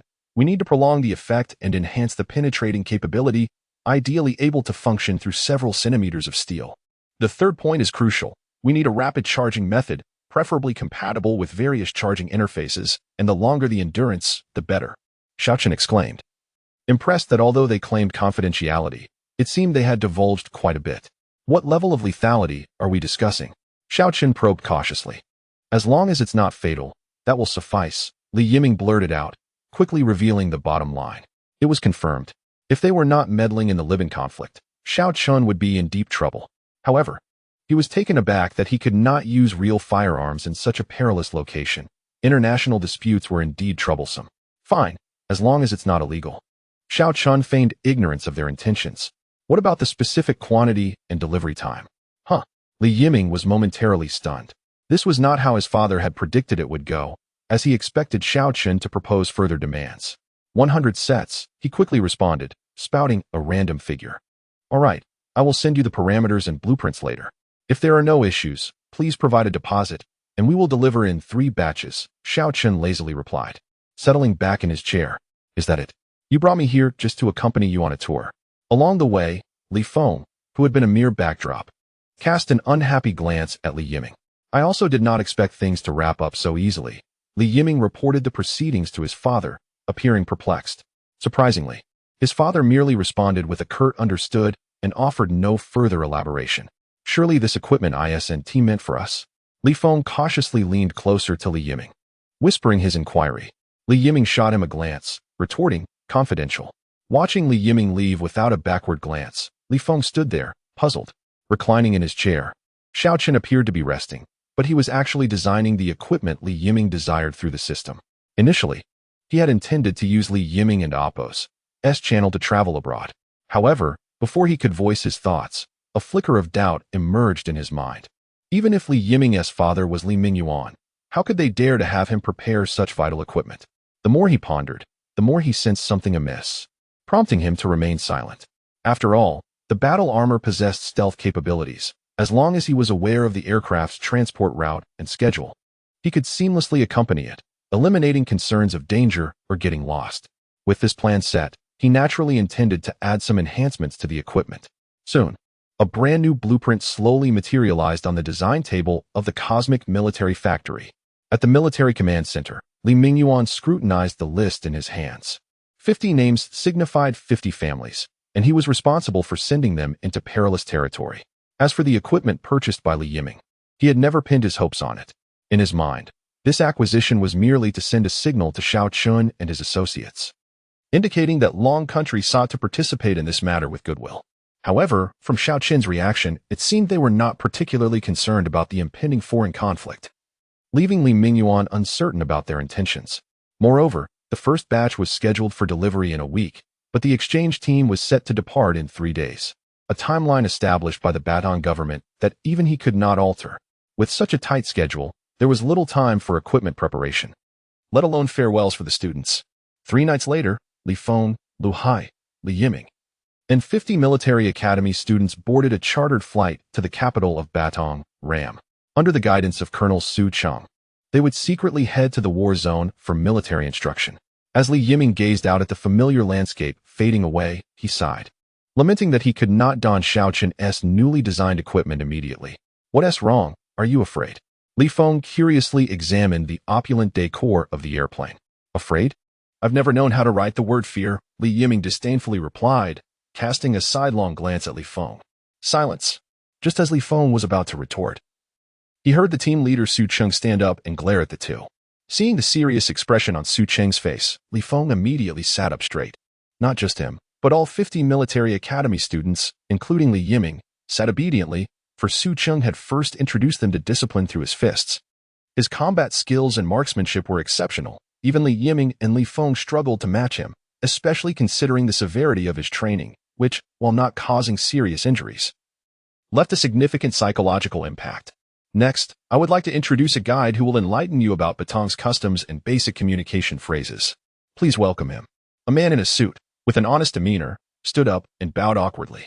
Hello everyone. My name is Tang Zan. I am a car salesman. And because my wife is from Batong, I have a fair understanding of the area. The man stammered nervously. Additionally, Tang Zan not only speaks the local language, but is also acquainted with several local gang members. Feel free to consult him if you have any questions, Su Cheng added, eliciting gasps of astonishment from the attendees, who were taken aback by the seemingly humble man's connections. Driven by fear and curiosity, the youths began to pose their inquiries. At several thousand meters in the air, no one knew that an aircraft was soaring across mountains and seas toward the front lines. Beneath the clouds, the lights of Long Country gleamed brightly in the night, and time seemed to stand still. Chapter 58. Performance Testing. Xiao Chun reclined upon his bed, his consciousness immersed in the production workshop of a cosmic military factory. He had completed a significant portion of the design for the training armor, retaining its agile characteristics. The new blueprint was essentially a scaled-down version of the first-level soldier armor. Due to the inability to manufacture the armor's inherent cosmic high-energy battery, Xiao Chun deliberately exchanged for a lightweight solid-state battery from the system. In line with the concept of convenient charging, the armor was equipped with external devices, allowing for battery replacement at any time in direct connection to existing power sources. After a night's toil, Xiao Chun finally produced a satisfactory design. Submitted for evaluation at the military factory, the system would autonomously fine-tune and rectify any deficiencies. Once the modifications were complete, an entirely new design materialized before Xiao Chun. New blueprint discovered, unnamed function, training, mining system rating, trash. Disregarding the system's disparaging rating, Xiao Chun joyfully named it Rescue Unit 1. He allowed the system to commence production before finally surrendering to slumber. Upon arriving at the designated testing ground with the prototype, Xiao Chun found an assembly of individuals calibrating equipment. Among them was Professor Luo, accompanied by several unfamiliar officers and haughty foreign dignitaries, as well as a multitude of aides. The testing was not limited to the equipment Xiao Chun had brought. 2 other companies' products were also under evaluation. However, the convergence of the 3 companies was merely coincidental, as the latter 2 were primarily competing for the military's upcoming 5-year arms contracts. Approaching Professor Luo, who represented the Military Science Academy, Xiao Chun was introduced to Li Yiza, who was also the elder brother of Li Yiming. Boss Xiao, I've heard much about you. The equipment ordered by my brother will be handed over to you for subsequent coordination, Li Yiza stated, nodding in acknowledgement as Xiao Chun's gaze drifted towards the foreign representatives. Noticing Xiao Chun's interest, Li Yiza elaborated, they are representatives from Inc., the world's largest military equipment manufacturing company. Xiao Chun was well aware of Inc.'s formidable reputation, having nearly monopolized the military equipment manufacturing industry across half of the nations on Blue Star.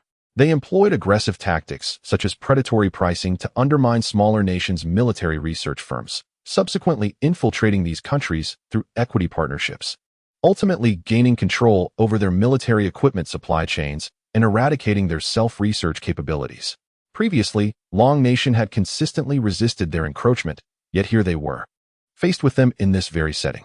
In terms of protective gear, Long Nation adhered to its own stringent testing standards, commencing with impact resistance evaluations.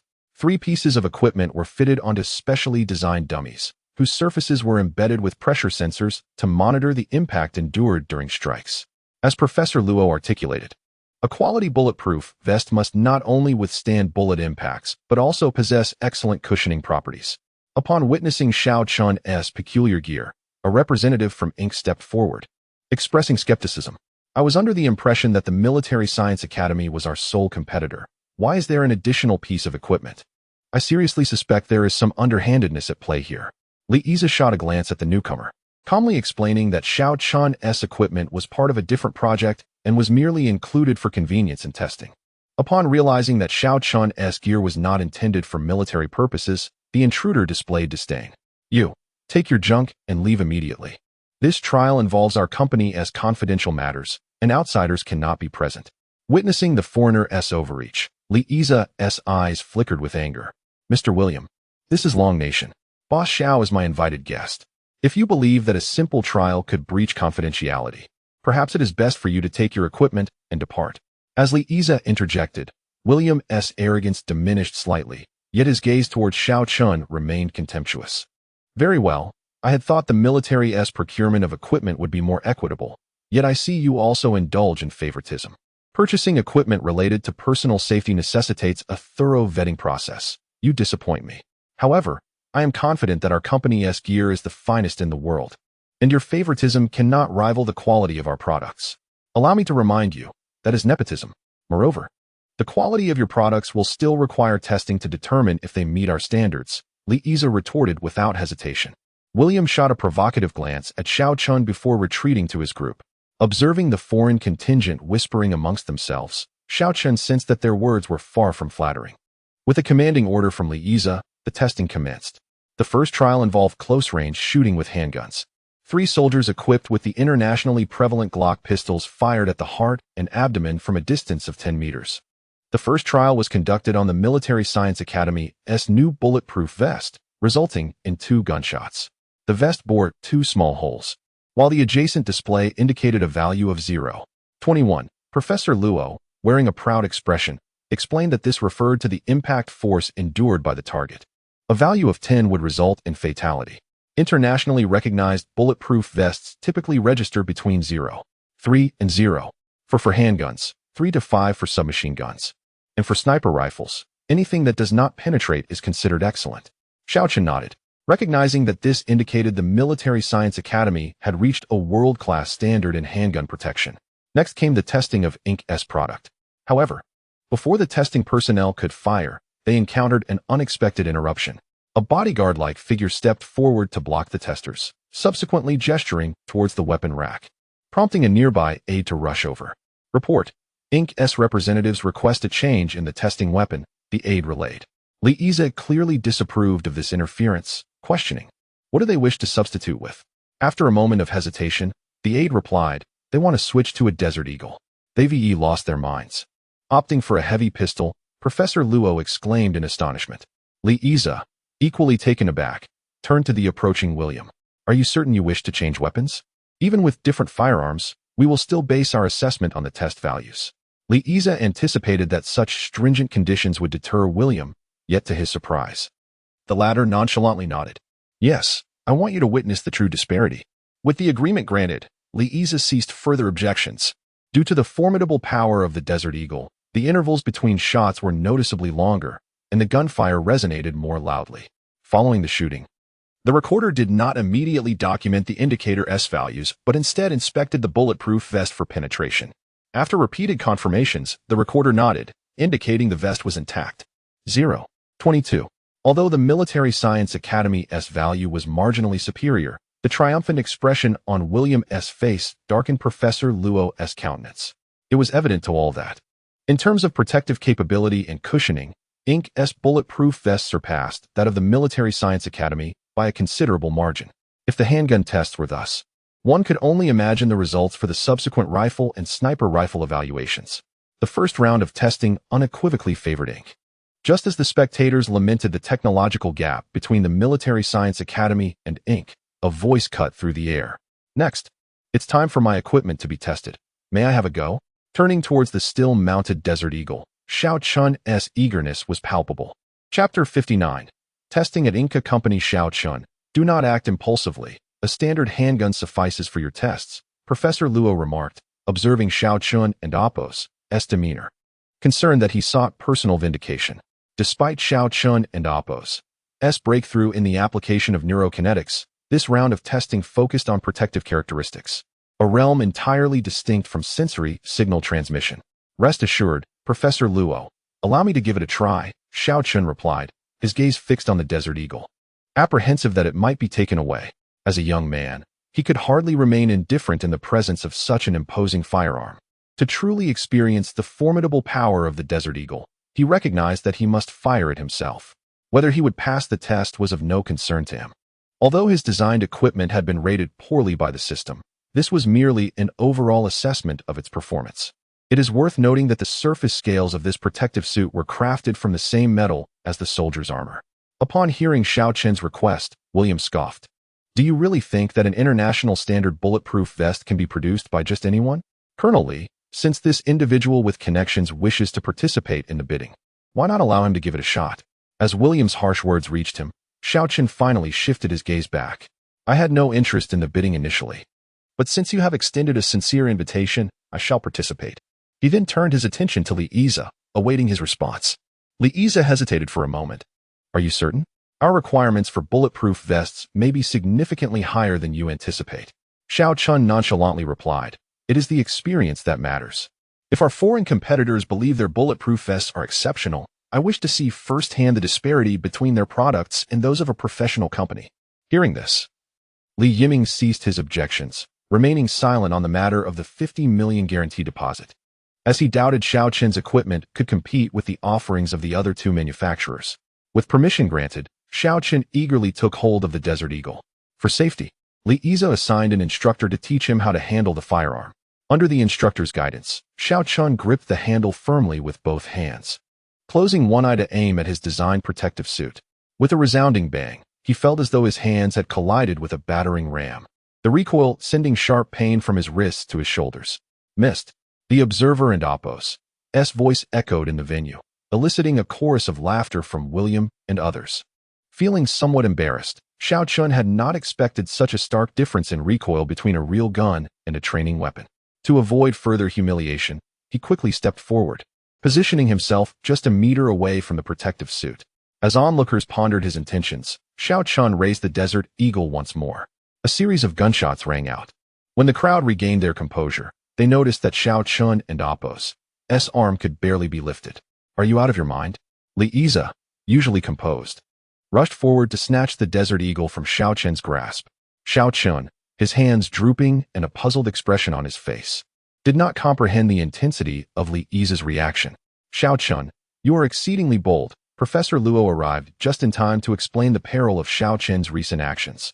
It turned out that the bullet's velocity peaks at the moment it exits the barrel. Xiao Chen's actions had effectively unleashed the full force of the Desert Eagle upon the bulletproof vest, and had the vest's quality been subpar, it would have shattered instantly, with fragments potentially causing grave injury akin to shrapnel from a grenade. Xiao Chun fell silent, grateful that his own vest was of high quality. Otherwise, he might have met an untimely fate. Taken back to the audience, he observed as the testing personnel examined the integrity of the vest. Seeing Xiao Chen's apprehensive expression, Professor Luo assumed he was worried about the test results. Do not be too disheartened. After all, even professional bulletproof vests would not fare well under a close-range shot from a Desert Eagle. The fact that your vest remains intact is relatively commendable. Xiao Chen remained silent, his gaze fixed on the actions of the testing personnel. The appearance of his bulletproof vest was less than stellar.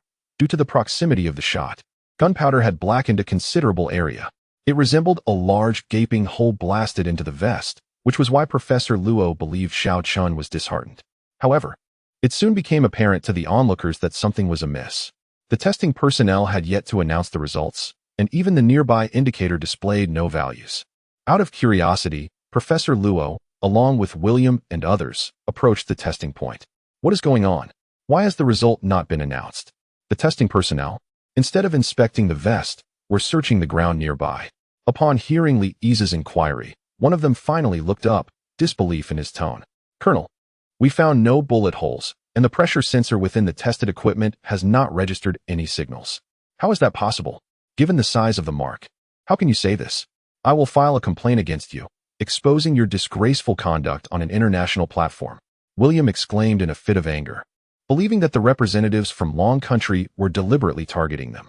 Seeing William and Apo's reaction, the previously agitated testing personnel wiped the surface of the bulletproof vest.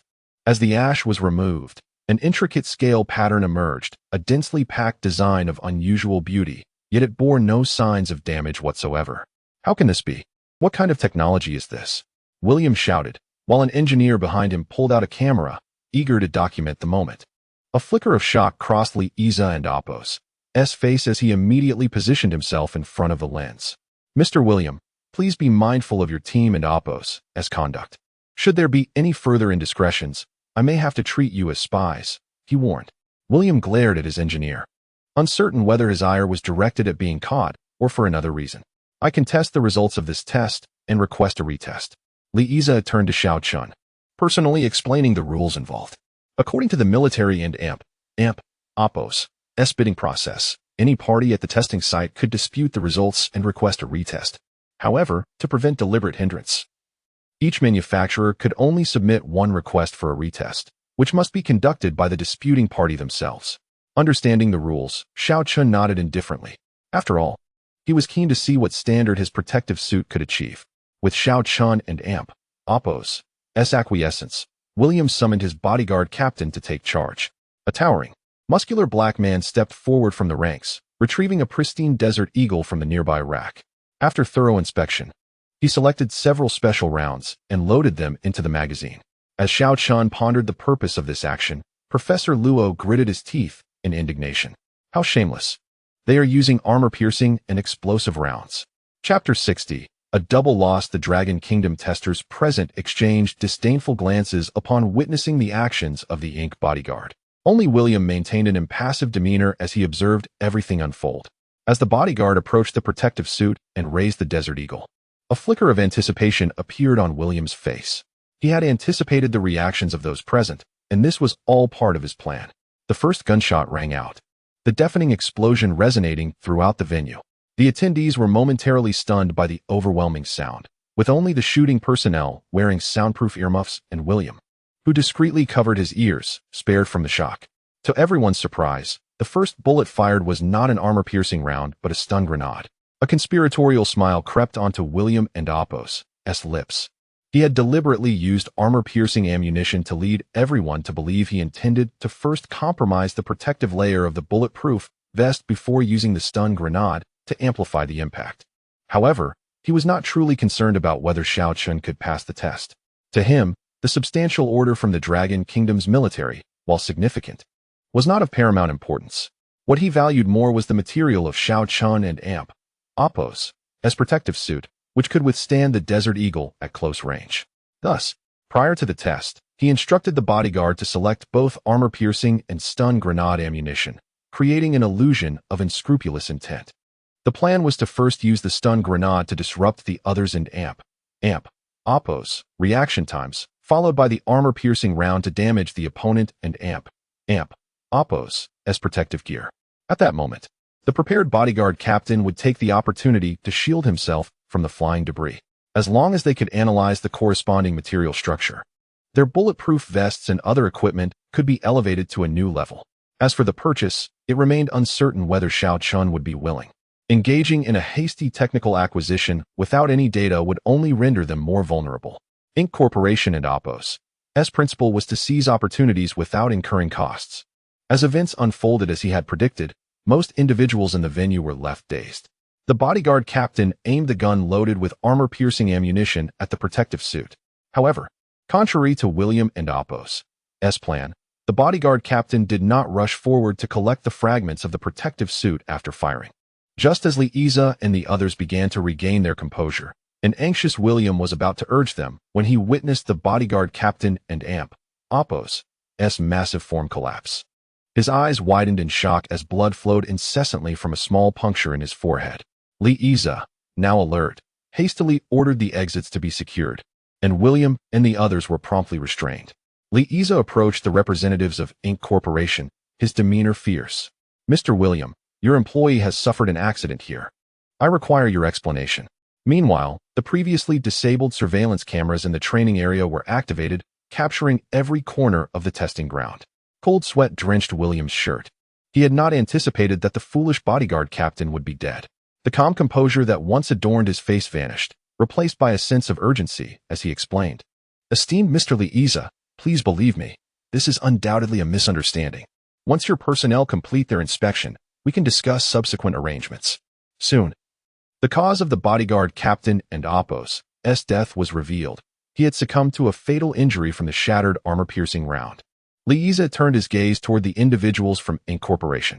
Mr. William, I now have serious doubts regarding your actions, which appear premeditated. I must temporarily restrict your personal freedom until Inc. Corporation appropriately addresses this matter. Without waiting for William's explanations, armed guards led them all away, sealing off the bodyguard captain and related surveillance footage. William felt a wave of regret wash over him. He knew his standing at the headquarters would suffer a blow.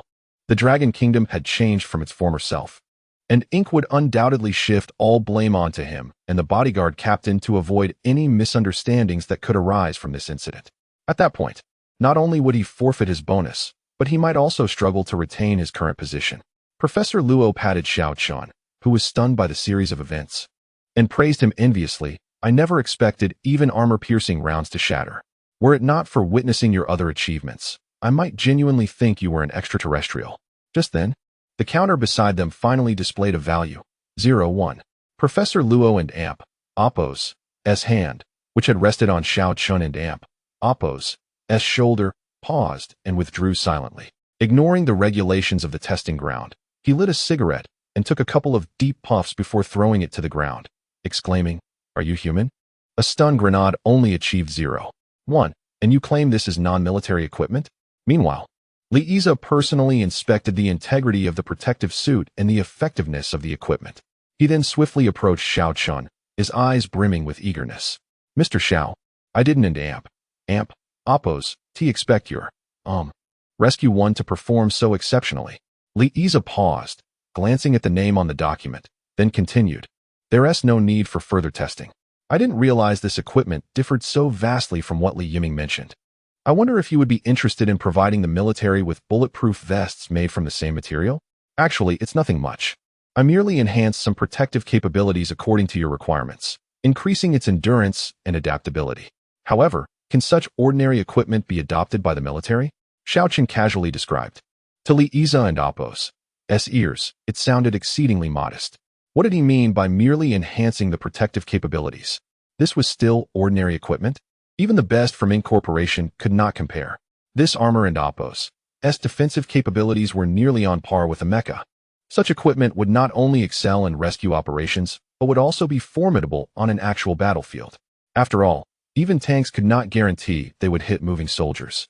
While this protective suit's cushioning ability could undoubtedly withstand close-range artillery impacts, it would be nearly invincible on the battlefield. "All personnel, assemble," Lieza bellowed, commanding all officers and test participants to gather immediately. Shortly, including Professor Luo, all military personnel lined up in formation. Lieza then ordered everyone present to sign confidentiality agreements, insisting that all video surveillance be destroyed. Nothing witnessed, heard, or touched was to be disclosed. Even the protective suit brought by Xiao Chun was personally locked away in a confidential box by Lieza. Inviting Xiao Chun into a secure conference room, Lieza, with a warm smile that contrasted his earlier stern demeanor, said, "You can't be much younger than Li Yiming. I shall refer to you as Apos, little brother. Apos, let us enjoy a cup of tea to quench our thirst. You may call me Xiao Chun or Xiao Xiao," Xiao Chun replied politely, taking a couple of sips before setting the teacup aside. "Li Gu, if there's nothing else, let us finalize the agreement with Li Yiming. I need to expedite the production of 100 sets of equipment." No rush, no rush. I and Apos, am curious if you would be interested in signing a larger order," Lieza said, his face adorned with a hopeful smile. "You are referring to the military order, RN and Apos, to you?" Xiao Chun began, but before he could finish, the red phone on Lieza and Apos' desk rang. Glancing at Xiao Chun, Lieza answered the call. "What? Those bastards. Hurry and find someone to assist. Pressure the Ministry of Foreign Affairs to intervene. If anything happens to them, we will not let this slide." After hanging up, a look of urgency crossed Lieza's face. "Xiao Chun, let us proceed with signing the agreement for the 100 sets of equipment, and I will make an immediate payment." I have just one request. The first batch must be delivered by tomorrow, and the sooner the subsequent batches arrive, the better. Furthermore, we require an additional 100 sets. Is that acceptable? Observing the earnest gaze of Li Yize, Xiaochen nodded affirmatively. No problem. The initial batch of 30 sets of equipment has been prepared, and you may take them now. I will expedite the preparation of the remaining sets. Li Yize and Apos' expression softened slightly, his eyes brimming with gratitude as he regarded Xiaochen. Then, please send someone with me to load the vehicle. A sense of unease stirred within Xiaochen. It appeared that something had transpired abroad, likely connected to Li Yiming and his associates. Li Yize summoned his bodyguard, instructing him to personally drive Xiaochen back, while also ensuring the swift transportation of the equipment from Xiaochen and Apos' location. Chapter 61. Military Academy students trapped on the battlefield after Xiaochen departed. Professor Luo inquired. Yize, what has transpired? Li Yize and Apos' countenance darkened, his tone laced with undeniable fury. The Yohu has relayed news that a portion of the exchange students providing assistance has become ensnared on the battlefield. Professor Luo, aware of the true purpose of the exchange group, furrowed his brow upon hearing this. Weren and Apos, Tangzan, and the others stationed at the rear providing military aid? How did they end up at the front lines? Taking a deep breath, Li Yize explained. It appears that while investigating the frontline situation, they were inadvertently detected by the Israeli military. Like hounds, the enemy clung to them relentlessly, ultimately cornering them in a small town. However, according to Yohu and Apos' analysis, this operation may not solely involve Israel. There could be a shadow of the eagle sauce behind it. Just moments ago, the foreign ministry attempted to communicate with them. Yet the eagle sauce dismissed the overture, citing non-interference in domestic affairs. He continued, subsequently, the Israeli military proposed a hostage exchange, seeking members of the Death and Apos' hand squad in return. Professor Luo was taken aback, instinctively voicing his opposition. That is absolutely unacceptable. Those two individuals are elite mercenaries who have been lurking within our country for days, possessing critical information about Xiaochen and Apos' operations. Should they return to the eagle sauce, they would undoubtedly take notice of Xiaochen and the research team behind him. Li Yize nodded in agreement. Initially, we were hesitant, but the recent issue with the protective suits has exacerbated our concerns. The individuals from Mink Company will eventually be returned, and an advanced bulletproof vest will only heighten the eagle sauce's vigilance. If coupled with various extraordinary technologies, they may resort to any means necessary against Xiaochen. It is imperative that the military academy students do not fall into their hands. It seems we have walked into the eagle sauce's trap. Professor Luo, pondering for a moment, grasped Li Yize's implication. Since the eagle sauce's third attempt to obstruct the ceasefire, they have anticipated that Long Country would become involved. Even Baton's proactive request for assistance has the eagle sauce stirring the pot behind the scenes. Once Long Country dispatches personnel, the eagle sauce will certainly seek evidence of Long Country's interference, which would severely undermine our nation's stance of absolute neutrality. If we fail to take measures, the lives of these students may be at grave risk. The death of exchange students in a foreign land would provoke a significant uproar domestically. At this juncture, the focal point of the intricate game involving Long Country, Baton, eagle sauce, and Israel revolves around this group of military academy exchange students. Baton requires their assistance to salvage the situation, while Long Country needs Baton's assurance of independence. The eagle sauce aims to leverage this group of students to capture evidence of Long Country's involvement in the conflict, thus expelling Long Country from the equation. Israel, with the aid of the eagle sauce, seeks to successfully annex Baton's territory. Originally, the exchange students should not have departed from Baton's military command center. However, with the exchange students and Apos' assistance, Baton and Apos' forces not only reverse their earlier setbacks but also advance their front lines into the territory occupied by Israel. Presently, Israel has established a formidable defensive line, creating a standoff with Baton. Faced with difficulties in advancing and realizing they could not linger for long, the exchange students resolved to approach the front lines personally to assess the situation and facilitate timely responses. Their strategy proved correct as the establishment of a temporary command post began to shift the previously stagnant standoff, causing the Israeli forces to retreat gradually. During this period, however, due to the insufficient training of Baton and Apos' troops, a pair of soldiers, driven by ambition, led to a breach in the defensive line. allowing Israeli forces to surge in and encircle the temporary command post. Currently, there are 10 exchange students and over 100 Baton officers and soldiers within the command post. A tug-of-war between the military forces of Baton and Israel has commenced, centered around the command post, as both sides vie for control. As events unfolded, 10 hours had passed. During this time, Israel launched multiple assaults on the temporary command post, all of which were thwarted by Baton soldiers. Nevertheless, Israel has begun transporting heavy equipment in this direction. Izay, what are the military leaders saying? Professor Luo inquired solemnly. Izay turned, responding slowly. The commanders have indicated that, apart from deploying troops, they will provide full support. Professor Luo slammed his fist down on the table, then let his hand fall weakly. Both he and Izay understood the implications of the commander's directive. It was imperative to ensure that the Eagle Sauce did not seize any incriminating evidence, especially during such a tense moment when all military forces of Long Country would be under intense scrutiny. With a sigh, Professor Luo lamented, "What can we do now? The military has instructed me to deploy a portion of advanced military equipment to the Baton forces, hoping that these resources can assist them in swiftly breaking through Israel's blockade. However, if these supplies are discovered by Israel, it would amount to handing over undeniable evidence." Professor Luo expressed his internal conflict. Both men recognized the substantial risks associated with the military and Oppos' decision. Should these supplies, alongside the exchange students, fall into enemy hands, it would obliterate any denial of Long Country and Oppos' involvement in the conflict. At that juncture, to preserve Long Country and Oppos' long-standing international reputation, someone would have to bear the blame. Coming to this realization, Professor Luo gazed worriedly at Izay. Observing the change in Professor Luo's expression, Izay understood he had grasped the gravity of the situation. With a look of resolution, he declared, "It matters not. Regardless, my younger brother is among them. My involvement in this endeavor is the most rational and poses the least risk.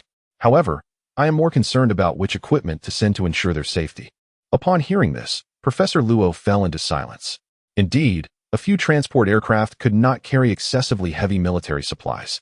Yet, standard equipment would be ineffective on such a modern battlefield. As Izay pressed his temples while seated, a sudden voice called out from the office door. "It is the voice of my guard," he remarked. Exchanging glances, they both noted the spark of hope in each other and Oppos' eyes. "Enter." A weary guard stepped inside. Saluting as he reported, "The special equipment from Shao and Amp, Oppos' amusement park has been successfully transported. We were to receive 30 sets, but have received 35, all functioning perfectly. Please advise." Izay's brow relaxed. "Excellent. I did not expect Boss Shao to be so generous, adding 5 extra sets to the first batch. Immediately prepare these supplies for transport, complete with the necessary instructions for use." As he watched the guard exit to make arrangements, a worried expression crossed Izay's face. "Let us hope that those besieged can endure a little longer. May this equipment bring us a miracle." Chapter 62. Taking you home 5 hours after the transport aircraft took off, more dire news arrived from the Baton front. Shadows resembling special forces appeared on the battlefield surrounding the temporary command post. Although the enemy's infiltration was detected in a timely manner, the equipment and movements suggested the presence of American Special Forces. In fact, American Special Forces were already lying in wait on the battlefield. Given the timing, it was evident that the equipment had just arrived at the Baton command post, which was still a 2-hour drive from the front lines.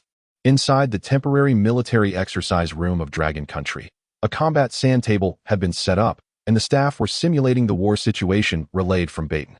Izay, who never smoked, was now chain-smoking, his bloodshot eyes fixed on the movements of the troops on the sand table. Despite knowing his actions were futile, he could not help but yearn to understand the condition of the exchange students at the earliest opportunity. The temporary command post was established in a factory on the outskirts. The factory was surrounded by tall walls and electrified fencing, with steep rocky mountains flanking both sides, leaving only 2 wide roads for transportation. Currently, these roads were blocked by a light infantry regiment from Israel, which had secured dozens of individuals inside the factory with a few heavy machine guns and over 1,000 soldiers. Despite several assaults resulting in significant casualties for the Israeli soldiers, little progress had been made. They adopted a strategy of tightening the perimeter while keeping the interior loose, clearly aiming to avoid unnecessary losses while waiting for heavy firepower to breach the factory's defenses. After continuous battles, The Baton soldiers struggled to break through the Israeli blockade. It was apparent to anyone that without external intervention, the fall of the temporary command post was merely a matter of time. Within the confines of the temporary command post, 3 individuals, Li Feng, Li Yiming, and Tang Zhan, leaned against a makeshift tower hastily constructed atop the factory walls. As Li Feng flipped the switch, a blinding light pierced the darkness before the factory. "Director Tang, I never imagined you had such a trick up your sleeve," Li Feng remarked, cautiously peering through a gap in the cover, giving Tang Zhan a thumbs up. Tang Zhan, with a bandage on his face that was seeping blood, displayed a newfound resolve on his previously innocent countenance, gesturing to Li Feng with a wave. "Back in school, I had to fix everything myself due to lack of funds. And that is how I honed my skills," he replied. "Yiming, take a break for now. I'll keep watch, and I'll call you if anything arises." Li Yiming, lying prone at the shooting hole, remained silent, flipping onto his back to gaze at the twinkling stars above. "Do you think we can escape?" he asked after a moment of silence. "The instructors won't abandon us. Perhaps reinforcements are on the way," Li Feng replied with conviction. Li Yiming opened his mouth, intending to share Li Mingyuan's warning about Sioux City, but hesitated and remained silent. He understood that hope was what would allow them to endure a little longer. There were 6 such lookout towers along the entire wall, entirely covering the roads in front of the factory, aside from a few wounded individuals resting inside. Their entire combat capability was concentrated outside. Just then, a droning sound echoed from above. "Strange, is it thundering?" Tang Zhan inquired, puzzled. Suddenly, Li Yiming spotted 3 red dots blinking as they approached. "Hide! Armed helicopters!" he shouted, his voice hoarse, as he pulled Li Feng and Tang Zhan down towards the lower part of the wall. As soon as his words left his lips, a burst of flames erupted from above the red dots, revealing the heavy machine guns mounted on the helicopters. The torrent of fire swiftly shredded their lookout post, spreading destruction to the other posts. Fortunately, due to Li Yiming and Appo's warning, all the exchange students at the other posts managed to escape in time. Only one post, manned entirely by Baton soldiers who didn't react quickly enough to the spoken Chinese, was torn to pieces. After eliminating all the searchlights, the 3 machine guns ceased fire, and 1 helicopter began to hover for surveillance while the other 2 hovered above the factory, with several figures descending via ropes. "This is bad. American Special Forces are here." In school, Li Feng and the others had studied the combat tactics of renowned military units from various countries. This kind of firepower suppression and aerial descent was a hallmark of American Special Forces. In the darkness, Li Yiming gently nudged Li Feng beside him. Understanding dawned on Li Feng immediately, and he crawled along with Tang Zhan toward the factory and Appo's interior. Once Li Feng had retreated a short distance, Li Yiming raised his weapon, shot, and then dashed into the shadows of a storage area without looking back. Just as he left, bullets began to rain down on his hiding spot. As Li Yiming prepared to employ the same tactic again, 2 bullets struck the wall behind him before he could even peek. Had he not instinctively feigned a shot, he might have ended up with a fate similar to the fallen Special Forces soldier. "They have night vision goggles. Implement Plan B," he declared, disregarding the need for concealment as he pulled out his walkie-talkie and shouted. Instantly, all the bulbs in the factory illuminated, transforming the night sky into daylight. The sudden brightness disoriented the Special Forces wearing night vision goggles. Li Yiming and several teammates burst from their hiding places, squinting against the glare as they launched an assault on the exposed soldiers. The American Special Forces, renowned for their prowess, quickly rolled for cover after Li Yiming took down 2 members. They promptly removed their night vision goggles to regroup for a counterattack. A muffled grunt came through the walkie-talkie, followed by Li Feng's voice. "Director Tang has been hit. The enemy has taken control of the main switch." The message from the walkie-talkie weighed heavily on Li Yiming's heart. According to their plan, Tang Zhan was supposed to turn the lights off again, allowing them to ambush the American Special Forces in the darkness using their knowledge of the terrain.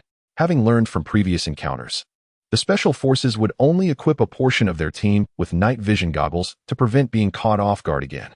However, they did not anticipate that the enemy would locate the main control room for the lights so swiftly.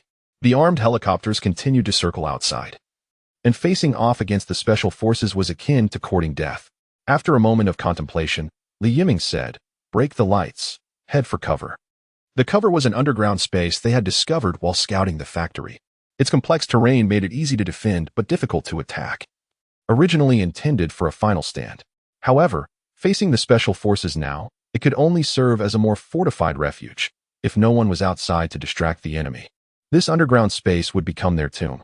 Li Yiming cautiously approached Li Feng, who was near Tang Zan, whose face was ashen, the bandage around his abdomen soaked in blood. Li Feng, take Tang Zan to the underground shelter first. We'll hold them off outside. Tang Zan pressed tightly on his wound, his voice weak. Don't worry about me. You must act quickly. I never imagined I would fight alongside two legends one day. Li Yiming looked at Tang Zan with concern. The distance to the underground shelter was considerable, nearly crossing the entire factory complex.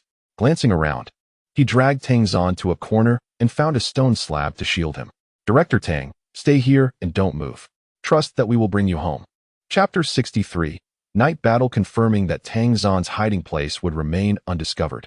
Li Yiming exchanged a glance with his companion and stealthily navigated through the shadows of the factory towards the designated drop zone for the Eagle Saw Special Forces. As the countdown concluded, the factory erupted into a cacophony of gunfire.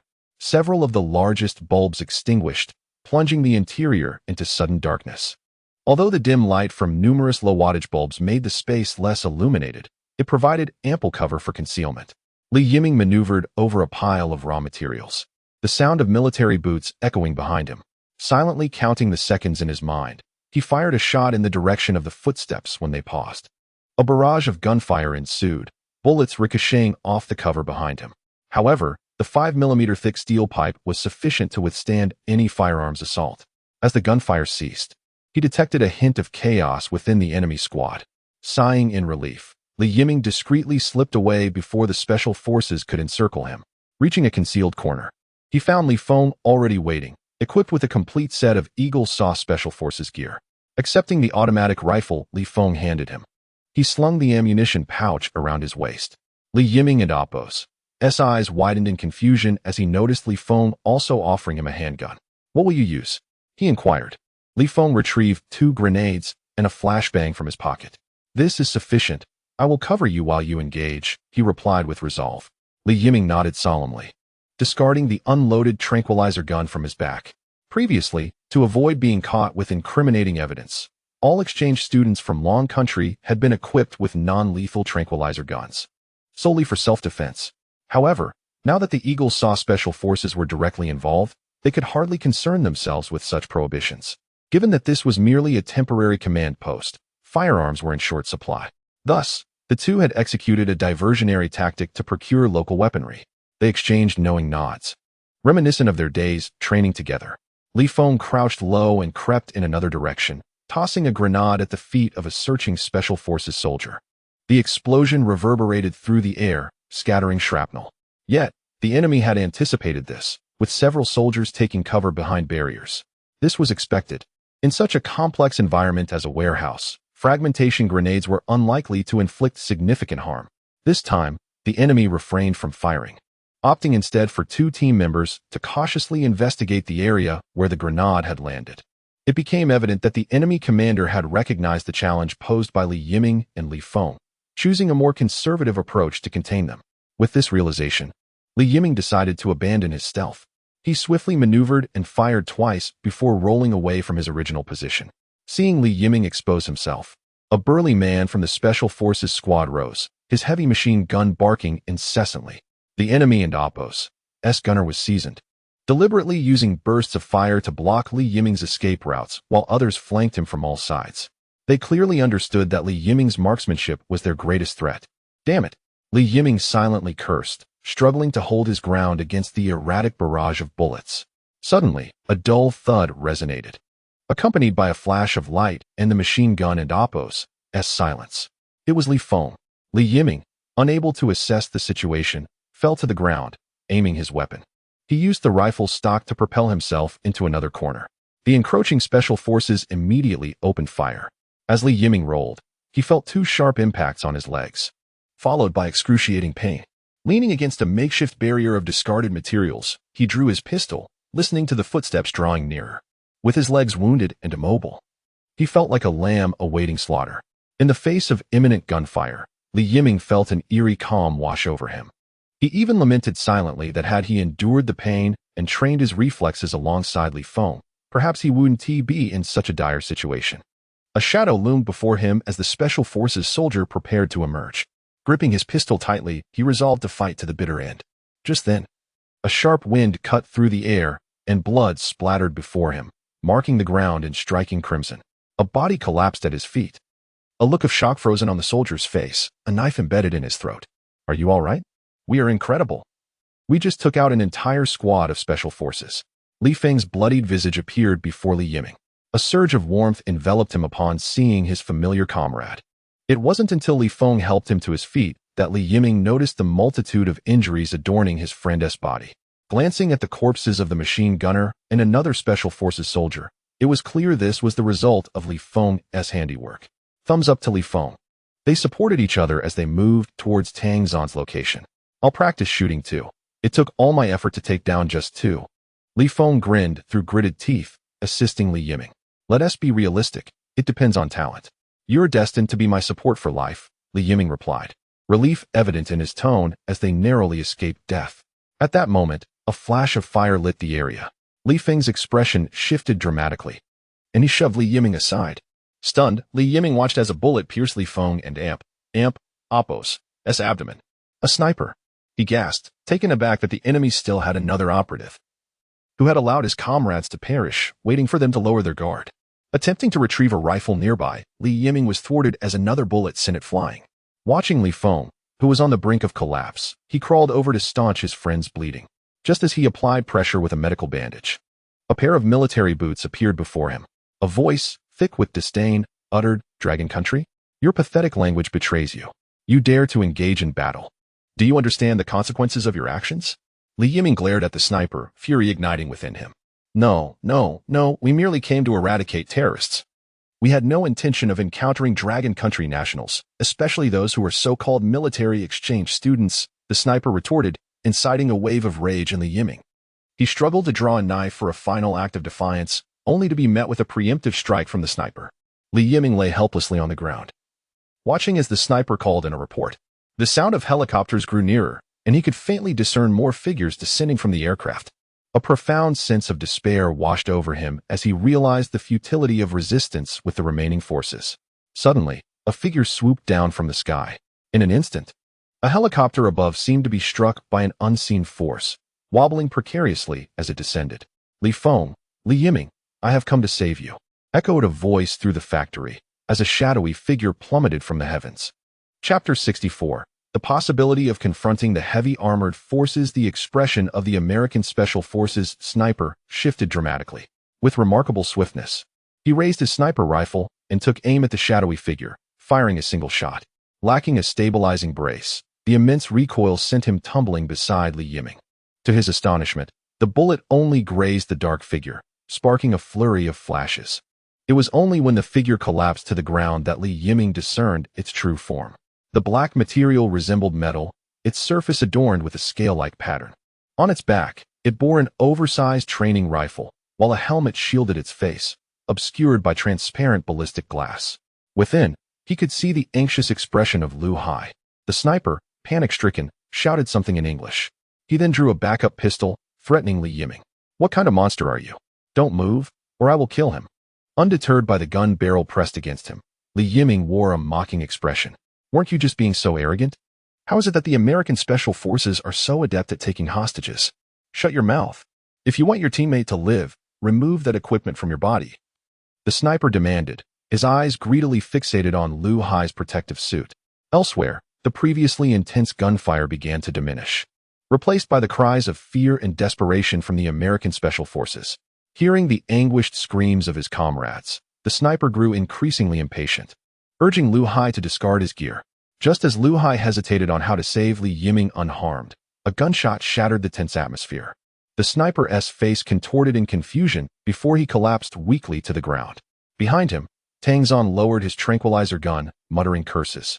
"Can't even have a peaceful nap. Do they not know patients need rest?" Threatening my comrades. "Let me show you who really holds the advantage here."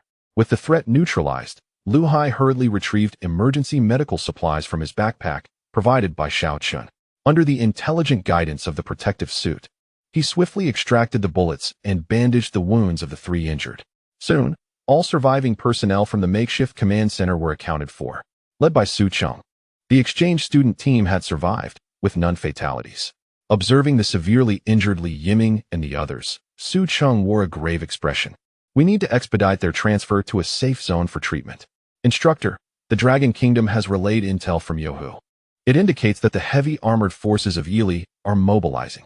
Do you think they are headed our way? Don't speak such ominous words. Hurry and prepare for evacuation. Su Cheng shot a glare at the student who had spoken. If these heavy armored forces were indeed targeting them, their chances of survival were slim. Thousands of kilometers away, in the Dragon Kingdom, at the command center of the Kaiyun Province Military District, a report came in. We have received frontline intel. Thanks to the formidable protection of the battle armor, Colonel Su Cheng led the exchange students to forcibly breach the Yili blockade, successfully entering the besieged temporary station. They have neutralized the attacking American Special Forces and are preparing for evacuation, with no fatalities among the exchange students. Li Yize and other military district leaders displayed expressions of delight, even those who had opposed the transport of protective gear. Deeming it a gamble with the lives of exchange students, began to praise Li Yize. However, just then, satellite imagery indicated that the heavy armored forces from Yili were nearing the encircled area. Worse still, a rebellion erupted at the Baton military command, forcing the frontline troops to retreat. This meant that Su Cheng and his team were isolated, facing not only the Yili heavy armored forces, but also the potential for retaliation from the Americans. Damn those Baton forces. We send help to them, and they choose to abandon our men. Some conservative generals shouted angrily. Meanwhile, the more radical leaders had begun to prepare their troops for an offensive. Relay my orders. Prepare long-range missiles. Observing the fervor among the generals, Li Mingyuan stood up and spoke loudly. Stop. Li Yize intervened, halting him. Yize, your younger brother is in there, along with many outstanding students from the military academy. We cannot abandon them. I'll even cast aside my uniform if necessary. Some generals mistook Li Yize and Appo's passion for cowardice, their faces flushed as they shouted. Li Yize interrupted the communications officer who was about to relay orders, hastily explaining, Gentlemen, we absolutely cannot take action. Once the military mobilizes, it won't just be a matter of American harassment. We could even face a siege that leads to a world war. Let them come. These wretched pups think they can bully our Dragon Kingdom just because they climbed aboard the American train. Let them see our power. Yize, although the equipment you sent over is remarkable, it is merely a few dozen sets. They are up against an entire heavy armored unit. With at least 20 armored tanks and personnel carriers, there is no way they can withstand that. Uncles, please don't rush. Yiming is my brother. I am more anxious than anyone about his predicament, but listen to me. To reassure everyone, Li Yize disregarded the formal setting and quickly played the family card. He had not anticipated the fiery tempers of the older military leaders. He too understood that 30-some individuals against an entire armored legion had almost zero chance of success. However, if the Dragon Kingdom intervened, it would play directly into the hands of the Americans. Furthermore, such a large-scale military mobilization would surely alert the Americans to the fact that the Dragon Kingdom could only provide support through long-range missiles. At that point, they would intercept and fabricate the flight data of the Dragon Kingdom's missiles, allowing them to control the narrative of where the missiles landed. Even if other nations did not believe it, the mere fact that the Dragon Kingdom launched long-range missiles would inevitably incite panic among some countries. Under American provocation, the Dragon Kingdom would become the target of collective ire. Gentlemen, the truth is that Su Cheng and his team do have a chance, based on our calculations. The protective gear provided can withstand a direct hit from a tank or endure 5 explosions within 2 meters. The weapons they are equipped with are non-lethal neuroparalytic firearms, only causing unconsciousness to the target. However, they have a high penetration capability and can easily breach tank armor at close range. Quick-witted generals grasped Li Yize's intent. He aimed to have the 30-some individuals engage in guerrilla tactics on the battlefield, but with only 35 sets of gear. A single misstep could lead to catastrophic damage. Indeed, as the battle progressed, the exchange students, already stretched thin from long-distance support, were bound to make mistakes. With the armor sustaining damage, the burden on the others would only increase. In such a vicious cycle, they would ultimately lose their ability to resist. Thus, I have already dispatched the second batch of 20 sets of protective gear, crafted by Boss Xiao on a plane, ready to be directly dropped around their station. Even if there is a deviation in the drop point, Su Cheng and his team will have the capacity to retrieve the equipment. Listening to Li Yize's arrangements, Everyone understood this was the best course of action available. All that remained was to pray fervently, hoping these exchange students could break free swiftly. Chapter 65, The Heavily Armed Legion, the unprincipled Eagle Nation on the battlefield. Li Yiming and his comrades were unable to successfully retreat. As they beheld the encroaching Israeli armored forces, their expressions darkened. The audacity of the Eagle Nation was maddening. Had they not already decimated 2 of their special squads? Yet they still persisted with their assault. The battlefield was not only filled with the formidable Israeli armored troops, but also 2 of the Eagle Nation's latest M1A main battle tanks, which slowly approached from behind. The tanks bore remnants of parachute hooks, indicating they had just been airdropped from the Eagle Nation's military base. Witnessing the barrels of these tanks, which far surpassed others in caliber, a sense of despair began to swell within them. Could their equipment truly withstand a single strike from the M1A's main gun? As the Israeli Leopard 2 main battle tanks neared their maximum range, Su Chung, standing at the forefront, suddenly spoke up. Those with siblings stepped forward. 7 or 8 individuals emerged from the ranks. All right, you will join me in the first wave of attack. Our objective is to inflict as much damage on the Israeli tanks as possible while evading the M1A and AMP, Oppo's, fire. Before Su Ching could finish, a voice emerged from the remaining troops. Instructor, I am an orphan. I request to engage in battle. This voice acted as a signal, prompting a cascade of similar declarations. Instructor, my parents are still young. They can have another child. Instructor, my parents are supported by the state. Various reasons were shouted, some humorous, some earnest. Yet, they all shared a singular purpose, to engage in combat. Su Chung observed the eager volunteers in silence. Despite having repeatedly emphasized the importance of not acting impulsively, how could he decide the fates of others in such a moment? After a prolonged silence, he finally spoke. Very well, if they wish to fight, then let it be so. With that, Su Ching surged ahead, leaping forward like a swift arrow. The deafening battle cries echoed across the expanse, followed by a multitude of shadows charging toward the advancing armored legion. The cacophony of shouts mingled with the thunderous roar of artillery. In the heat of battle, even the severely injured Li Yiming and his companions struggled to rise and join the fray. Stay down. Your fragile frame should wait for our victorious return, Lu Hai said with a mischievous grin as he pressed Li Feng and the others back to the ground, boasting about their specialized protective gear developed by Boss Xiao. See? This armor is exceptionally resilient. Too bad you Dawn and Amp, Oppos, T have won. The eruption of combat was instantaneous. Faced with the agile exchange students, the Israeli tanks and Amp, Oppos, main guns, lacking in speed, were utterly unable to track their movements. The bullets fired from the armored vehicles merely grazed their actions, failing to inflict any significant harm. The commander of the Israeli armored unit, Alpha Lack, felt as though he were in a surreal dream. How had a skirmish evolved into a scene reminiscent of interstellar warfare? Their adversaries were not merely a group of military academy students confined to a temporary command post. They were warriors, seemingly unperturbed by the onslaught of gunfire. Indeed, Alpha Lack had mistaken Su Ching and his allies for secret war machines developed by the Dragon Nation. After all, no matter how advanced, body armor cannot entirely negate the impact of bullets, let alone the heavy machine guns within armored divisions. Not even the most fortified armor could withstand the force of a direct hit. Their mission was to breach the opposing command post and assist the Eagle Nation in uncovering evidence of Dragon Nation and AMP, Oppos, involvement in the conflict. Yet now, with no evidence in sight, his unit had already suffered a 10% casualty rate. How could these and AMP, Oppos, robots and AMP, Oppos, move with such astonishing speed?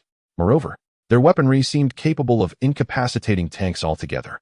Alpha Lack, an esteemed tank gunner, found himself perplexed as he fired 3 rounds, only to see 2 deftly dodged by the opposition. The third struck its target, yet the adversary merely shook off the damage and swiftly retreated, even toppling an armored vehicle in their escape. Watching the Israeli soldiers scramble from their vehicle, Alpha Lack would have thought it a fleeting nightmare were it not for the explosive sounds that reverberated painfully in his ears. Had the Dragon Nation truly entered an age of interstellar prowess? A thought struck Alpha Lack. No matter how he viewed the situation, these opponents did not seem like entities that could possibly arise from Blue Star. After more than a decade of service as an armored soldier, he was witnessing a combat style unlike any he had ever encountered. No, it was not just him. There had never been a record in Blue Star of a mere 20 individuals contesting against a fully equipped armored unit. As the battle progressed, Alpha Lac felt himself spiraling into madness.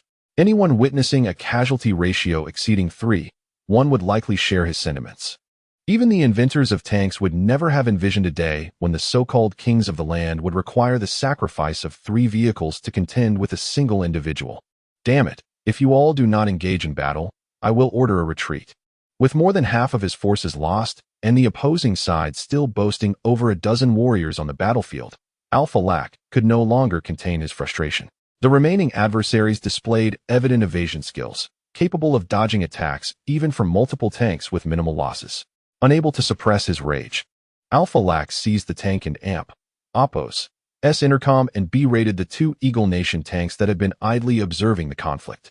If this mission fails, I assure you, it will not be me who bears the consequences. In response to Alpha Lac and AMP, Oppos, S threats, the commander of the Eagle Nation and AMP, Oppos, S M1A tanks finally replied with a languid tone. Tell your men to be cautious. We wouldn't want to accidentally blow them up. Listening to the static that followed the intercom, Alpha Lac could not help but slam his fist against the steel panel beside him. These bastards! I will make them pay when I return. Despite his fury, Alpha Lac instructed his men to maintain their distance. After all, the main cannon of the Eagle Nation and AMP, Oppos, SM-1A was not to be trifled with. Their meager protective armor would likely amount to nothing more than paper against such firepower.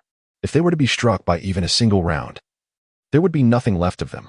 However, even as he issued his orders, escaping the clutches of Su Cheng and his comrades proved to be no simple task.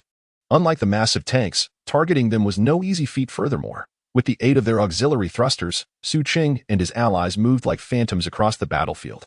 Often, the gunners would catch a glimpse of them, only to find that Su Cheng and his comrades had already ascended above the tank before the turret could turn. With the assistance of their protective gear, they found the locking mechanisms at the tank's entrance to be as fragile as tofu. In mere moments, they could pry it open, sending the observer, gunner, and driver tumbling out one after another. As other tanks fired their rounds, they swiftly maneuvered to other locations. Just as the exchange students believed they could overcome the Israeli assault with their remaining numbers, a sudden cannon fire erupted on the battlefield.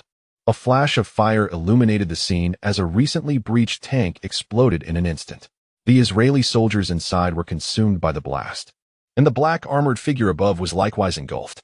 As the smoke cleared, the once sturdy tank lay in ruins, a mere heap of smoldering scrap metal. Beside it, the battered armor lay quietly on the ground. Chapter 66. The Darkness Before Dawn. Wangbin, can you hear me? Wake up quickly.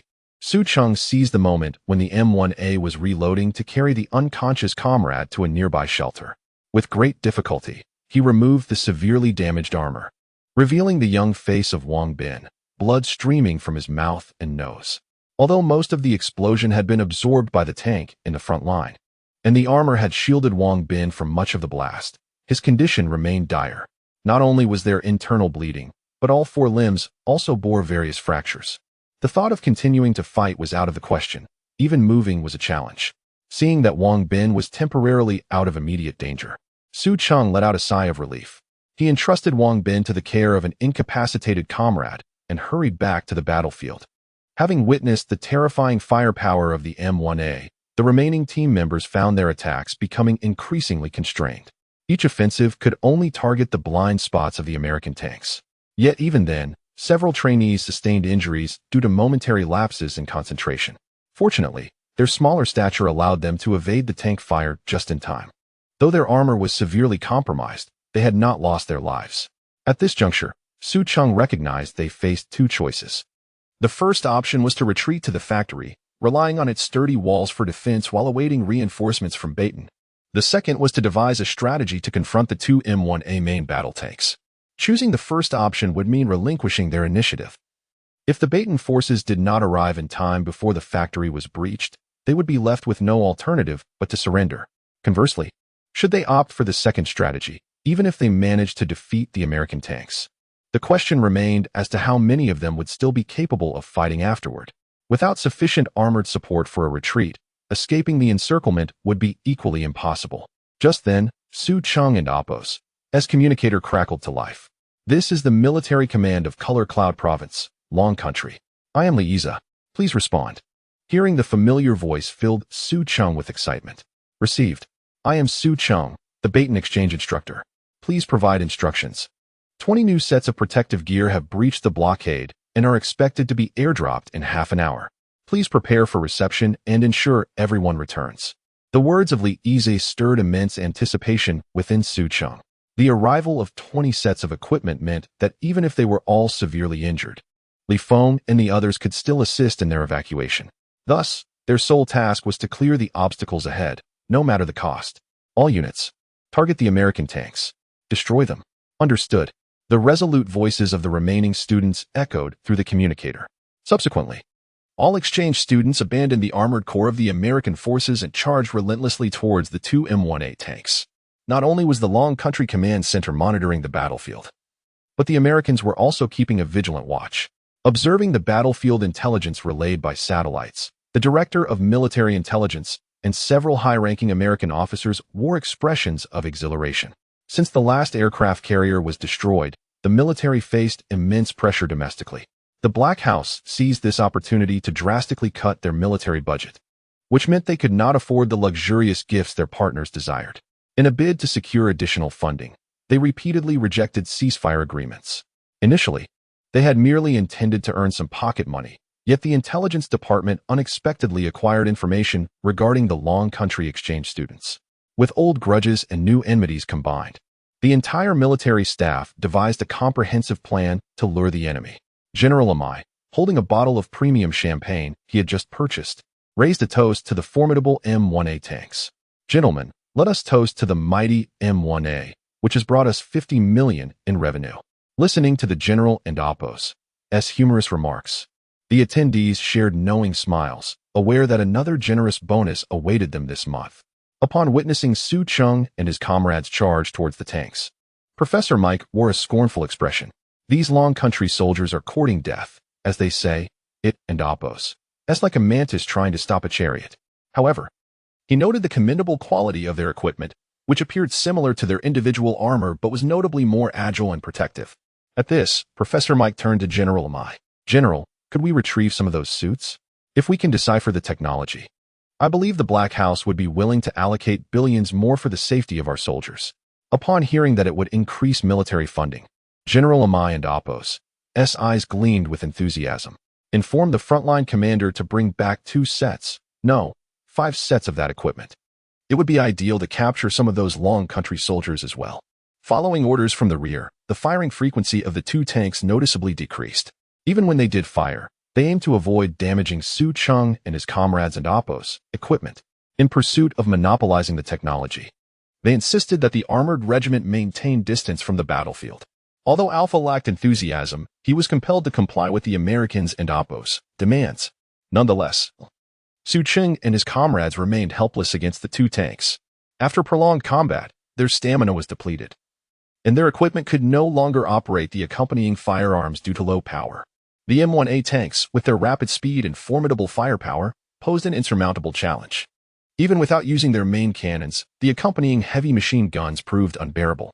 Guided by the tank and Apos' onboard computer, even their best evasive maneuvers could not prevent them from being struck. Before long, only Su Cheng and Lu Hai remained capable of fighting. Faced with the two colossal machines, Su Cheng felt a surge of urgency. If they could not destroy the enemy before the new equipment arrived, not only would their evacuation be jeopardized, but the newly arrived gear might also fall into enemy hands. Gazing at the enormous cannon muzzles, a reckless thought flashed through Su Cheng and Apos' mind. He adjusted the communicator to a secure mode, audible only to Lu Hai, and a daring plan swiftly took shape. In an unexpected turn, Lu Hai, who had been distracting one of the tanks, suddenly withdrew. Both tanks unleashed a barrage of machine gun fire upon Su Cheng. The tremendous impact sent him staggering, a metallic taste rising in his throat. By cleverly guiding them, he lured the two tanks into a depression in the ground. Seizing the moment, Su Cheng ducked behind a massive rock. Based on previous experiences, one tank would restrain him while the other would use its main cannon to obliterate the rock. As anticipated, the left tank accelerated, its machine gun fire interrupting Su Cheng and Apos' escape. The remaining tank shifted its turret. With a deafening explosion, the boulder shattered. However, to their astonishment, Lu Hai, who they believed had fled, reappeared beneath the left tank, posturing as though he intended to overturn it. For the M1A and all tanks, The underside was their most significant vulnerability. If appended, it would spell doom for the crew. Yet, under normal circumstances, barring an ambush, no one would ever contemplate flipping a 100-ton tank, and the American drivers lacked experience in such a scenario. Having witnessed the extraordinary capabilities of the armor, the American operators refrained from taking risks. They immediately swung the turret to target Lu Hai. Calculating his trajectory through their systems, they locked on and fired without hesitation. However, the gunner failed to notice that directly behind Lu Hai was their own tank reloading, with a resounding blast followed by a brilliant flash. It was proven that even the sturdiest shield could not withstand a sharper spear. Ultimately, the M1A tank met its demise at the hands of its own firepower. In a desperate struggle, Su Cheng and Lu Hai, utilizing the terrain to their utmost, managed to topple the remaining tank to the ground. At this moment, only an hour remained until dawn. Exhausted, Su Cheng and Lu Hai sat upon the overturned M1A chassis, feeling the tank's final thrashes beneath them. They found themselves utterly drained, unable to summon even a shred of strength. Gazing into the night, they observed the stars growing increasingly luminous. The resonant rumblings echoed like thunder before a spring rain. Is it going to rain? Su Cheng pondered, his voice tinged with uncertainty as he surveyed the deepening darkness. Yet, not a single cloud adorned the sky. Lu Hai exchanged a glance with Su Cheng, both reflecting the flicker of concern in each other's eyes. Soon, the ominous roars drew ever closer. 5 M1A tanks surged forward, kicking up clouds of dust as they raced towards their position. A pervasive sense of despair enveloped the hearts of every survivor. Chapter 67, Justice from the Sky's Fools. Find out who these two drivers are. I want them to spend their lives cleaning bird droppings in Siberia. General Almai, filled with rage, hurled the cup he held and pointed at the screen that had turned as dark as his face. Sir, should we deploy the fighter jets? Silence. Do you suggest we level everything with fighter jets? Who will bear the 30 million loss of my 2 tanks then? General Amai glared fiercely at the soldier who dared to speak, causing the latter to lower his head in shame. When can the remaining tanks reach the battlefield? I want to see the corpses of these Dragon Kingdom individuals and their detestable armor before dawn. Report, General. The tank battalion will arrive at the designated location in 2 minutes. Excellent. Tell them to show no mercy and eliminate those damned foes immediately. At this point, General Amai was unconcerned about whether he could reclaim the intact armor. The 5 tanks dispatched were all that remained of their forces on the Baton battlefield. Should any unforeseen circumstances arise that diminish their tank numbers, it could undermine their intimidation of the Baton army and affect the entire Baton Israeli front. He feared it would not merely result in a budget cut for military expenses. He could face accountability for it. Report. Radar shows a transport aircraft has breached the Israeli blockade and is heading towards the target area. A bunch of useless idiots. Hold the Israeli military accountable immediately and have our air defense forces shoot down that transport aircraft. Also, inform the Israeli government to compensate us for all our losses. General Almai was too preoccupied to concern himself with a mere transport plane. He believed nothing could withstand the might of his tank battalion. Report, General Almai. The communications officer looked at Almai's grim visage, hesitating to speak, fearing that the next moment he might draw the general's ire. Was the transport aircraft shot down? You needn't report such trivial matters. General Almai's eyes remained fixed on the battlefield updates relayed by satellites. Upon seeing the tank battalion make its entrance, Su Cheng and others gathered together as if resigned to their fate, prompting a smug smile to curl at the corners of General Almai's mouth. No, it's the air defense forces that have gone dark. Coach Su, it seems we won't be going back. Su Cheng looked at Tang Zan and others who were gradually coming together, supporting each other. His lips moved, but he could not find the words. Xiao Su, I'm not scolding you, but you're young yet you put on a cold facade. When faced with challenges, you hesitate. How can that be acceptable? Tang Zan leaned against the tank beside Su Cheng, a calm expression on his face. It's just a matter of not getting caught by these dogs. Even these students understand that. Everyone, don't give up. Our families have sent us 20 sets of armor. There's still hope. Su Cheng murmured. Coach Su, stop comforting us. 20 sets of armor may be considerable, but it won't suffice against 5 such tanks, Li Feng said with a bitter smile, patting the armor of the nearby M1A tank, producing a dull thud. Indeed, let us quickly inform the command that the transport aircraft should return. We shouldn't waste these supplies on our behalf. It would be disastrous if the Americans got their hands on them. Lu Hai added, supporting his point. Su Cheng surveyed the scene, Over 60 individuals were either severely wounded or unconscious, with only a few barely intact and utterly exhausted. A look of resignation crossed his face as he pulled a grenade from his pocket and pointed it at the tank and Oppos' cannon. Since it has come to this, let us witness one final display of fireworks, a farewell courtesy of the most expensive tanks from the Americans. At his words, Li Feng, Li Yiming, Lu Hai, Tang Zhan, and the others present all exhibited serene smiles. For them, what lay ahead was not death, but a testament to their nation and Oppos' resurgence. Su Cheng calmly activated the communicator, though the signal became intermittent due to American interference. Nevertheless, he was unbothered. Once all present were deceased, the transport aircraft would naturally cease its mission of supply drops without receiving the signal. Calling command, we can no longer hold on. Please order the transport aircraft to return. In this battle, we have eliminated 21 Leopard 2 main battle tanks, 3 armored vehicles, and 2 American M1A main battle tanks. Su Cheng scanned the room, observing the expressions of those present, and continued, to prevent any leaks of classified information, we will destroy all evidence. May the Dragon Kingdom flourish eternally. He repeated this 3 times, solely to ensure their achievements would be recognized. Subsequently, Su Cheng switched off the communicator, and the last vestiges of energy from the armor dissipated. Struggling to remove the now heavily weighted armor due to energy depletion, Su Cheng managed to stand. The others followed suit, awaiting the final moment. At the Dragon Kingdom's military command, stop. I command you to halt. There is still a chance. Li Yize shouted hoarsely, but silence met his plea. The command center fell into a hushed stillness. They had not anticipated that Su Cheng and his comrades would choose sacrifice to safeguard national interests. Where's the transport aircraft? Why hasn't the equipment arrived? Li Mingyuan's furious voice echoed in the hall. Report. The last communication from the transport aircraft indicated it had breached local blockades. The pilot reported being locked on by the Americans and is currently coordinating satellite searches for the aircraft status. The expressions of those present darkened, especially Li Yize, whose eyes were tightly shut. A photograph taken 10 minutes ago by a civilian satellite has been located. A voice of surprise suddenly rang out. Soon, a blurry image appeared on the large screen. In the night, a Dragon Kingdom transport aircraft was closely pursued by an anti-air missile. Just when everyone believed the transport aircraft was doomed, Li Yize gasped softly. He pointed at the shadow beneath the aircraft and enlarged the image. As the operators gradually magnified the photo, a hazy human figure emerged. Is that a person? How could that be? We're thousands of meters in the air. Who could survive outside a transport aircraft?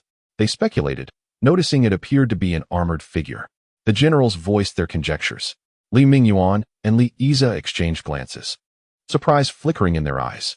Seeing his father and Oppos' expression, Li Yize nodded and stepped outside to call Xiao Chun. I and Oppos' am sorry, the number you dialed is temporarily unavailable. Li Yize suppressed the joy swelling within him and returned to the conference room, nodding at his father. Li Mingyuan's expression eased. Then he ordered soldiers to deploy military satellites for real-time monitoring of Su Cheng and the others and Oppos' location. As they observed the approaching tanks, along with the Israeli soldiers surrounding them, Su Cheng removed the pin from the grenade and placed it at the cannon and Oppos' mouth. As soon as he released his grip, the grenade would slide down the barrel into the ammunition compartment. The detonated shell would instantly erase all traces of their presence. Regrettably, I never got to don the latest armor developed by Boss Xiao.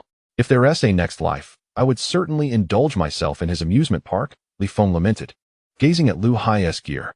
I feel sorrier for the people of Baton than for ourselves.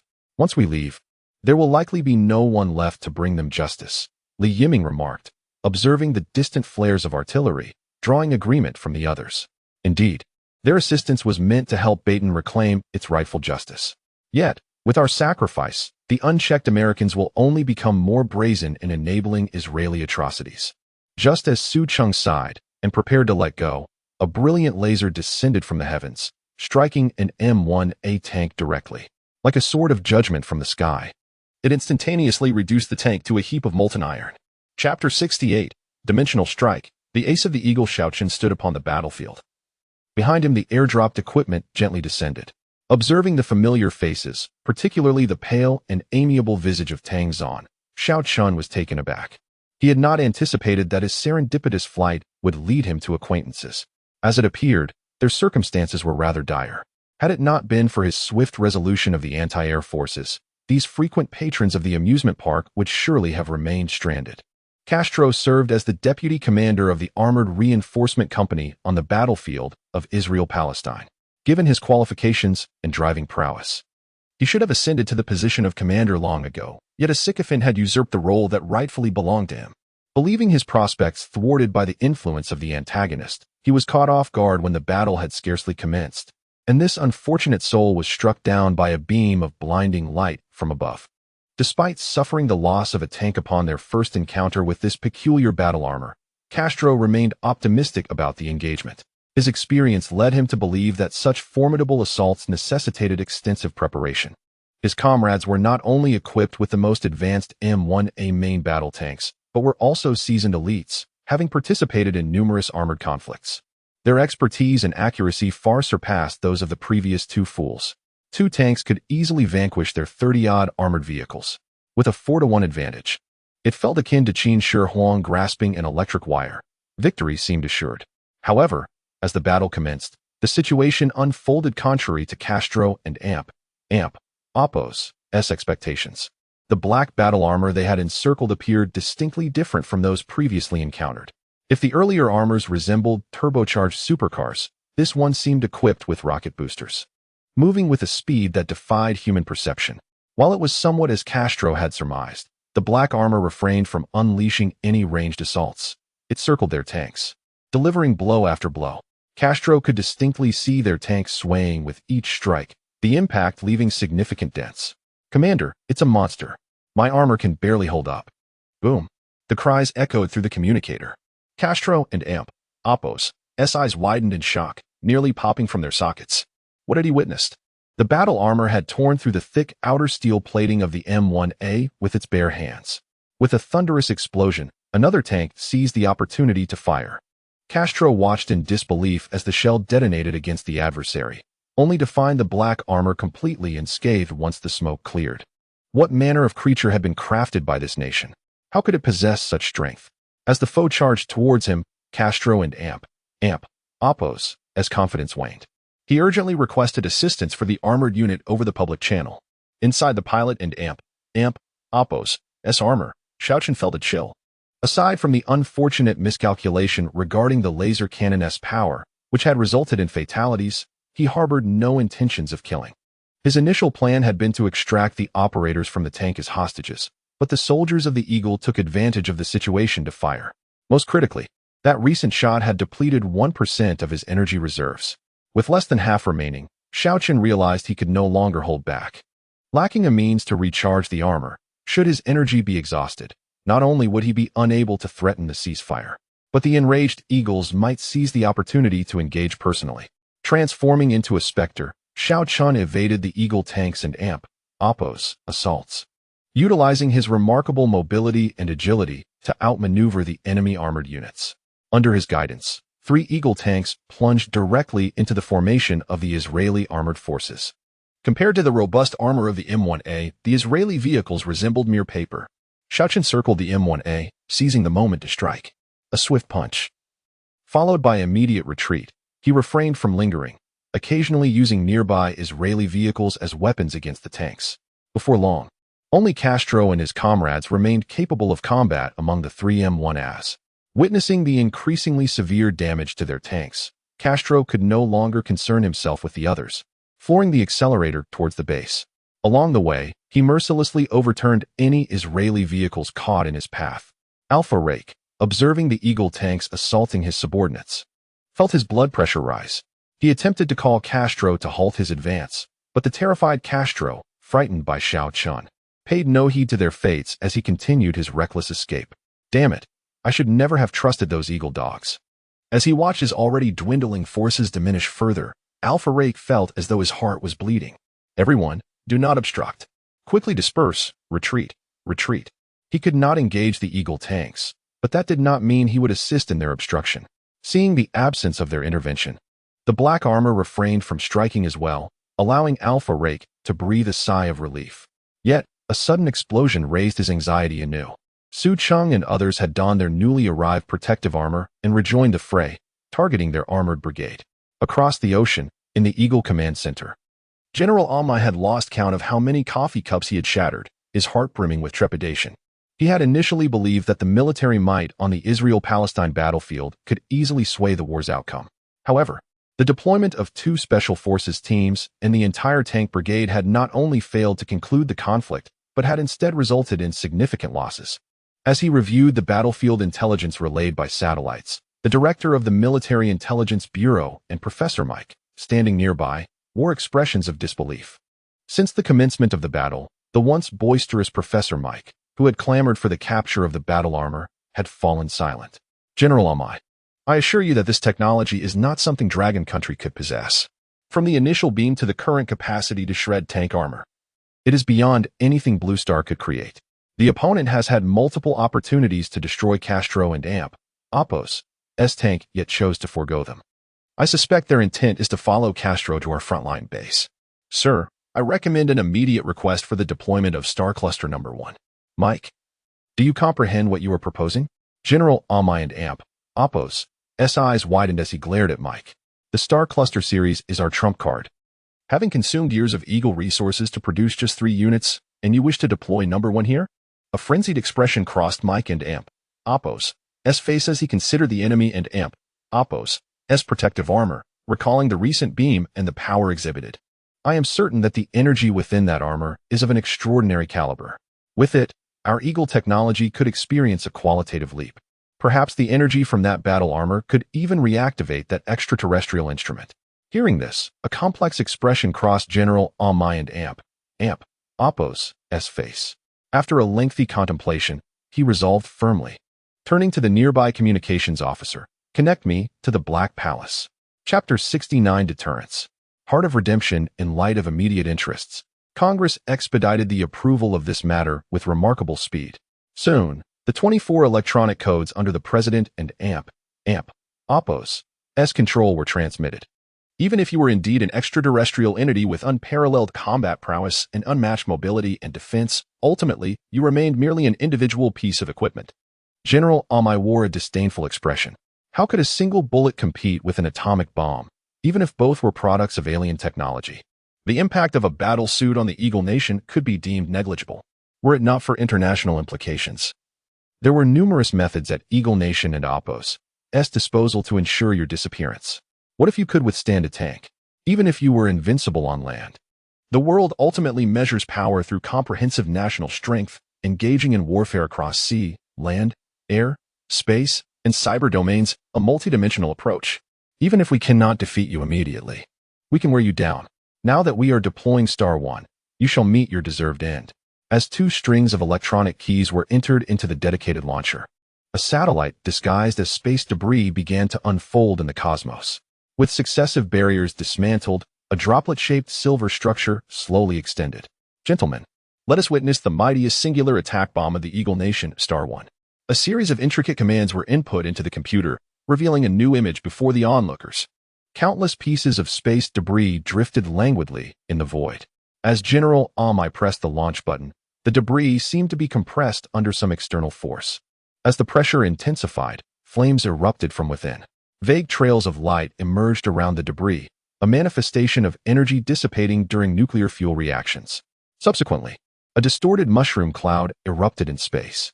It turned out that these pieces of debris contained various chemical elements, and upon activation of the attack button, they would undergo nuclear fusion and explode under external pressure. This was merely the activation method of Star 1. All matter transformed into nothingness under high-energy reactions, leaving only a droplet-shaped silver solid in its wake. This was Star 1, amidst the violent nuclear reaction. The originally silver exterior of Star 1 began to shift to a fiery orange, ultimately becoming blood red. From a distance, it resembled an irregular small sun. As the energy peaked, Star 1 completed its charging.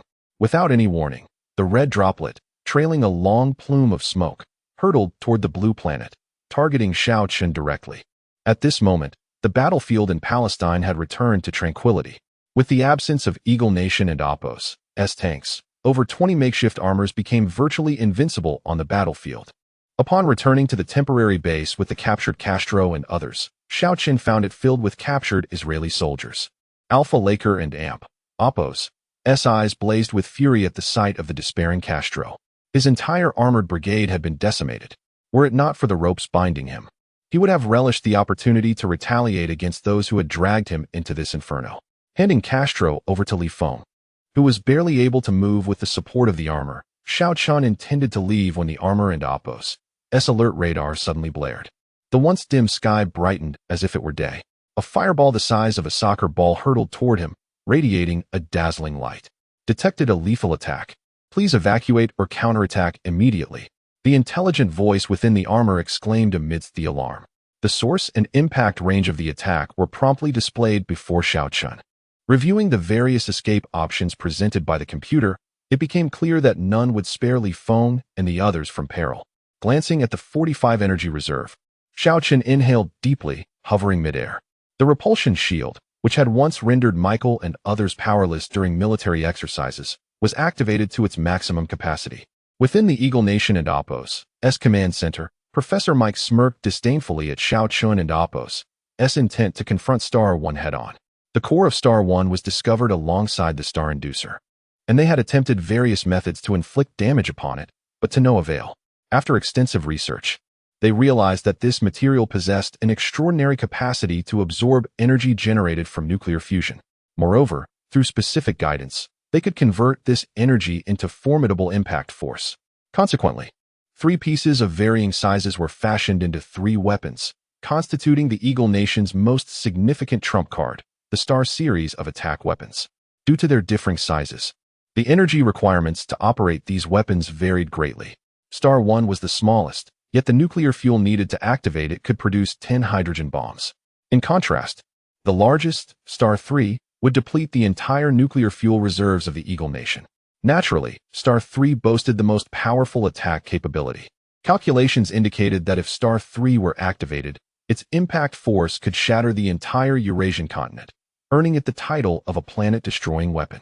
As Star 1 approached the black armor, Professor Mike and Oppo's only concern was whether the armor was sufficiently resilient to withstand the blow without shattering into pieces, as restoration would be exceedingly cumbersome.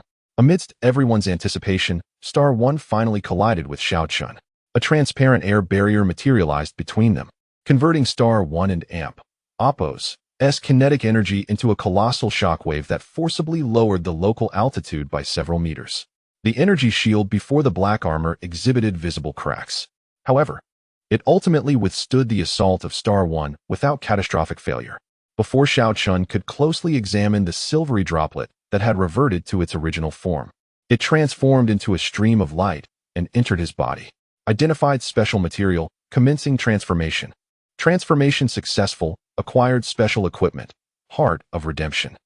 Heart of Redemption, forged from interstellar special material, the chitin of the Zerg Queen. Combined with radiative energy, this unique metal is formed through intense reactions, significantly enhancing a system function and enabling the complete exchange for special devices under specific conditions.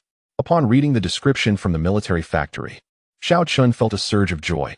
This marked the second item capable of complete exchange for blueprints, the first being the special summoning task to save the blue planet. The acquired battle armor was already formidable. Glancing at the remaining energy, now below 5, Xiao Chun silently wished for a charging device to make him truly invincible on the blue planet. Opening the system instructions, Xiao Chun examined the exchange conditions for the special device. Name: Interstellar Auxiliary Controller. Required devices: Military Factory, activated. Rapid Exploration Device, not activated. Biological Tuning Device, not activated. 50,000 popularity, satisfied. An Interstellar Auxiliary Controller? Xiao Chun gazed at the cryptic description, perplexed. However, with the unlocking conditions in place, he could take his time to study it once it was produced. Confirming the safety of those behind him, Xiao Chun's expression turned cold. It seemed that the previous lesson imparted to the Eagle Nation was insufficiently profound, as they dared to strike at him once more. Given this, severing their outstretched claws should instill a sense of caution. Casting a glance at the radar display, Xiao Chun soared into the sky, heading toward the Eagle Nation's military base in Palestine. Chapter 70. Dawn has broken. Instructor, shall we assist? Li Feng swallowed hard as he gazed at the flattened ground outside the factory, casting a grateful glance at Xiao Chun's receding figure. Su Cheng turned to observe the hundreds of captives huddled in despair, shaking his head. Let us not forget our mission. The sound of Su Cheng's voice brought Li Feng back to reality, suppressing his curiosity. The previous scene had been so exhilarating that he almost forgot they were there to aid the battlefield of Baton. With the near-total annihilation of the Israeli Armed Forces heavy armored units, their significant support had vanished, leaving them without the capacity to confront Baton directly. In truth, Li Feng was not alone in his curiosity. Every exchange student present shared the desire to witness what would unfold. Were they unaware that the threats stemmed from the machinations of the Eagle Nation behind the scenes? The objective of that mysterious battle armor was evidently aimed at the Eagle Nation's overseas military base. Regrettably, they could not pursue it. Faced with the enigmatic armor, one could only speculate whether the Eagle Nation's intelligence agencies could uncover the organization behind it. Even if they did, whether they possessed the capability to retaliate was another matter entirely. Yet, if they followed, the enraged Eagle Nation would undoubtedly hold the Dragon Kingdom accountable. In the face of such retaliation, all their efforts would be rendered futile, potentially igniting a larger-scale conflict in the Baton-Israeli theater. For the sake of the greater good, Su Cheng had to prioritize their mission. He signaled for the Baton military to send personnel to retrieve the captives. And only then did he remember to contact the command center. Professor Luo, do you believe the world will accept an announcement regarding this matter? In the military command center of Cayenne Province, Long Kingdom, Li Yize grasped Professor Luo and Apos' arm tightly, his face alight with indescribable excitement. Not just him, but all the officers present wore smiles that could not be concealed. No one had anticipated that a simple reconnaissance mission would escalate to this extent. Not only had they dismantled the Israeli armored units, but they had also obliterated the tank forces deployed by the Eagle Nation in the Baton-Israeli conflict. Amidst the surprise, several senior generals exchanged wary glances. This practical demonstration validated the formidable attributes of their protective gear. Although they had incurred significant losses on the equipment they had procured, it did not hinder its status as a key target for the next round of military acquisitions. They were aware that once this battle was made public, it would undoubtedly provoke a significant uproar. Professor Luo, bemused, observed the usually composed Li Yize's uncharacteristic exuberance. "Yize, do take it easy. My old limbs cannot withstand such fervor." Li Mingyuan watched his eldest son retract his hand in embarrassment, a smile of satisfaction gracing his face. Initially, sending these supplies to the Baton-Israeli battlefield was merely a final effort. Even he had not anticipated that Li Yiming and the others would return intact. The Dragon City side had already prepared contingency plans for negotiations. He could hardly have imagined that his two sons would bring such immense joy. The equipment intended to gauge Xiao Chun and Apos' capabilities had turned into a lifeline for his younger son, while his eldest son had successfully dispatched reinforcements to the battlefield in a timely manner. Though Li Mingyuan held a 60% likelihood that the black armor was connected to the enigmatic amusement park proprietor, Xiao Chen, he saw no reason to disclose this, especially given the latter and Apos' amicable stance towards the Dragon Kingdom. As long as Xiao Chun and Apos' amusement park remained operational in Cayenne Province, they would be the first to reap the benefits. Reflecting on the substantial changes in Li Feng, Lu Hai, and his youngest son, Li Yiming, over the past few months, Li Mingyuan secretly resolved to incorporate visits to Xiao Chun and Apos' amusement park into the military district and Apos' routine training. Unbeknownst to Xiao Chun, his amusement park had caught the attention of military leaders. The heavily guarded Eagle Nation military base now lay before him. When the station's soldiers detected the unidentified flying object, those who had received prior alerts from the Eagle Command promptly activated defensive measures. The blaring alarms echoed ominously. Without any warning, the moment Xiao Chun entered range, numerous anti-aircraft artillery pieces, under computer control, unleashed a barrage of fire. However, these conventional forces were rendered utterly ineffective against Xiao Chun and Apos' repulsion shield. Akin to a mere insect attempting to shake a tree, Xiao Chun surveyed a dilapidated building within the Eagle military base, where Baton civilians were being held captive. Emaciated and overworked, they merely glanced at the commotion he caused before lowering their heads to continue with the laborious tasks that the Eagle soldiers were unwilling to undertake. In a bid to impart a lesson to the Eagle Nation without causing casualties, Xiao Chun activated an electromagnetic pulse with the remaining energy in his armor. Compared to his previous attack that had destroyed an aircraft carrier, he deliberately reduced the intensity while expanding the range. An invisible wave emanated from him, enveloping the military base. The artillery that had recently been firing fell silent. With military bases scattered across foreign lands, the Eagle Nation was heavily reliant on technological constructs for defense and daily operations. Under the impact of Xiao Chun and Appo's electromagnetic assault, all electronic devices in the military base instantaneously failed, rendering the multi-billion-dollar installation akin to a colossal model. The Eagle soldiers hiding in underground facilities found themselves trapped, though safe for the time being through ventilation. They were in for a harrowing experience. Within the Eagle Command Center, ever since the footage of Xiao Chun obstructing Starship No. 1 was transmitted back, silence engulfed the entire facility. Only the satellites continued to faithfully record Xiao Chun and Appo's every move. As they beheld him hovering over the military base, a singular thought surged through the minds of all present. The Baton-Israeli conflict was concluded. More importantly, everything they witnessed was being simultaneously transmitted to Congress and the President. What had been intended as a showcase of accomplishments now transformed into the most direct evidence against them. As the doors swung open, a contingent of congressional guards entered, approaching the pale-faced General Amai and Professor Mike. The leader produced an arrest warrant from his pocket. "Gentlemen, due to your decisions resulting in significant losses to our nation, you are hereby officially arrested, and all your assets will be seized." General Amai was nearly escorted out of the command center in disgrace. Observing the two men's humiliating departure, those present understood that their fate was sealed. Indeed, a trial had quietly taken place unbeknownst to all, with no one privy to its contents or verdict. Only after the proceedings concluded did it become apparent that all assets belonging to General Amai had been nationalized. On a small island in Siberia, a new prison had been established, where the sole form of entertainment was cleaning the droppings of birds on the island. Having neutralized the Eagle Nation's military base, Xiao Chun, realizing the overall situation of the Baton-Israeli conflict had been determined, opted not to linger any longer. He flew back to the amusement park, the warning of dangerously low energy echoing in his ears. At the horizon, the sun began to rise slowly. Dawn has broken. Chapter 71. Uncle's withdrawal from shares upon returning to the amusement park. Xiao Chun parked the last vestige of energy in his soldier armor within the hall of the bizarre castle. He glanced at the dust-covered armor, realizing that without unlocking the charging device, it would merely serve as an ornament. Although he had been away for merely a day and night, the continuous battles had left him utterly fatigued, both mentally and physically. Upon entering his office, he did not even bother to change his clothes and collapsed onto the sofa, succumbing to sleep. When he finally opened his eyes again, it was already 3 in the afternoon. Awakened by hunger, Xiao Chun emerged from his office, clutching his rumbling stomach. He observed the sparse number of visitors and the daydreaming Luanen. Before she could react, he stealthily took the car keys while pilfering the only snack from her bag. With a tune on his lips, he sauntered towards the luxury car that had been seldom used. Life, it seemed, was a constant journey of individuals pursuing their own paths. As he sat in the car, memories of the car salesman flickered through his mind. Who would have thought that such a seemingly honest person would dare to venture to the front lines?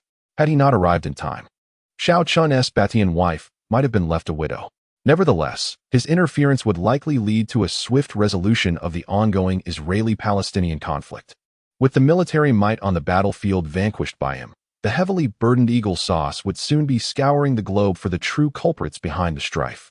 Devoid of Eagle Sauce's support and having lost their armored divisions, it appeared that the Leaf family would soon return. The absence of these regular patrons made the amusement park seem less vibrant. As Xiao Chun drove down the mountain road, the snacks from Luanen's bag did little to alleviate his hunger. Rather, they intensified it. The journey home, which typically took mere minutes, felt interminably long. He lamented not having constructed a food area in advance. Otherwise, he, a businessman worth millions, would not find himself starving at his own doorstep. At last, he arrived at his home and parked the car haphazardly outside, rushing into the kitchen. He grabbed the leftovers from lunch and stuffed his mouth with them, alternating bites of steamed buns with sips of water, neglecting any vegetables. As the food filled his stomach, the pangs of hunger subsided somewhat. Emerging from the kitchen, Xiao Chun intended to discuss plans for a food area with his father when he noticed his uncle, Xiao Jingya, seated in the courtyard, engrossed in a book. A pile of papers lay on the table beside him. Approaching from behind, Xiao Chun casually picked up a book and flipped through its pages, discovering it contained an introduction to various artifacts from Longhua. "Uncle, why aren't you helping out at the amusement park? Are you planning to become a tomb raider?" he joked. Hearing Xiao Chun's jest, Xiao Jingye hastily motioned for silence. Am I the type to break the law? Don't say such things, or your father will scold me. Xiao Chen chuckled lightly. You know that learning is a good thing. Why would my dad scold you? He then inquired, what prompted you to read these? With a hint of shyness, Xiao Jingye carefully placed the book down, admitting, I realized during a conversation with a client that my knowledge was rather shallow. So I thought I might educate myself a bit. Xiao Chen smirked mischievously. I had no idea we had clients interested in artifacts. A female client, perhaps? Xiao Jingye remained silent, but the sweet smile on his face spoke volumes. Not wishing to intrude on his uncle and Appo's personal life, Xiao Chen figured that since the amusement park was on the right track, there was no need for Xiao Jingye to contribute. Resolving his marital affairs would be significant enough. All right then, enjoy your reading. I'll go check on my father, Xiao Chen said. Upon hearing this, Xiao Jingye glanced around cautiously and whispered, Your father has been in a foul mood lately. Be careful what you say, or you might end up on the receiving end of his wrath. What happened? What did you do to upset him? Xiao Chen asked, looking at his uncle with disdain. It was often said that an elder brother was akin to a father. And as the eldest son, Xiao Chen's father had taken on the parental responsibilities ever since their grandparents passed away. In this household, the only two individuals who could vex his father were Xiao Chen himself and his idle uncle. To Xiao Chen's surprise, Xiao Jingye quickly denied any wrongdoing. This has nothing to do with me. More often than not, I've been caught in the crossfire. If your father is angry, it's because of your second uncle and your thoughtless cousin, Xiao Yun. Xiao Chen was perplexed. But my second uncle is quite honest. And Xiao Yun is a brilliant student.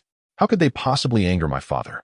Regrettably, no matter how much he pressed, Xiao Jingye would not elaborate, merely advising him to be cautious and not to get involved. With no other option, Xiao Chen decided to confront the situation himself.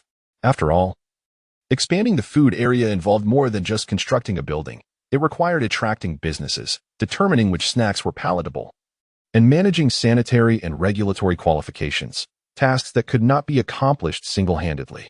Second uncle, please tell me if you're facing difficulties. We're family, and we can tackle any challenges together, he urged, just as he reached the doorway. Inside, he could hear the voices of his father and second uncle. Brother, there's truly nothing wrong. I simply want to retire now that the amusement park has turned a decent profit. In the words of the younger generation, I just want to take it easy. Through the door, Xiao Chen could detect the bitterness in his second uncle and Appo's voice, a sentiment surely recognized by his father. Tell me, did Xiao Chen say anything to you?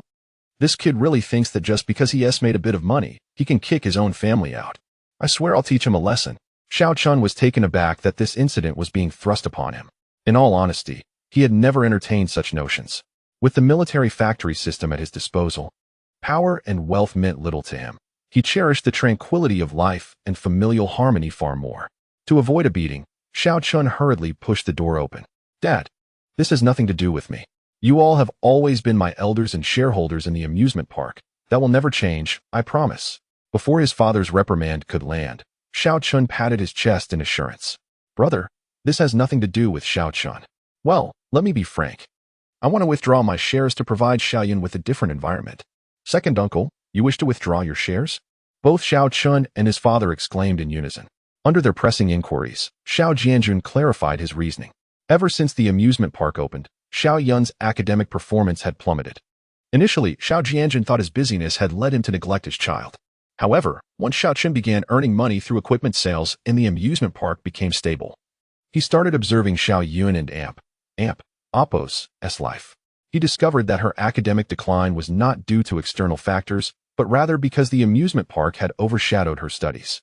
The prolonged exposure to thrilling games like real-life CS and aerial combat had transformed the once docile Xiao Yun into a school bully. Had it not been for her altercation with the child of an official, Xiao Jianjun might never have realized how much his obedient daughter had changed. To provide Xiao Yun with a new environment, while also preventing any adverse effects on the amusement park, he had conceived the idea of withdrawing his shares. Upon hearing the explanation, Xiao Chen's father slapped him on the head. You say it has nothing to do with you? You must find a way to resolve this. Xiao Yun is undoubtedly the most diligent student in our household. In former times, she would have been regarded as a prodigious talent. Should you ruin this amusement park? You shall see the consequences of my wrath. What era are we in, still clinging to the antiquated notion of bringing glory to our ancestors? Xiao Chen muttered as he evaded his father's second slap. Repeat that once more. I shall devise a solution, if I cannot find one. I will shut down the amusement park." Upon witnessing his father begin to unfasten his belt, Xiao Chun hurriedly acquiesced and dashed outside. Chapter 72. The Children's Puzzle Zone. A dream worth 12 million neglecting his dinner. Xiao Chun dashed out the door, hopped into his car, and sped toward the amusement park. Escaping his father and Appo's wrath was one motivation, but more importantly, he sought to verify his uncle and Appo's claims. Ever since the introduction of the bizarre castle and Appo's reward system, identity cards had become an essential requirement for every visitor entering the park. Each attraction boasted its own leaderboard, and the park rewarded top performers each month. Upon locating Xiao Yun's identity record, Xiao Chun accessed the leaderboards for all attractions using his identity card. To his astonishment, he exclaimed, "Goodness!" Aside from the bizarre castle, Xiao Yun had made a name for herself across all other attractions, and her rankings were impressively high. As for game time, her hours of play exceeded those of the second and third place combined. Observing these figures, Xiao Chun, unable to suppress his curiosity, felt compelled to confront his troublesome cousin and inquire how she managed to extract such value from the family's resources without incurring any costs for electricity and maintenance. However, upon seeing Xiao Yun's score in the real-life CS game, Xiao Chun decided that a more civilized approach was warranted. In the realistic mode's shooting leaderboard, her score was second only to Li Feng's. With Li Feng currently engaged in a mission, it appeared that she was on the verge of surpassing him. This indicated that his cousin was not only a gaming enthusiast, but perhaps also had a penchant for competition. Whether his uncle, a retired soldier, could keep her in check was uncertain, but Xiao Chun recognized that, without external intervention, he would never be able to outplay her. Thanks to the amusement park's advantages and his cousin's tenacity, it was indeed a rarity for anyone at school to bully her. However, the challenge lay in how to guide her. At 14, she was at a rebellious age, and any attempt to suppress her would likely backfire. Yet, if left unchecked, his uncle might truly consider relocating. In that case, their father, as the head of the family, would undoubtedly hold Xiao Chun accountable. Thus, the most prudent course of action was to allow his cousin to continue playing. But he needed to steer her away from violent and stimulating games and redirect her focus toward exploration and learning. After perusing the system multiple times, Xiao Chun found it exceedingly difficult to locate intellectually stimulating equipment within the military factory. The only device that met his expectations was the Swift Exploration device. According to the system and Appo's description, it could allow users to traverse the world in a semi-realistic manner, uncovering the secrets of history. Though the specifics of its operation remained unclear, it perfectly aligned with Xiao Yun's aspiration to travel the world. He recalled that on her 14th birthday, her wish was to explore the globe during her lifetime. However, unlocking this technology required preliminary equipment and a substantial amount of virtual items. The acquisition of these virtual items depended on the efforts of the visitors, which could not be demanded immediately. Xiao Chun had no choice but to shift his focus to equipment available in the real world. Although lacking any special effects, there remained a handful of viable options. He selected several devices and sent their specifications to his uncle for procurement discussions. Having completed these tasks, night had fallen outside. With no food court and the amusement park lacking special evening programs, the park appeared particularly quiet at dusk. Even Luanin had long since finished her shift. Since Xiao Chun had been less active outdoors, Luan and Appo's and no longer greeted him after work. He contemplated finding a way to withhold her wages as a lesson. Suddenly, a blinding car headlight shone upon Xiao Chun and Appo's face. He felt no patience for those who casually illuminated others with high beams. The amusement park had closed, and those wanting to enjoy should come early the next day. Shielding his eyes from the glaring light, he gazed at the figures emerging from the vehicle and grumbled. "You must be the new general manager, Boss Xiao, right? A pleasure to finally meet you." A warm voice emerged from the shadows. As the light dimmed, Xiao Chun squinted at the speaker for a while before discerning his appearance. The man was rotund, with a greasy visage and a large gold chain around his neck. Two burly bodyguards loomed menacingly behind him, giving off an unmistakable aura of trouble. "And you are?" Xiao Chun inquired, his tone laced with skepticism, as he was certain he had never encountered this individual before. "Apologies, I forgot to introduce myself. I am Han Li, your father's business partner." Upon hearing this, Xiao Chun and Appo's heart sank. He realized this was the very person who had persuaded his father to demolish the orchard, leaving behind a trail of unfinished infrastructure. and ultimately leading to the amusement park's current predicament. You have returned at last. Do you have any idea of the mess you left us in? As soon as he recognized Han Li as the one responsible for their suffering, Xiao Chun took the initiative to lament the difficulties his family had faced, hoping to preemptively guard against any financial solicitation. Hearing Xiao Chun's tales of financial hardship, including purchasing second-hand equipment from the recycling station and leveraging connections to resell military training gear, Han Li silently rejoiced. Everything Xiao Chun recounted aligned perfectly with their findings, even revealing the truth about his connections with the military. Observing Xiao Chun's sorrowful expression, Han Li felt increasingly pleased with his decision. Financial struggles and family discord suggested that the investment in the amusement park would be minimal, with military connections that were neither too close nor too distant. Their covert base renovations could be executed without raising suspicion, allowing them to operate under the military's guise without detection. As for Xiao Chun's family, whether they went bankrupt or vanished into debt, such outcomes were familiar to them. Han Li regarded the glum Xiao Chun, reflecting on how this young graduate had revealed his vulnerabilities even before negotiations began. With a look of feigned sympathy, he patted Xiao Chun's shoulder and said, "It's all my fault. I left in haste due to a financial crisis, and your family bore the brunt of it. I sincerely apologize. However, do rest assured, my financial troubles have been resolved, and I have returned to continue collaborating with your esteemed family. I am willing to buy back the 55 shares I previously held at 5 times the original price. Furthermore, should you wish to cease operations, I can purchase all shares in this mountain at 3 times the market value. What do you think, dear nephew?" Just as Han Li expected Xiao Chun to express gratitude and acceptance, he was taken aback to find the previously eager young man now adopting a frosty demeanor. "Want to buy back the shares? Apologies, but they are not for sale. Young Master Xiao, please do not respond so decisively. Do you comprehend the magnitude of this offer? My initial 55 stake was valued at 1.5 million. Now, at 5 times that amount, it totals 7.5 million. Adding the value of your land and mountain, I am offering a total of 12 million. With this sum, you and your family could live comfortably for a lifetime, purchasing several buildings in the city for rental income."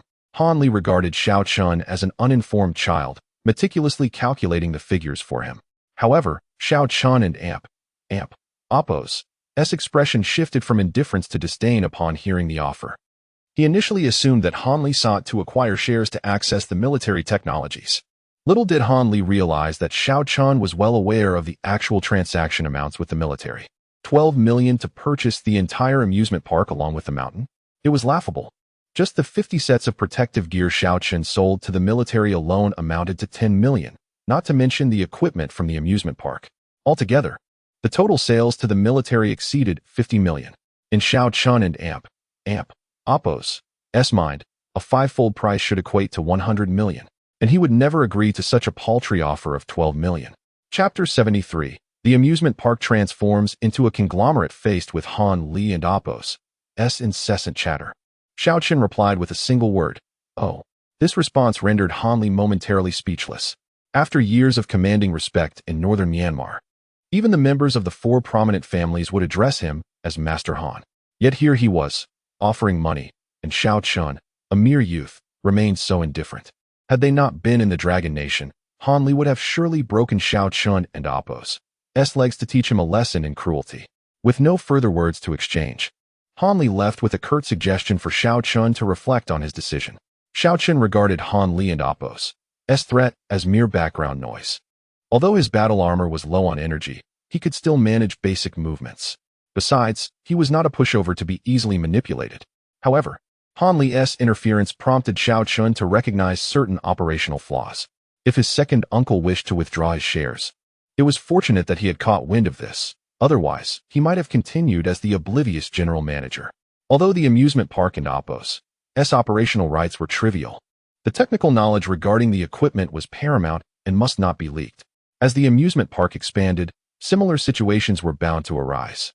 Currently, the elders were not involved in the day-to-day management. But what if one of his cousins, driven by immediate profit, decided to sell their shares to a foreign company?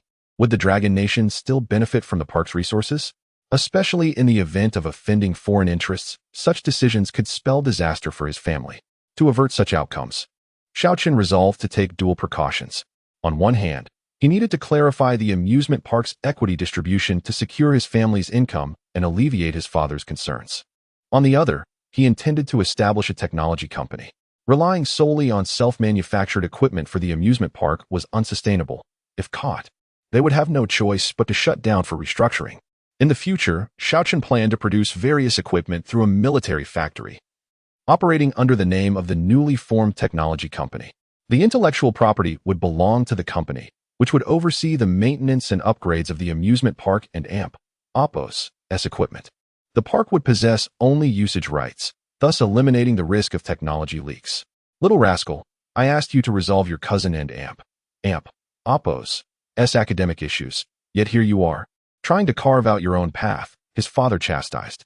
Do you think that because you've become the general manager of the amusement park, we older folks are rendered obsolete and you wish to cast us aside? The following day, after presenting his thoughts to his father, Xiao Jingwo erupted in fury. Xiaochen and Appos' ambition to operate independently and act as a supplier for the amusement park incensed him.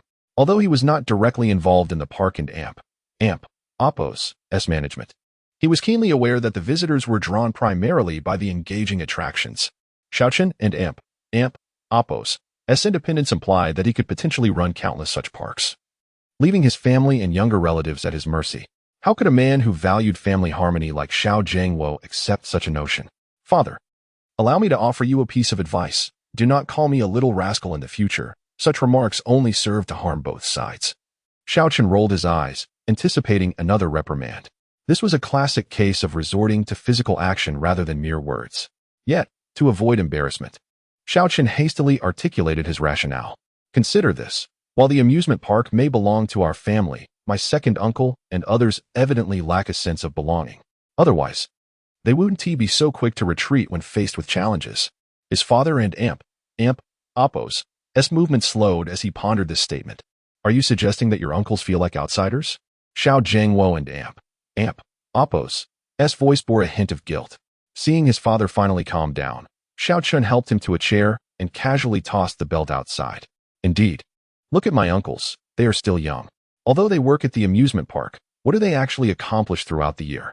They are major shareholders, yet only manage order and cleanliness, nothing more. Observing the coldness return to his father and Appos' gaze, Xiaochen quickly added, for me, it is of no concern. Their lack of involvement does not affect me, as they benefit from the fruits of your labor. However, your generation is composed of honest individuals who cannot remain idle. Hearing Xiaochen and Appos' flattery, Xiao Jingwo and Appos' expression softened. Certainly, if not for the daily accounts, I doubt I would remain occupied. Tell me, with such a large amusement park, why is there nothing being purchased? What sort of situation has my second uncle been put in? And how is your cousin and Appos' matter progressing? Xiaochen felt a pang of frustration, but remained silent. How often does one find a family amusement park making purchases every few days? I am already addressing it. I have compiled a list for my second uncle to liaise with regarding equipment procurement. When Xiao Yun arrives, she will serve as a guide, ensuring she remains too preoccupied to play other games. Xiao Jingwo nodded. Do not stray off topic. Let us return to your desire for independence. Internally, Xiaochen mused. Isn't this your initiative? Sensing his father might refrain from further reprimanding him, he pulled up a chair and sat down. Father, I merely wish to establish a technology company. I have no intention of abandoning the amusement park. There is no conflict between running a company and managing the park. My goal is to lead our family toward prosperity through a different avenue. I understand your concerns about me profiting from equipment sales and neglecting my uncles. Therefore, I plan to create a conglomerate that encompasses both the amusement park and the new technology company, allowing my uncles to hold dual shares in both entities. As long as we continue to earn, they too shall benefit. However, their shares in the conglomerate will only grant them dividends, devoid of decision-making power. Before Xiao Jingwo could respond, Xiaochen hurriedly shared all his ideas. Moreover, your former partner, Han Li, has approached me, seeking to repurchase his stake in the company. Xiao Jingwo was taken aback. He still has the audacity to return? If not for you, our family would have faced dire consequences at his hands. I have heard that his earnings abroad are not entirely legitimate. You did not acquiesce to him, did you? Noting his father's reaction, Xiaochen silently acknowledged that his father remained astute when it came to matters outside their family. Of course not. The sum he offered is hardly worth a month of my earnings. Seeing his father smile, Xiaochen realized he had secured his father's approval. Without further delay, he quickly drove to the city to finalize the necessary paperwork. Establishing the Universal Amusement Technology Company and merging the amusement park with the technology firm to form the Xiao Corporation. As for the office space, he opted to delay arrangements, as his focus would remain on the amusement park for the foreseeable future. In time, he envisioned leasing nearby vacant land to develop a modern industrial park, thereby boosting local employment and attracting more visitors to the amusement park. While the office was not an immediate concern, he still required an assistant to manage finances and daily affairs. With the growth of both the company and the amusement park, financial oversight would necessitate the expertise of professionals. Just as he had issued a recruitment advertisement under the conglomerate's name, a voice interrupted from outside. "May I ask if Xiaochen is present?" A military vehicle had come to a halt at the entrance, and Li Yize stood there with Li Yiming, whose arm was wrapped in bandages. Chapter 74. The Military and AMP. Oppo's gratitude and the incident due to Xiaochen and AMP. Oppo's equipment not only saving the life of an exchange student, but also unexpectedly resolving the Israeli-Palestinian conflict. Li Yize was promoted to Major General, a remarkable achievement for the youngest individual to hold such a rank in peacetime. Li understood that his current status was largely attributed to Xiaochen. However, the arrangements for the exchange student and AMP. Oppo's return, coupled with the preparation of a gift for Xiaochen, had delayed matters until now. Accompanied by Li Yiming, he came not only to express gratitude for Xiaochen's life-saving intervention, but also to explore the possibility of establishing a long-term collaboration. Though the cost of 200,000 for a set of individual combat armor was considerable, in comparison to tanks, it was quite economical. Li Yize began by lavishing praise upon Xiaochen, extending 5 fingers in an attempt to order 5,000 additional sets of individual combat armor. If Xiaochen agreed, the military was prepared to invest 2 billion in acquiring the complete technology for the armor. Xiaochen was internally inclined to accept this offer. However, since all the armor was produced by the system, the Dragon Kingdom, lacking foundational knowledge, might not be able to manufacture it even if the technology were sold. Thus, he had to decline decisively. Instead, Xiaochen proposed an alternative, to establish a research institute jointly run by Dragon Kingdom scientists and his technology company. They would collaboratively study the relevant technologies of the armor, and when the technological capabilities of the Dragon Kingdom reached a certain level, Xiaochen would willingly donate the manufacturing technology for free. Upon hearing Xiaochen and AMP. Oppo's suggestion, Li Yize was elated. This arrangement was far more beneficial than a mere purchase of technology. In Li Yize and AMP. Oppo's view, Xiaochen and AMP. Oppo's initiative was a tremendous act of goodwill for the nation and its people. While it was described as a collaborative research effort, given Xiaochen and AMP. Oppo's technological reserves, the scientists from the Dragon Kingdom would likely play a subordinate role akin to students. Even so, securing a position would be fiercely competitive among the professors from various research institutes. Li Yize, filled with excitement, struggled to articulate his thoughts. "Xiao, your actions have been immensely helpful. Coupled with the 50 sets of equipment you previously provided, I am at a loss for how to express my gratitude. Due to confidentiality, I cannot disclose the specifics of how your equipment has contributed. In any case, if you encounter any difficulties in the future, do not hesitate to reach out. Not just the Cloud Division, but all military districts will remember your kindness." As he spoke, Li Yize pulled Li Yiming beside him and bowed to Xiaochen. To conceal his identity, Xiaochen gently evaded the gesture. "There and AMP. Oppo's. No need for such formality. It and AMP. Oppo's. Merely business. Is your arm all right, Li Yiming?" "It and AMP. Oppo's. Nothing. Just a minor fall during a mission," Li Yiming replied with a smile and a shake of his head. After finalizing the 30 billion deal, Li Yize finally retrieved a folder from the car and handed it to Xiaochen. "I heard you have just established a technology company. We have some additional requests for this batch of 5,000 sets of armor, and I have facilitated some paperwork as a token of our appreciation."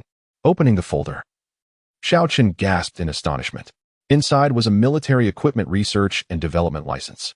"General Li, my technology company was initially focused on creating amusement park equipment. Are you suggesting I transform it into a military factory?"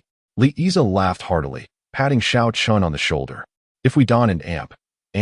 Oppo's, issue you this license, would that not be a loss?" To prevent any potential loopholes, you should keep it, so we Don and Amp, Oppos, T have to buy the equipment and then modify it later. Xiaochen chuckled, rubbing his nose. Initially, without military or dequalifications, he had categorized the 50 pieces of equipment as mining devices, which fell under the category of rescue gear. This also aligned with the system and Amp, Oppos, evaluation of the equipment. He was well aware that the military intended to deploy this equipment in combat. While it performed admirably, the notion of Dragon Kingdom soldiers utilizing mining equipment in battle would not be well received. You can rest assured, I understand your desire to avoid complications. As the Dragon Kingdom progresses, countries like Eagle Sauce are closely monitoring our military enterprises, with spies infiltrating every corner. Therefore, the issuance of military equipment production and research licenses is conducted under strict confidentiality. The total number of individuals privy to this information does not exceed 10.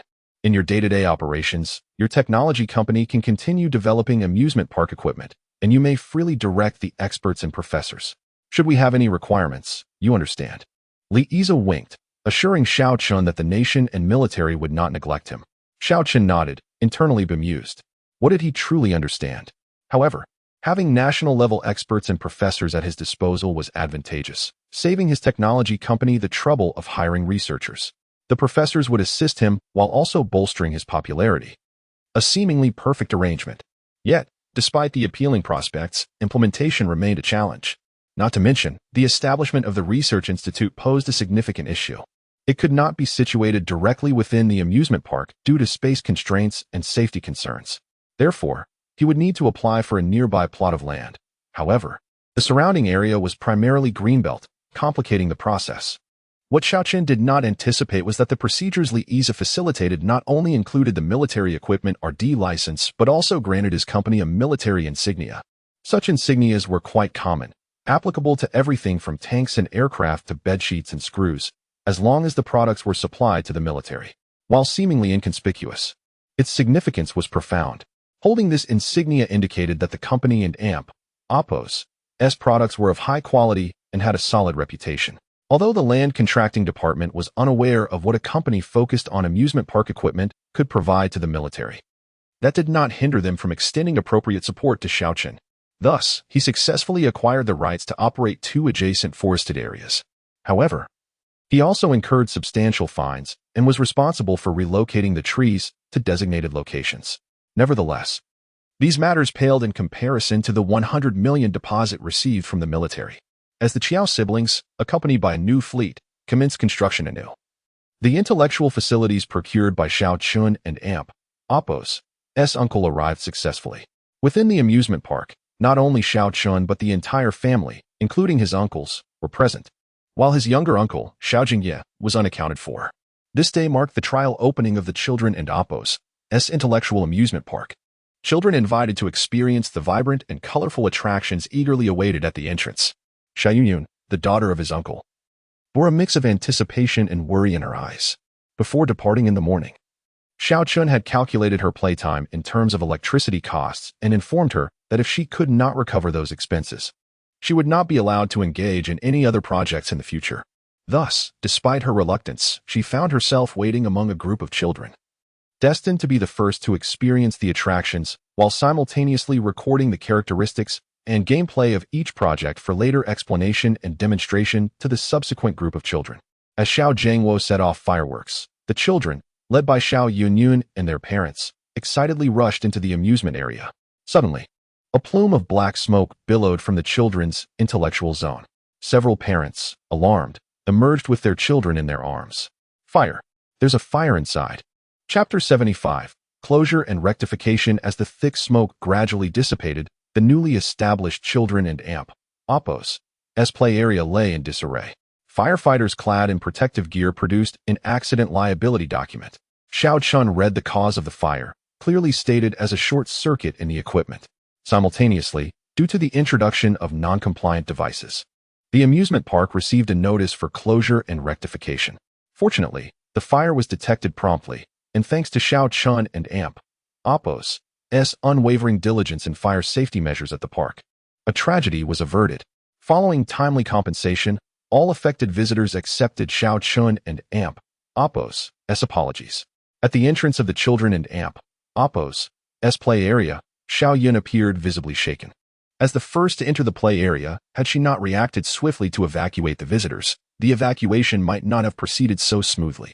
Had there been casualties, the amusement park and Amp, Oppo's situation would have been far more dire than mere closure. Beside her, Father Xiao Jiangwo wore a grim expression, gripping his second uncle, Xiao Aiden, by the collar. Second brother, what on earth happened? You procured this batch of equipment, didn't and Amp, Oppo's, to you? Second uncle and Amp, Oppo's face turned ashen, his lips trembling. Why yes, I procured it. What were you thinking? I have told you countless times that the equipment must be thoroughly inspected. Safety is paramount. Did you take my words lightly? If it weren't for Xiao Yun's quick thinking, what if something had happened to her? Second uncle looked regretfully at his daughter, his lips moving but no words emerging. Xiao Chen stepped into the play area and inspected the machine that had caught fire. The exterior appeared intact, conforming to national standards. However, the internal devices and wiring were a chaotic mess. Where fireproof materials should have been used, only a few pieces of sponge haphazardly separated the components. Some wiring even showed signs of aging. Xiao Chen stopped his father. Second uncle, tell me honestly where you purchased this equipment. These machines lack even a manufacturer's label. They surely were not produced by the suppliers I recommended to you. Given your honest nature, you would hardly have a chance to meet intermediaries dealing in such devices. I checked your purchase order, and while the price was slightly lower than what I provided, it's evident these devices are not worth that amount. I trust you can see through this deception. Xiao Chun, please Don and Amp, Oppo's, ask, it and Amp, Oppo's, all my fault. As the procurement manager, I take full responsibility for this incident. I will cover the losses, and if that and Amp, Oppo's, insufficient, I will compensate with my shares. Hearing that Xiao Jianjun still intended to shoulder the blame, Xiao Jiangwo became even angrier. Shares. Every time something goes wrong, you want to give up your shares. Second brother, just tell me who deceived you. I will help you resolve this. Brother, please don't pressure me. Observing second uncle and Amp, Oppo's reluctance to divulge the truth, Xiao Chen feared his father might act rashly in front of his cousin and hurriedly restrained him. Second uncle was an honest man, not one for socializing, and he had few friends. Moreover, those he could trust were exceedingly rare, especially with uncle recently being elusive. Second uncle, could it be that uncle recommended these to you? Xiao Chen, Don and Amp, Oppo's, speak carelessly. How could your uncle do such a thing? Just as third uncle was about to reprimand Xiao Chun, he noticed Xiao Jianjun staring at him in shock. Having grown up together, the four brothers understood each other too well. Seeing the astonishment on Xiao Jianjun and Amp, Oppo's face made Xiao Jiangwo and Xiao Aigua realize Xiao Chen was indeed correct. Xiao Jiangwo clutched his chest in anger, pointing at Xiao Jianjun, unable to speak. Seeing this, Xiao Chen quickly supported his father to help him regain his composure. Meanwhile, the irritable third uncle called Xiao Jingya, the youngest uncle. Old Xiao, where are you? I don't care what you're busy with. Come home immediately. Witnessing third uncle using foul language in front of the younger generation, Xiao Chun understood his frustration. Upon returning home, Xiao Chen finally witnessed the embodiment of a feudal patriarch. His father and two uncles stormed into Uncle's residence. A cacophony of chaos ensued. Shortly after, third uncle emerged, clutching several ornate boxes. Behind him, Father's face was dark enough to drip water. Xiao Chun, take a look at whether these items are valuable. How would Xiao Chun know the value of these items? He was no appraiser. Nevertheless, facing his father and Oppo's fury, he obediently opened one of the seemingly precious boxes. The first box contained 2 rusted bronze wine cups, accompanied by an antique appraisal certificate. Although Xiao Chun could not discern the authenticity of the item, he could comprehend the content of the certificate. Western Zhou Dynasty Bronze Cup, estimated value 500,000. The contents of the appraisal certificate were, of course, visible to Father Xiao Aigua. These are antiques, aren't and Amp, Oppo's, they? His voice was flat, devoid of any anger. Yet Xiao Chen knew his father was seething with rage. Seemingly so, Xiao Chen thought to himself, lamenting that he initially believed uncle was researching artifacts to attract women, only to discover he was a collector. Seemingly, open the rest of them. The box Xiao Chen opened was the smallest and sat atop the others, which appeared increasingly extravagant. Open them all thoroughly. Tang Dynasty Hollow Dragon Pattern Mirror, estimated value 800,000. Northern Song Dynasty Blue and White Porcelain Royale Sky Blue Vase, estimated value 500,000. At this moment, third uncle had fallen silent, and the younger relatives had been hurriedly pulled back inside by the ants. Observing his father and Amp, Apos, clenched fists, Xiaoqin sensed a storm was brewing within the family. Perhaps these are all counterfeit, right, second uncle? Xiaoqin attempted to seek an excuse from second uncle, but Xiao Jianjun had already been rendered speechless by the shocking revelation. He likely never expected his brother had concealed so many valuable items. Father ignored Xiaoqin, fixating on third uncle, coldly demanding, "Call to check where fourth brother is. If he doesn't return soon, you shall go fetch him." Just as third uncle retrieved his phone, they heard Uncle S' voice from the entrance. "Why is everyone here? Did we get robbed? Call the police." Seeing the disheveled room, Uncle exclaimed in panic. When he noticed the ornate boxes on the table, he finally relaxed. "Big brother, why are you all rummaging through my things? These are antiques. If damaged, it would be a pity." "Antiques? They must be quite valuable," Xiao Jiangwo murmured as he approached the box containing the bronze cups, gently inquiring. "Of course. Big brother, you have no idea how much effort I put into acquiring these. Today, I even stumbled upon a great deal. Had third brother not hurried me, I could have negotiated an even lower price." Seeing that uncle remained oblivious to their father and Apos' discontent and spoke with an air of pride, Xiaoqin abandoned any notions of persuasion, weary and silent. "Let this be the end. One reaps what one sows." With a sharp crack, Father Xiao Jiangwo slapped uncle, sending the wine cups and box crashing to the floor. "Antiques? You deceived your second brother. Third brother, restrain this ungrateful wretch. I am going to enforce the family law." Chapter 76. Deception. Upon hearing that Xiao Jiangwo intended to administer family discipline, not only was the younger uncle pinned to the ground, alarmed, but so was Xiao Qindo. The family discipline in their household was unlike any other. The instrument of punishment was a specially crafted rattan stick. A single strike could not only leave one grievously injured, but could even render them unconscious from pain. Among the younger generation, only the eldest, Xiaoqin, had endured such punishment once, and that was during his childhood when his mischievousness nearly set an entire mountain ablaze. Given the younger uncle and Apos' age, a single blow would likely confine him to bed for a fortnight, not to mention the disgrace he would suffer. "Father, wait. Perhaps the younger uncle has some unspeakable reason for his actions," Xiaoqin interjected, witnessing his third uncle genuinely retrieving the family discipline rattan. He could no longer remain passive. What unspeakable reason could he possibly have? Everything has been turned upside down in the room. Their father's gaze bore down on the younger uncle, his fury nearly spilling over. "Fourth, let me ask you, was it you who introduced the equipment that second bought?" Seizing the chance to defend himself, the younger uncle spoke hastily. "It was I who made the introduction. Although not from a formal manufacturer, the quality is absolutely reliable. Brother, there is no need for family discipline over this matter." His voice trembled with desperation. "Reliable? Your grandmother Xiaoyu nearly perished in the amusement park that was burned down." Their father swung the rattan stick against the younger uncle and Apos' shoulder with force. "What? How could this be possible?" The younger uncle and Apos' wails were laced with disbelief. "Look for yourself." Their father threw the rectification report onto the floor before him. Gazing at the cause of the fire detailed therein, the younger uncle's hands trembled. Even the sting of the rattan against him seemed to elicit no response. "I ask you again, how many kickbacks have you received from this? Were these antiques purchased with kickback money?" Their father inhaled sharply, observing the younger uncle's demeanor, which prompted him to cease his actions. Faced with the inquiry, the younger uncle remained silent, muttering, "This cannot be. It shouldn't be. How could Li Jun deceive me?"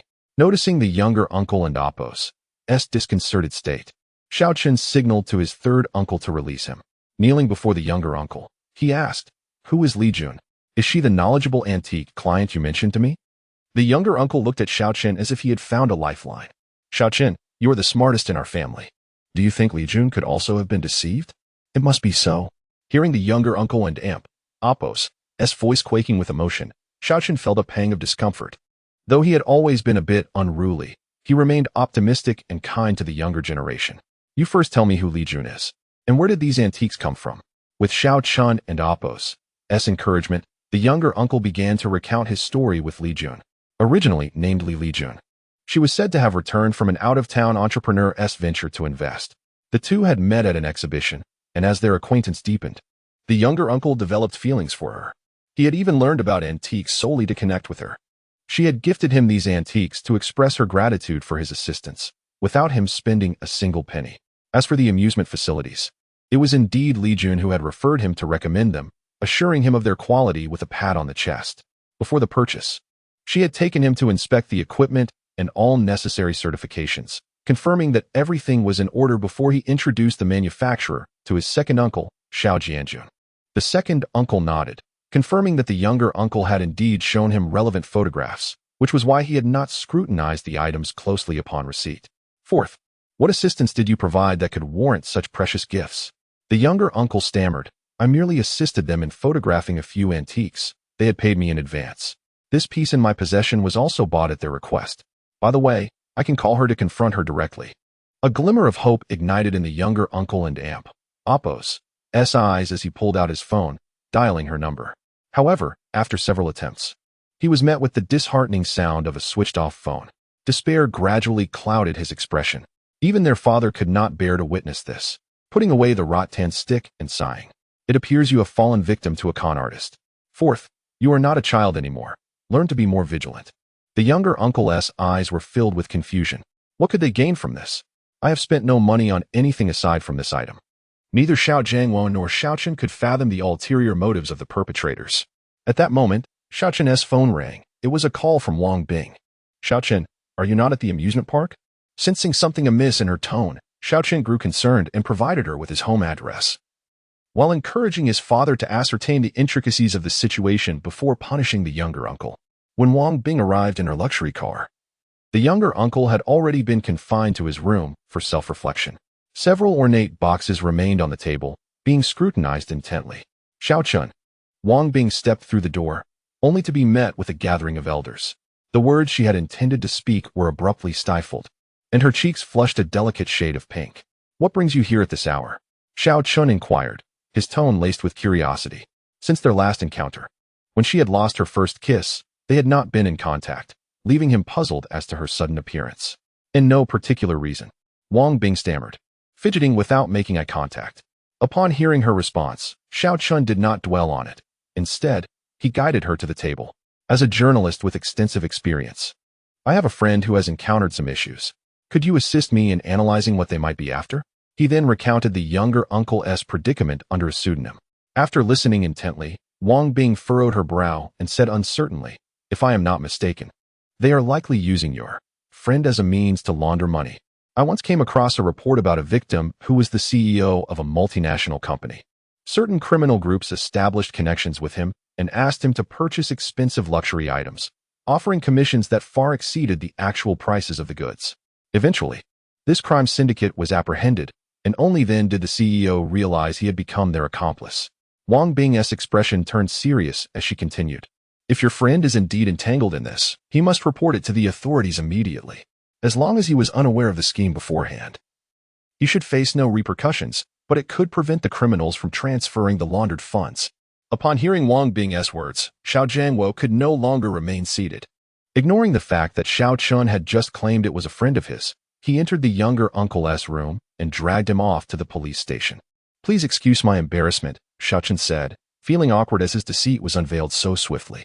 Seeing the elders accompany the younger uncle out, Wang Bing let out a small sigh of relief, but her gaze towards Xiao Chun was tinged with avoidance.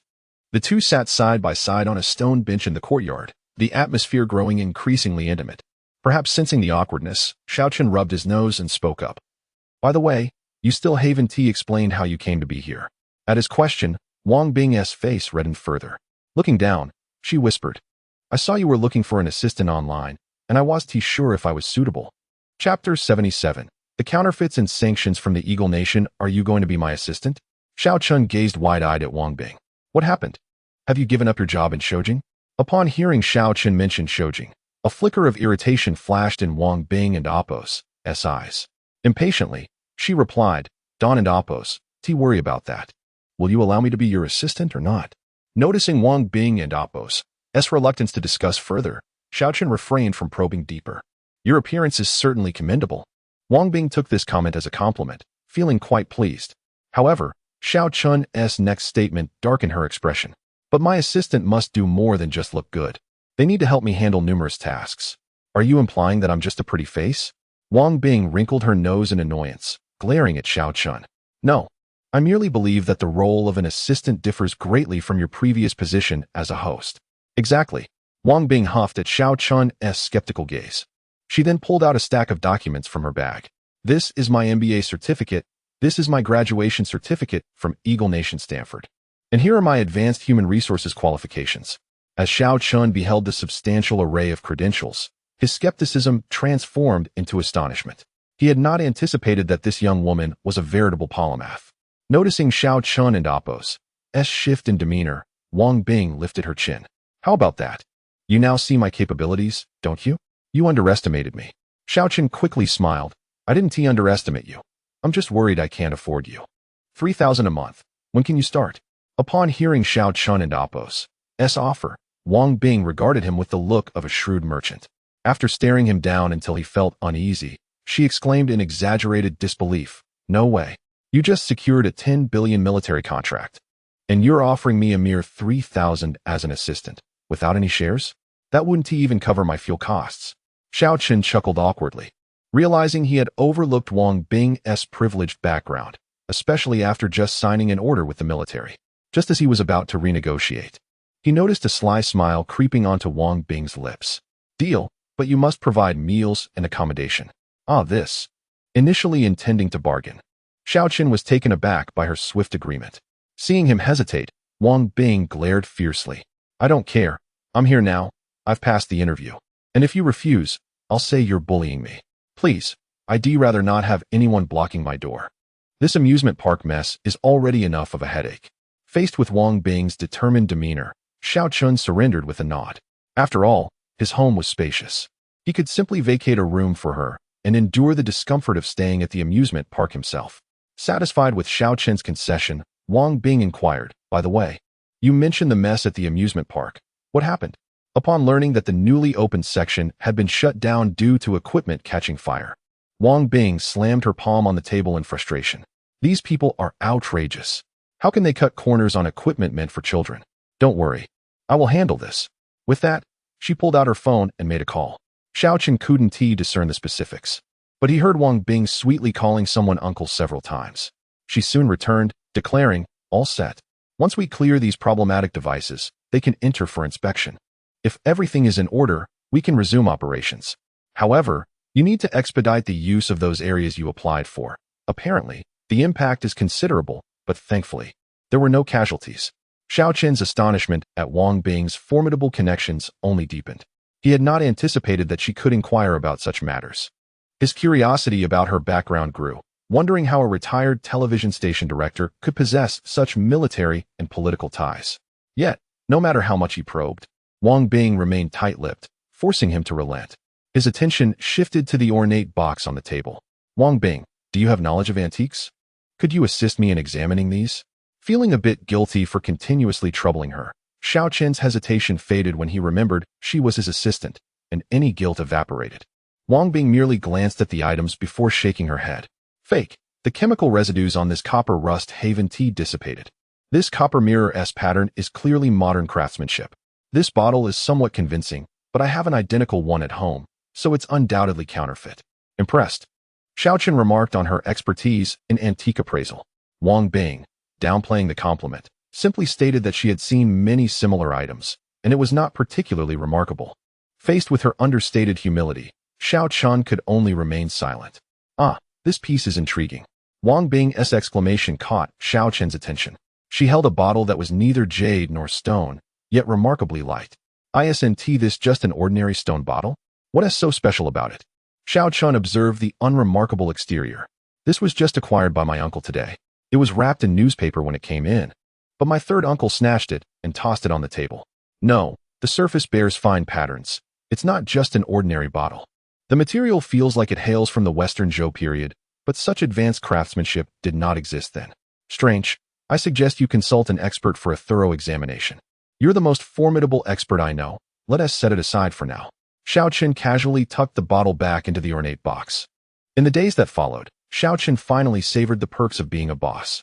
As the saying goes, if there's work, the secretary handles it. If not, one attends to their own affairs. Wang Bing took charge of the administrative tasks for the Universe Amusement Technology Company, including the relocation of trees and architectural design for the adjacent land. Meanwhile, Xiao Qin used the pretext of fulfilling orders to retreat to the mountains and indulge in leisure. After finishing a gaming session, Xiao Qin glanced at his dismal score of 3 kills to 10 deaths before concluding a round of banter with his teammates. Noticing his nearly full inventory, he messaged Liza to arrange for the collection of a second batch of 1,000 pieces of equipment. At that moment, Wang Bing's call came through, her tone frantic. Xiao Chun, turn on the television immediately. Something big has happened.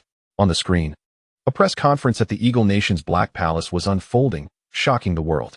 The spokesperson presented satellite images of Li Yiming and others in black protective gear attacking an Israeli military convoy. They accused Longhua of secretly developing dangerous weapons and covertly deploying them in the Israeli-Palestinian conflict to meddle in foreign affairs. They emphasized that the prevailing global ethos was peace, while Longhua was acting contrary to this, using rescue equipment as a FAAD to participate in warfare. Furthermore, they disclosed supplier information obtained from unknown sources, highlighting mining equipment with special annotations.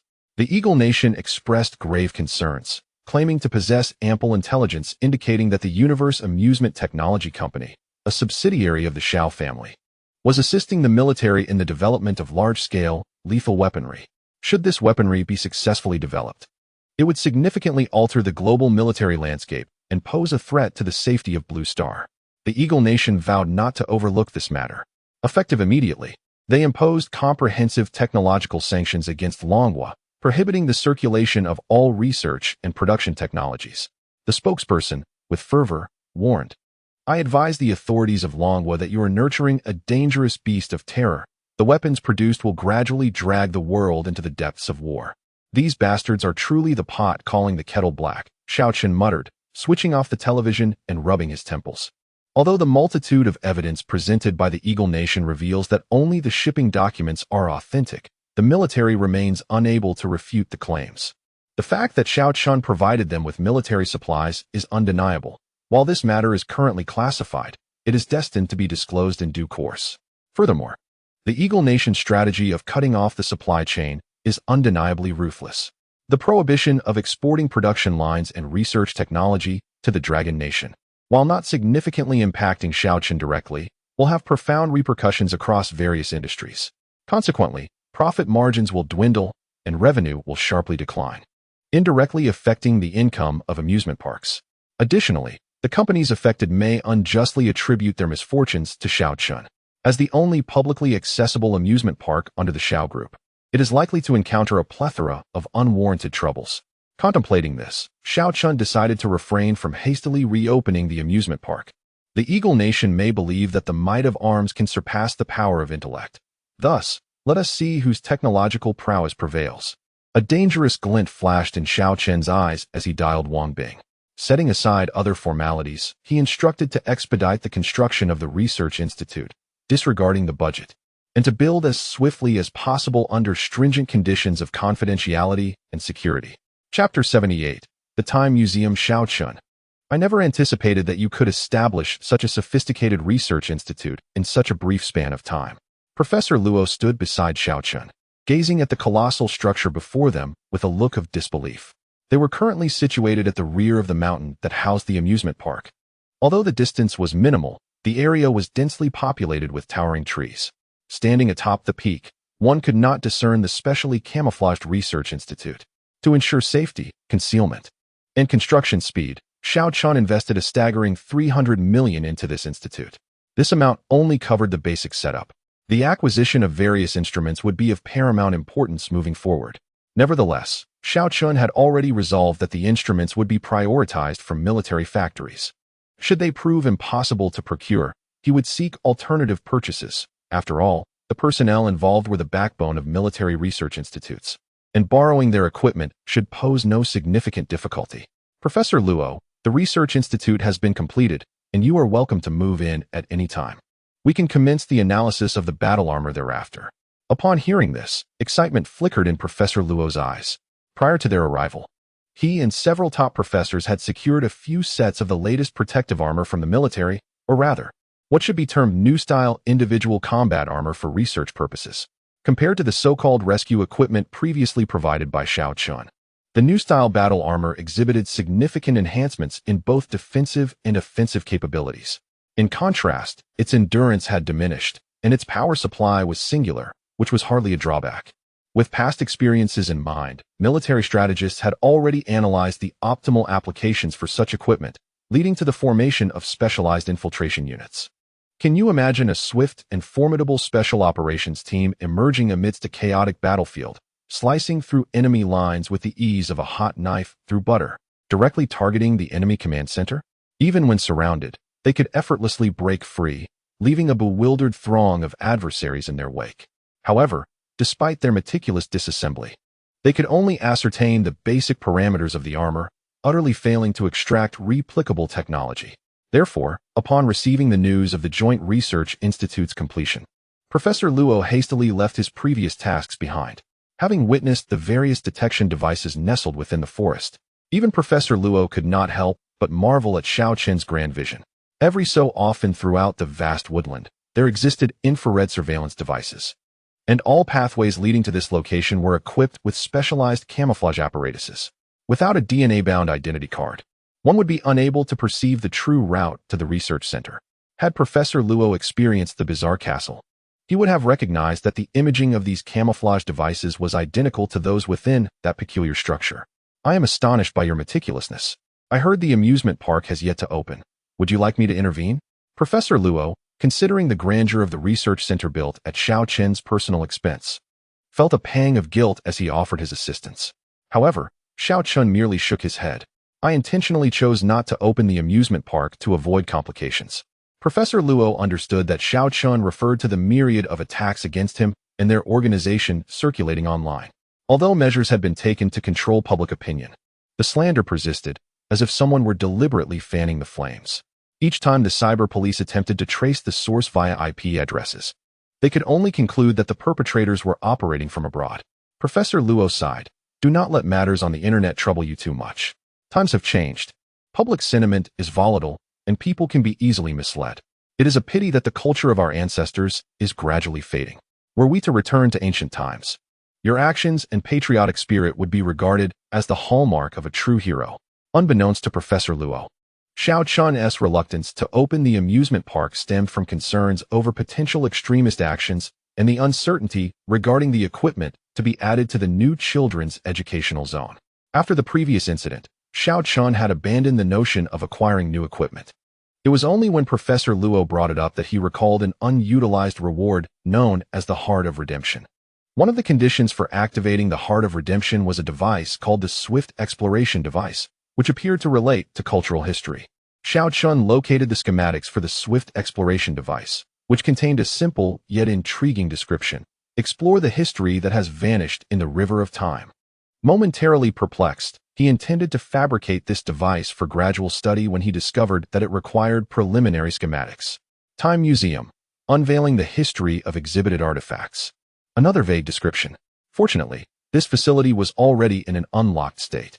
After touring the Research Institute, Xiao Chun instructed Wang Bing to escort Professor Luo and the others to dine, while he proceeded to construct the new facility, the Time Museum, at the amusement park. As Xiao Chun pressed the manufacturing button on the control panel, a stunningly lifelike miniature version of the Forbidden City materialized in his hand. Simultaneously, instructions for utilizing this device emerged in his mind.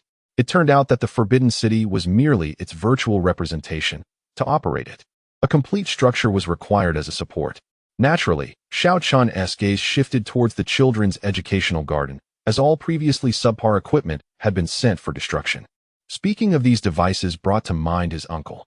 After Xiao Chen's father reported the situation alongside his uncle, the latter discovered that the woman he was infatuated with, Li Lijun, was indeed a member of an international fraud group, which had recently come under investigation domestically.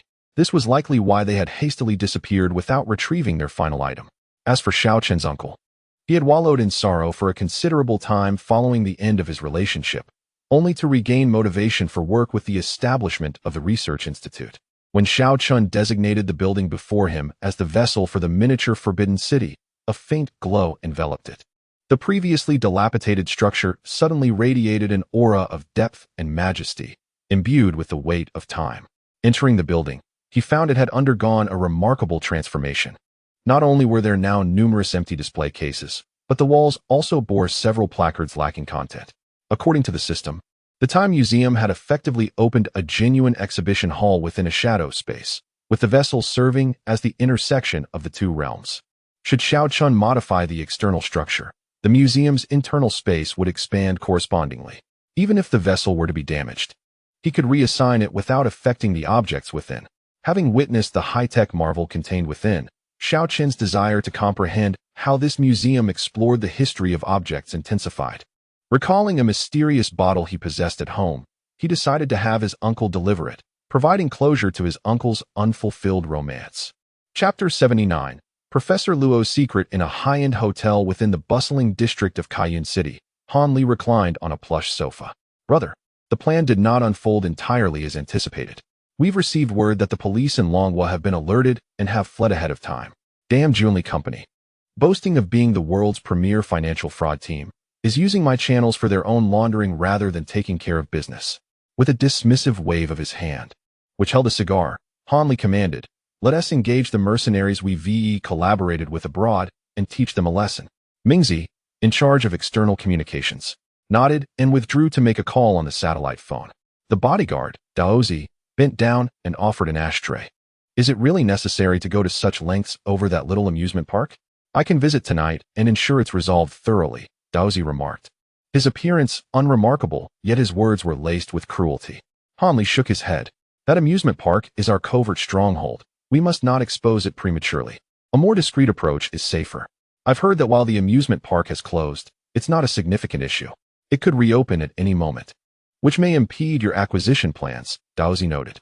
Han Li pondered for a moment. "Isn't there the matter of the Eagle Sauce blockade? Let us intensify our efforts and guide these oblivious Longhua citizens. I'd rather they reopen their amusement park sooner." Daozi's expression shifted to one of realization as he gave Han Li a thumbs up. "Boss, you intend to use them as pawns, letting the ignorant netizens take the heat for us?"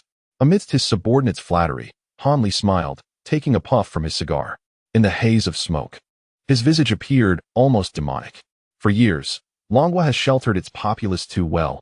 They can no longer discern right from wrong. Since that is the case, I shall not hesitate to exploit them.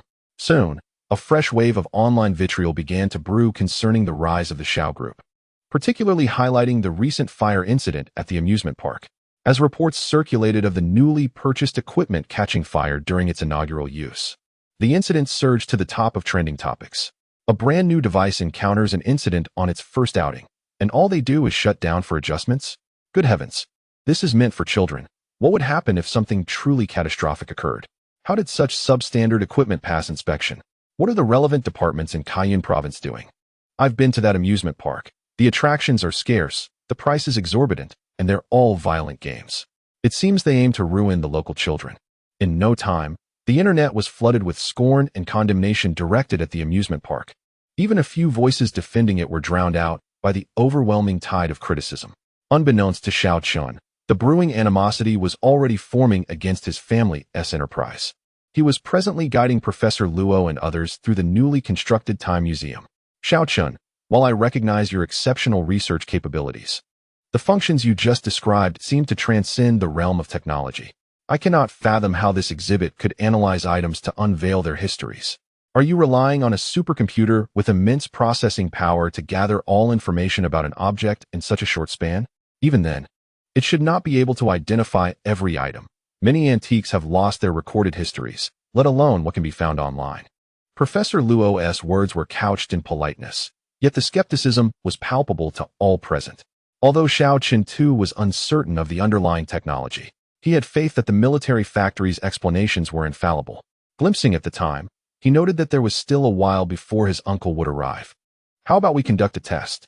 Professor Luo, please select an item of personal significance that is not widely known, and let us see if this museum is indeed as remarkable as I claim." Professor Luo hesitated, then carefully retrieved an old-fashioned steel pen from his jacket pocket, placing it in Xiao Chen's hands. "Is this instrument reliable? This pen holds immense value for me. If it gets damaged, I will hold you accountable." Xiao Chun examined it closely. It was a vintage Hero brand pen, showing clear signs of use yet with no visible scratches, reflecting the care of its owner. He placed the pen on one of the display stands. A beam of light illuminated the stand, scanning the pen repeatedly before dissipating. Immediately, text began to appear on the adjacent display board. Exhibit name: Hero Steel Pen Owner, Luo Jiahui History. Originally one of the first batch of pens crafted during the early establishment of Longhua. This pen was awarded to Professor Luo as a commendation for his distinguished achievements in military signal communication. Upon reading this, a nostalgic expression graced Professor Luo's face as he marveled at the display. I can still vividly recall the excitement I felt when I received this pen. However, this is no astonishing feat, as such records are documented, albeit not publicly available. Just as Professor Luo finished speaking, new content appeared regarding the pen and Appo's history. Later, Professor Luo used this pen to write numerous manuscripts in the field of communication, including many of Longhua's early classified documents. In a subsequent espionage attack, he used this pen to wound a spy, ensuring that Longhua's information remained secure. Beside them, Wang Bing observed Professor Luo, astonished that such a seemingly frail man had displayed such bravery in his youth. Haha, in those days, I knew nothing. When I saw someone attempting to steal national secrets, I disregarded everything else. I doubt I possess that kind of courage now. Seeing Professor Luo's modest demeanor, Xiao Chun could not help but jest. Recalling the military exercise scene, you are now worth far more than ordinary documents. I suspect any spy's first target would be to abduct you.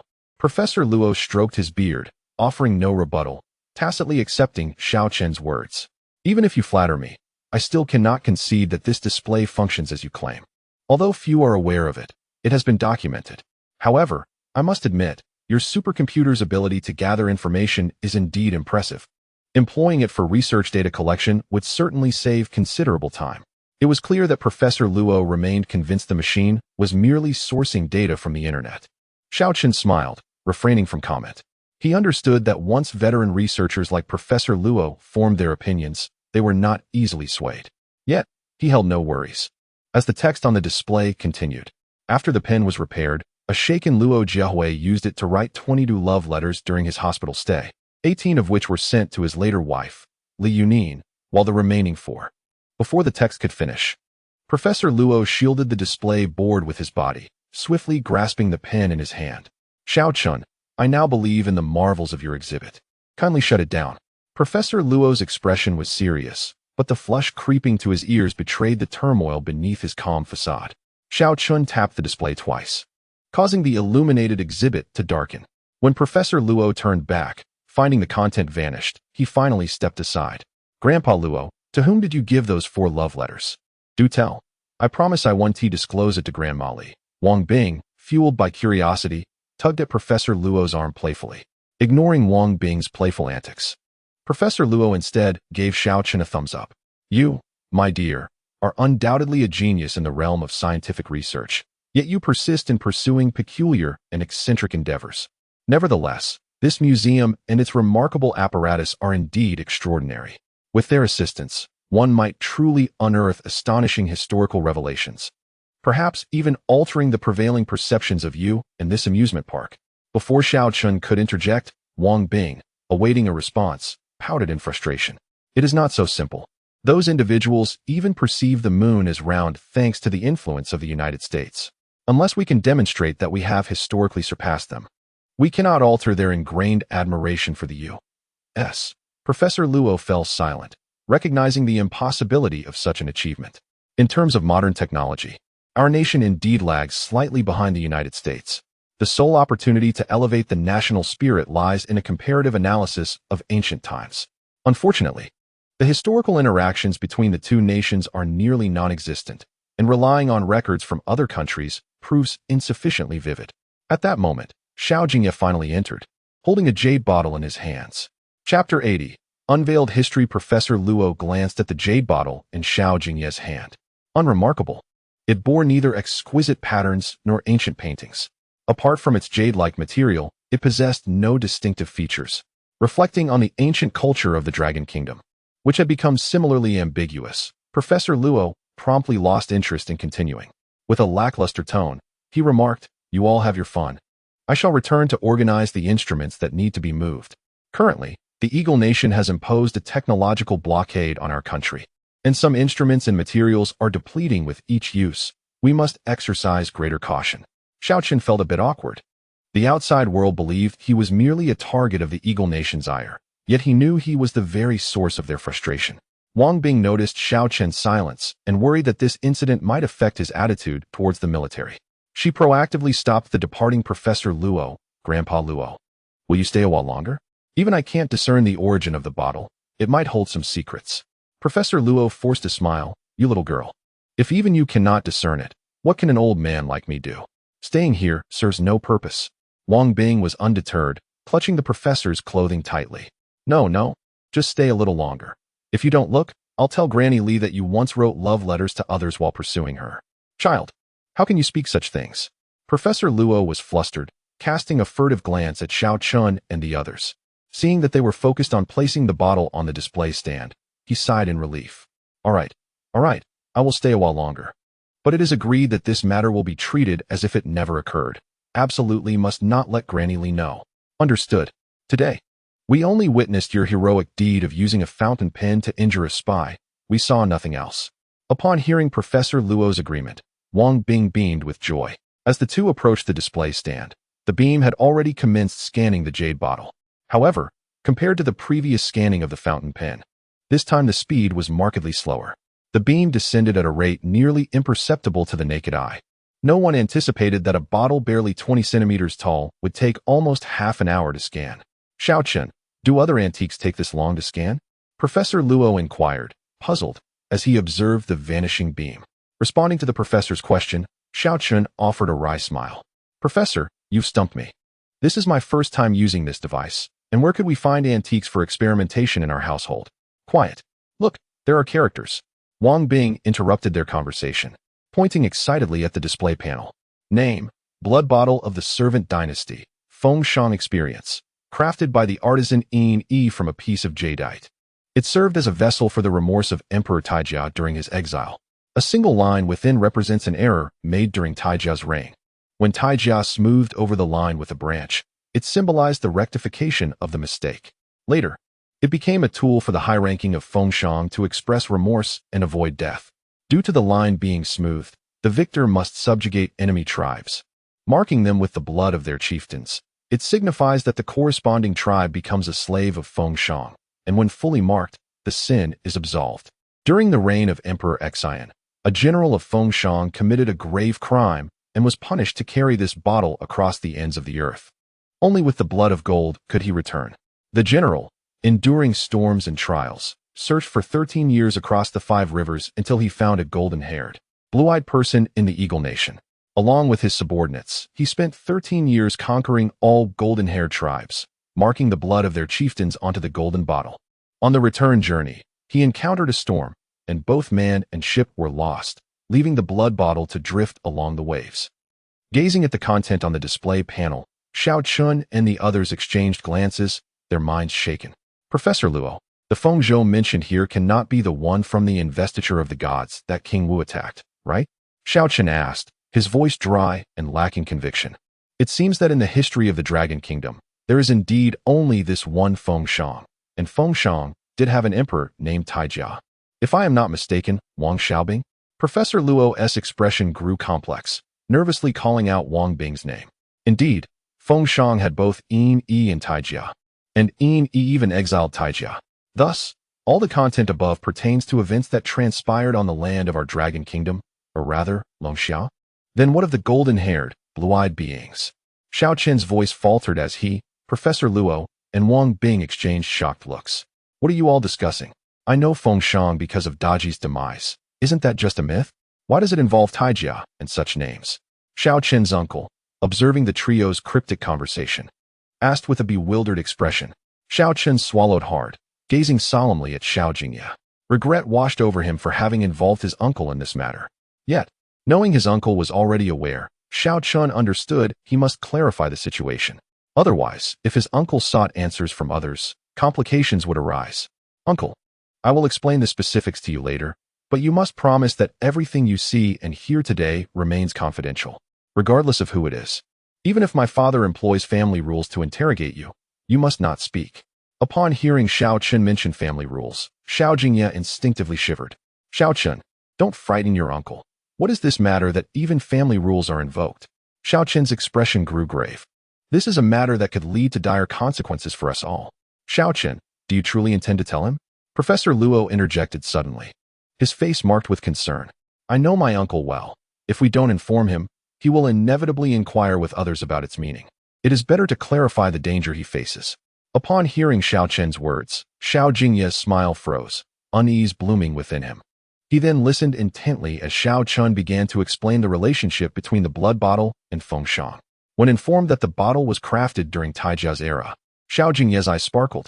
You mean this bottle predates the Western Zhou? That must make it quite valuable. However, even if it is a precious antique, it shouldn't cause you all this anxiety. What, then, of the golden-haired beings? If Fengshan is real, where do these ghosts come from? Only the Eagle Nation has golden-haired people, right? That general couldn't have ventured into the Eagle Nation. That spans half the blue planet. He laughed. Yet, as he observed the serious expressions on Xiao Chun and the others, Xiao Jingye's laughter gradually faded. His voice trembled as he continued. So, in our time, did we conquer the Eagle Nation and enslave their ancestors? Xiao Jingye collapsed onto the ground, his eyes wide as saucers, his face flushed with disbelief. Is this something I can know? He shouted in a fit of desperation, his expression one of utter despair. Chapter 81. Regaining our backbone. Observing his uncle's exaggerated reaction, Xiao Chen remained unfazed. Now you comprehend the peril embedded within this matter, do you not? It's simply, our ancestors are indeed remarkable. A sense of pride filled his uncle's expression as he calmed down. Glancing at Xiao Jingye, who resembled an overzealous youth, Xiao Chun helplessly shrugged at Wang Bing. What shall we do next? Report this to the relevant authorities? He turned his gaze towards Professor Luo and Wang Bing. Under different circumstances, they might have utilized social media to broadcast their findings. However, this situation was too expansive. Should the Eagle Nation become aware, it could incite considerable trouble. Although Xiao Chun had resolved to confront the Eagle Nation, that would only occur once he and Longwo were adequately prepared. Acting rashly now would be unwise. Noting Xiao Chen's glance, Professor Luo replied, I am acquainted only with a few professors in the military and other military research institutes. I am afraid I cannot assist with archaeology. Hence, Xiao Chen shifted his focus to Wang Bing. Wang contemplated for a moment before uncertainly suggesting, I once had a senior who specialized in archaeology at Shoujing University. He seems to have remained on campus as a teacher. Perhaps we could consult him for his insights. Xiao Chen nodded with reluctance. Though he preferred to keep this matter discreet, they were left with only a bottle and an experience reconstructed through technology. Approaching the cultural relic department directly would likely lead to them being dismissed as lunatics. Once Xiao Chen consented, Assistant Wang Bing promptly took several photographs of the jade bottle and sent them via WeChat. Senior, this is Wang Bing from the Broadcasting and Hosting Department. I have a matter I wish to consult you about concerning the Fengshan period. If you have the time, could you possibly come to Cayenne? Meanwhile, as Xiao Chun was explaining to his uncle, Guan Yinxing stood respectfully beside Professor Chen Ping in the Archaeology Department of Shoujing University, holding a paper. Professor Chen, could you take a moment to review this paper for my promotion? I discovered that a renowned general from the Fengshan period suddenly vanished from records. In fragments of literature, there are hints suggesting he may have set sail. Additionally, foreign murals depict a mysterious king unifying the Eagle Nation around the same time, reputed to possess a magical bottle that could control his subjugated slaves. I wonder if this enigmatic king could be the missing general from Fengshan. If this is true, it means you are dreaming. Professor Chen interrupted, dismissing Guan's excitement. During the period of Emperor Xin, the bronze artifacts of Fengshan became increasingly exquisite, with noble artisans indulging themselves while the common folk languished in poverty. In stark contrast, the Eagle Nation was still entrenched in a tribal era governed by the law of the jungle, valuing individual strength. How could Fengshan soldiers possibly triumph over the Eagle Nation? Chen displayed disdain, putting down his imported golden Parker pen. Much like this pen, the Eagle Nation's enterprises thrive on free competition, where the capable rise. In contrast, our country forcibly resists foreign enterprises, resulting in inferior domestic products and monopolistic practices. The outcome? Even the least of their enterprises surpasses ours. After finishing, Chen gestured dismissively at Guan Yinxing. Yinxing, I am aware that many in the department believe your capabilities warrant promotion. Some even accuse me of nepotism, deliberately obstructing your path. He paused, observing Guan's quick denials before continuing. However, you must understand that our research necessitates rigor. We cannot draw conclusions based solely on hearsay. What era was Emperor Xian from? Thousands of years ago. A group of ancient individuals preoccupied with power struggles had never even seen the sea. How could they possibly traverse half the blue planet to reach the Eagle Nation, let alone enslave the entire continent? But what if it were true? It would imply our ancestors defeated the Eagle Nation, significantly enhancing the current societal climate. Before Guan could finish, Chen interrupted him again. There are no what-ifs. This paper is unacceptable. Rewrite it. And if you cannot submit a satisfactory version within a month, consider this year's application for promotion forfeited. Without even glancing at the paper Guan had submitted, Chen tossed it into the nearby wastebasket. Guan clenched his fists, staring at the paper in the trash, biting his lip in silence. He understood that Chen was deliberately making things difficult for him, intending to pave the way for his nephew, who was already favored for this year's associate professorship. Reluctant but unwilling to relinquish this opportunity, especially since his girlfriend had warned that failing to secure a promotion would lead to their breakup, he felt a surge of anger towards Chen's insufferable demeanor. Bowing slightly, Guan Yinxing swallowed his rage and exited. Upon hearing the door close, Chen lifted his head with a cold smirk. Promotion? How could you ascend if my nephew is to take over my position? Your paper, much like its title, is nonsensical. A mere group of ancient people aspiring to subjugate the Eagle Nation? I dare say it is the Eagle Nation that would enslave them. Outside, Guan lingered for a long time, his expression shifting, yet ultimately lacking the courage to re-enter. He quietly left the school grounds. The weather in Shoujing was overcast, and soon a heavy rain began to fall. Standing in the rain, he allowed the droplets to drench him completely. Curse you, Qinping. Curse your associate professorship. People like you are the ones who have ruined the backbone of Longhua, Guan muttered under his breath, as only in solitude could he voice his true feelings. For Qinping was not merely the vice dean of the archaeology department. He was also a special editor for primary and secondary school textbooks, a figure sought after by many for connections. Just then, his phone rang. Glancing at the caller ID, Guan hurriedly sought refuge beneath an eave, striving to steady his voice. Darling, what is it? Yinsheng, I've heard the news. You are not included in this year's promotion applications. You have disappointed me gravely. Let us break up. His girlfriend's words plunged Guan into despair. Tenju, please let me explain. Unfortunately, his girlfriend offered no opportunity for dialogue. You needn't explain. I have accepted Chen Pingping's pursuit. He has promised to arrange for me to join the publishing house next year. With that, the call ended with a disconnection tone. Overwhelmed by a cascade of setbacks, Guan Yinxing felt devoid of motivation to continue living. Since graduating, he had saved not a single penny. All his earnings had been spent on his girlfriend, as she claimed her funds should be reserved for their wedding. Yet now, she had turned to the very person who had taken his place. This sequence of events rendered his life a cruel joke. Wandering aimlessly in the downpour, Guan sat by the river, quietly observing the raindrops create ripples across the surface. Just as he contemplated ending it all by jumping into the river, a notification pinged from WeChat. Confused, he noted that he hadn't communicated with anyone else in a while, especially since Tenju disliked others. Why would someone reach out to him today? Opening his phone, he saw Wang Bing's message, and hope rekindled in his eyes. It's real.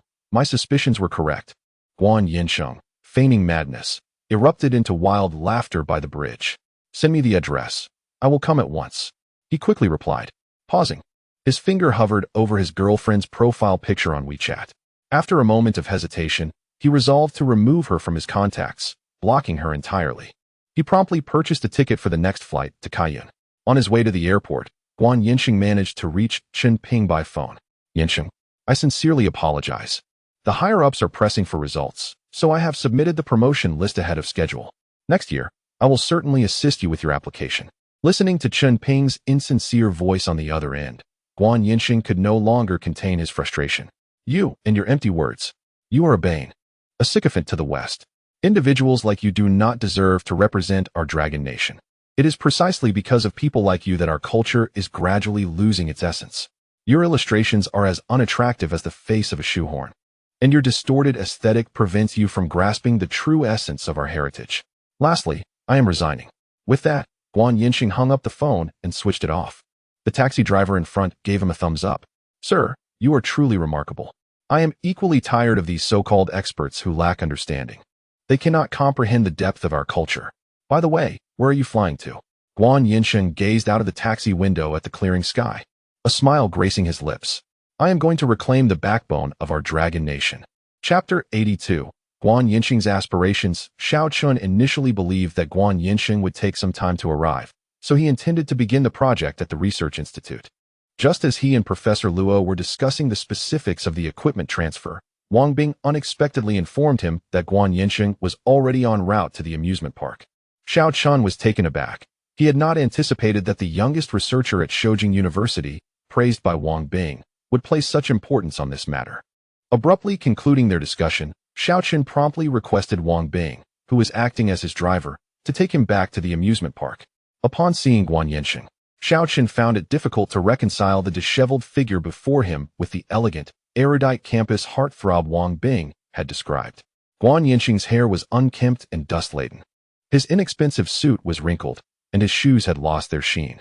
Clutching a shopping bag of unknown origin, which contained a stack of paper documents, he appeared a far cry from the refined individual Xiao Chun had expected. Brother Guan, what has happened to you? Wang Bing seemed equally shocked. It had been years since they last met, and the once dashing prodigy now resembled a vagabond. Sighing, Guan Yinsheng offered a bitter smile, then turned his gaze toward Xiao Chun. You must be the owner of the artifact that Wang Bing mentioned.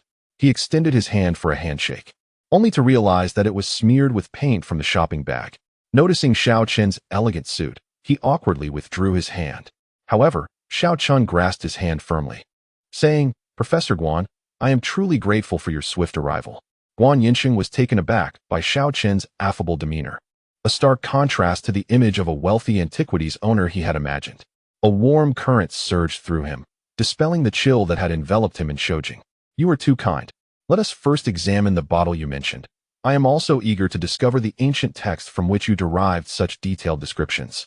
My visits to the Shoujing library have yielded only fragments from the Fengshan era. As Xiao Chun pondered how much to divulge, Wang Bing interjected, Brother, why don't we first find you a place to change and rest?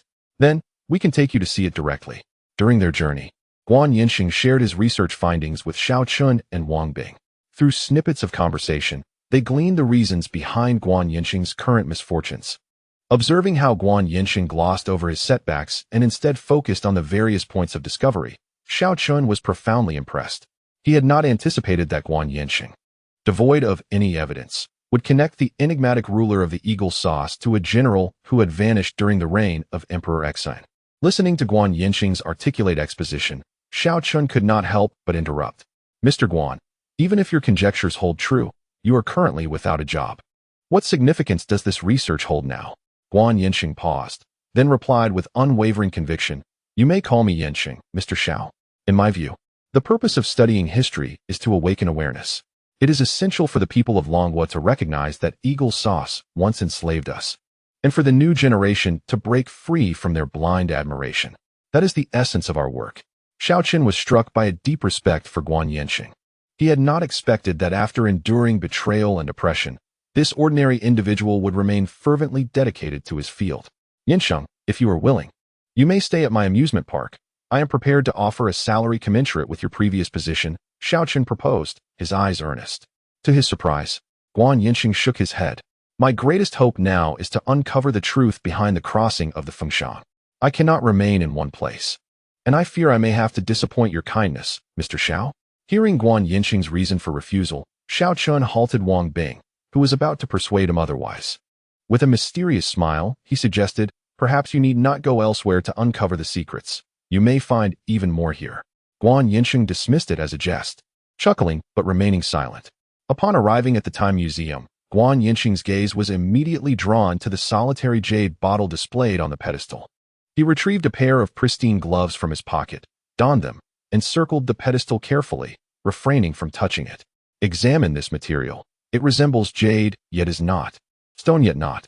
Its form is naturally exquisite, and there are signs of wear at the mouth. Indeed, it resembles the bottle of the guilty king of Taijia. Excitement illuminated Guan Yinsheng's face. Mr. Xiao, may I hold it? With Xiao Chen's permission, he gingerly lifted the jade bottle. It was as light as a feather, yet emitted a thunderous resonance, revealing scratches within, undoubtedly a genuine artifact. He returned the bottle to its original place, his face alight with exhilaration. Mr. Xiao, this is a national treasure. Truly, it is marvelous. Might I also see your ancient texts? I wish to examine the original records concerning this bottle. Xiao Chun wore a puzzled expression. Ancient texts? What do you mean? Guan Yinsheng spoke hurriedly. I refer to the source of this bottle. Such detailed records must have been kept by the military historians of the time. Rest assured, I will never disclose the existence of your collection. I merely wish to see it, just a glance. Seeing the almost pleading look in Guan Yinsheng's eyes, Xiao Chun understood his intentions. He perceived Guan Yinsheng believed him to be a private collector, hesitant to reveal the provenance of these items. Laughing heartily, Xiao Chun clapped Guan Yinsheng on the shoulder. There are no ancient texts. This bottle is not a collection. It was simply fortuitously acquired for testing our instruments. The source you seek is detailed on this display board. We invited you here solely to validate that information. What? Guan Yinsheng was taken aback, having assumed Xiao Chun wanted him to authenticate the bottle's authenticity, only to learn he was to reveal its secrets. Moreover, the fact that such a precious artifact was being used for instrument testing left him at a loss for words. Sensing the atmosphere had soured, Wang Bing quickly interjected to ease the tension. Brother, Mr. Xiao indeed acquired this bottle by chance. We were unaware of its significant history. Had it not been for this instrument, we likely would have discarded it long ago. We did not wish for the bottle to sustain any damage, which is precisely why I extended the invitation to you so promptly. Upon hearing Wang Bing's explanation, Guan Yinsheng took a deep breath, exhaling heavily. Mr. Xiao, your fortune is astonishing.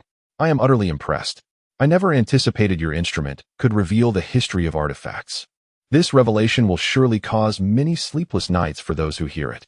Guan Yinsheng jested, his eyes glued to the display board, anxious not to miss a single word. Chapter 83. The Sealed Blood Vials. The reopening of the amusement park. After thoroughly examining the contents of the display board, the astonishment on Guan Yinsheng's face lingered. Rubbing his sore eyes, he attempted to calm his tumultuous emotions. Boss Xiao, if the information presented here is indeed accurate, it will create monumental waves in the fields of archaeology, culture, and politics. It may even alter the international landscape. However, it would be prudent not to disclose this until a complete chain of evidence is established. Otherwise, you might become a target for public scrutiny. Xiao Chun nodded in agreement. Guan Yinsheng's advice aligned perfectly with their thoughts. Senior brother, what should we do next? Xiao Chun noticed Wang Bing gazing at Guan Yinsheng with admiration, which stirred an inexplicable discomfort within him. Unaware of Xiao Chun's emotional shift, Guan Yinsheng continued. Next, we must gather more data. We need additional records to corroborate the achievements of this general, as well as further validate the authority of your machine. It need not be limited to antiques. It suffices to demonstrate its analytical capabilities to the public. Once we gain public trust, we can petition to use this machine as an auxiliary tool in archaeology. The information it uncovers could serve as evidence, and it would also generate significant profits for you, Boss Xiao. While Guan Yinsheng's suggestions were commendable, Xiao Chun found it challenging to feel any joy. He forced a perfunctory smile and replied, Very well, I will reserve a laboratory for you at the Research Institute. And I will also establish a small hall in this museum dedicated to collecting artifacts related to this history, accessible only to a select few. With that, he added, if you need anything, you can speak to Wang Bing. I have other matters to attend to. Without waiting for their puzzled reactions, Xiao Chun exited. As he traversed the winding paths of the amusement park, the images of Wang Bing's passionate kiss and her admiring gaze flickered through Xiao Chun's mind in succession. Xiao Chun, what are you really thinking? He mused. Wasn't that kiss entirely a result of your own story? She is the victim. What are you so conflicted about now? The autumn breeze carried a hint of chill, yet it could not extinguish the vexation smoldering within him. Just then, the roar of an engine echoed from behind. Wang Bing drove slowly beside him. Xiao Chun, why did you leave without waiting for me? Wang Bing's tone carried a hint of reproach, laced with a touch of playfulness. It's nothing. I finished work and didn't want to intrude on your personal space, Xiao Chun replied, his tone somewhat odd. He quickened his pace, as if hoping that moving faster would allow his troubles to lag behind. Oh, Wang Bing's voice, filled with mirth, rang out beside him, and she abruptly pressed the accelerator, her car disappearing around the bend. She really left? Xiao Chun lightly slapped his forehead, inwardly cursing his own clumsiness. Nevertheless, with her gone, it was futile to dwell on regret. In this desolate wilderness, hailing a ride was unlikely. Wang Bing, if I catch a cold, you better prepare for a salary deduction. He sneezed, tightening his collar against the cold wind and hastening his steps. Unexpectedly, as he rounded the corner, he spotted Wang Bing leaning against her car. Her face alight with a smile as she watched him. Why haven't you gone back? What are you doing just standing there? Xiaochen feigned calmness, his voice flat as he regarded her. Wang Bing suddenly drew closer, and he could sense the faint fragrance emanating from her. Boss, your behavior earlier was rather peculiar. Could it be that you are feeling jealous?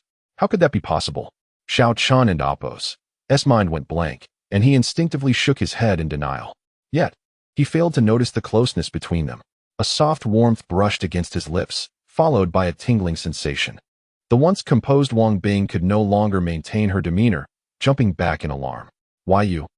This. Stammering. She found herself at a loss for words. Xiaochen felt his cheeks flush, and unlike the first kiss, which had left him unmoved, this time he truly experienced its sweetness. Let me drive, it's getting late. After a prolonged silence, Xiaochen finally broke the awkward atmosphere. Okay, Wang Bing replied softly, lowering her head and quietly settling into the passenger seat. The journey home was marked by silence, and upon their return, they found Xiaochen's mother peering out expectantly. You two are finally back. Hurry in for dinner. Why are your faces so red? She regarded them with a look of suspicion, causing Wang Bing to lower her head even further. Feeling guilty, Xiaochen quickly suggested, you should take Wang Bing out for dinner. I need to return to my room and work on the plans for tomorrow's amusement park opening. With that, he hurriedly retreated to his room. Upon entering his room, he glanced at the pink bedspread and remembered that he had given his room to Wang Bing. In a flustered hurry, he dashed out, colliding with Wang Bing, who was carrying dinner. I took a wrong turn, Xiaochen stammered, wishing he could vanish into a crack in the ground. Unable to meet Wang Bing's gaze, he hurriedly exited. Sitting on the edge of the bed, Wang Bing took her time, savoring the warm meal. Her delicate fingers brushed over a childhood photograph of Xiaochen on the table, and a sweet smile played at the corners of her mouth. The following morning, Xiaochen emerged from the car, stretching lazily. The night had been a torment. Every time he closed his eyes, he envisioned Wang Bing blushingly calling him my dear. Just as he stepped out, he encountered Lu Yinin, who was live-streaming her mountain climbing expedition. Since the amusement park had closed, she had resumed her outdoor broadcasts, garnering a larger audience, albeit with an influx of criticism and negativity targeting her and the park. Spotting Xiaochen, Lu Yinin promptly switched off her stream. Boss, why did you sleep in the car? She peered into the vehicle, disappointment flickering across her face upon finding it devoid of the imagined scene. Xiaochen, perceiving her lewd thoughts, playfully tapped her forehead. What were you looking at? How's the promotional preparation for the opening coming along? Lu Yinin cheekily stuck out her tongue, covering her forehead. Don't worry, I've hired professionals as you requested. There will be no issues. However, boss, with such a grand spectacle, aren't you worried about potential troublemakers? Xiaochen smirked coldly. I'm more concerned about no one showing up. Otherwise, what would be the point? All right, you're the boss. Your word is law. Lu Yinin pouted and headed to the kitchen to help prepare breakfast. Through the tireless efforts of numerous online promoters, news of the grand reopening of the Shao Corporation's amusement park spread across the nation. The newly introduced Time Museum garnered particular interest from many keen observers. Xiaochen openly showcased the enhancements provided by various equipment. In response to the miraculous claims, some scoffed, others mocked, while many dismissed it as mere hype. Nevertheless, this did not deter a handful of hopeful souls from embarking on their journey. Chapter 84. The destruction of fertile fields by the shrewd rat. In the glow illuminating the dark alley, the Shao family's amusement park faces not only hostile forces, but also vested interests influenced by it. The program chronicles of the past and present is one such example. As a perennial favorite of Shoujing satellite TV, this program wields significant influence within the national antiques community and among archaeologists. Its content revolves around appraising treasures, with 3 experts from the fields of antique markets, archaeology, and culture evaluating folk collections while elucidating the historical and cultural impacts of the antiques from various dynasties. If it were merely an educational program, it would not conflict with Xiaochen's amusement park. However, it is well known within the industry that this program charges a substantial fee for treasure appraisal, amounting to 5 of the actual auction price. Thus, while it masquerades as an educational show, it essentially operates like a television shopping channel. with the items being antiques rather than consumer goods. As a middleman in the trade of cultural relics, its enduring popularity hinges on the antiques appraised through this program.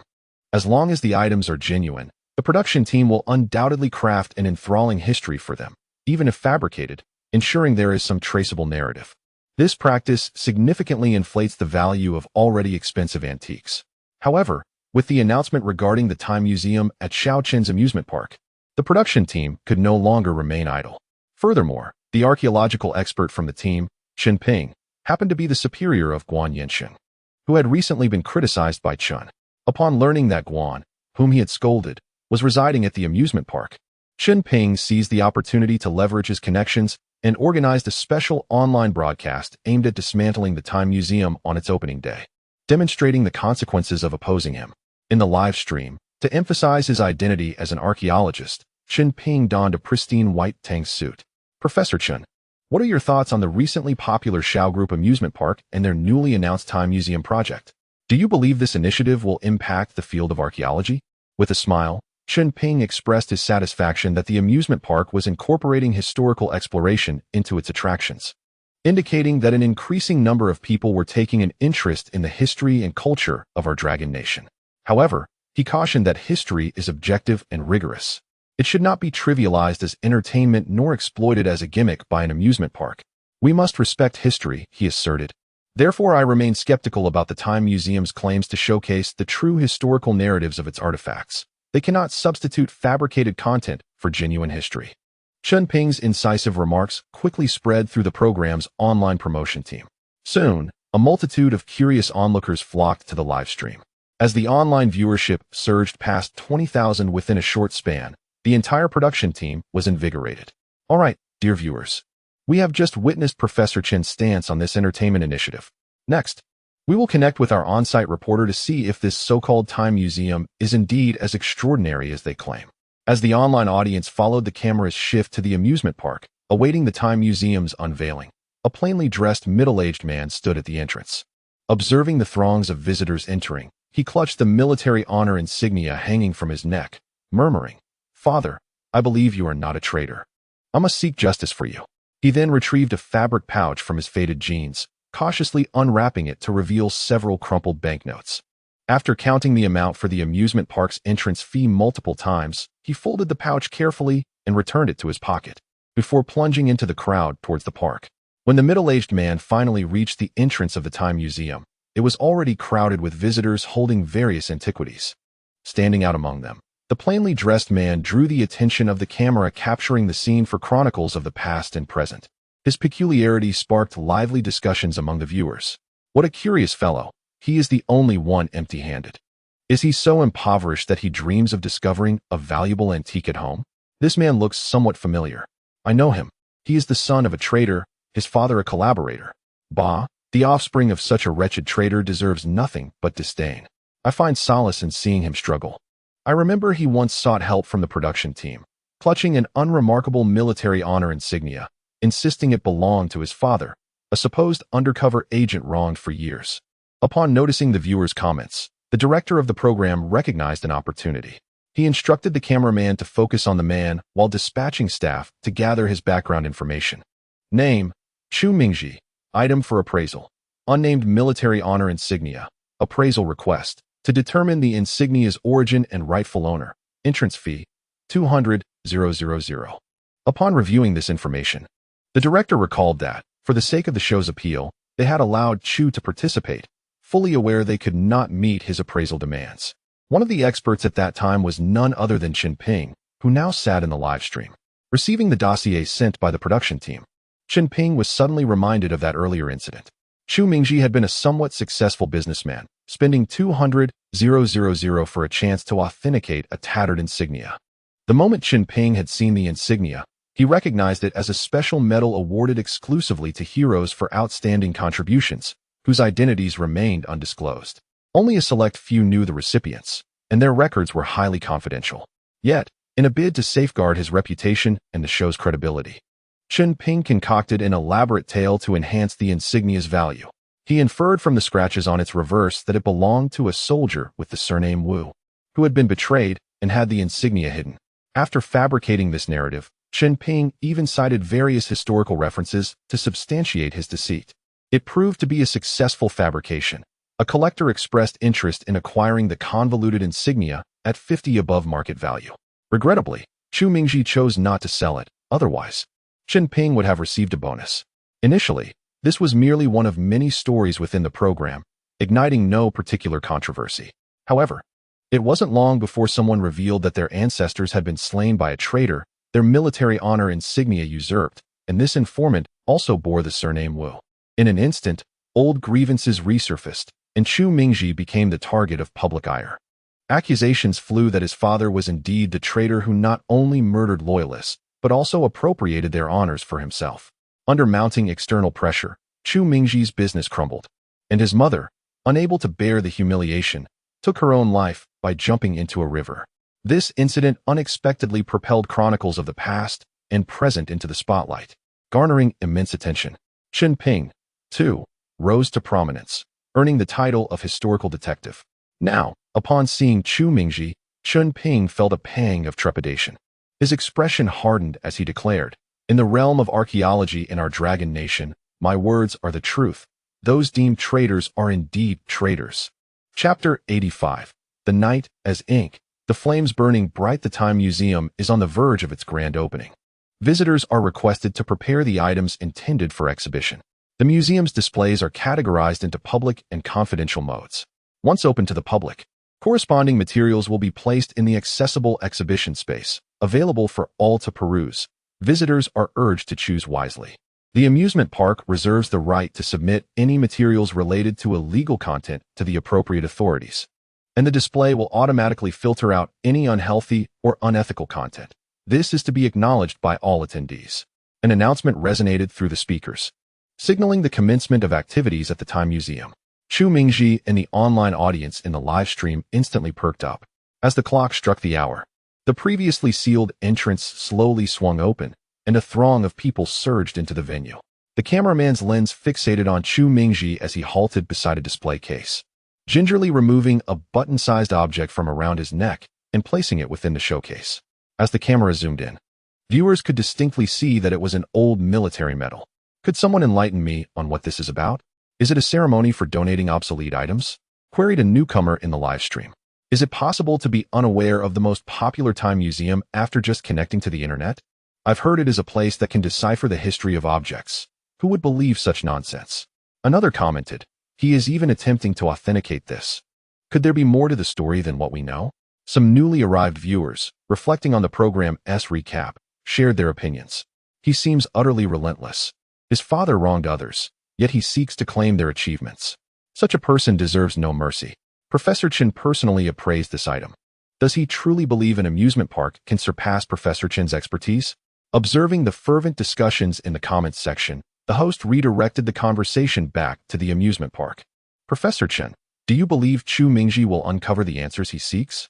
I sincerely hope for a turning point in his endeavors. After all these years, his pursuit of truth is commendable," he replied. "However, history represents established facts. It will not alter due to an individual's efforts, which underscores the significance of our research into history and the quest for truth." Chen's words sparked a wave of admiration from the livestream audience, with the program's promotional team reigniting the title of historical detective. As the audience lauded Professor Chen, the display panel before Chu Mingji finally completed its scanning process. Lines of text gradually appeared on the board, captured clearly by the camera. Name: Third Batch of Military Medals Dynasty. Pre-establishment of the Dragon Nation history. Handcrafted by workers from the base. Awarded to revolutionary soldiers who made significant contributions. Later used to honor outstanding contributors who infiltrated enemy lines to obtain crucial intelligence or achieve exceptional feats. This medal was inscribed with the code Co-E after the establishment of the nation, awarded to an undercover soldier codenamed Co-E. The undercover agent was killed by a traitor after being exposed, and the medal became the spoils of this traitor. This is merely a repetition of Professor Chen's original words. Utterly worthless. Nonsense about analyzing the history of objects. I could assemble a similar program in 2 minutes. A flicker of disdain crossed Chen Ping's eyes. Had he known that Guan Yinsheng had allied with such a person, he would have refrained from investing energy in this live stream. Leaning back in his chair, he thought the amusement park's proprietor was rather agreeable. perhaps he would let this one slide. However, as time passed, he noticed a shift in the hostess' expression. Realizing something was amiss, Chen Ping hastily scrutinized the livestream footage. To his astonishment, the content on the display board began to update once more. After the medal was taken by the traitor, he proactively applied to impersonate Ko-e to a general of the Sakura Nation. With the cooperation of the Sakura Nation, he not only gained the trust of others, but also collected numerous confidential intelligence reports. As the subsequent text materialized, the audience in the live stream erupted with fervor. I initially believed his actions against his compatriots were despicable enough, but now I learn he impersonated an unsung hero and betrayed those who trusted him. He deserves to be condemned. Such a person should have faced eradication during the establishment of the nation. It infuriates me. I cannot reach the traitors, but I can target their descendants. I am already en route to the amusement park. Ensure he does not escape. This time, without the instigation of paid commenters, the ire of the viewers was ignited. Chen Ping's lips curled into a brief smile, quickly suppressed.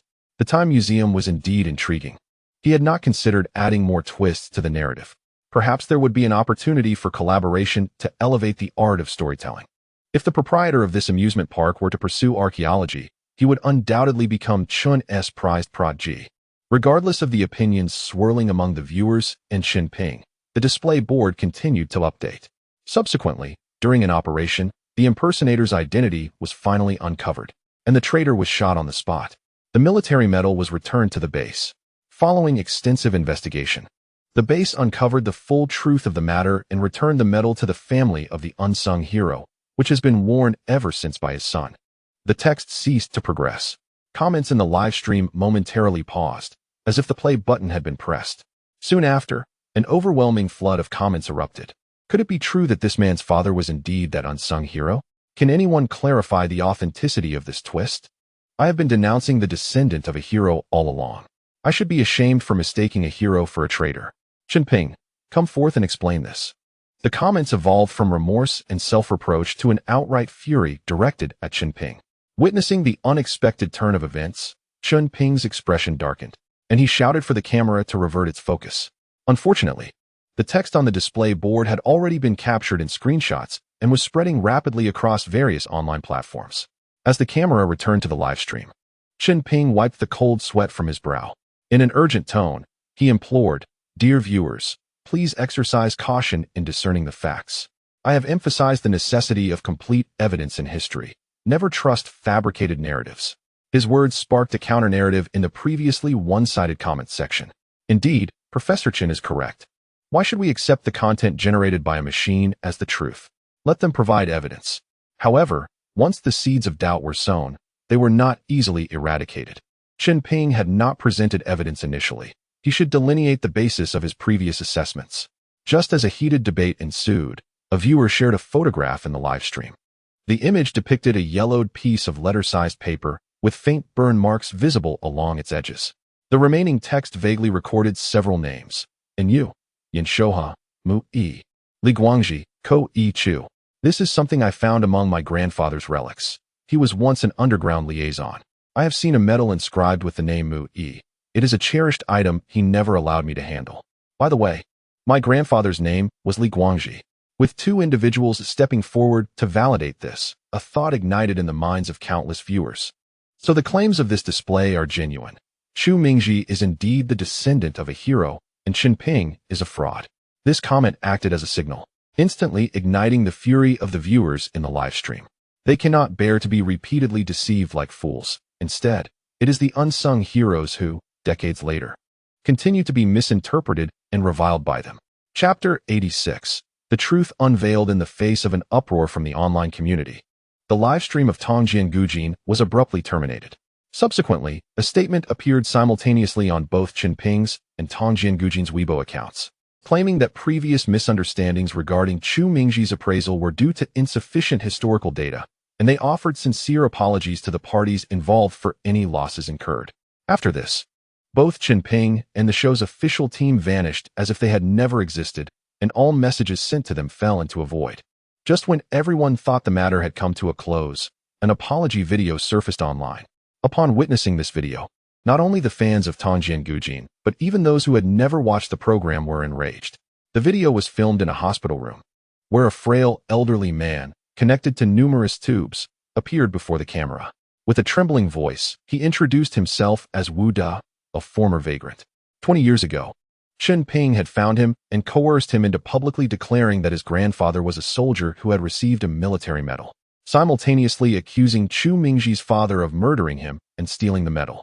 Over the years, Wu Da had suffered torment from illness, relying on the false claims of honor to receive state assistance. However, his conscience had been troubled all these years, and upon witnessing Chu Mingji's downfall, he realized the profound impact of his past actions on Chu and his family. Thus, before his impending death, he decided to reveal the truth to the world. This revelation reignited the fury of the online community, who had not anticipated that all of this was orchestrated by Chen Ping, aimed solely at substantiating his fabricated narrative. As enraged netizens scoured for Chen Ping's whereabouts, numerous reports regarding him and the production team began to emerge, exposing their fraudulent activities involving the deception of treasure appraisers, the exchange of fakes for genuine items, and their illicit resale abroad. While Chen Ping was hiding by the seaside, he realized his cover had been blown and hastily packed his belongings to flee to the United States. Before he could finish, the door was kicked open. A squad of soldiers clad in black armor stormed in, and the commanding officer scrutinized Chen Ping before stating, "You are suspected of insulting national heroes, trafficking in cultural relics, and harming national interests. Come with us." Without allowing him a chance to respond, two soldiers swiftly seized him and escorted him out.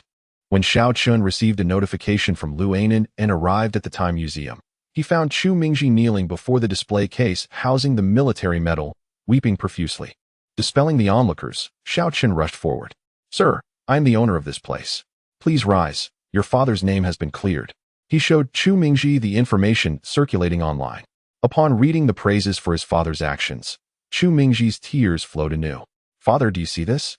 Your unfilial son has restored your honor," he cried out hoarsely. Then, he suddenly knelt before Xiao Chun. "Boss Xiao, I will forever be grateful for your immense kindness. Without your apparatus, my father would have endured even longer suffering." Xiao Chun quickly helped him up, humbly replying, "You and your father deserve this. If not for your persistence, the truth might have remained hidden from the public. Regardless, I must express my gratitude for your device, Boss Xiao. Even though I am now destitute, should you require my assistance, I would not hesitate to face any peril." As Chu Mingji composed himself, Xiao Chun took the military medal and returned it to him. "There is no need for such formalities. You paid for the ticket, making you my guest. How you utilize the equipment is entirely normal. Allow me to take you to a place to rest." With that, Xiao Chun guided him away from the crowd. In the lounge, a composed Chu Mingji gazed at the military medal in his hand, a bittersweet smile crossing his face. "Boss Xiao, it seems the knots in my heart have finally unraveled today." His eyes shimmered with relief as he continued, "I suppose this is all my own doing. When I took the medal to the show, my intention was to leverage my father's achievements to elevate my business. Little did I know that a mere story would lead to the ruin of my family, and my father, an innocent victim, bore the label of a traitor for over 20 years due to my avarice." Chu Mingji shook his head, perhaps lamenting the capriciousness of life, then shifted the conversation. "I suspect Boss Zhao's establishment of this Time Museum is not merely for recreational purposes. If you seek something specific, feel free to share, despite my family's decline. I have encountered many valuable items during my travels. To be candid, I am searching for artifacts from the Fengshan era. Their monetary worth is irrelevant. I mainly wish to clarify certain details." Xiao Chun hesitated, but ultimately decided to divulge some of his objectives. He had been reviewing the item information displayed in the showcase, most of which consisted of aged relics, not even qualifying as antiques, let alone items related to the Fengshan period. Rather than waiting idly for opportunities, it would be wiser to solicit more clues from others. Fengshan artifacts are indeed scarce. Years ago, some bronze items were still visible, but nowadays, what circulates are likely forgeries. Genuine items have probably long since entered private collections. Is there truly no other recourse? Although aware of the challenges, Xiao Chun was surprised to hear Chu Mingji express such resignation. "In my youth, I heard that Emperor Shi Huang gathered numerous ancient artifacts in pursuit of immortality. If you were searching for something specific, the Shi Huang tomb would likely hold the most. Thus, unless absolutely necessary, I suggest you abandon the endeavor." Chu Mingji shook his head, indicating there were no alternatives. However, his words sparked an idea in Xiao Chen's mind. "Indeed, Since these precious antiques are seldom made public in reality, what if they could be explored within a game? He pondered. Even if it involves the Shi Huang tomb, as long as enough people participate, it is only a matter of time before these treasures are unearthed. After bidding farewell to Chu Mingji, Xiaochen eagerly opened the system interface. The blueprint for the Swift exploration device had been unlocked. As he anticipated, the original description of the device read, "Virtualize a world identical to reality and uncover its original truths." Following the unlocking of the Time Museum, the description for the Swift exploration device changed to, "Virtualize a world identical to reality, freely explore and excavate all things, pursue the truths of this world." And all obtained items can be synchronized with the Time Museum through material consumption to form a historical puzzle. Once completed, the corresponding history will be recreated within the Time Museum. Xiaochen clenched his fists in excitement. With the Swift exploration device, he would no longer need to search for clues in the real world like searching for a needle in a haystack. He could allow visitors to explore freely while discerning which historical elements were essential. This approach would not only save considerable time, but also prevent the United States from uncovering any leads prematurely. Yet, before proceeding, Xiaochen needed to address one final issue. Chapter 87. Wang Bing's ancestors. The materials are insufficient once again. Xiaochen gazed despondently at the system warehouse. As the levels of unlocked technology gradually increased, the demand for materials also escalated. Unfortunately, many materials could only be acquired through gameplay. Following the recent closure of the amusement park and the establishment of the Time Museum, the virtual materials painstakingly accumulated in the system warehouse had been entirely depleted. Just as he pondered how to swiftly gather virtual materials, Wang Bing's voice resonated. "Xiaochen, what brings you here?" Upon seeing Wang Bing, Xiaochen felt a twinge of discomfort. The events of the previous night had rendered their relationship somewhat intricate. "I just dealt with a few matters. Aren't you assisting with the relocation of the research center's equipment? What brings you here?" Noticing Wang Bing's normal demeanor, Xiaochen temporarily set aside his thoughts and spoke. "Professor Luo and the others' instruments have already been moved into the research institute, and all the equipment we can acquire is in place. Professor Luo asked me to inquire when you will officially settle in." Xiaochen's heart stirred. With so many scientists from the Military Research Institute, it was only natural to have a few soldiers to protect them. It seemed reasonable to incorporate some gaming training projects for them, as one would expect anyone at an amusement park to know how to play games. With this thought, a mischievous smile crept onto Xiaochen's lips. "Ahem, Xiaochen, mind your image," Wang Bing playfully scolded, her cheeks tinged with crimson. Xiaochen suddenly realized he had unwittingly moved closer to Wang Bing, and his mischievous grin was likely to provoke thoughts. "Please arrange for Professor Luo and the others to head to the research center and inform him that I will join him in the evening." Xiaochen composed himself, wiped the corner of his mouth, and, without looking back, strode out. Behind him, Wang Bing's face bore the lingering blush, and as she watched his retreating figure, she stomped her foot, muttering a curse at the oblivious man before exiting the lounge. Amidst the throngs of visitors at the amusement park, a pair of resentful eyes fixed intently on Xiaochen. Upon witnessing the lingering flush on Wang Bing's face as she exited, the gaze transformed into one of intense malice. "Boss, news has come in. Ping has already implicated several people. We should retreat for now," whispered the messenger, Xiaoxi, as he approached Hanli. Hanli retracted his gaze from Xiaochen, his eyes revealing a sense of reluctance. He greedily glanced at Wang Bing's silhouette, his eyes igniting with bloodlust. "Have the knife follow this brat. Tonight, we'll deal with him, and then we can bring that little lady back. Damn Xiaochen, you'll pay with your life for hindering my grand plans." Hearing this, Xiaoxi licked his lips, revealing a cruel smile. "Don't worry, boss. I guarantee you an unforgettable night in Dragon Country." As evening fell, the visitors departed the amusement park under the broadcast's urging. Xiaochen hurriedly made his way to the research institute. By now, the institute had been revitalized, with soldiers clad in the latest battle armor patrolling the premises, while concealed sentinels monitored the forest's blind spots. Upon entering the research institute, a group awaited his arrival. Not only were familiar figures like Professor Luo and Professor Zhou present, but also Li Mingyuan and Li Yiza. They were currently explaining the equipment in the lab to an elderly gentleman over 70. "Apologies for our tardiness." Xiaochen was astonished by the magnitude of what he had assumed would be a simple meeting. Hearing the voice, the elder turned his gaze towards Xiaochen. His face bore a warm smile, exuding an intimidating aura that commanded respect. Wang Ongwa, commander-in-chief of the three armed forces. He had led the military to victory over foreign adversaries, instilling fear in the Western world for decades. He once held a position where 1,000 men stood firm against tens of thousands of steel lions, maintaining their ground for an entire day without retreating. By the time reinforcements arrived, only a handful remained. "Good day, Commander. I apologize for keeping you waiting." The overwhelming presence of Wang Ongwa made Xiao Qin's demeanor tense as he greeted him. "Ha ha ha, you must be Xiao Qin. You are indeed a striking young man. No wonder this girl would rather sever ties with her family to assist you." Wang Ongwa approached Xiao Qin with a genial expression, a playful smile gracing his face. "Grandfather, what brings you here?"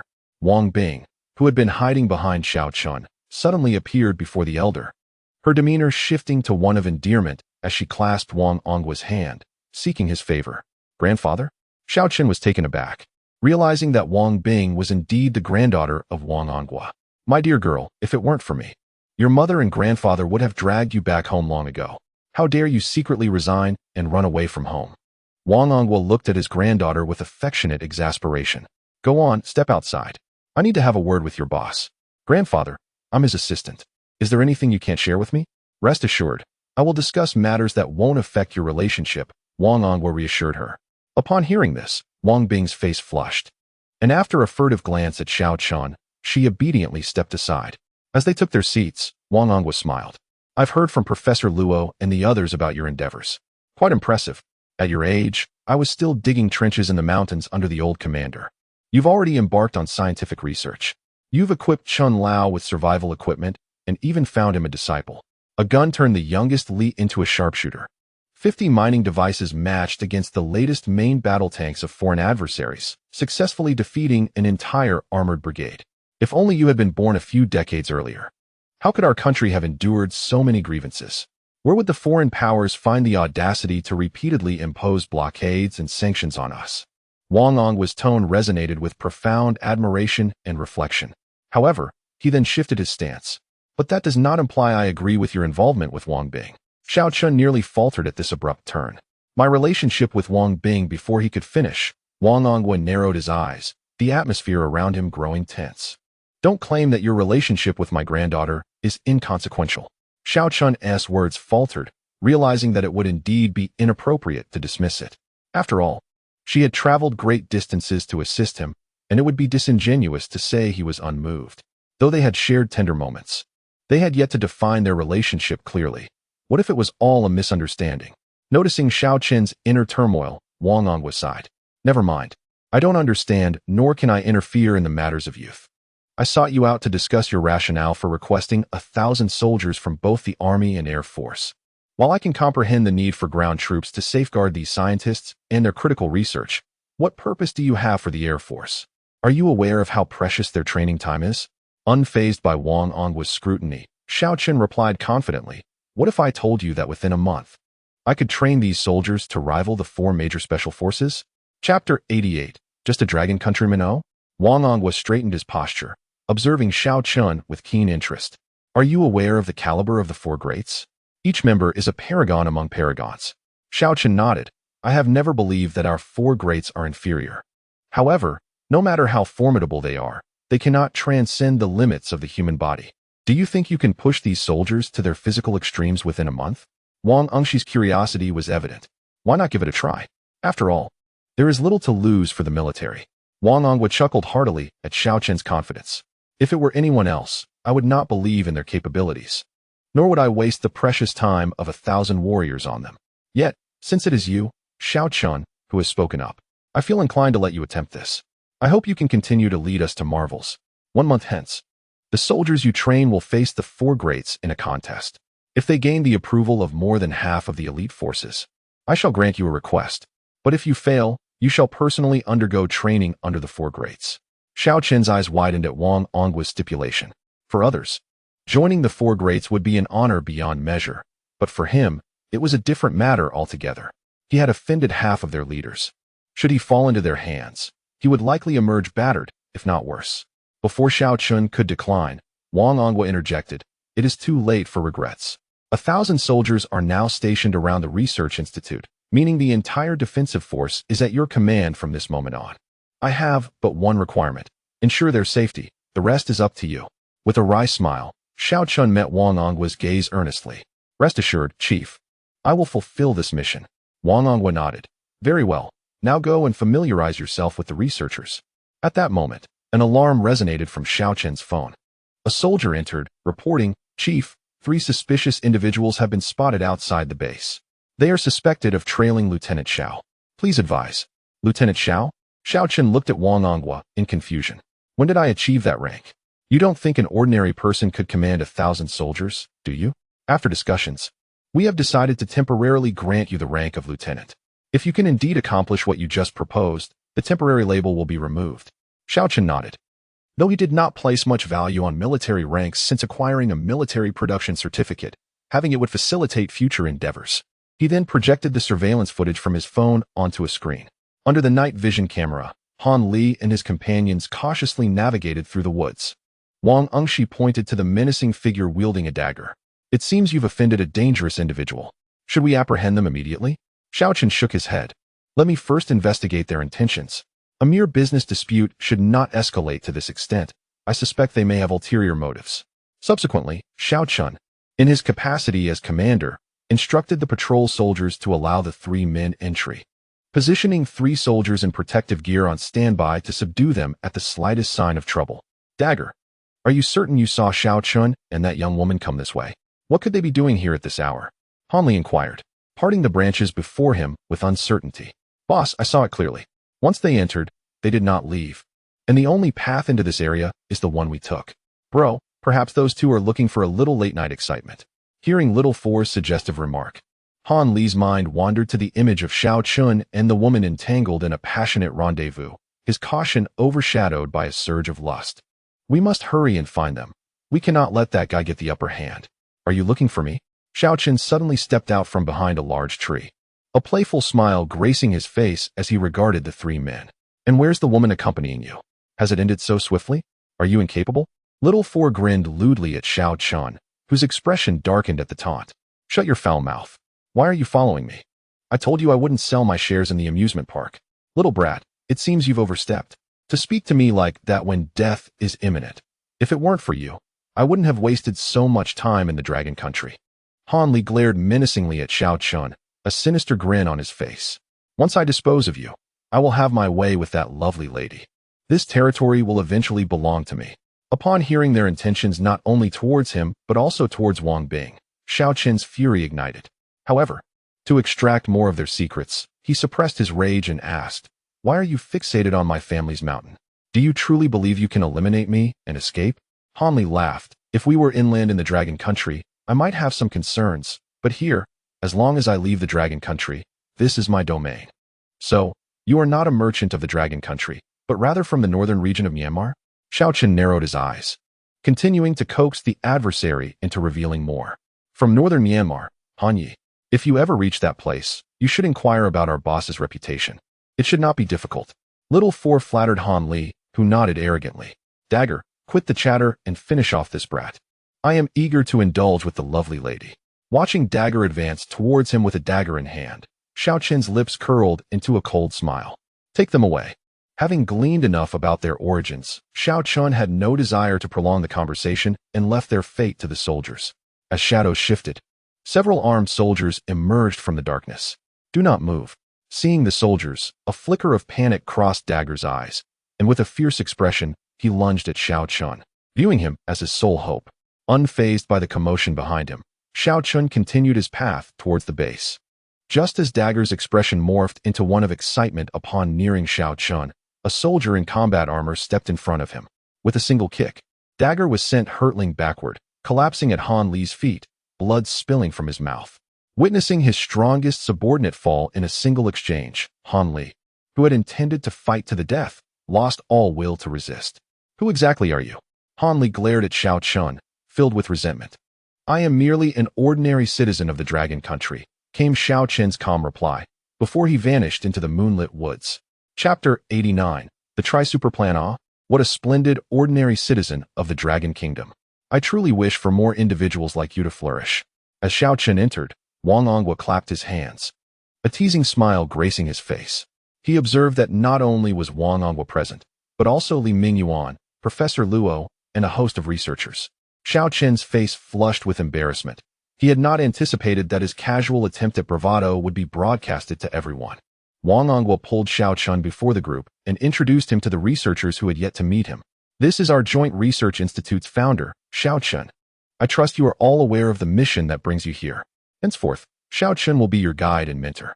And I hope you will not disappoint the organization's expectations. Having introduced Xiao Qin, Wang Onghua pointed at the smiling Professor Luo Jiehui. Professor Luo, I believe you are quite familiar with him. He will serve as the project director for this research initiative, assisting you in your daily tasks. Should you have any needs, do not hesitate to communicate with Professor Luo. We will do our utmost to fulfill all your requirements. Professor Luo wore a cheerful expression. Although he was designated as the project director, he was essentially Xiao Qin's research assistant. He had fought hard to secure this position, much to the envy of his peers, who glared at him with jealousy. Yet, despite their reluctance, other projects required leadership, and the military could not place all top professors on a single project. Even this meeting had been a hard-fought opportunity, aimed at forging a relationship with Xiao Qin and monitoring their students to prevent any mischief. As for the future, they believed that once these students witnessed Xiao Qin's formidable research capabilities, any thoughts of challenging him would likely dissipate. All right, Xiao Qin, please say a few words to kick off our project, Wang Onghua urged. Xiao Qin nodded at Wang Onghua and inscribed 4 large characters on the whiteboard pushed forward by Wang Bing, the Tri-Super Plan. Esteemed leaders and professors, this is the name I have chosen for our research project. As you know, not long ago, the Eagle Nation imposed a comprehensive blockade against our country using some equipment I sold to the military. I believe many of you have been affected by this. Some among you may harbor resentment towards me, while others might think the Eagle Nation is using me as an excuse to hinder the development of the Dragon Kingdom. Xiao Qin paused and drew 3 vertical lines beneath the project title. I wish to assert that the Eagle Nation's intuition was not unfounded. Upon hearing Xiao Qin's words, a buzz of disbelief rippled through the audience, as they struggled to fathom that he would acknowledge the Eagle Nation's actions. Ignoring the commotion below, Xiao Qin continued. Only by breaking free from our reliance on the Eagle Nation can we truly surpass them, and this is the very purpose of establishing this research institute. Therefore, I plan to excel over the Eagle Nation in 3 distinct areas. He wrote 2 large characters beneath each of the 3 vertical lines.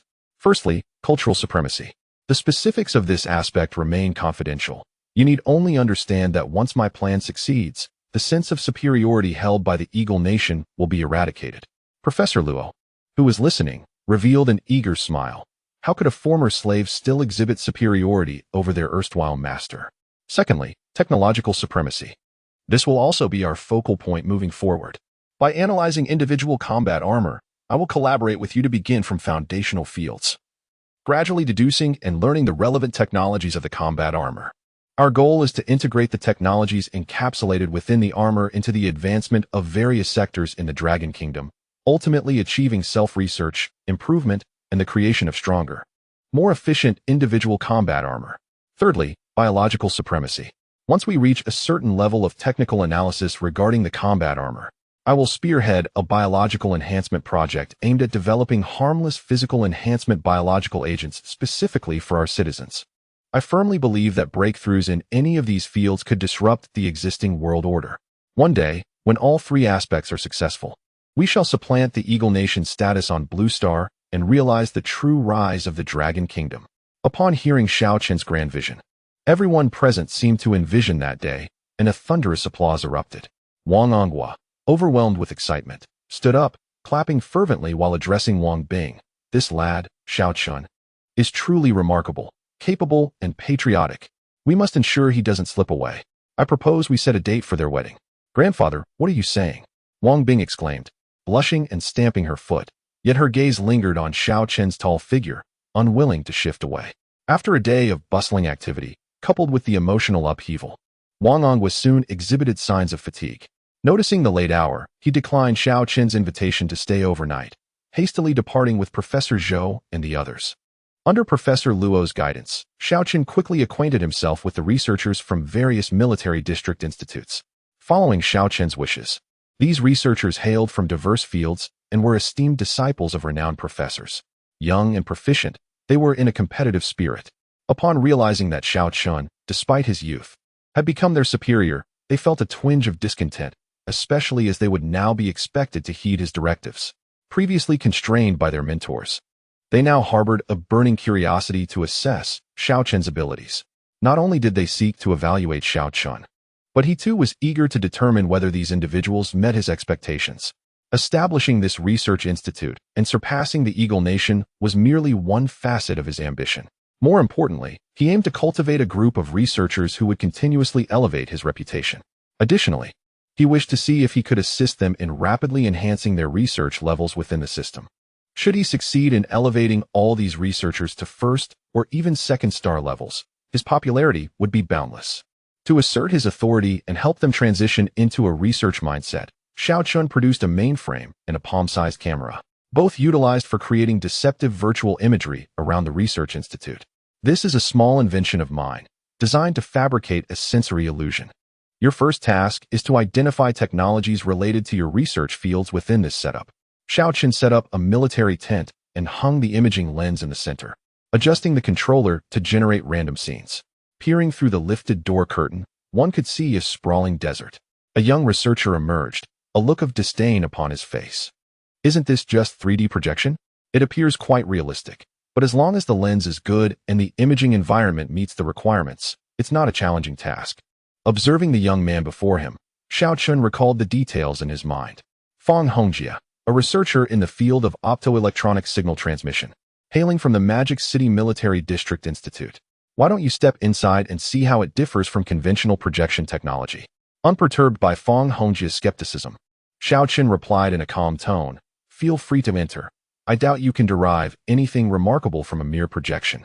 With that, Fang Hongjie boldly ventured in, oblivious to the sympathetic gaze of Wang Bing behind him. Chapter 90. The first lesson to becoming a master. Upon entering the military tent, Fang Hongjie began to walk aimlessly in circles. It was early autumn, and the research institute retained a slight chill for ventilation. However, Fang Hongjie exhibited signs of unbearable heat within the confines of the tent. He swiftly removed all of his upper garments, leaving only a snug shirt, and then placed his blazer atop his head. Yet, within moments, his exposed skin visibly reddened. "Fang Hongjie, over here." A researcher, concerned for his well-being, called out to him. Fang hesitated briefly, but soon resumed his heavy-footed pacing. As time passed, Fang's movement slowed, and the cracking of his lips indicated the onset of exhaustion. Xiao Chun switched off the virtual camera as the illumination gradually dimmed. Suddenly, Fang Hongjie seemed to awaken from a stupor, realizing he had returned to the research institute. Without a thought for his appearance, he rushed to the table and drank greedily from a cup of water, downing 3 cups before finally pausing. A look of satisfaction on his face. Wiping the sweat from his brow, he gazed at Xiao Chun in awe. "How did you accomplish this? How can a virtual imaging technology influence my senses? Even with my coat shielding me from the sun, I could still feel the surrounding heat and the wind laden with sand. Yet, there was no wind in the room just moments ago." The researcher who had called out earlier chimed in, incredulity evident in his tone. The assembled researchers, who were no fools, immediately ignited with curiosity at Fang's words. "Indeed, my lens not only facilitates virtual imaging, but also influences biological senses. One might say it creates a veritable world within its confines, barring only tactile interaction. Henceforth, your task will be to utilize this lens to uncover technologies pertinent to your research fields." As the eager researchers listened intently, Xiao Chen's voice resonated.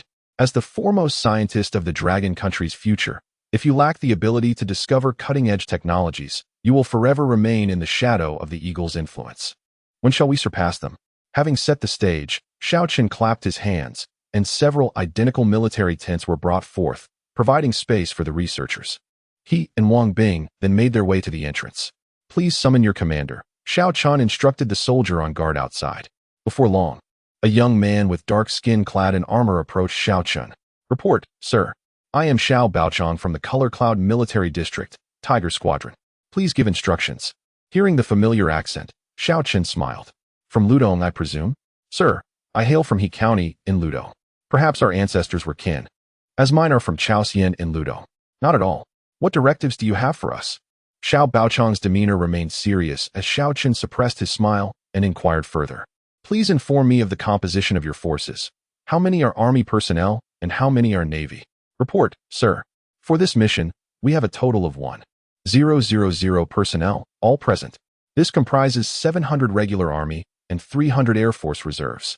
Xiao Chen nodded, acknowledging that while the Air Force contingent was merely reserves, having undergone formal training but lacking experience in piloting aircraft, their numbers exceeded his expectations. Typically, only around 500 pilots graduate from military academies each year, meaning he had effectively garnered over half of the graduating class. Initially, he had hoped for just 100. Now, with triple that number, he felt reassured about the Air Force's special resources. I wish to augment your training regimen. The Army will be divided into 2 groups. One will conduct military exercises in a live-action CS environment, while the other will operate excavation machinery in a cockpit setting. Alternating daily, the Air Force will simultaneously engage in live-action CS training and cockpit operations with various aircraft for combat training. Is this feasible? Report, sir. We assure you we will fulfill the mission. Surprised by the absence of dissent, Xiao Chun raised an eyebrow. Do you have no reservations about this training method? Upon hearing his question, a smile broke across Xiao Baochang's face for the first time. Thanks to you, many of our relatives and friends are not perishing far from home. Moreover, we all volunteered for this mission, and throughout its execution, we will follow your directives. Xiao Chen was taken aback, realizing Xiao Baochang referenced the 50 or so students who had participated in the exchange. Initially, his provision of equipment to the military was merely an effort to safeguard those students, and his later involvement in the conflict was largely impulsive. Yet, he had not anticipated the profound impact of his unintentional actions. Xiao Chen nodded silently. With these 1,000 professional soldiers, the pace of collecting special materials within the system would undoubtedly accelerate. Furthermore, under the influence of his equipment, he believed these individuals would experience qualitative enhancements in both physique and reflexes. Reflecting on his wager with Wang Ongwa, Xiao Chen began to anticipate the impending encounters between these soldiers and the 4 elite special forces. After escorting Wang Bing home, Xiao Chen returned to the amusement park, stretching with a yawn and muttering to himself, everything is in place. Only time remains. The researchers' curiosity had been piqued, with funding, personnel, equipment, and answers all laid before them. It was merely a matter of how quickly they could unravel the first step of the problem.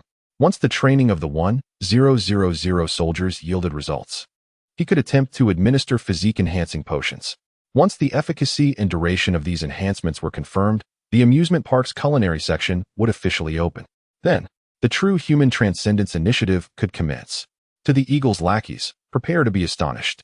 He thought, you wish to impose sanctions on me, to incite the Dragon Country's public outrage against me?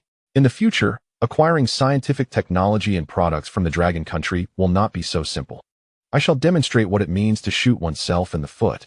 This research endeavor, rather than a mere collaboration, was more of a calibration. For the first time, Xiao Chun was engaging with the Dragon Country's officialdom on his own terms. If both parties were satisfied, they would gradually expand their cooperative endeavors. Should anyone attempt to control him, they could part ways amicably. Xiao Chun possessed the capability to forcibly depart from the Dragon Country with his family, though such an outcome would be mutually destructive. Xiao Chen's thoughts mirrored those of Wang Engshi and the many professors who had come to see him. Their dual motives were to assess Xiao Chen's character and to project their stance to the outside world, thereby warning any nefarious forces. Chapter 91. The Swift Explorer and the 6th-generation aircraft of the Dragon Kingdom. Chief Engineer Xiao, what do you think of my planar imaging technology? Theoretically, it can achieve low-cost optical invisibility. That might work during the day, but at night, it becomes apparent. Who can glow like that at home? Chief Engineer Xiao, please take a look at this microwave scattering coating specifically designed to counter enemy radar. Nonsense. A coating targeting enemy radar? With a quick toss of a coin, you could make it look like an alien spacecraft. Are you putting this on a fighter jet, hoping the enemy radar won't detect it? Inside the Joint Research Institute, Fang Hongjie was embroiled in a heated debate with another researcher, Wen Jishan, over radar coatings. Before them, Xiao Chen silently observed the 2 papers laid out on the table, alongside numerous fanciful theoretical results. Regular submissions of theoretical successes were the assignments Xiao Chen had left for them. These researchers had progressed from submitting 1 paper a week to 2, and now to 1 a day. Each individual had not only transformed into a master of theory, but had also achieved remarkable feats akin to the tentacle monsters of lore. A lengthy paper comprising tens of thousands of words could now be completed in just 2 or 3 hours, albeit at the expense of considerable keyboard wear and tear. Excellent. Your research has finally transcended the realm of ethereal top-level designs. The first phase of evaluations is complete, Xiao Chen remarked as he set aside the papers with a sense of satisfaction. Upon hearing this, both Feng Hongjie, still in debate, and the other diligent researchers erupted in cheers. Ever since Xiao Chun delivered his first lesson, their daily task had been to experience virtual imaging and contemplate the relevant knowledge applicable to their respective fields. They braved harsh climates and diverse terrains, deserts and forests. Not only were they required to unleash their imagination, but they also had to become survival experts. The longer they remained in the military tents, the more time they had to experience the nuances of their environment. Some even managed to learn swimming techniques in this fabricated world. Initially, they approached their work with a rigorous scientific mindset, producing theories at the forefront of their fields. However, Xiao Chun, without even glancing at their work, simply inquired how many years it would take to realize these theories. This left them utterly disheartened. After all, such concepts had yet to be unraveled by the world's top scientists. It seemed unreasonable to expect them to transform these theories into reality, as if each of them possessed the extraordinary scientific prowess of Xiao Chun. Eventually, they witnessed the true essence of scientific rigor. When a theory was too advanced, Xiao Chun would question the time frame for its realization. When a theory was too mature, he would merely say he would replicate it. Over the course of a month, while the researchers learned little in terms of new knowledge, they significantly expanded their capabilities. Given any topic, they could instantly propose 4 or 5 unprecedented relevant theories. Not only were these theories cutting edge, but they were also feasible. It was uncertain whether their mentor would laugh or cry upon seeing his painstakingly nurtured students evolve in such a manner. What we shall embark upon next is the second phase of our research, modification. Xiao Chun produced a stack of cards, which were indeed VIP membership cards for an amusement park. Each researcher was to receive a card embedded with their personal identification. These cards had been activated with the corresponding privileges. Your task now is to form groups and integrate your research projects with several themes from the amusement park. Apart from the live-action CS project, the main control platforms for the other projects are equipped with high-performance, intelligent computers. By inputting your theoretical research into these systems, you will be able to showcase the corresponding effects. Your role will be to act as NPCs within the game, and your results will manifest as in-game items. In the coming month, the group whose items are utilized the most frequently and who assist visitors in accumulating the highest points will advance to the next stage, dismantling the combat armor. Observing the eager researchers, a mysterious smile graced Xiao Chen's face. Oh, and remember, the overseer of each project maintains the balance of the game, so your results must adhere to real-world rules. Otherwise, they may not manifest at all. Upon hearing this, the once enthusiastic crowd cooled their ardor. Experience had taught them that anything Xiao Chun did not mention might harbor pitfalls. What he did mention certainly contained traps, and what he emphasized was undoubtedly layered with more traps. In an instant, no one dared to claim their membership cards. Seeing this, Xiao Chun decided to stoke the fire further. 1 month hence, if the number of users for any Group S items falls below 100, the group will face a week of indoor wilderness survival training. With these words, the previously hesitant researchers surged forward, fearing that any delay might lead to their defeat. As Xiao Chun watched the researchers scramble to seize their membership cards and form teams to discuss the realization of their research outcomes, he smiled with satisfaction. The amusement park had gained a new cohort of free laborers. The prior incident with the Time Museum had catapulted the amusement park to fame. Daily, individuals from across the nation brought their heirloom artifacts to the museum for appraisal, treating it as a treasure verification hub. For just 200 yuan, one could uncover family secrets or gamble on ancestral blessings. If an item proved to be an antique, it could transform a bicycle into a motorcycle. Even if it turned out to be a fake, one would still receive a free day pass to the amusement park, far more reliable than those dubious treasure appraisal shows. Correspondingly, the influx of visitors brought both joy and pain to Lu Ainen, the little moneymaker. Initially, she was invigorated by the soaring ticket sales, but as more and more people congregated at the Time Museum, munching on snacks and gossiping, Lu Ainen, who was working part-time as a cleaner, found it increasingly unbearable. Even Xiao Chun's suggestion for her to open a small shop at the museum's entrance was met with refusal. As Lu Ainen put it, the Time Museum was a solemn and dignified place for learning. How could people eat there? She even insisted that Xiao Chun implement a rule prohibiting snacks within the museum. Once this regulation was enacted, the litter within the Time Museum vanished, yet the garbage surrounding other attractions increased.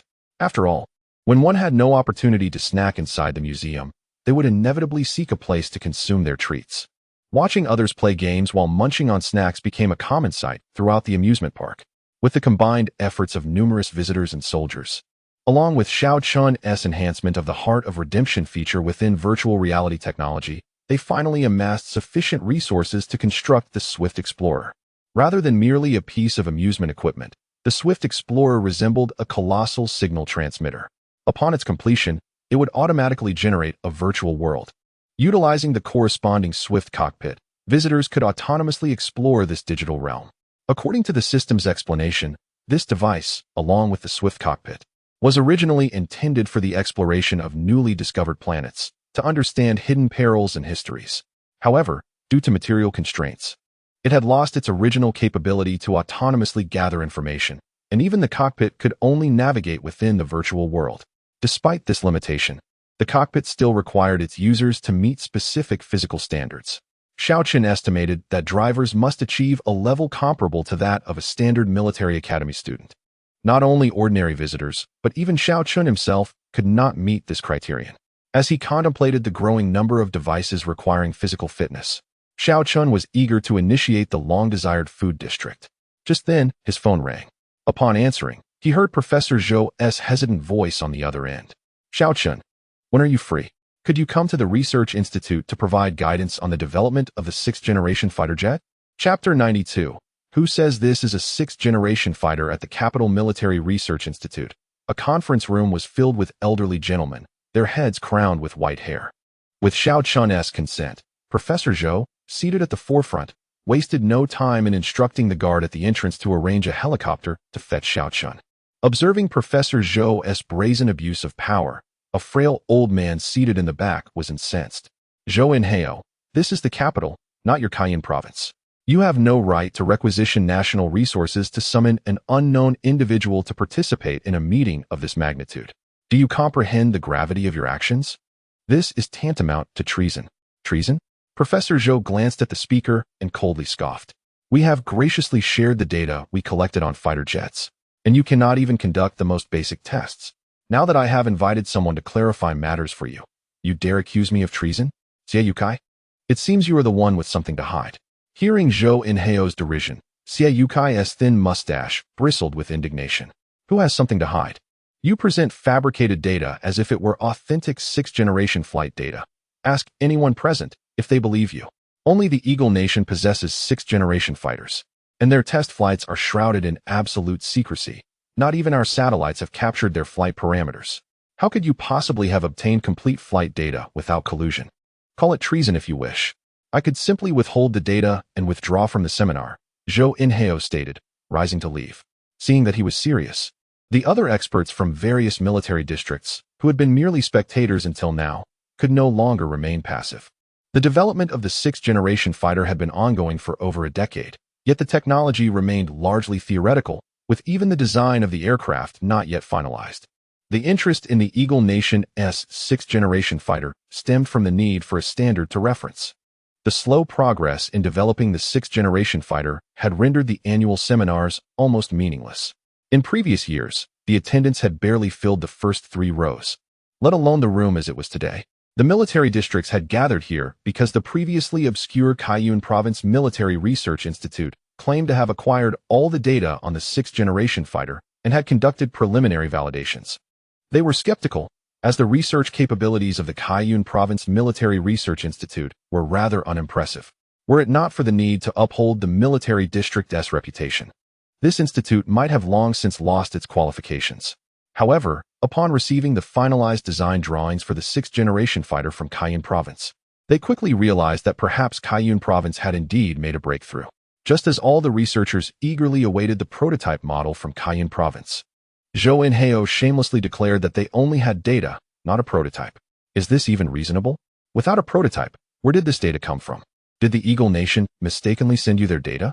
Ultimately, all researchers unanimously concluded that either Zhou Inheo and his team possessed a prototype, but were withholding it to claim sole credit, or that the data was fabricated. An elaborate ruse concocted by Zhou Inhao and his associates. Faced with skepticism from top scientists, Zhou Inhao found himself at a loss and could only turn to Xiao Chun, leading to the earlier scene. Enough, Xiao Xie, refrained from further comments. Zhou, don't take offense. After all, you have yet to clarify the source of the data. An elderly gentleman, over 80, interjected. Though he bore no nameplate, everyone recognized him. Yang Peishan, the chief designer of the 6th-generation fighter for the Dragon Nation and one of its founders, had contributed to the development of the 3rd generation and had served as the chief designer since the 5th generation. He was indeed a titan of fighter jet development. Chastised like children, Zhou and Xie dared not respond further and respectfully returned to their seats. I assume none of us are in the mood to discuss the next agenda item. Let us pause the meeting until Professor Zhou's so-called genius arrives. As Yang left the room, several experts who were on good terms with Zhou Inhao approached. Old Zhou, you're being unfair. At the last seminar, you said the design wasn't finalized, and now you have the full data set. When will you let us see the prototype? The others, though not crowding around, were all ears, eavesdropping on the conversation. Although Yang had decided to wait until Xiao Chun arrived to discuss matters, they were skeptical that the data had been obtained with the assistance of civilian scientists. It was evident that they leaned towards the belief that Kaiyun Province had secretly produced an initial prototype. As for accusations of treason, those were dismissed as mere hot air. Everyone present had undergone rigorous scrutiny, their ancestries rooted firmly in the Dragon Nation, making any notion of treason utterly implausible. A bittersweet smile appeared on Professor Zhou's face.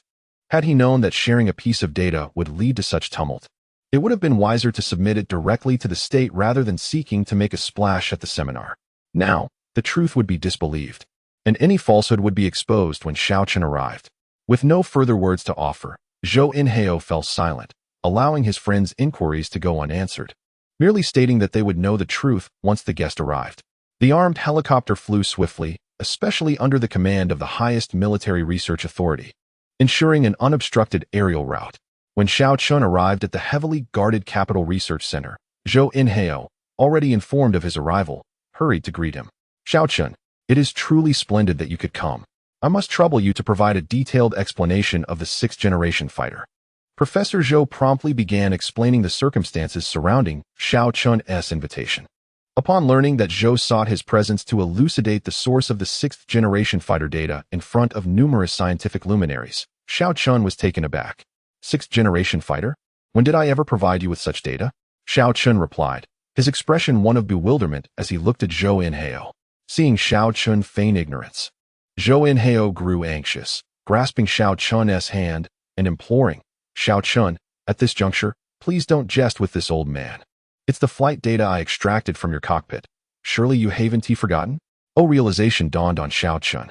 It seemed that after allowing the smart network to compensate for the cockpit, he had indeed inadvertently provided them with a comprehensive set of data regarding the fighter jet.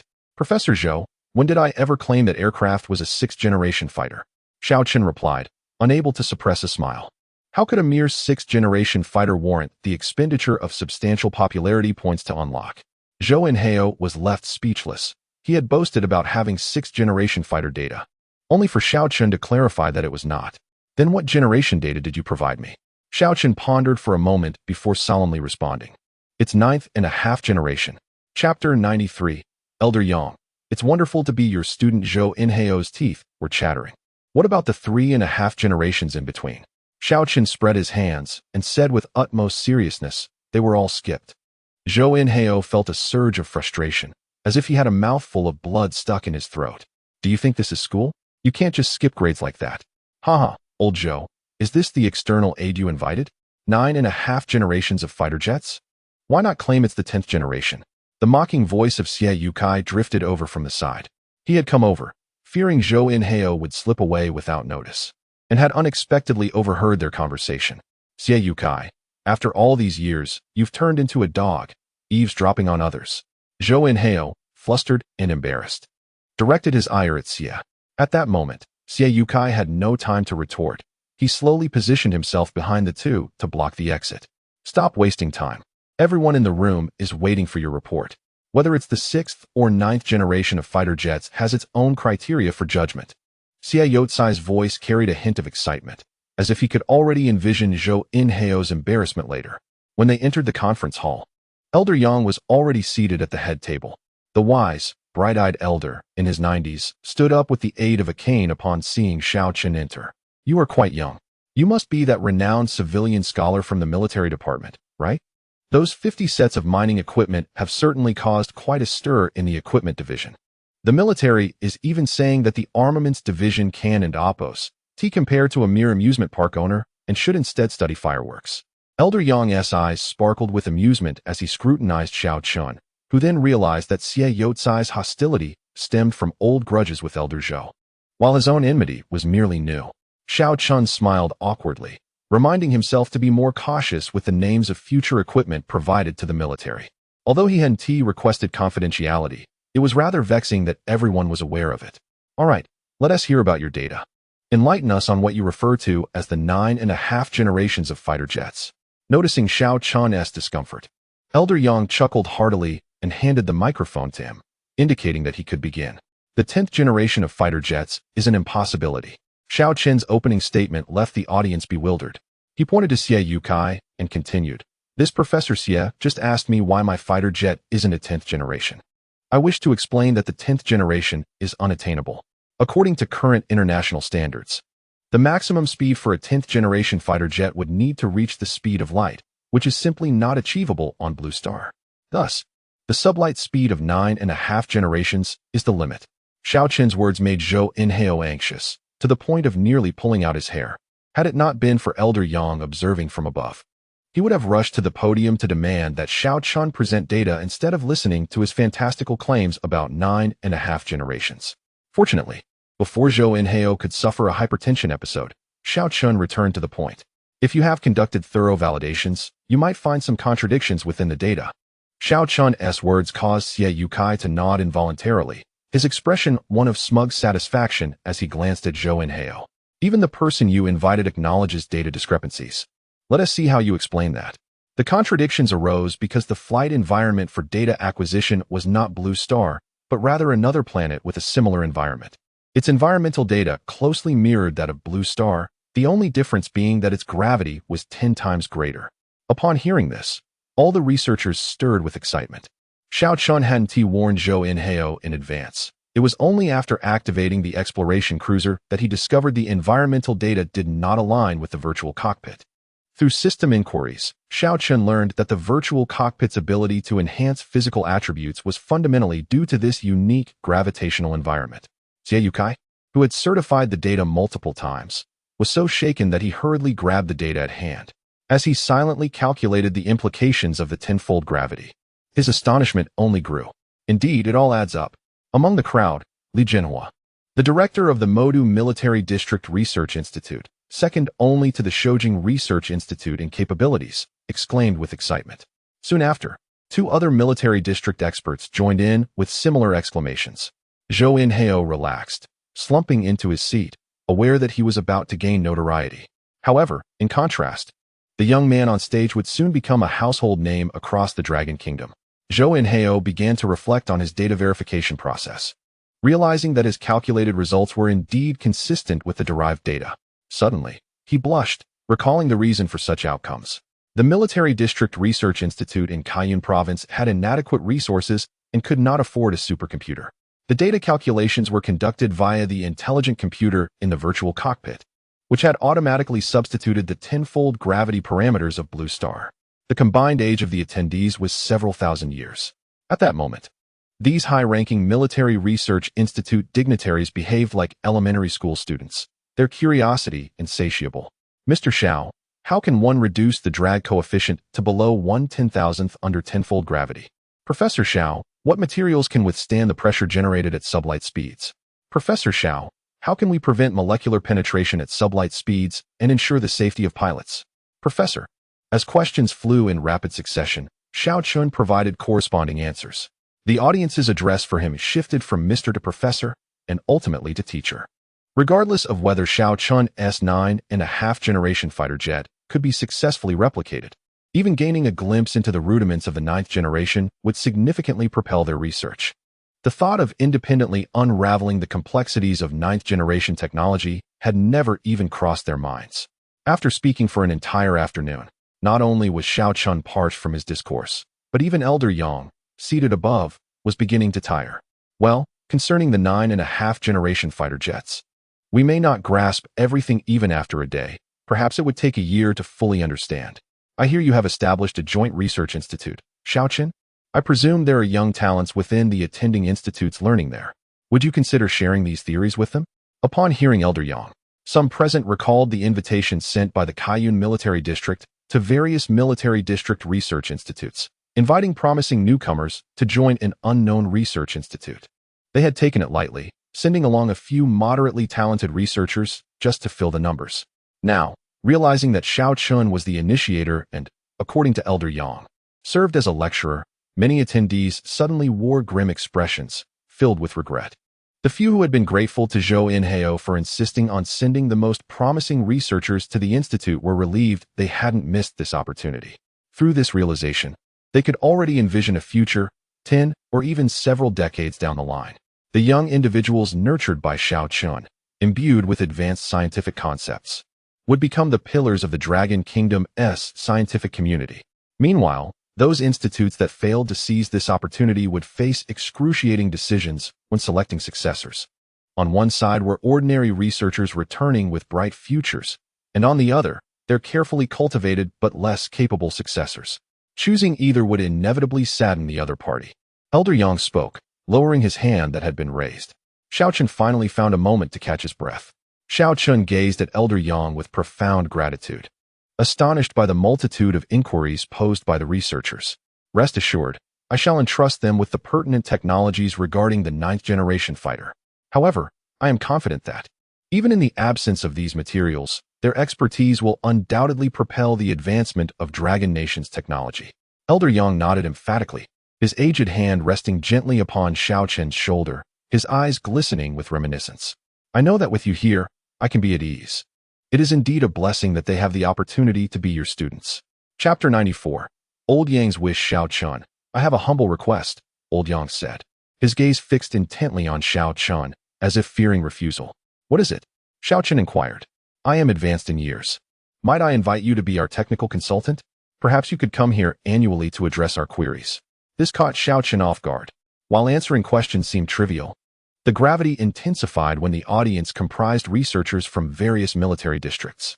Absolutely not, Old Yang. You are placing Xiao Chun in a precarious position, Professor Zhou interjected urgently.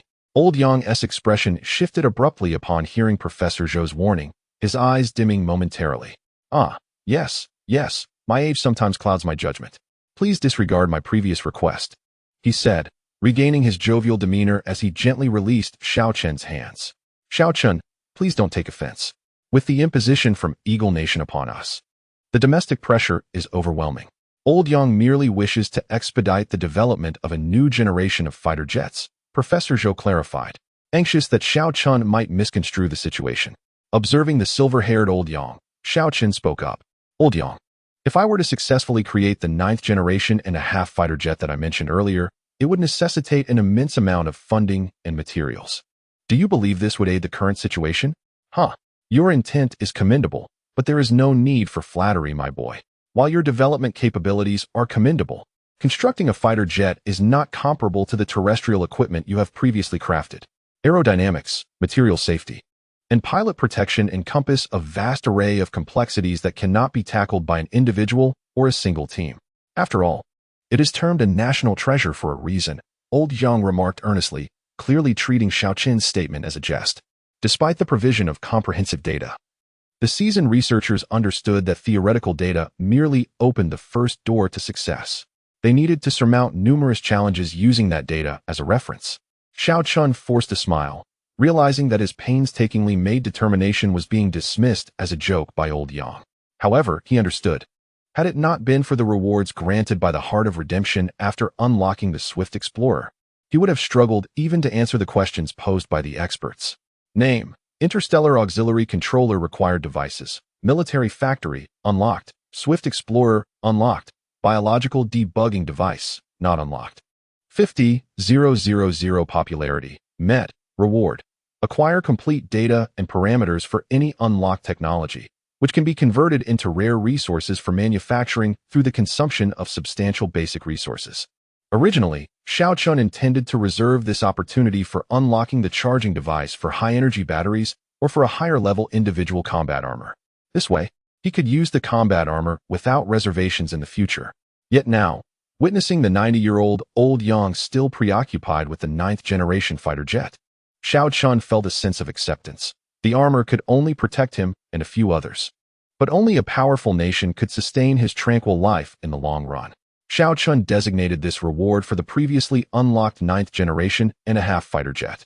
The schematics and data parameters for this aircraft began to seamlessly integrate into his mind. Name: Heavenly Punishment, top-tier near-Earth single-person fighter jet, maximum speed, sublight maximum acceleration thrust, 200G manufacturing materials, 30 billion current currency units, 500 million units of basic materials, 10 million units of virtual special materials. Gazing at the required materials, Xiao Chun inhaled sharply. Although he was aware the materials would be considerable, he never anticipated the sheer volume required. The 30 billion in funds was one issue, but acquiring 500 million units of basic materials was no small feat. To put this in perspective, a single set of real-life CS equipment consumed one basic unit of material, while the cockpit alone consumed 100 units.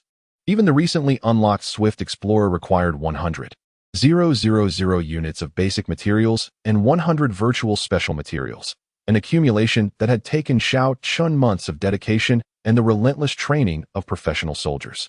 You need not overthink it. One's energy has its limits. Your current scientific achievements have surpassed most researchers. Continue to excel in your area of expertise and do not alter your research direction for an old man like me, Old Yang said, observing Xiao Chun's silence and seeking to comfort him. Upon hearing Old Yang's words, Xiao Chun finally emerged from his shock. Old Yang, you misinterpret my thoughts. I was merely calculating whether the resources of Long Country are sufficient to construct this fighter jet. Old Yang chuckled softly at Xiao Chun's response, perceiving it as youthful stubbornness. Remember, when our Long Country was destitute, we rallied the entire nation to produce our first fighter jet. As long as you can provide the schematics, we will procure any necessary resources. Though he spoke in jest, Professor Zhou understood that if Xiao Chun truly presented the manufacturing schematics, and they were validated, Old Yang's jest could very well transform into reality. This reflected Long Country's commitment to its national treasures and the confidence behind Old Yang's words. Very well. Arrange for me a room. I shall submit the schematics to you. Observing Xiao Chun's serious demeanor, Old Yang's expression turned grave. You truly possess the schematics for the 9th-generation jet? To be precise, it is the 9th-generation and a half, Xiao Chun emphasized with a commitment to seriousness. With that, Old Yang ceased further banter. He instructed his guards to assign Xiao Chun a room within the highly classified headquarters building. He commanded everyone present to remain on site. Surrender all communication devices immediately, and ordered the Strategic Command to prepare the nation's available construction resources for immediate transport. As commands were issued, the entire Military Research Institute entered a state of heightened readiness, even before Xiao Chun could produce his schematics. Professor Zhou observed Xiao Chun being led away by the guards with concern. Such a commotion meant that if Xiao Chun could not produce the schematics for the 9th-generation and a half fighter jet, it would not only jeopardize him, but also put Old Yang at risk of impeachment. Inside the Military Research Building, a simple one-bedroom lounge served as Old Yang's exclusive quarters. Although he had not visited in quite some time, the furnishings remained impeccably clean. For a full 5 days, Xiao Chun did not step outside the room, with even meals being delivered by the guards. He dedicated himself to swiftly drafting the schematics for the Heavenly Punishment fighter jet and the materials required for its construction. Beside him lay a hefty military-grade computer containing a national materials inventory list provided by the Strategic Command. Though it appeared to be a simple statistical chart, it encompassed all vital data of Long Country's populace. If this data were to be leaked, even a price tag of 10 billion from Eagle Nation would not deter them. Yet for Xiao Chun, this meticulous inventory became the most vexing burden he faced. Chapter 95. The Sword of Deterrence against the Eagle Nation for 3 whole days. Xiao Chun meticulously crafted the blueprints for the Heavenly Punishment fighter. However, the materials list provided by the system posed a significant challenge for him. The majority of the resources mentioned required extraction from the depths of the universe, resources that Blue Star simply could not procure at present.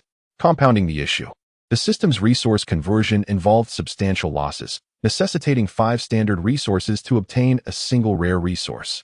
In contrast, recycling the scarce resources currently available on Blue Star would only require 2. For the next 2 days, Xiao Chun devoted all his energy to comparing the cost-effectiveness of material recovery between Blue Star and the system. Ultimately, he compiled a list that minimized resource consumption. When he presented this list along with the blueprints to Zhou Inhao and others waiting outside, the experts from various fields were left utterly astonished, jaws agape. They were accustomed to being frugal with high-grade materials, and yet the list was quantified in tons. Xiao Chun, are you certain this is for constructing an aircraft? With this amount of materials, one could build a space station, exclaimed Professor Zhou Inhao, visibly shocked. The list demanded not only a vast quantity of the latest alloys, but also numerous compatible fibers. Additionally, it included various precious metal ores. Gold and silver were mentioned in hundreds of tons, and even the uranium required for nuclear bomb production accounted for half of the Dragon Nation's reserves. Upon receiving the list, Elder Yang, who had been nonchalant previously, could no longer maintain his composure. Xiao Chun, are you sure all these materials are essential? His agitation was understandable. He had initially thought Xiao Chun's assertion about exhausting the Dragon Nation's resources was merely a metaphor, not a literal undertaking. Faced with the densely packed materials on the list, Xiao Chun felt a pang of uncertainty within. Yes, this is the least resource-intensive plan to create a complete 9th-generation semi-fighter, he replied. Elder Yang fell silent, contemplating for a long while before speaking again. Xiao Chun, tell me honestly, if this 9th-generation semi-fighter is successfully built, what will its service life and resilience to attacks be? Despite the fact that the parameters of the 9th-generation semi-fighter would surpass those of the entire Blue Star, the aircraft was primarily an offensive weapon.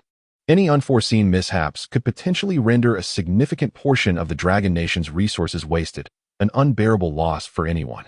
Xiao Chun understood Elder Yang's concerns and opened the blueprints to explain the parameters regarding the outer shell. Rest assured, Elder Yang, the 9th-generation semi-fighter has resolved the issue of shell fragility. The wind pressure generated at sublight speed surpasses that of most conventional weapons, meaning that, under normal circumstances, existing air defense systems cannot inflict damage. Moreover, the fighter is equipped with an intelligent assistance system designed to maximize operational safety, thus averting the risk of pilot betrayal or self-destruction. Of course, if resources are critically lacking, we can also manufacture a corresponding simplified version of the fighter.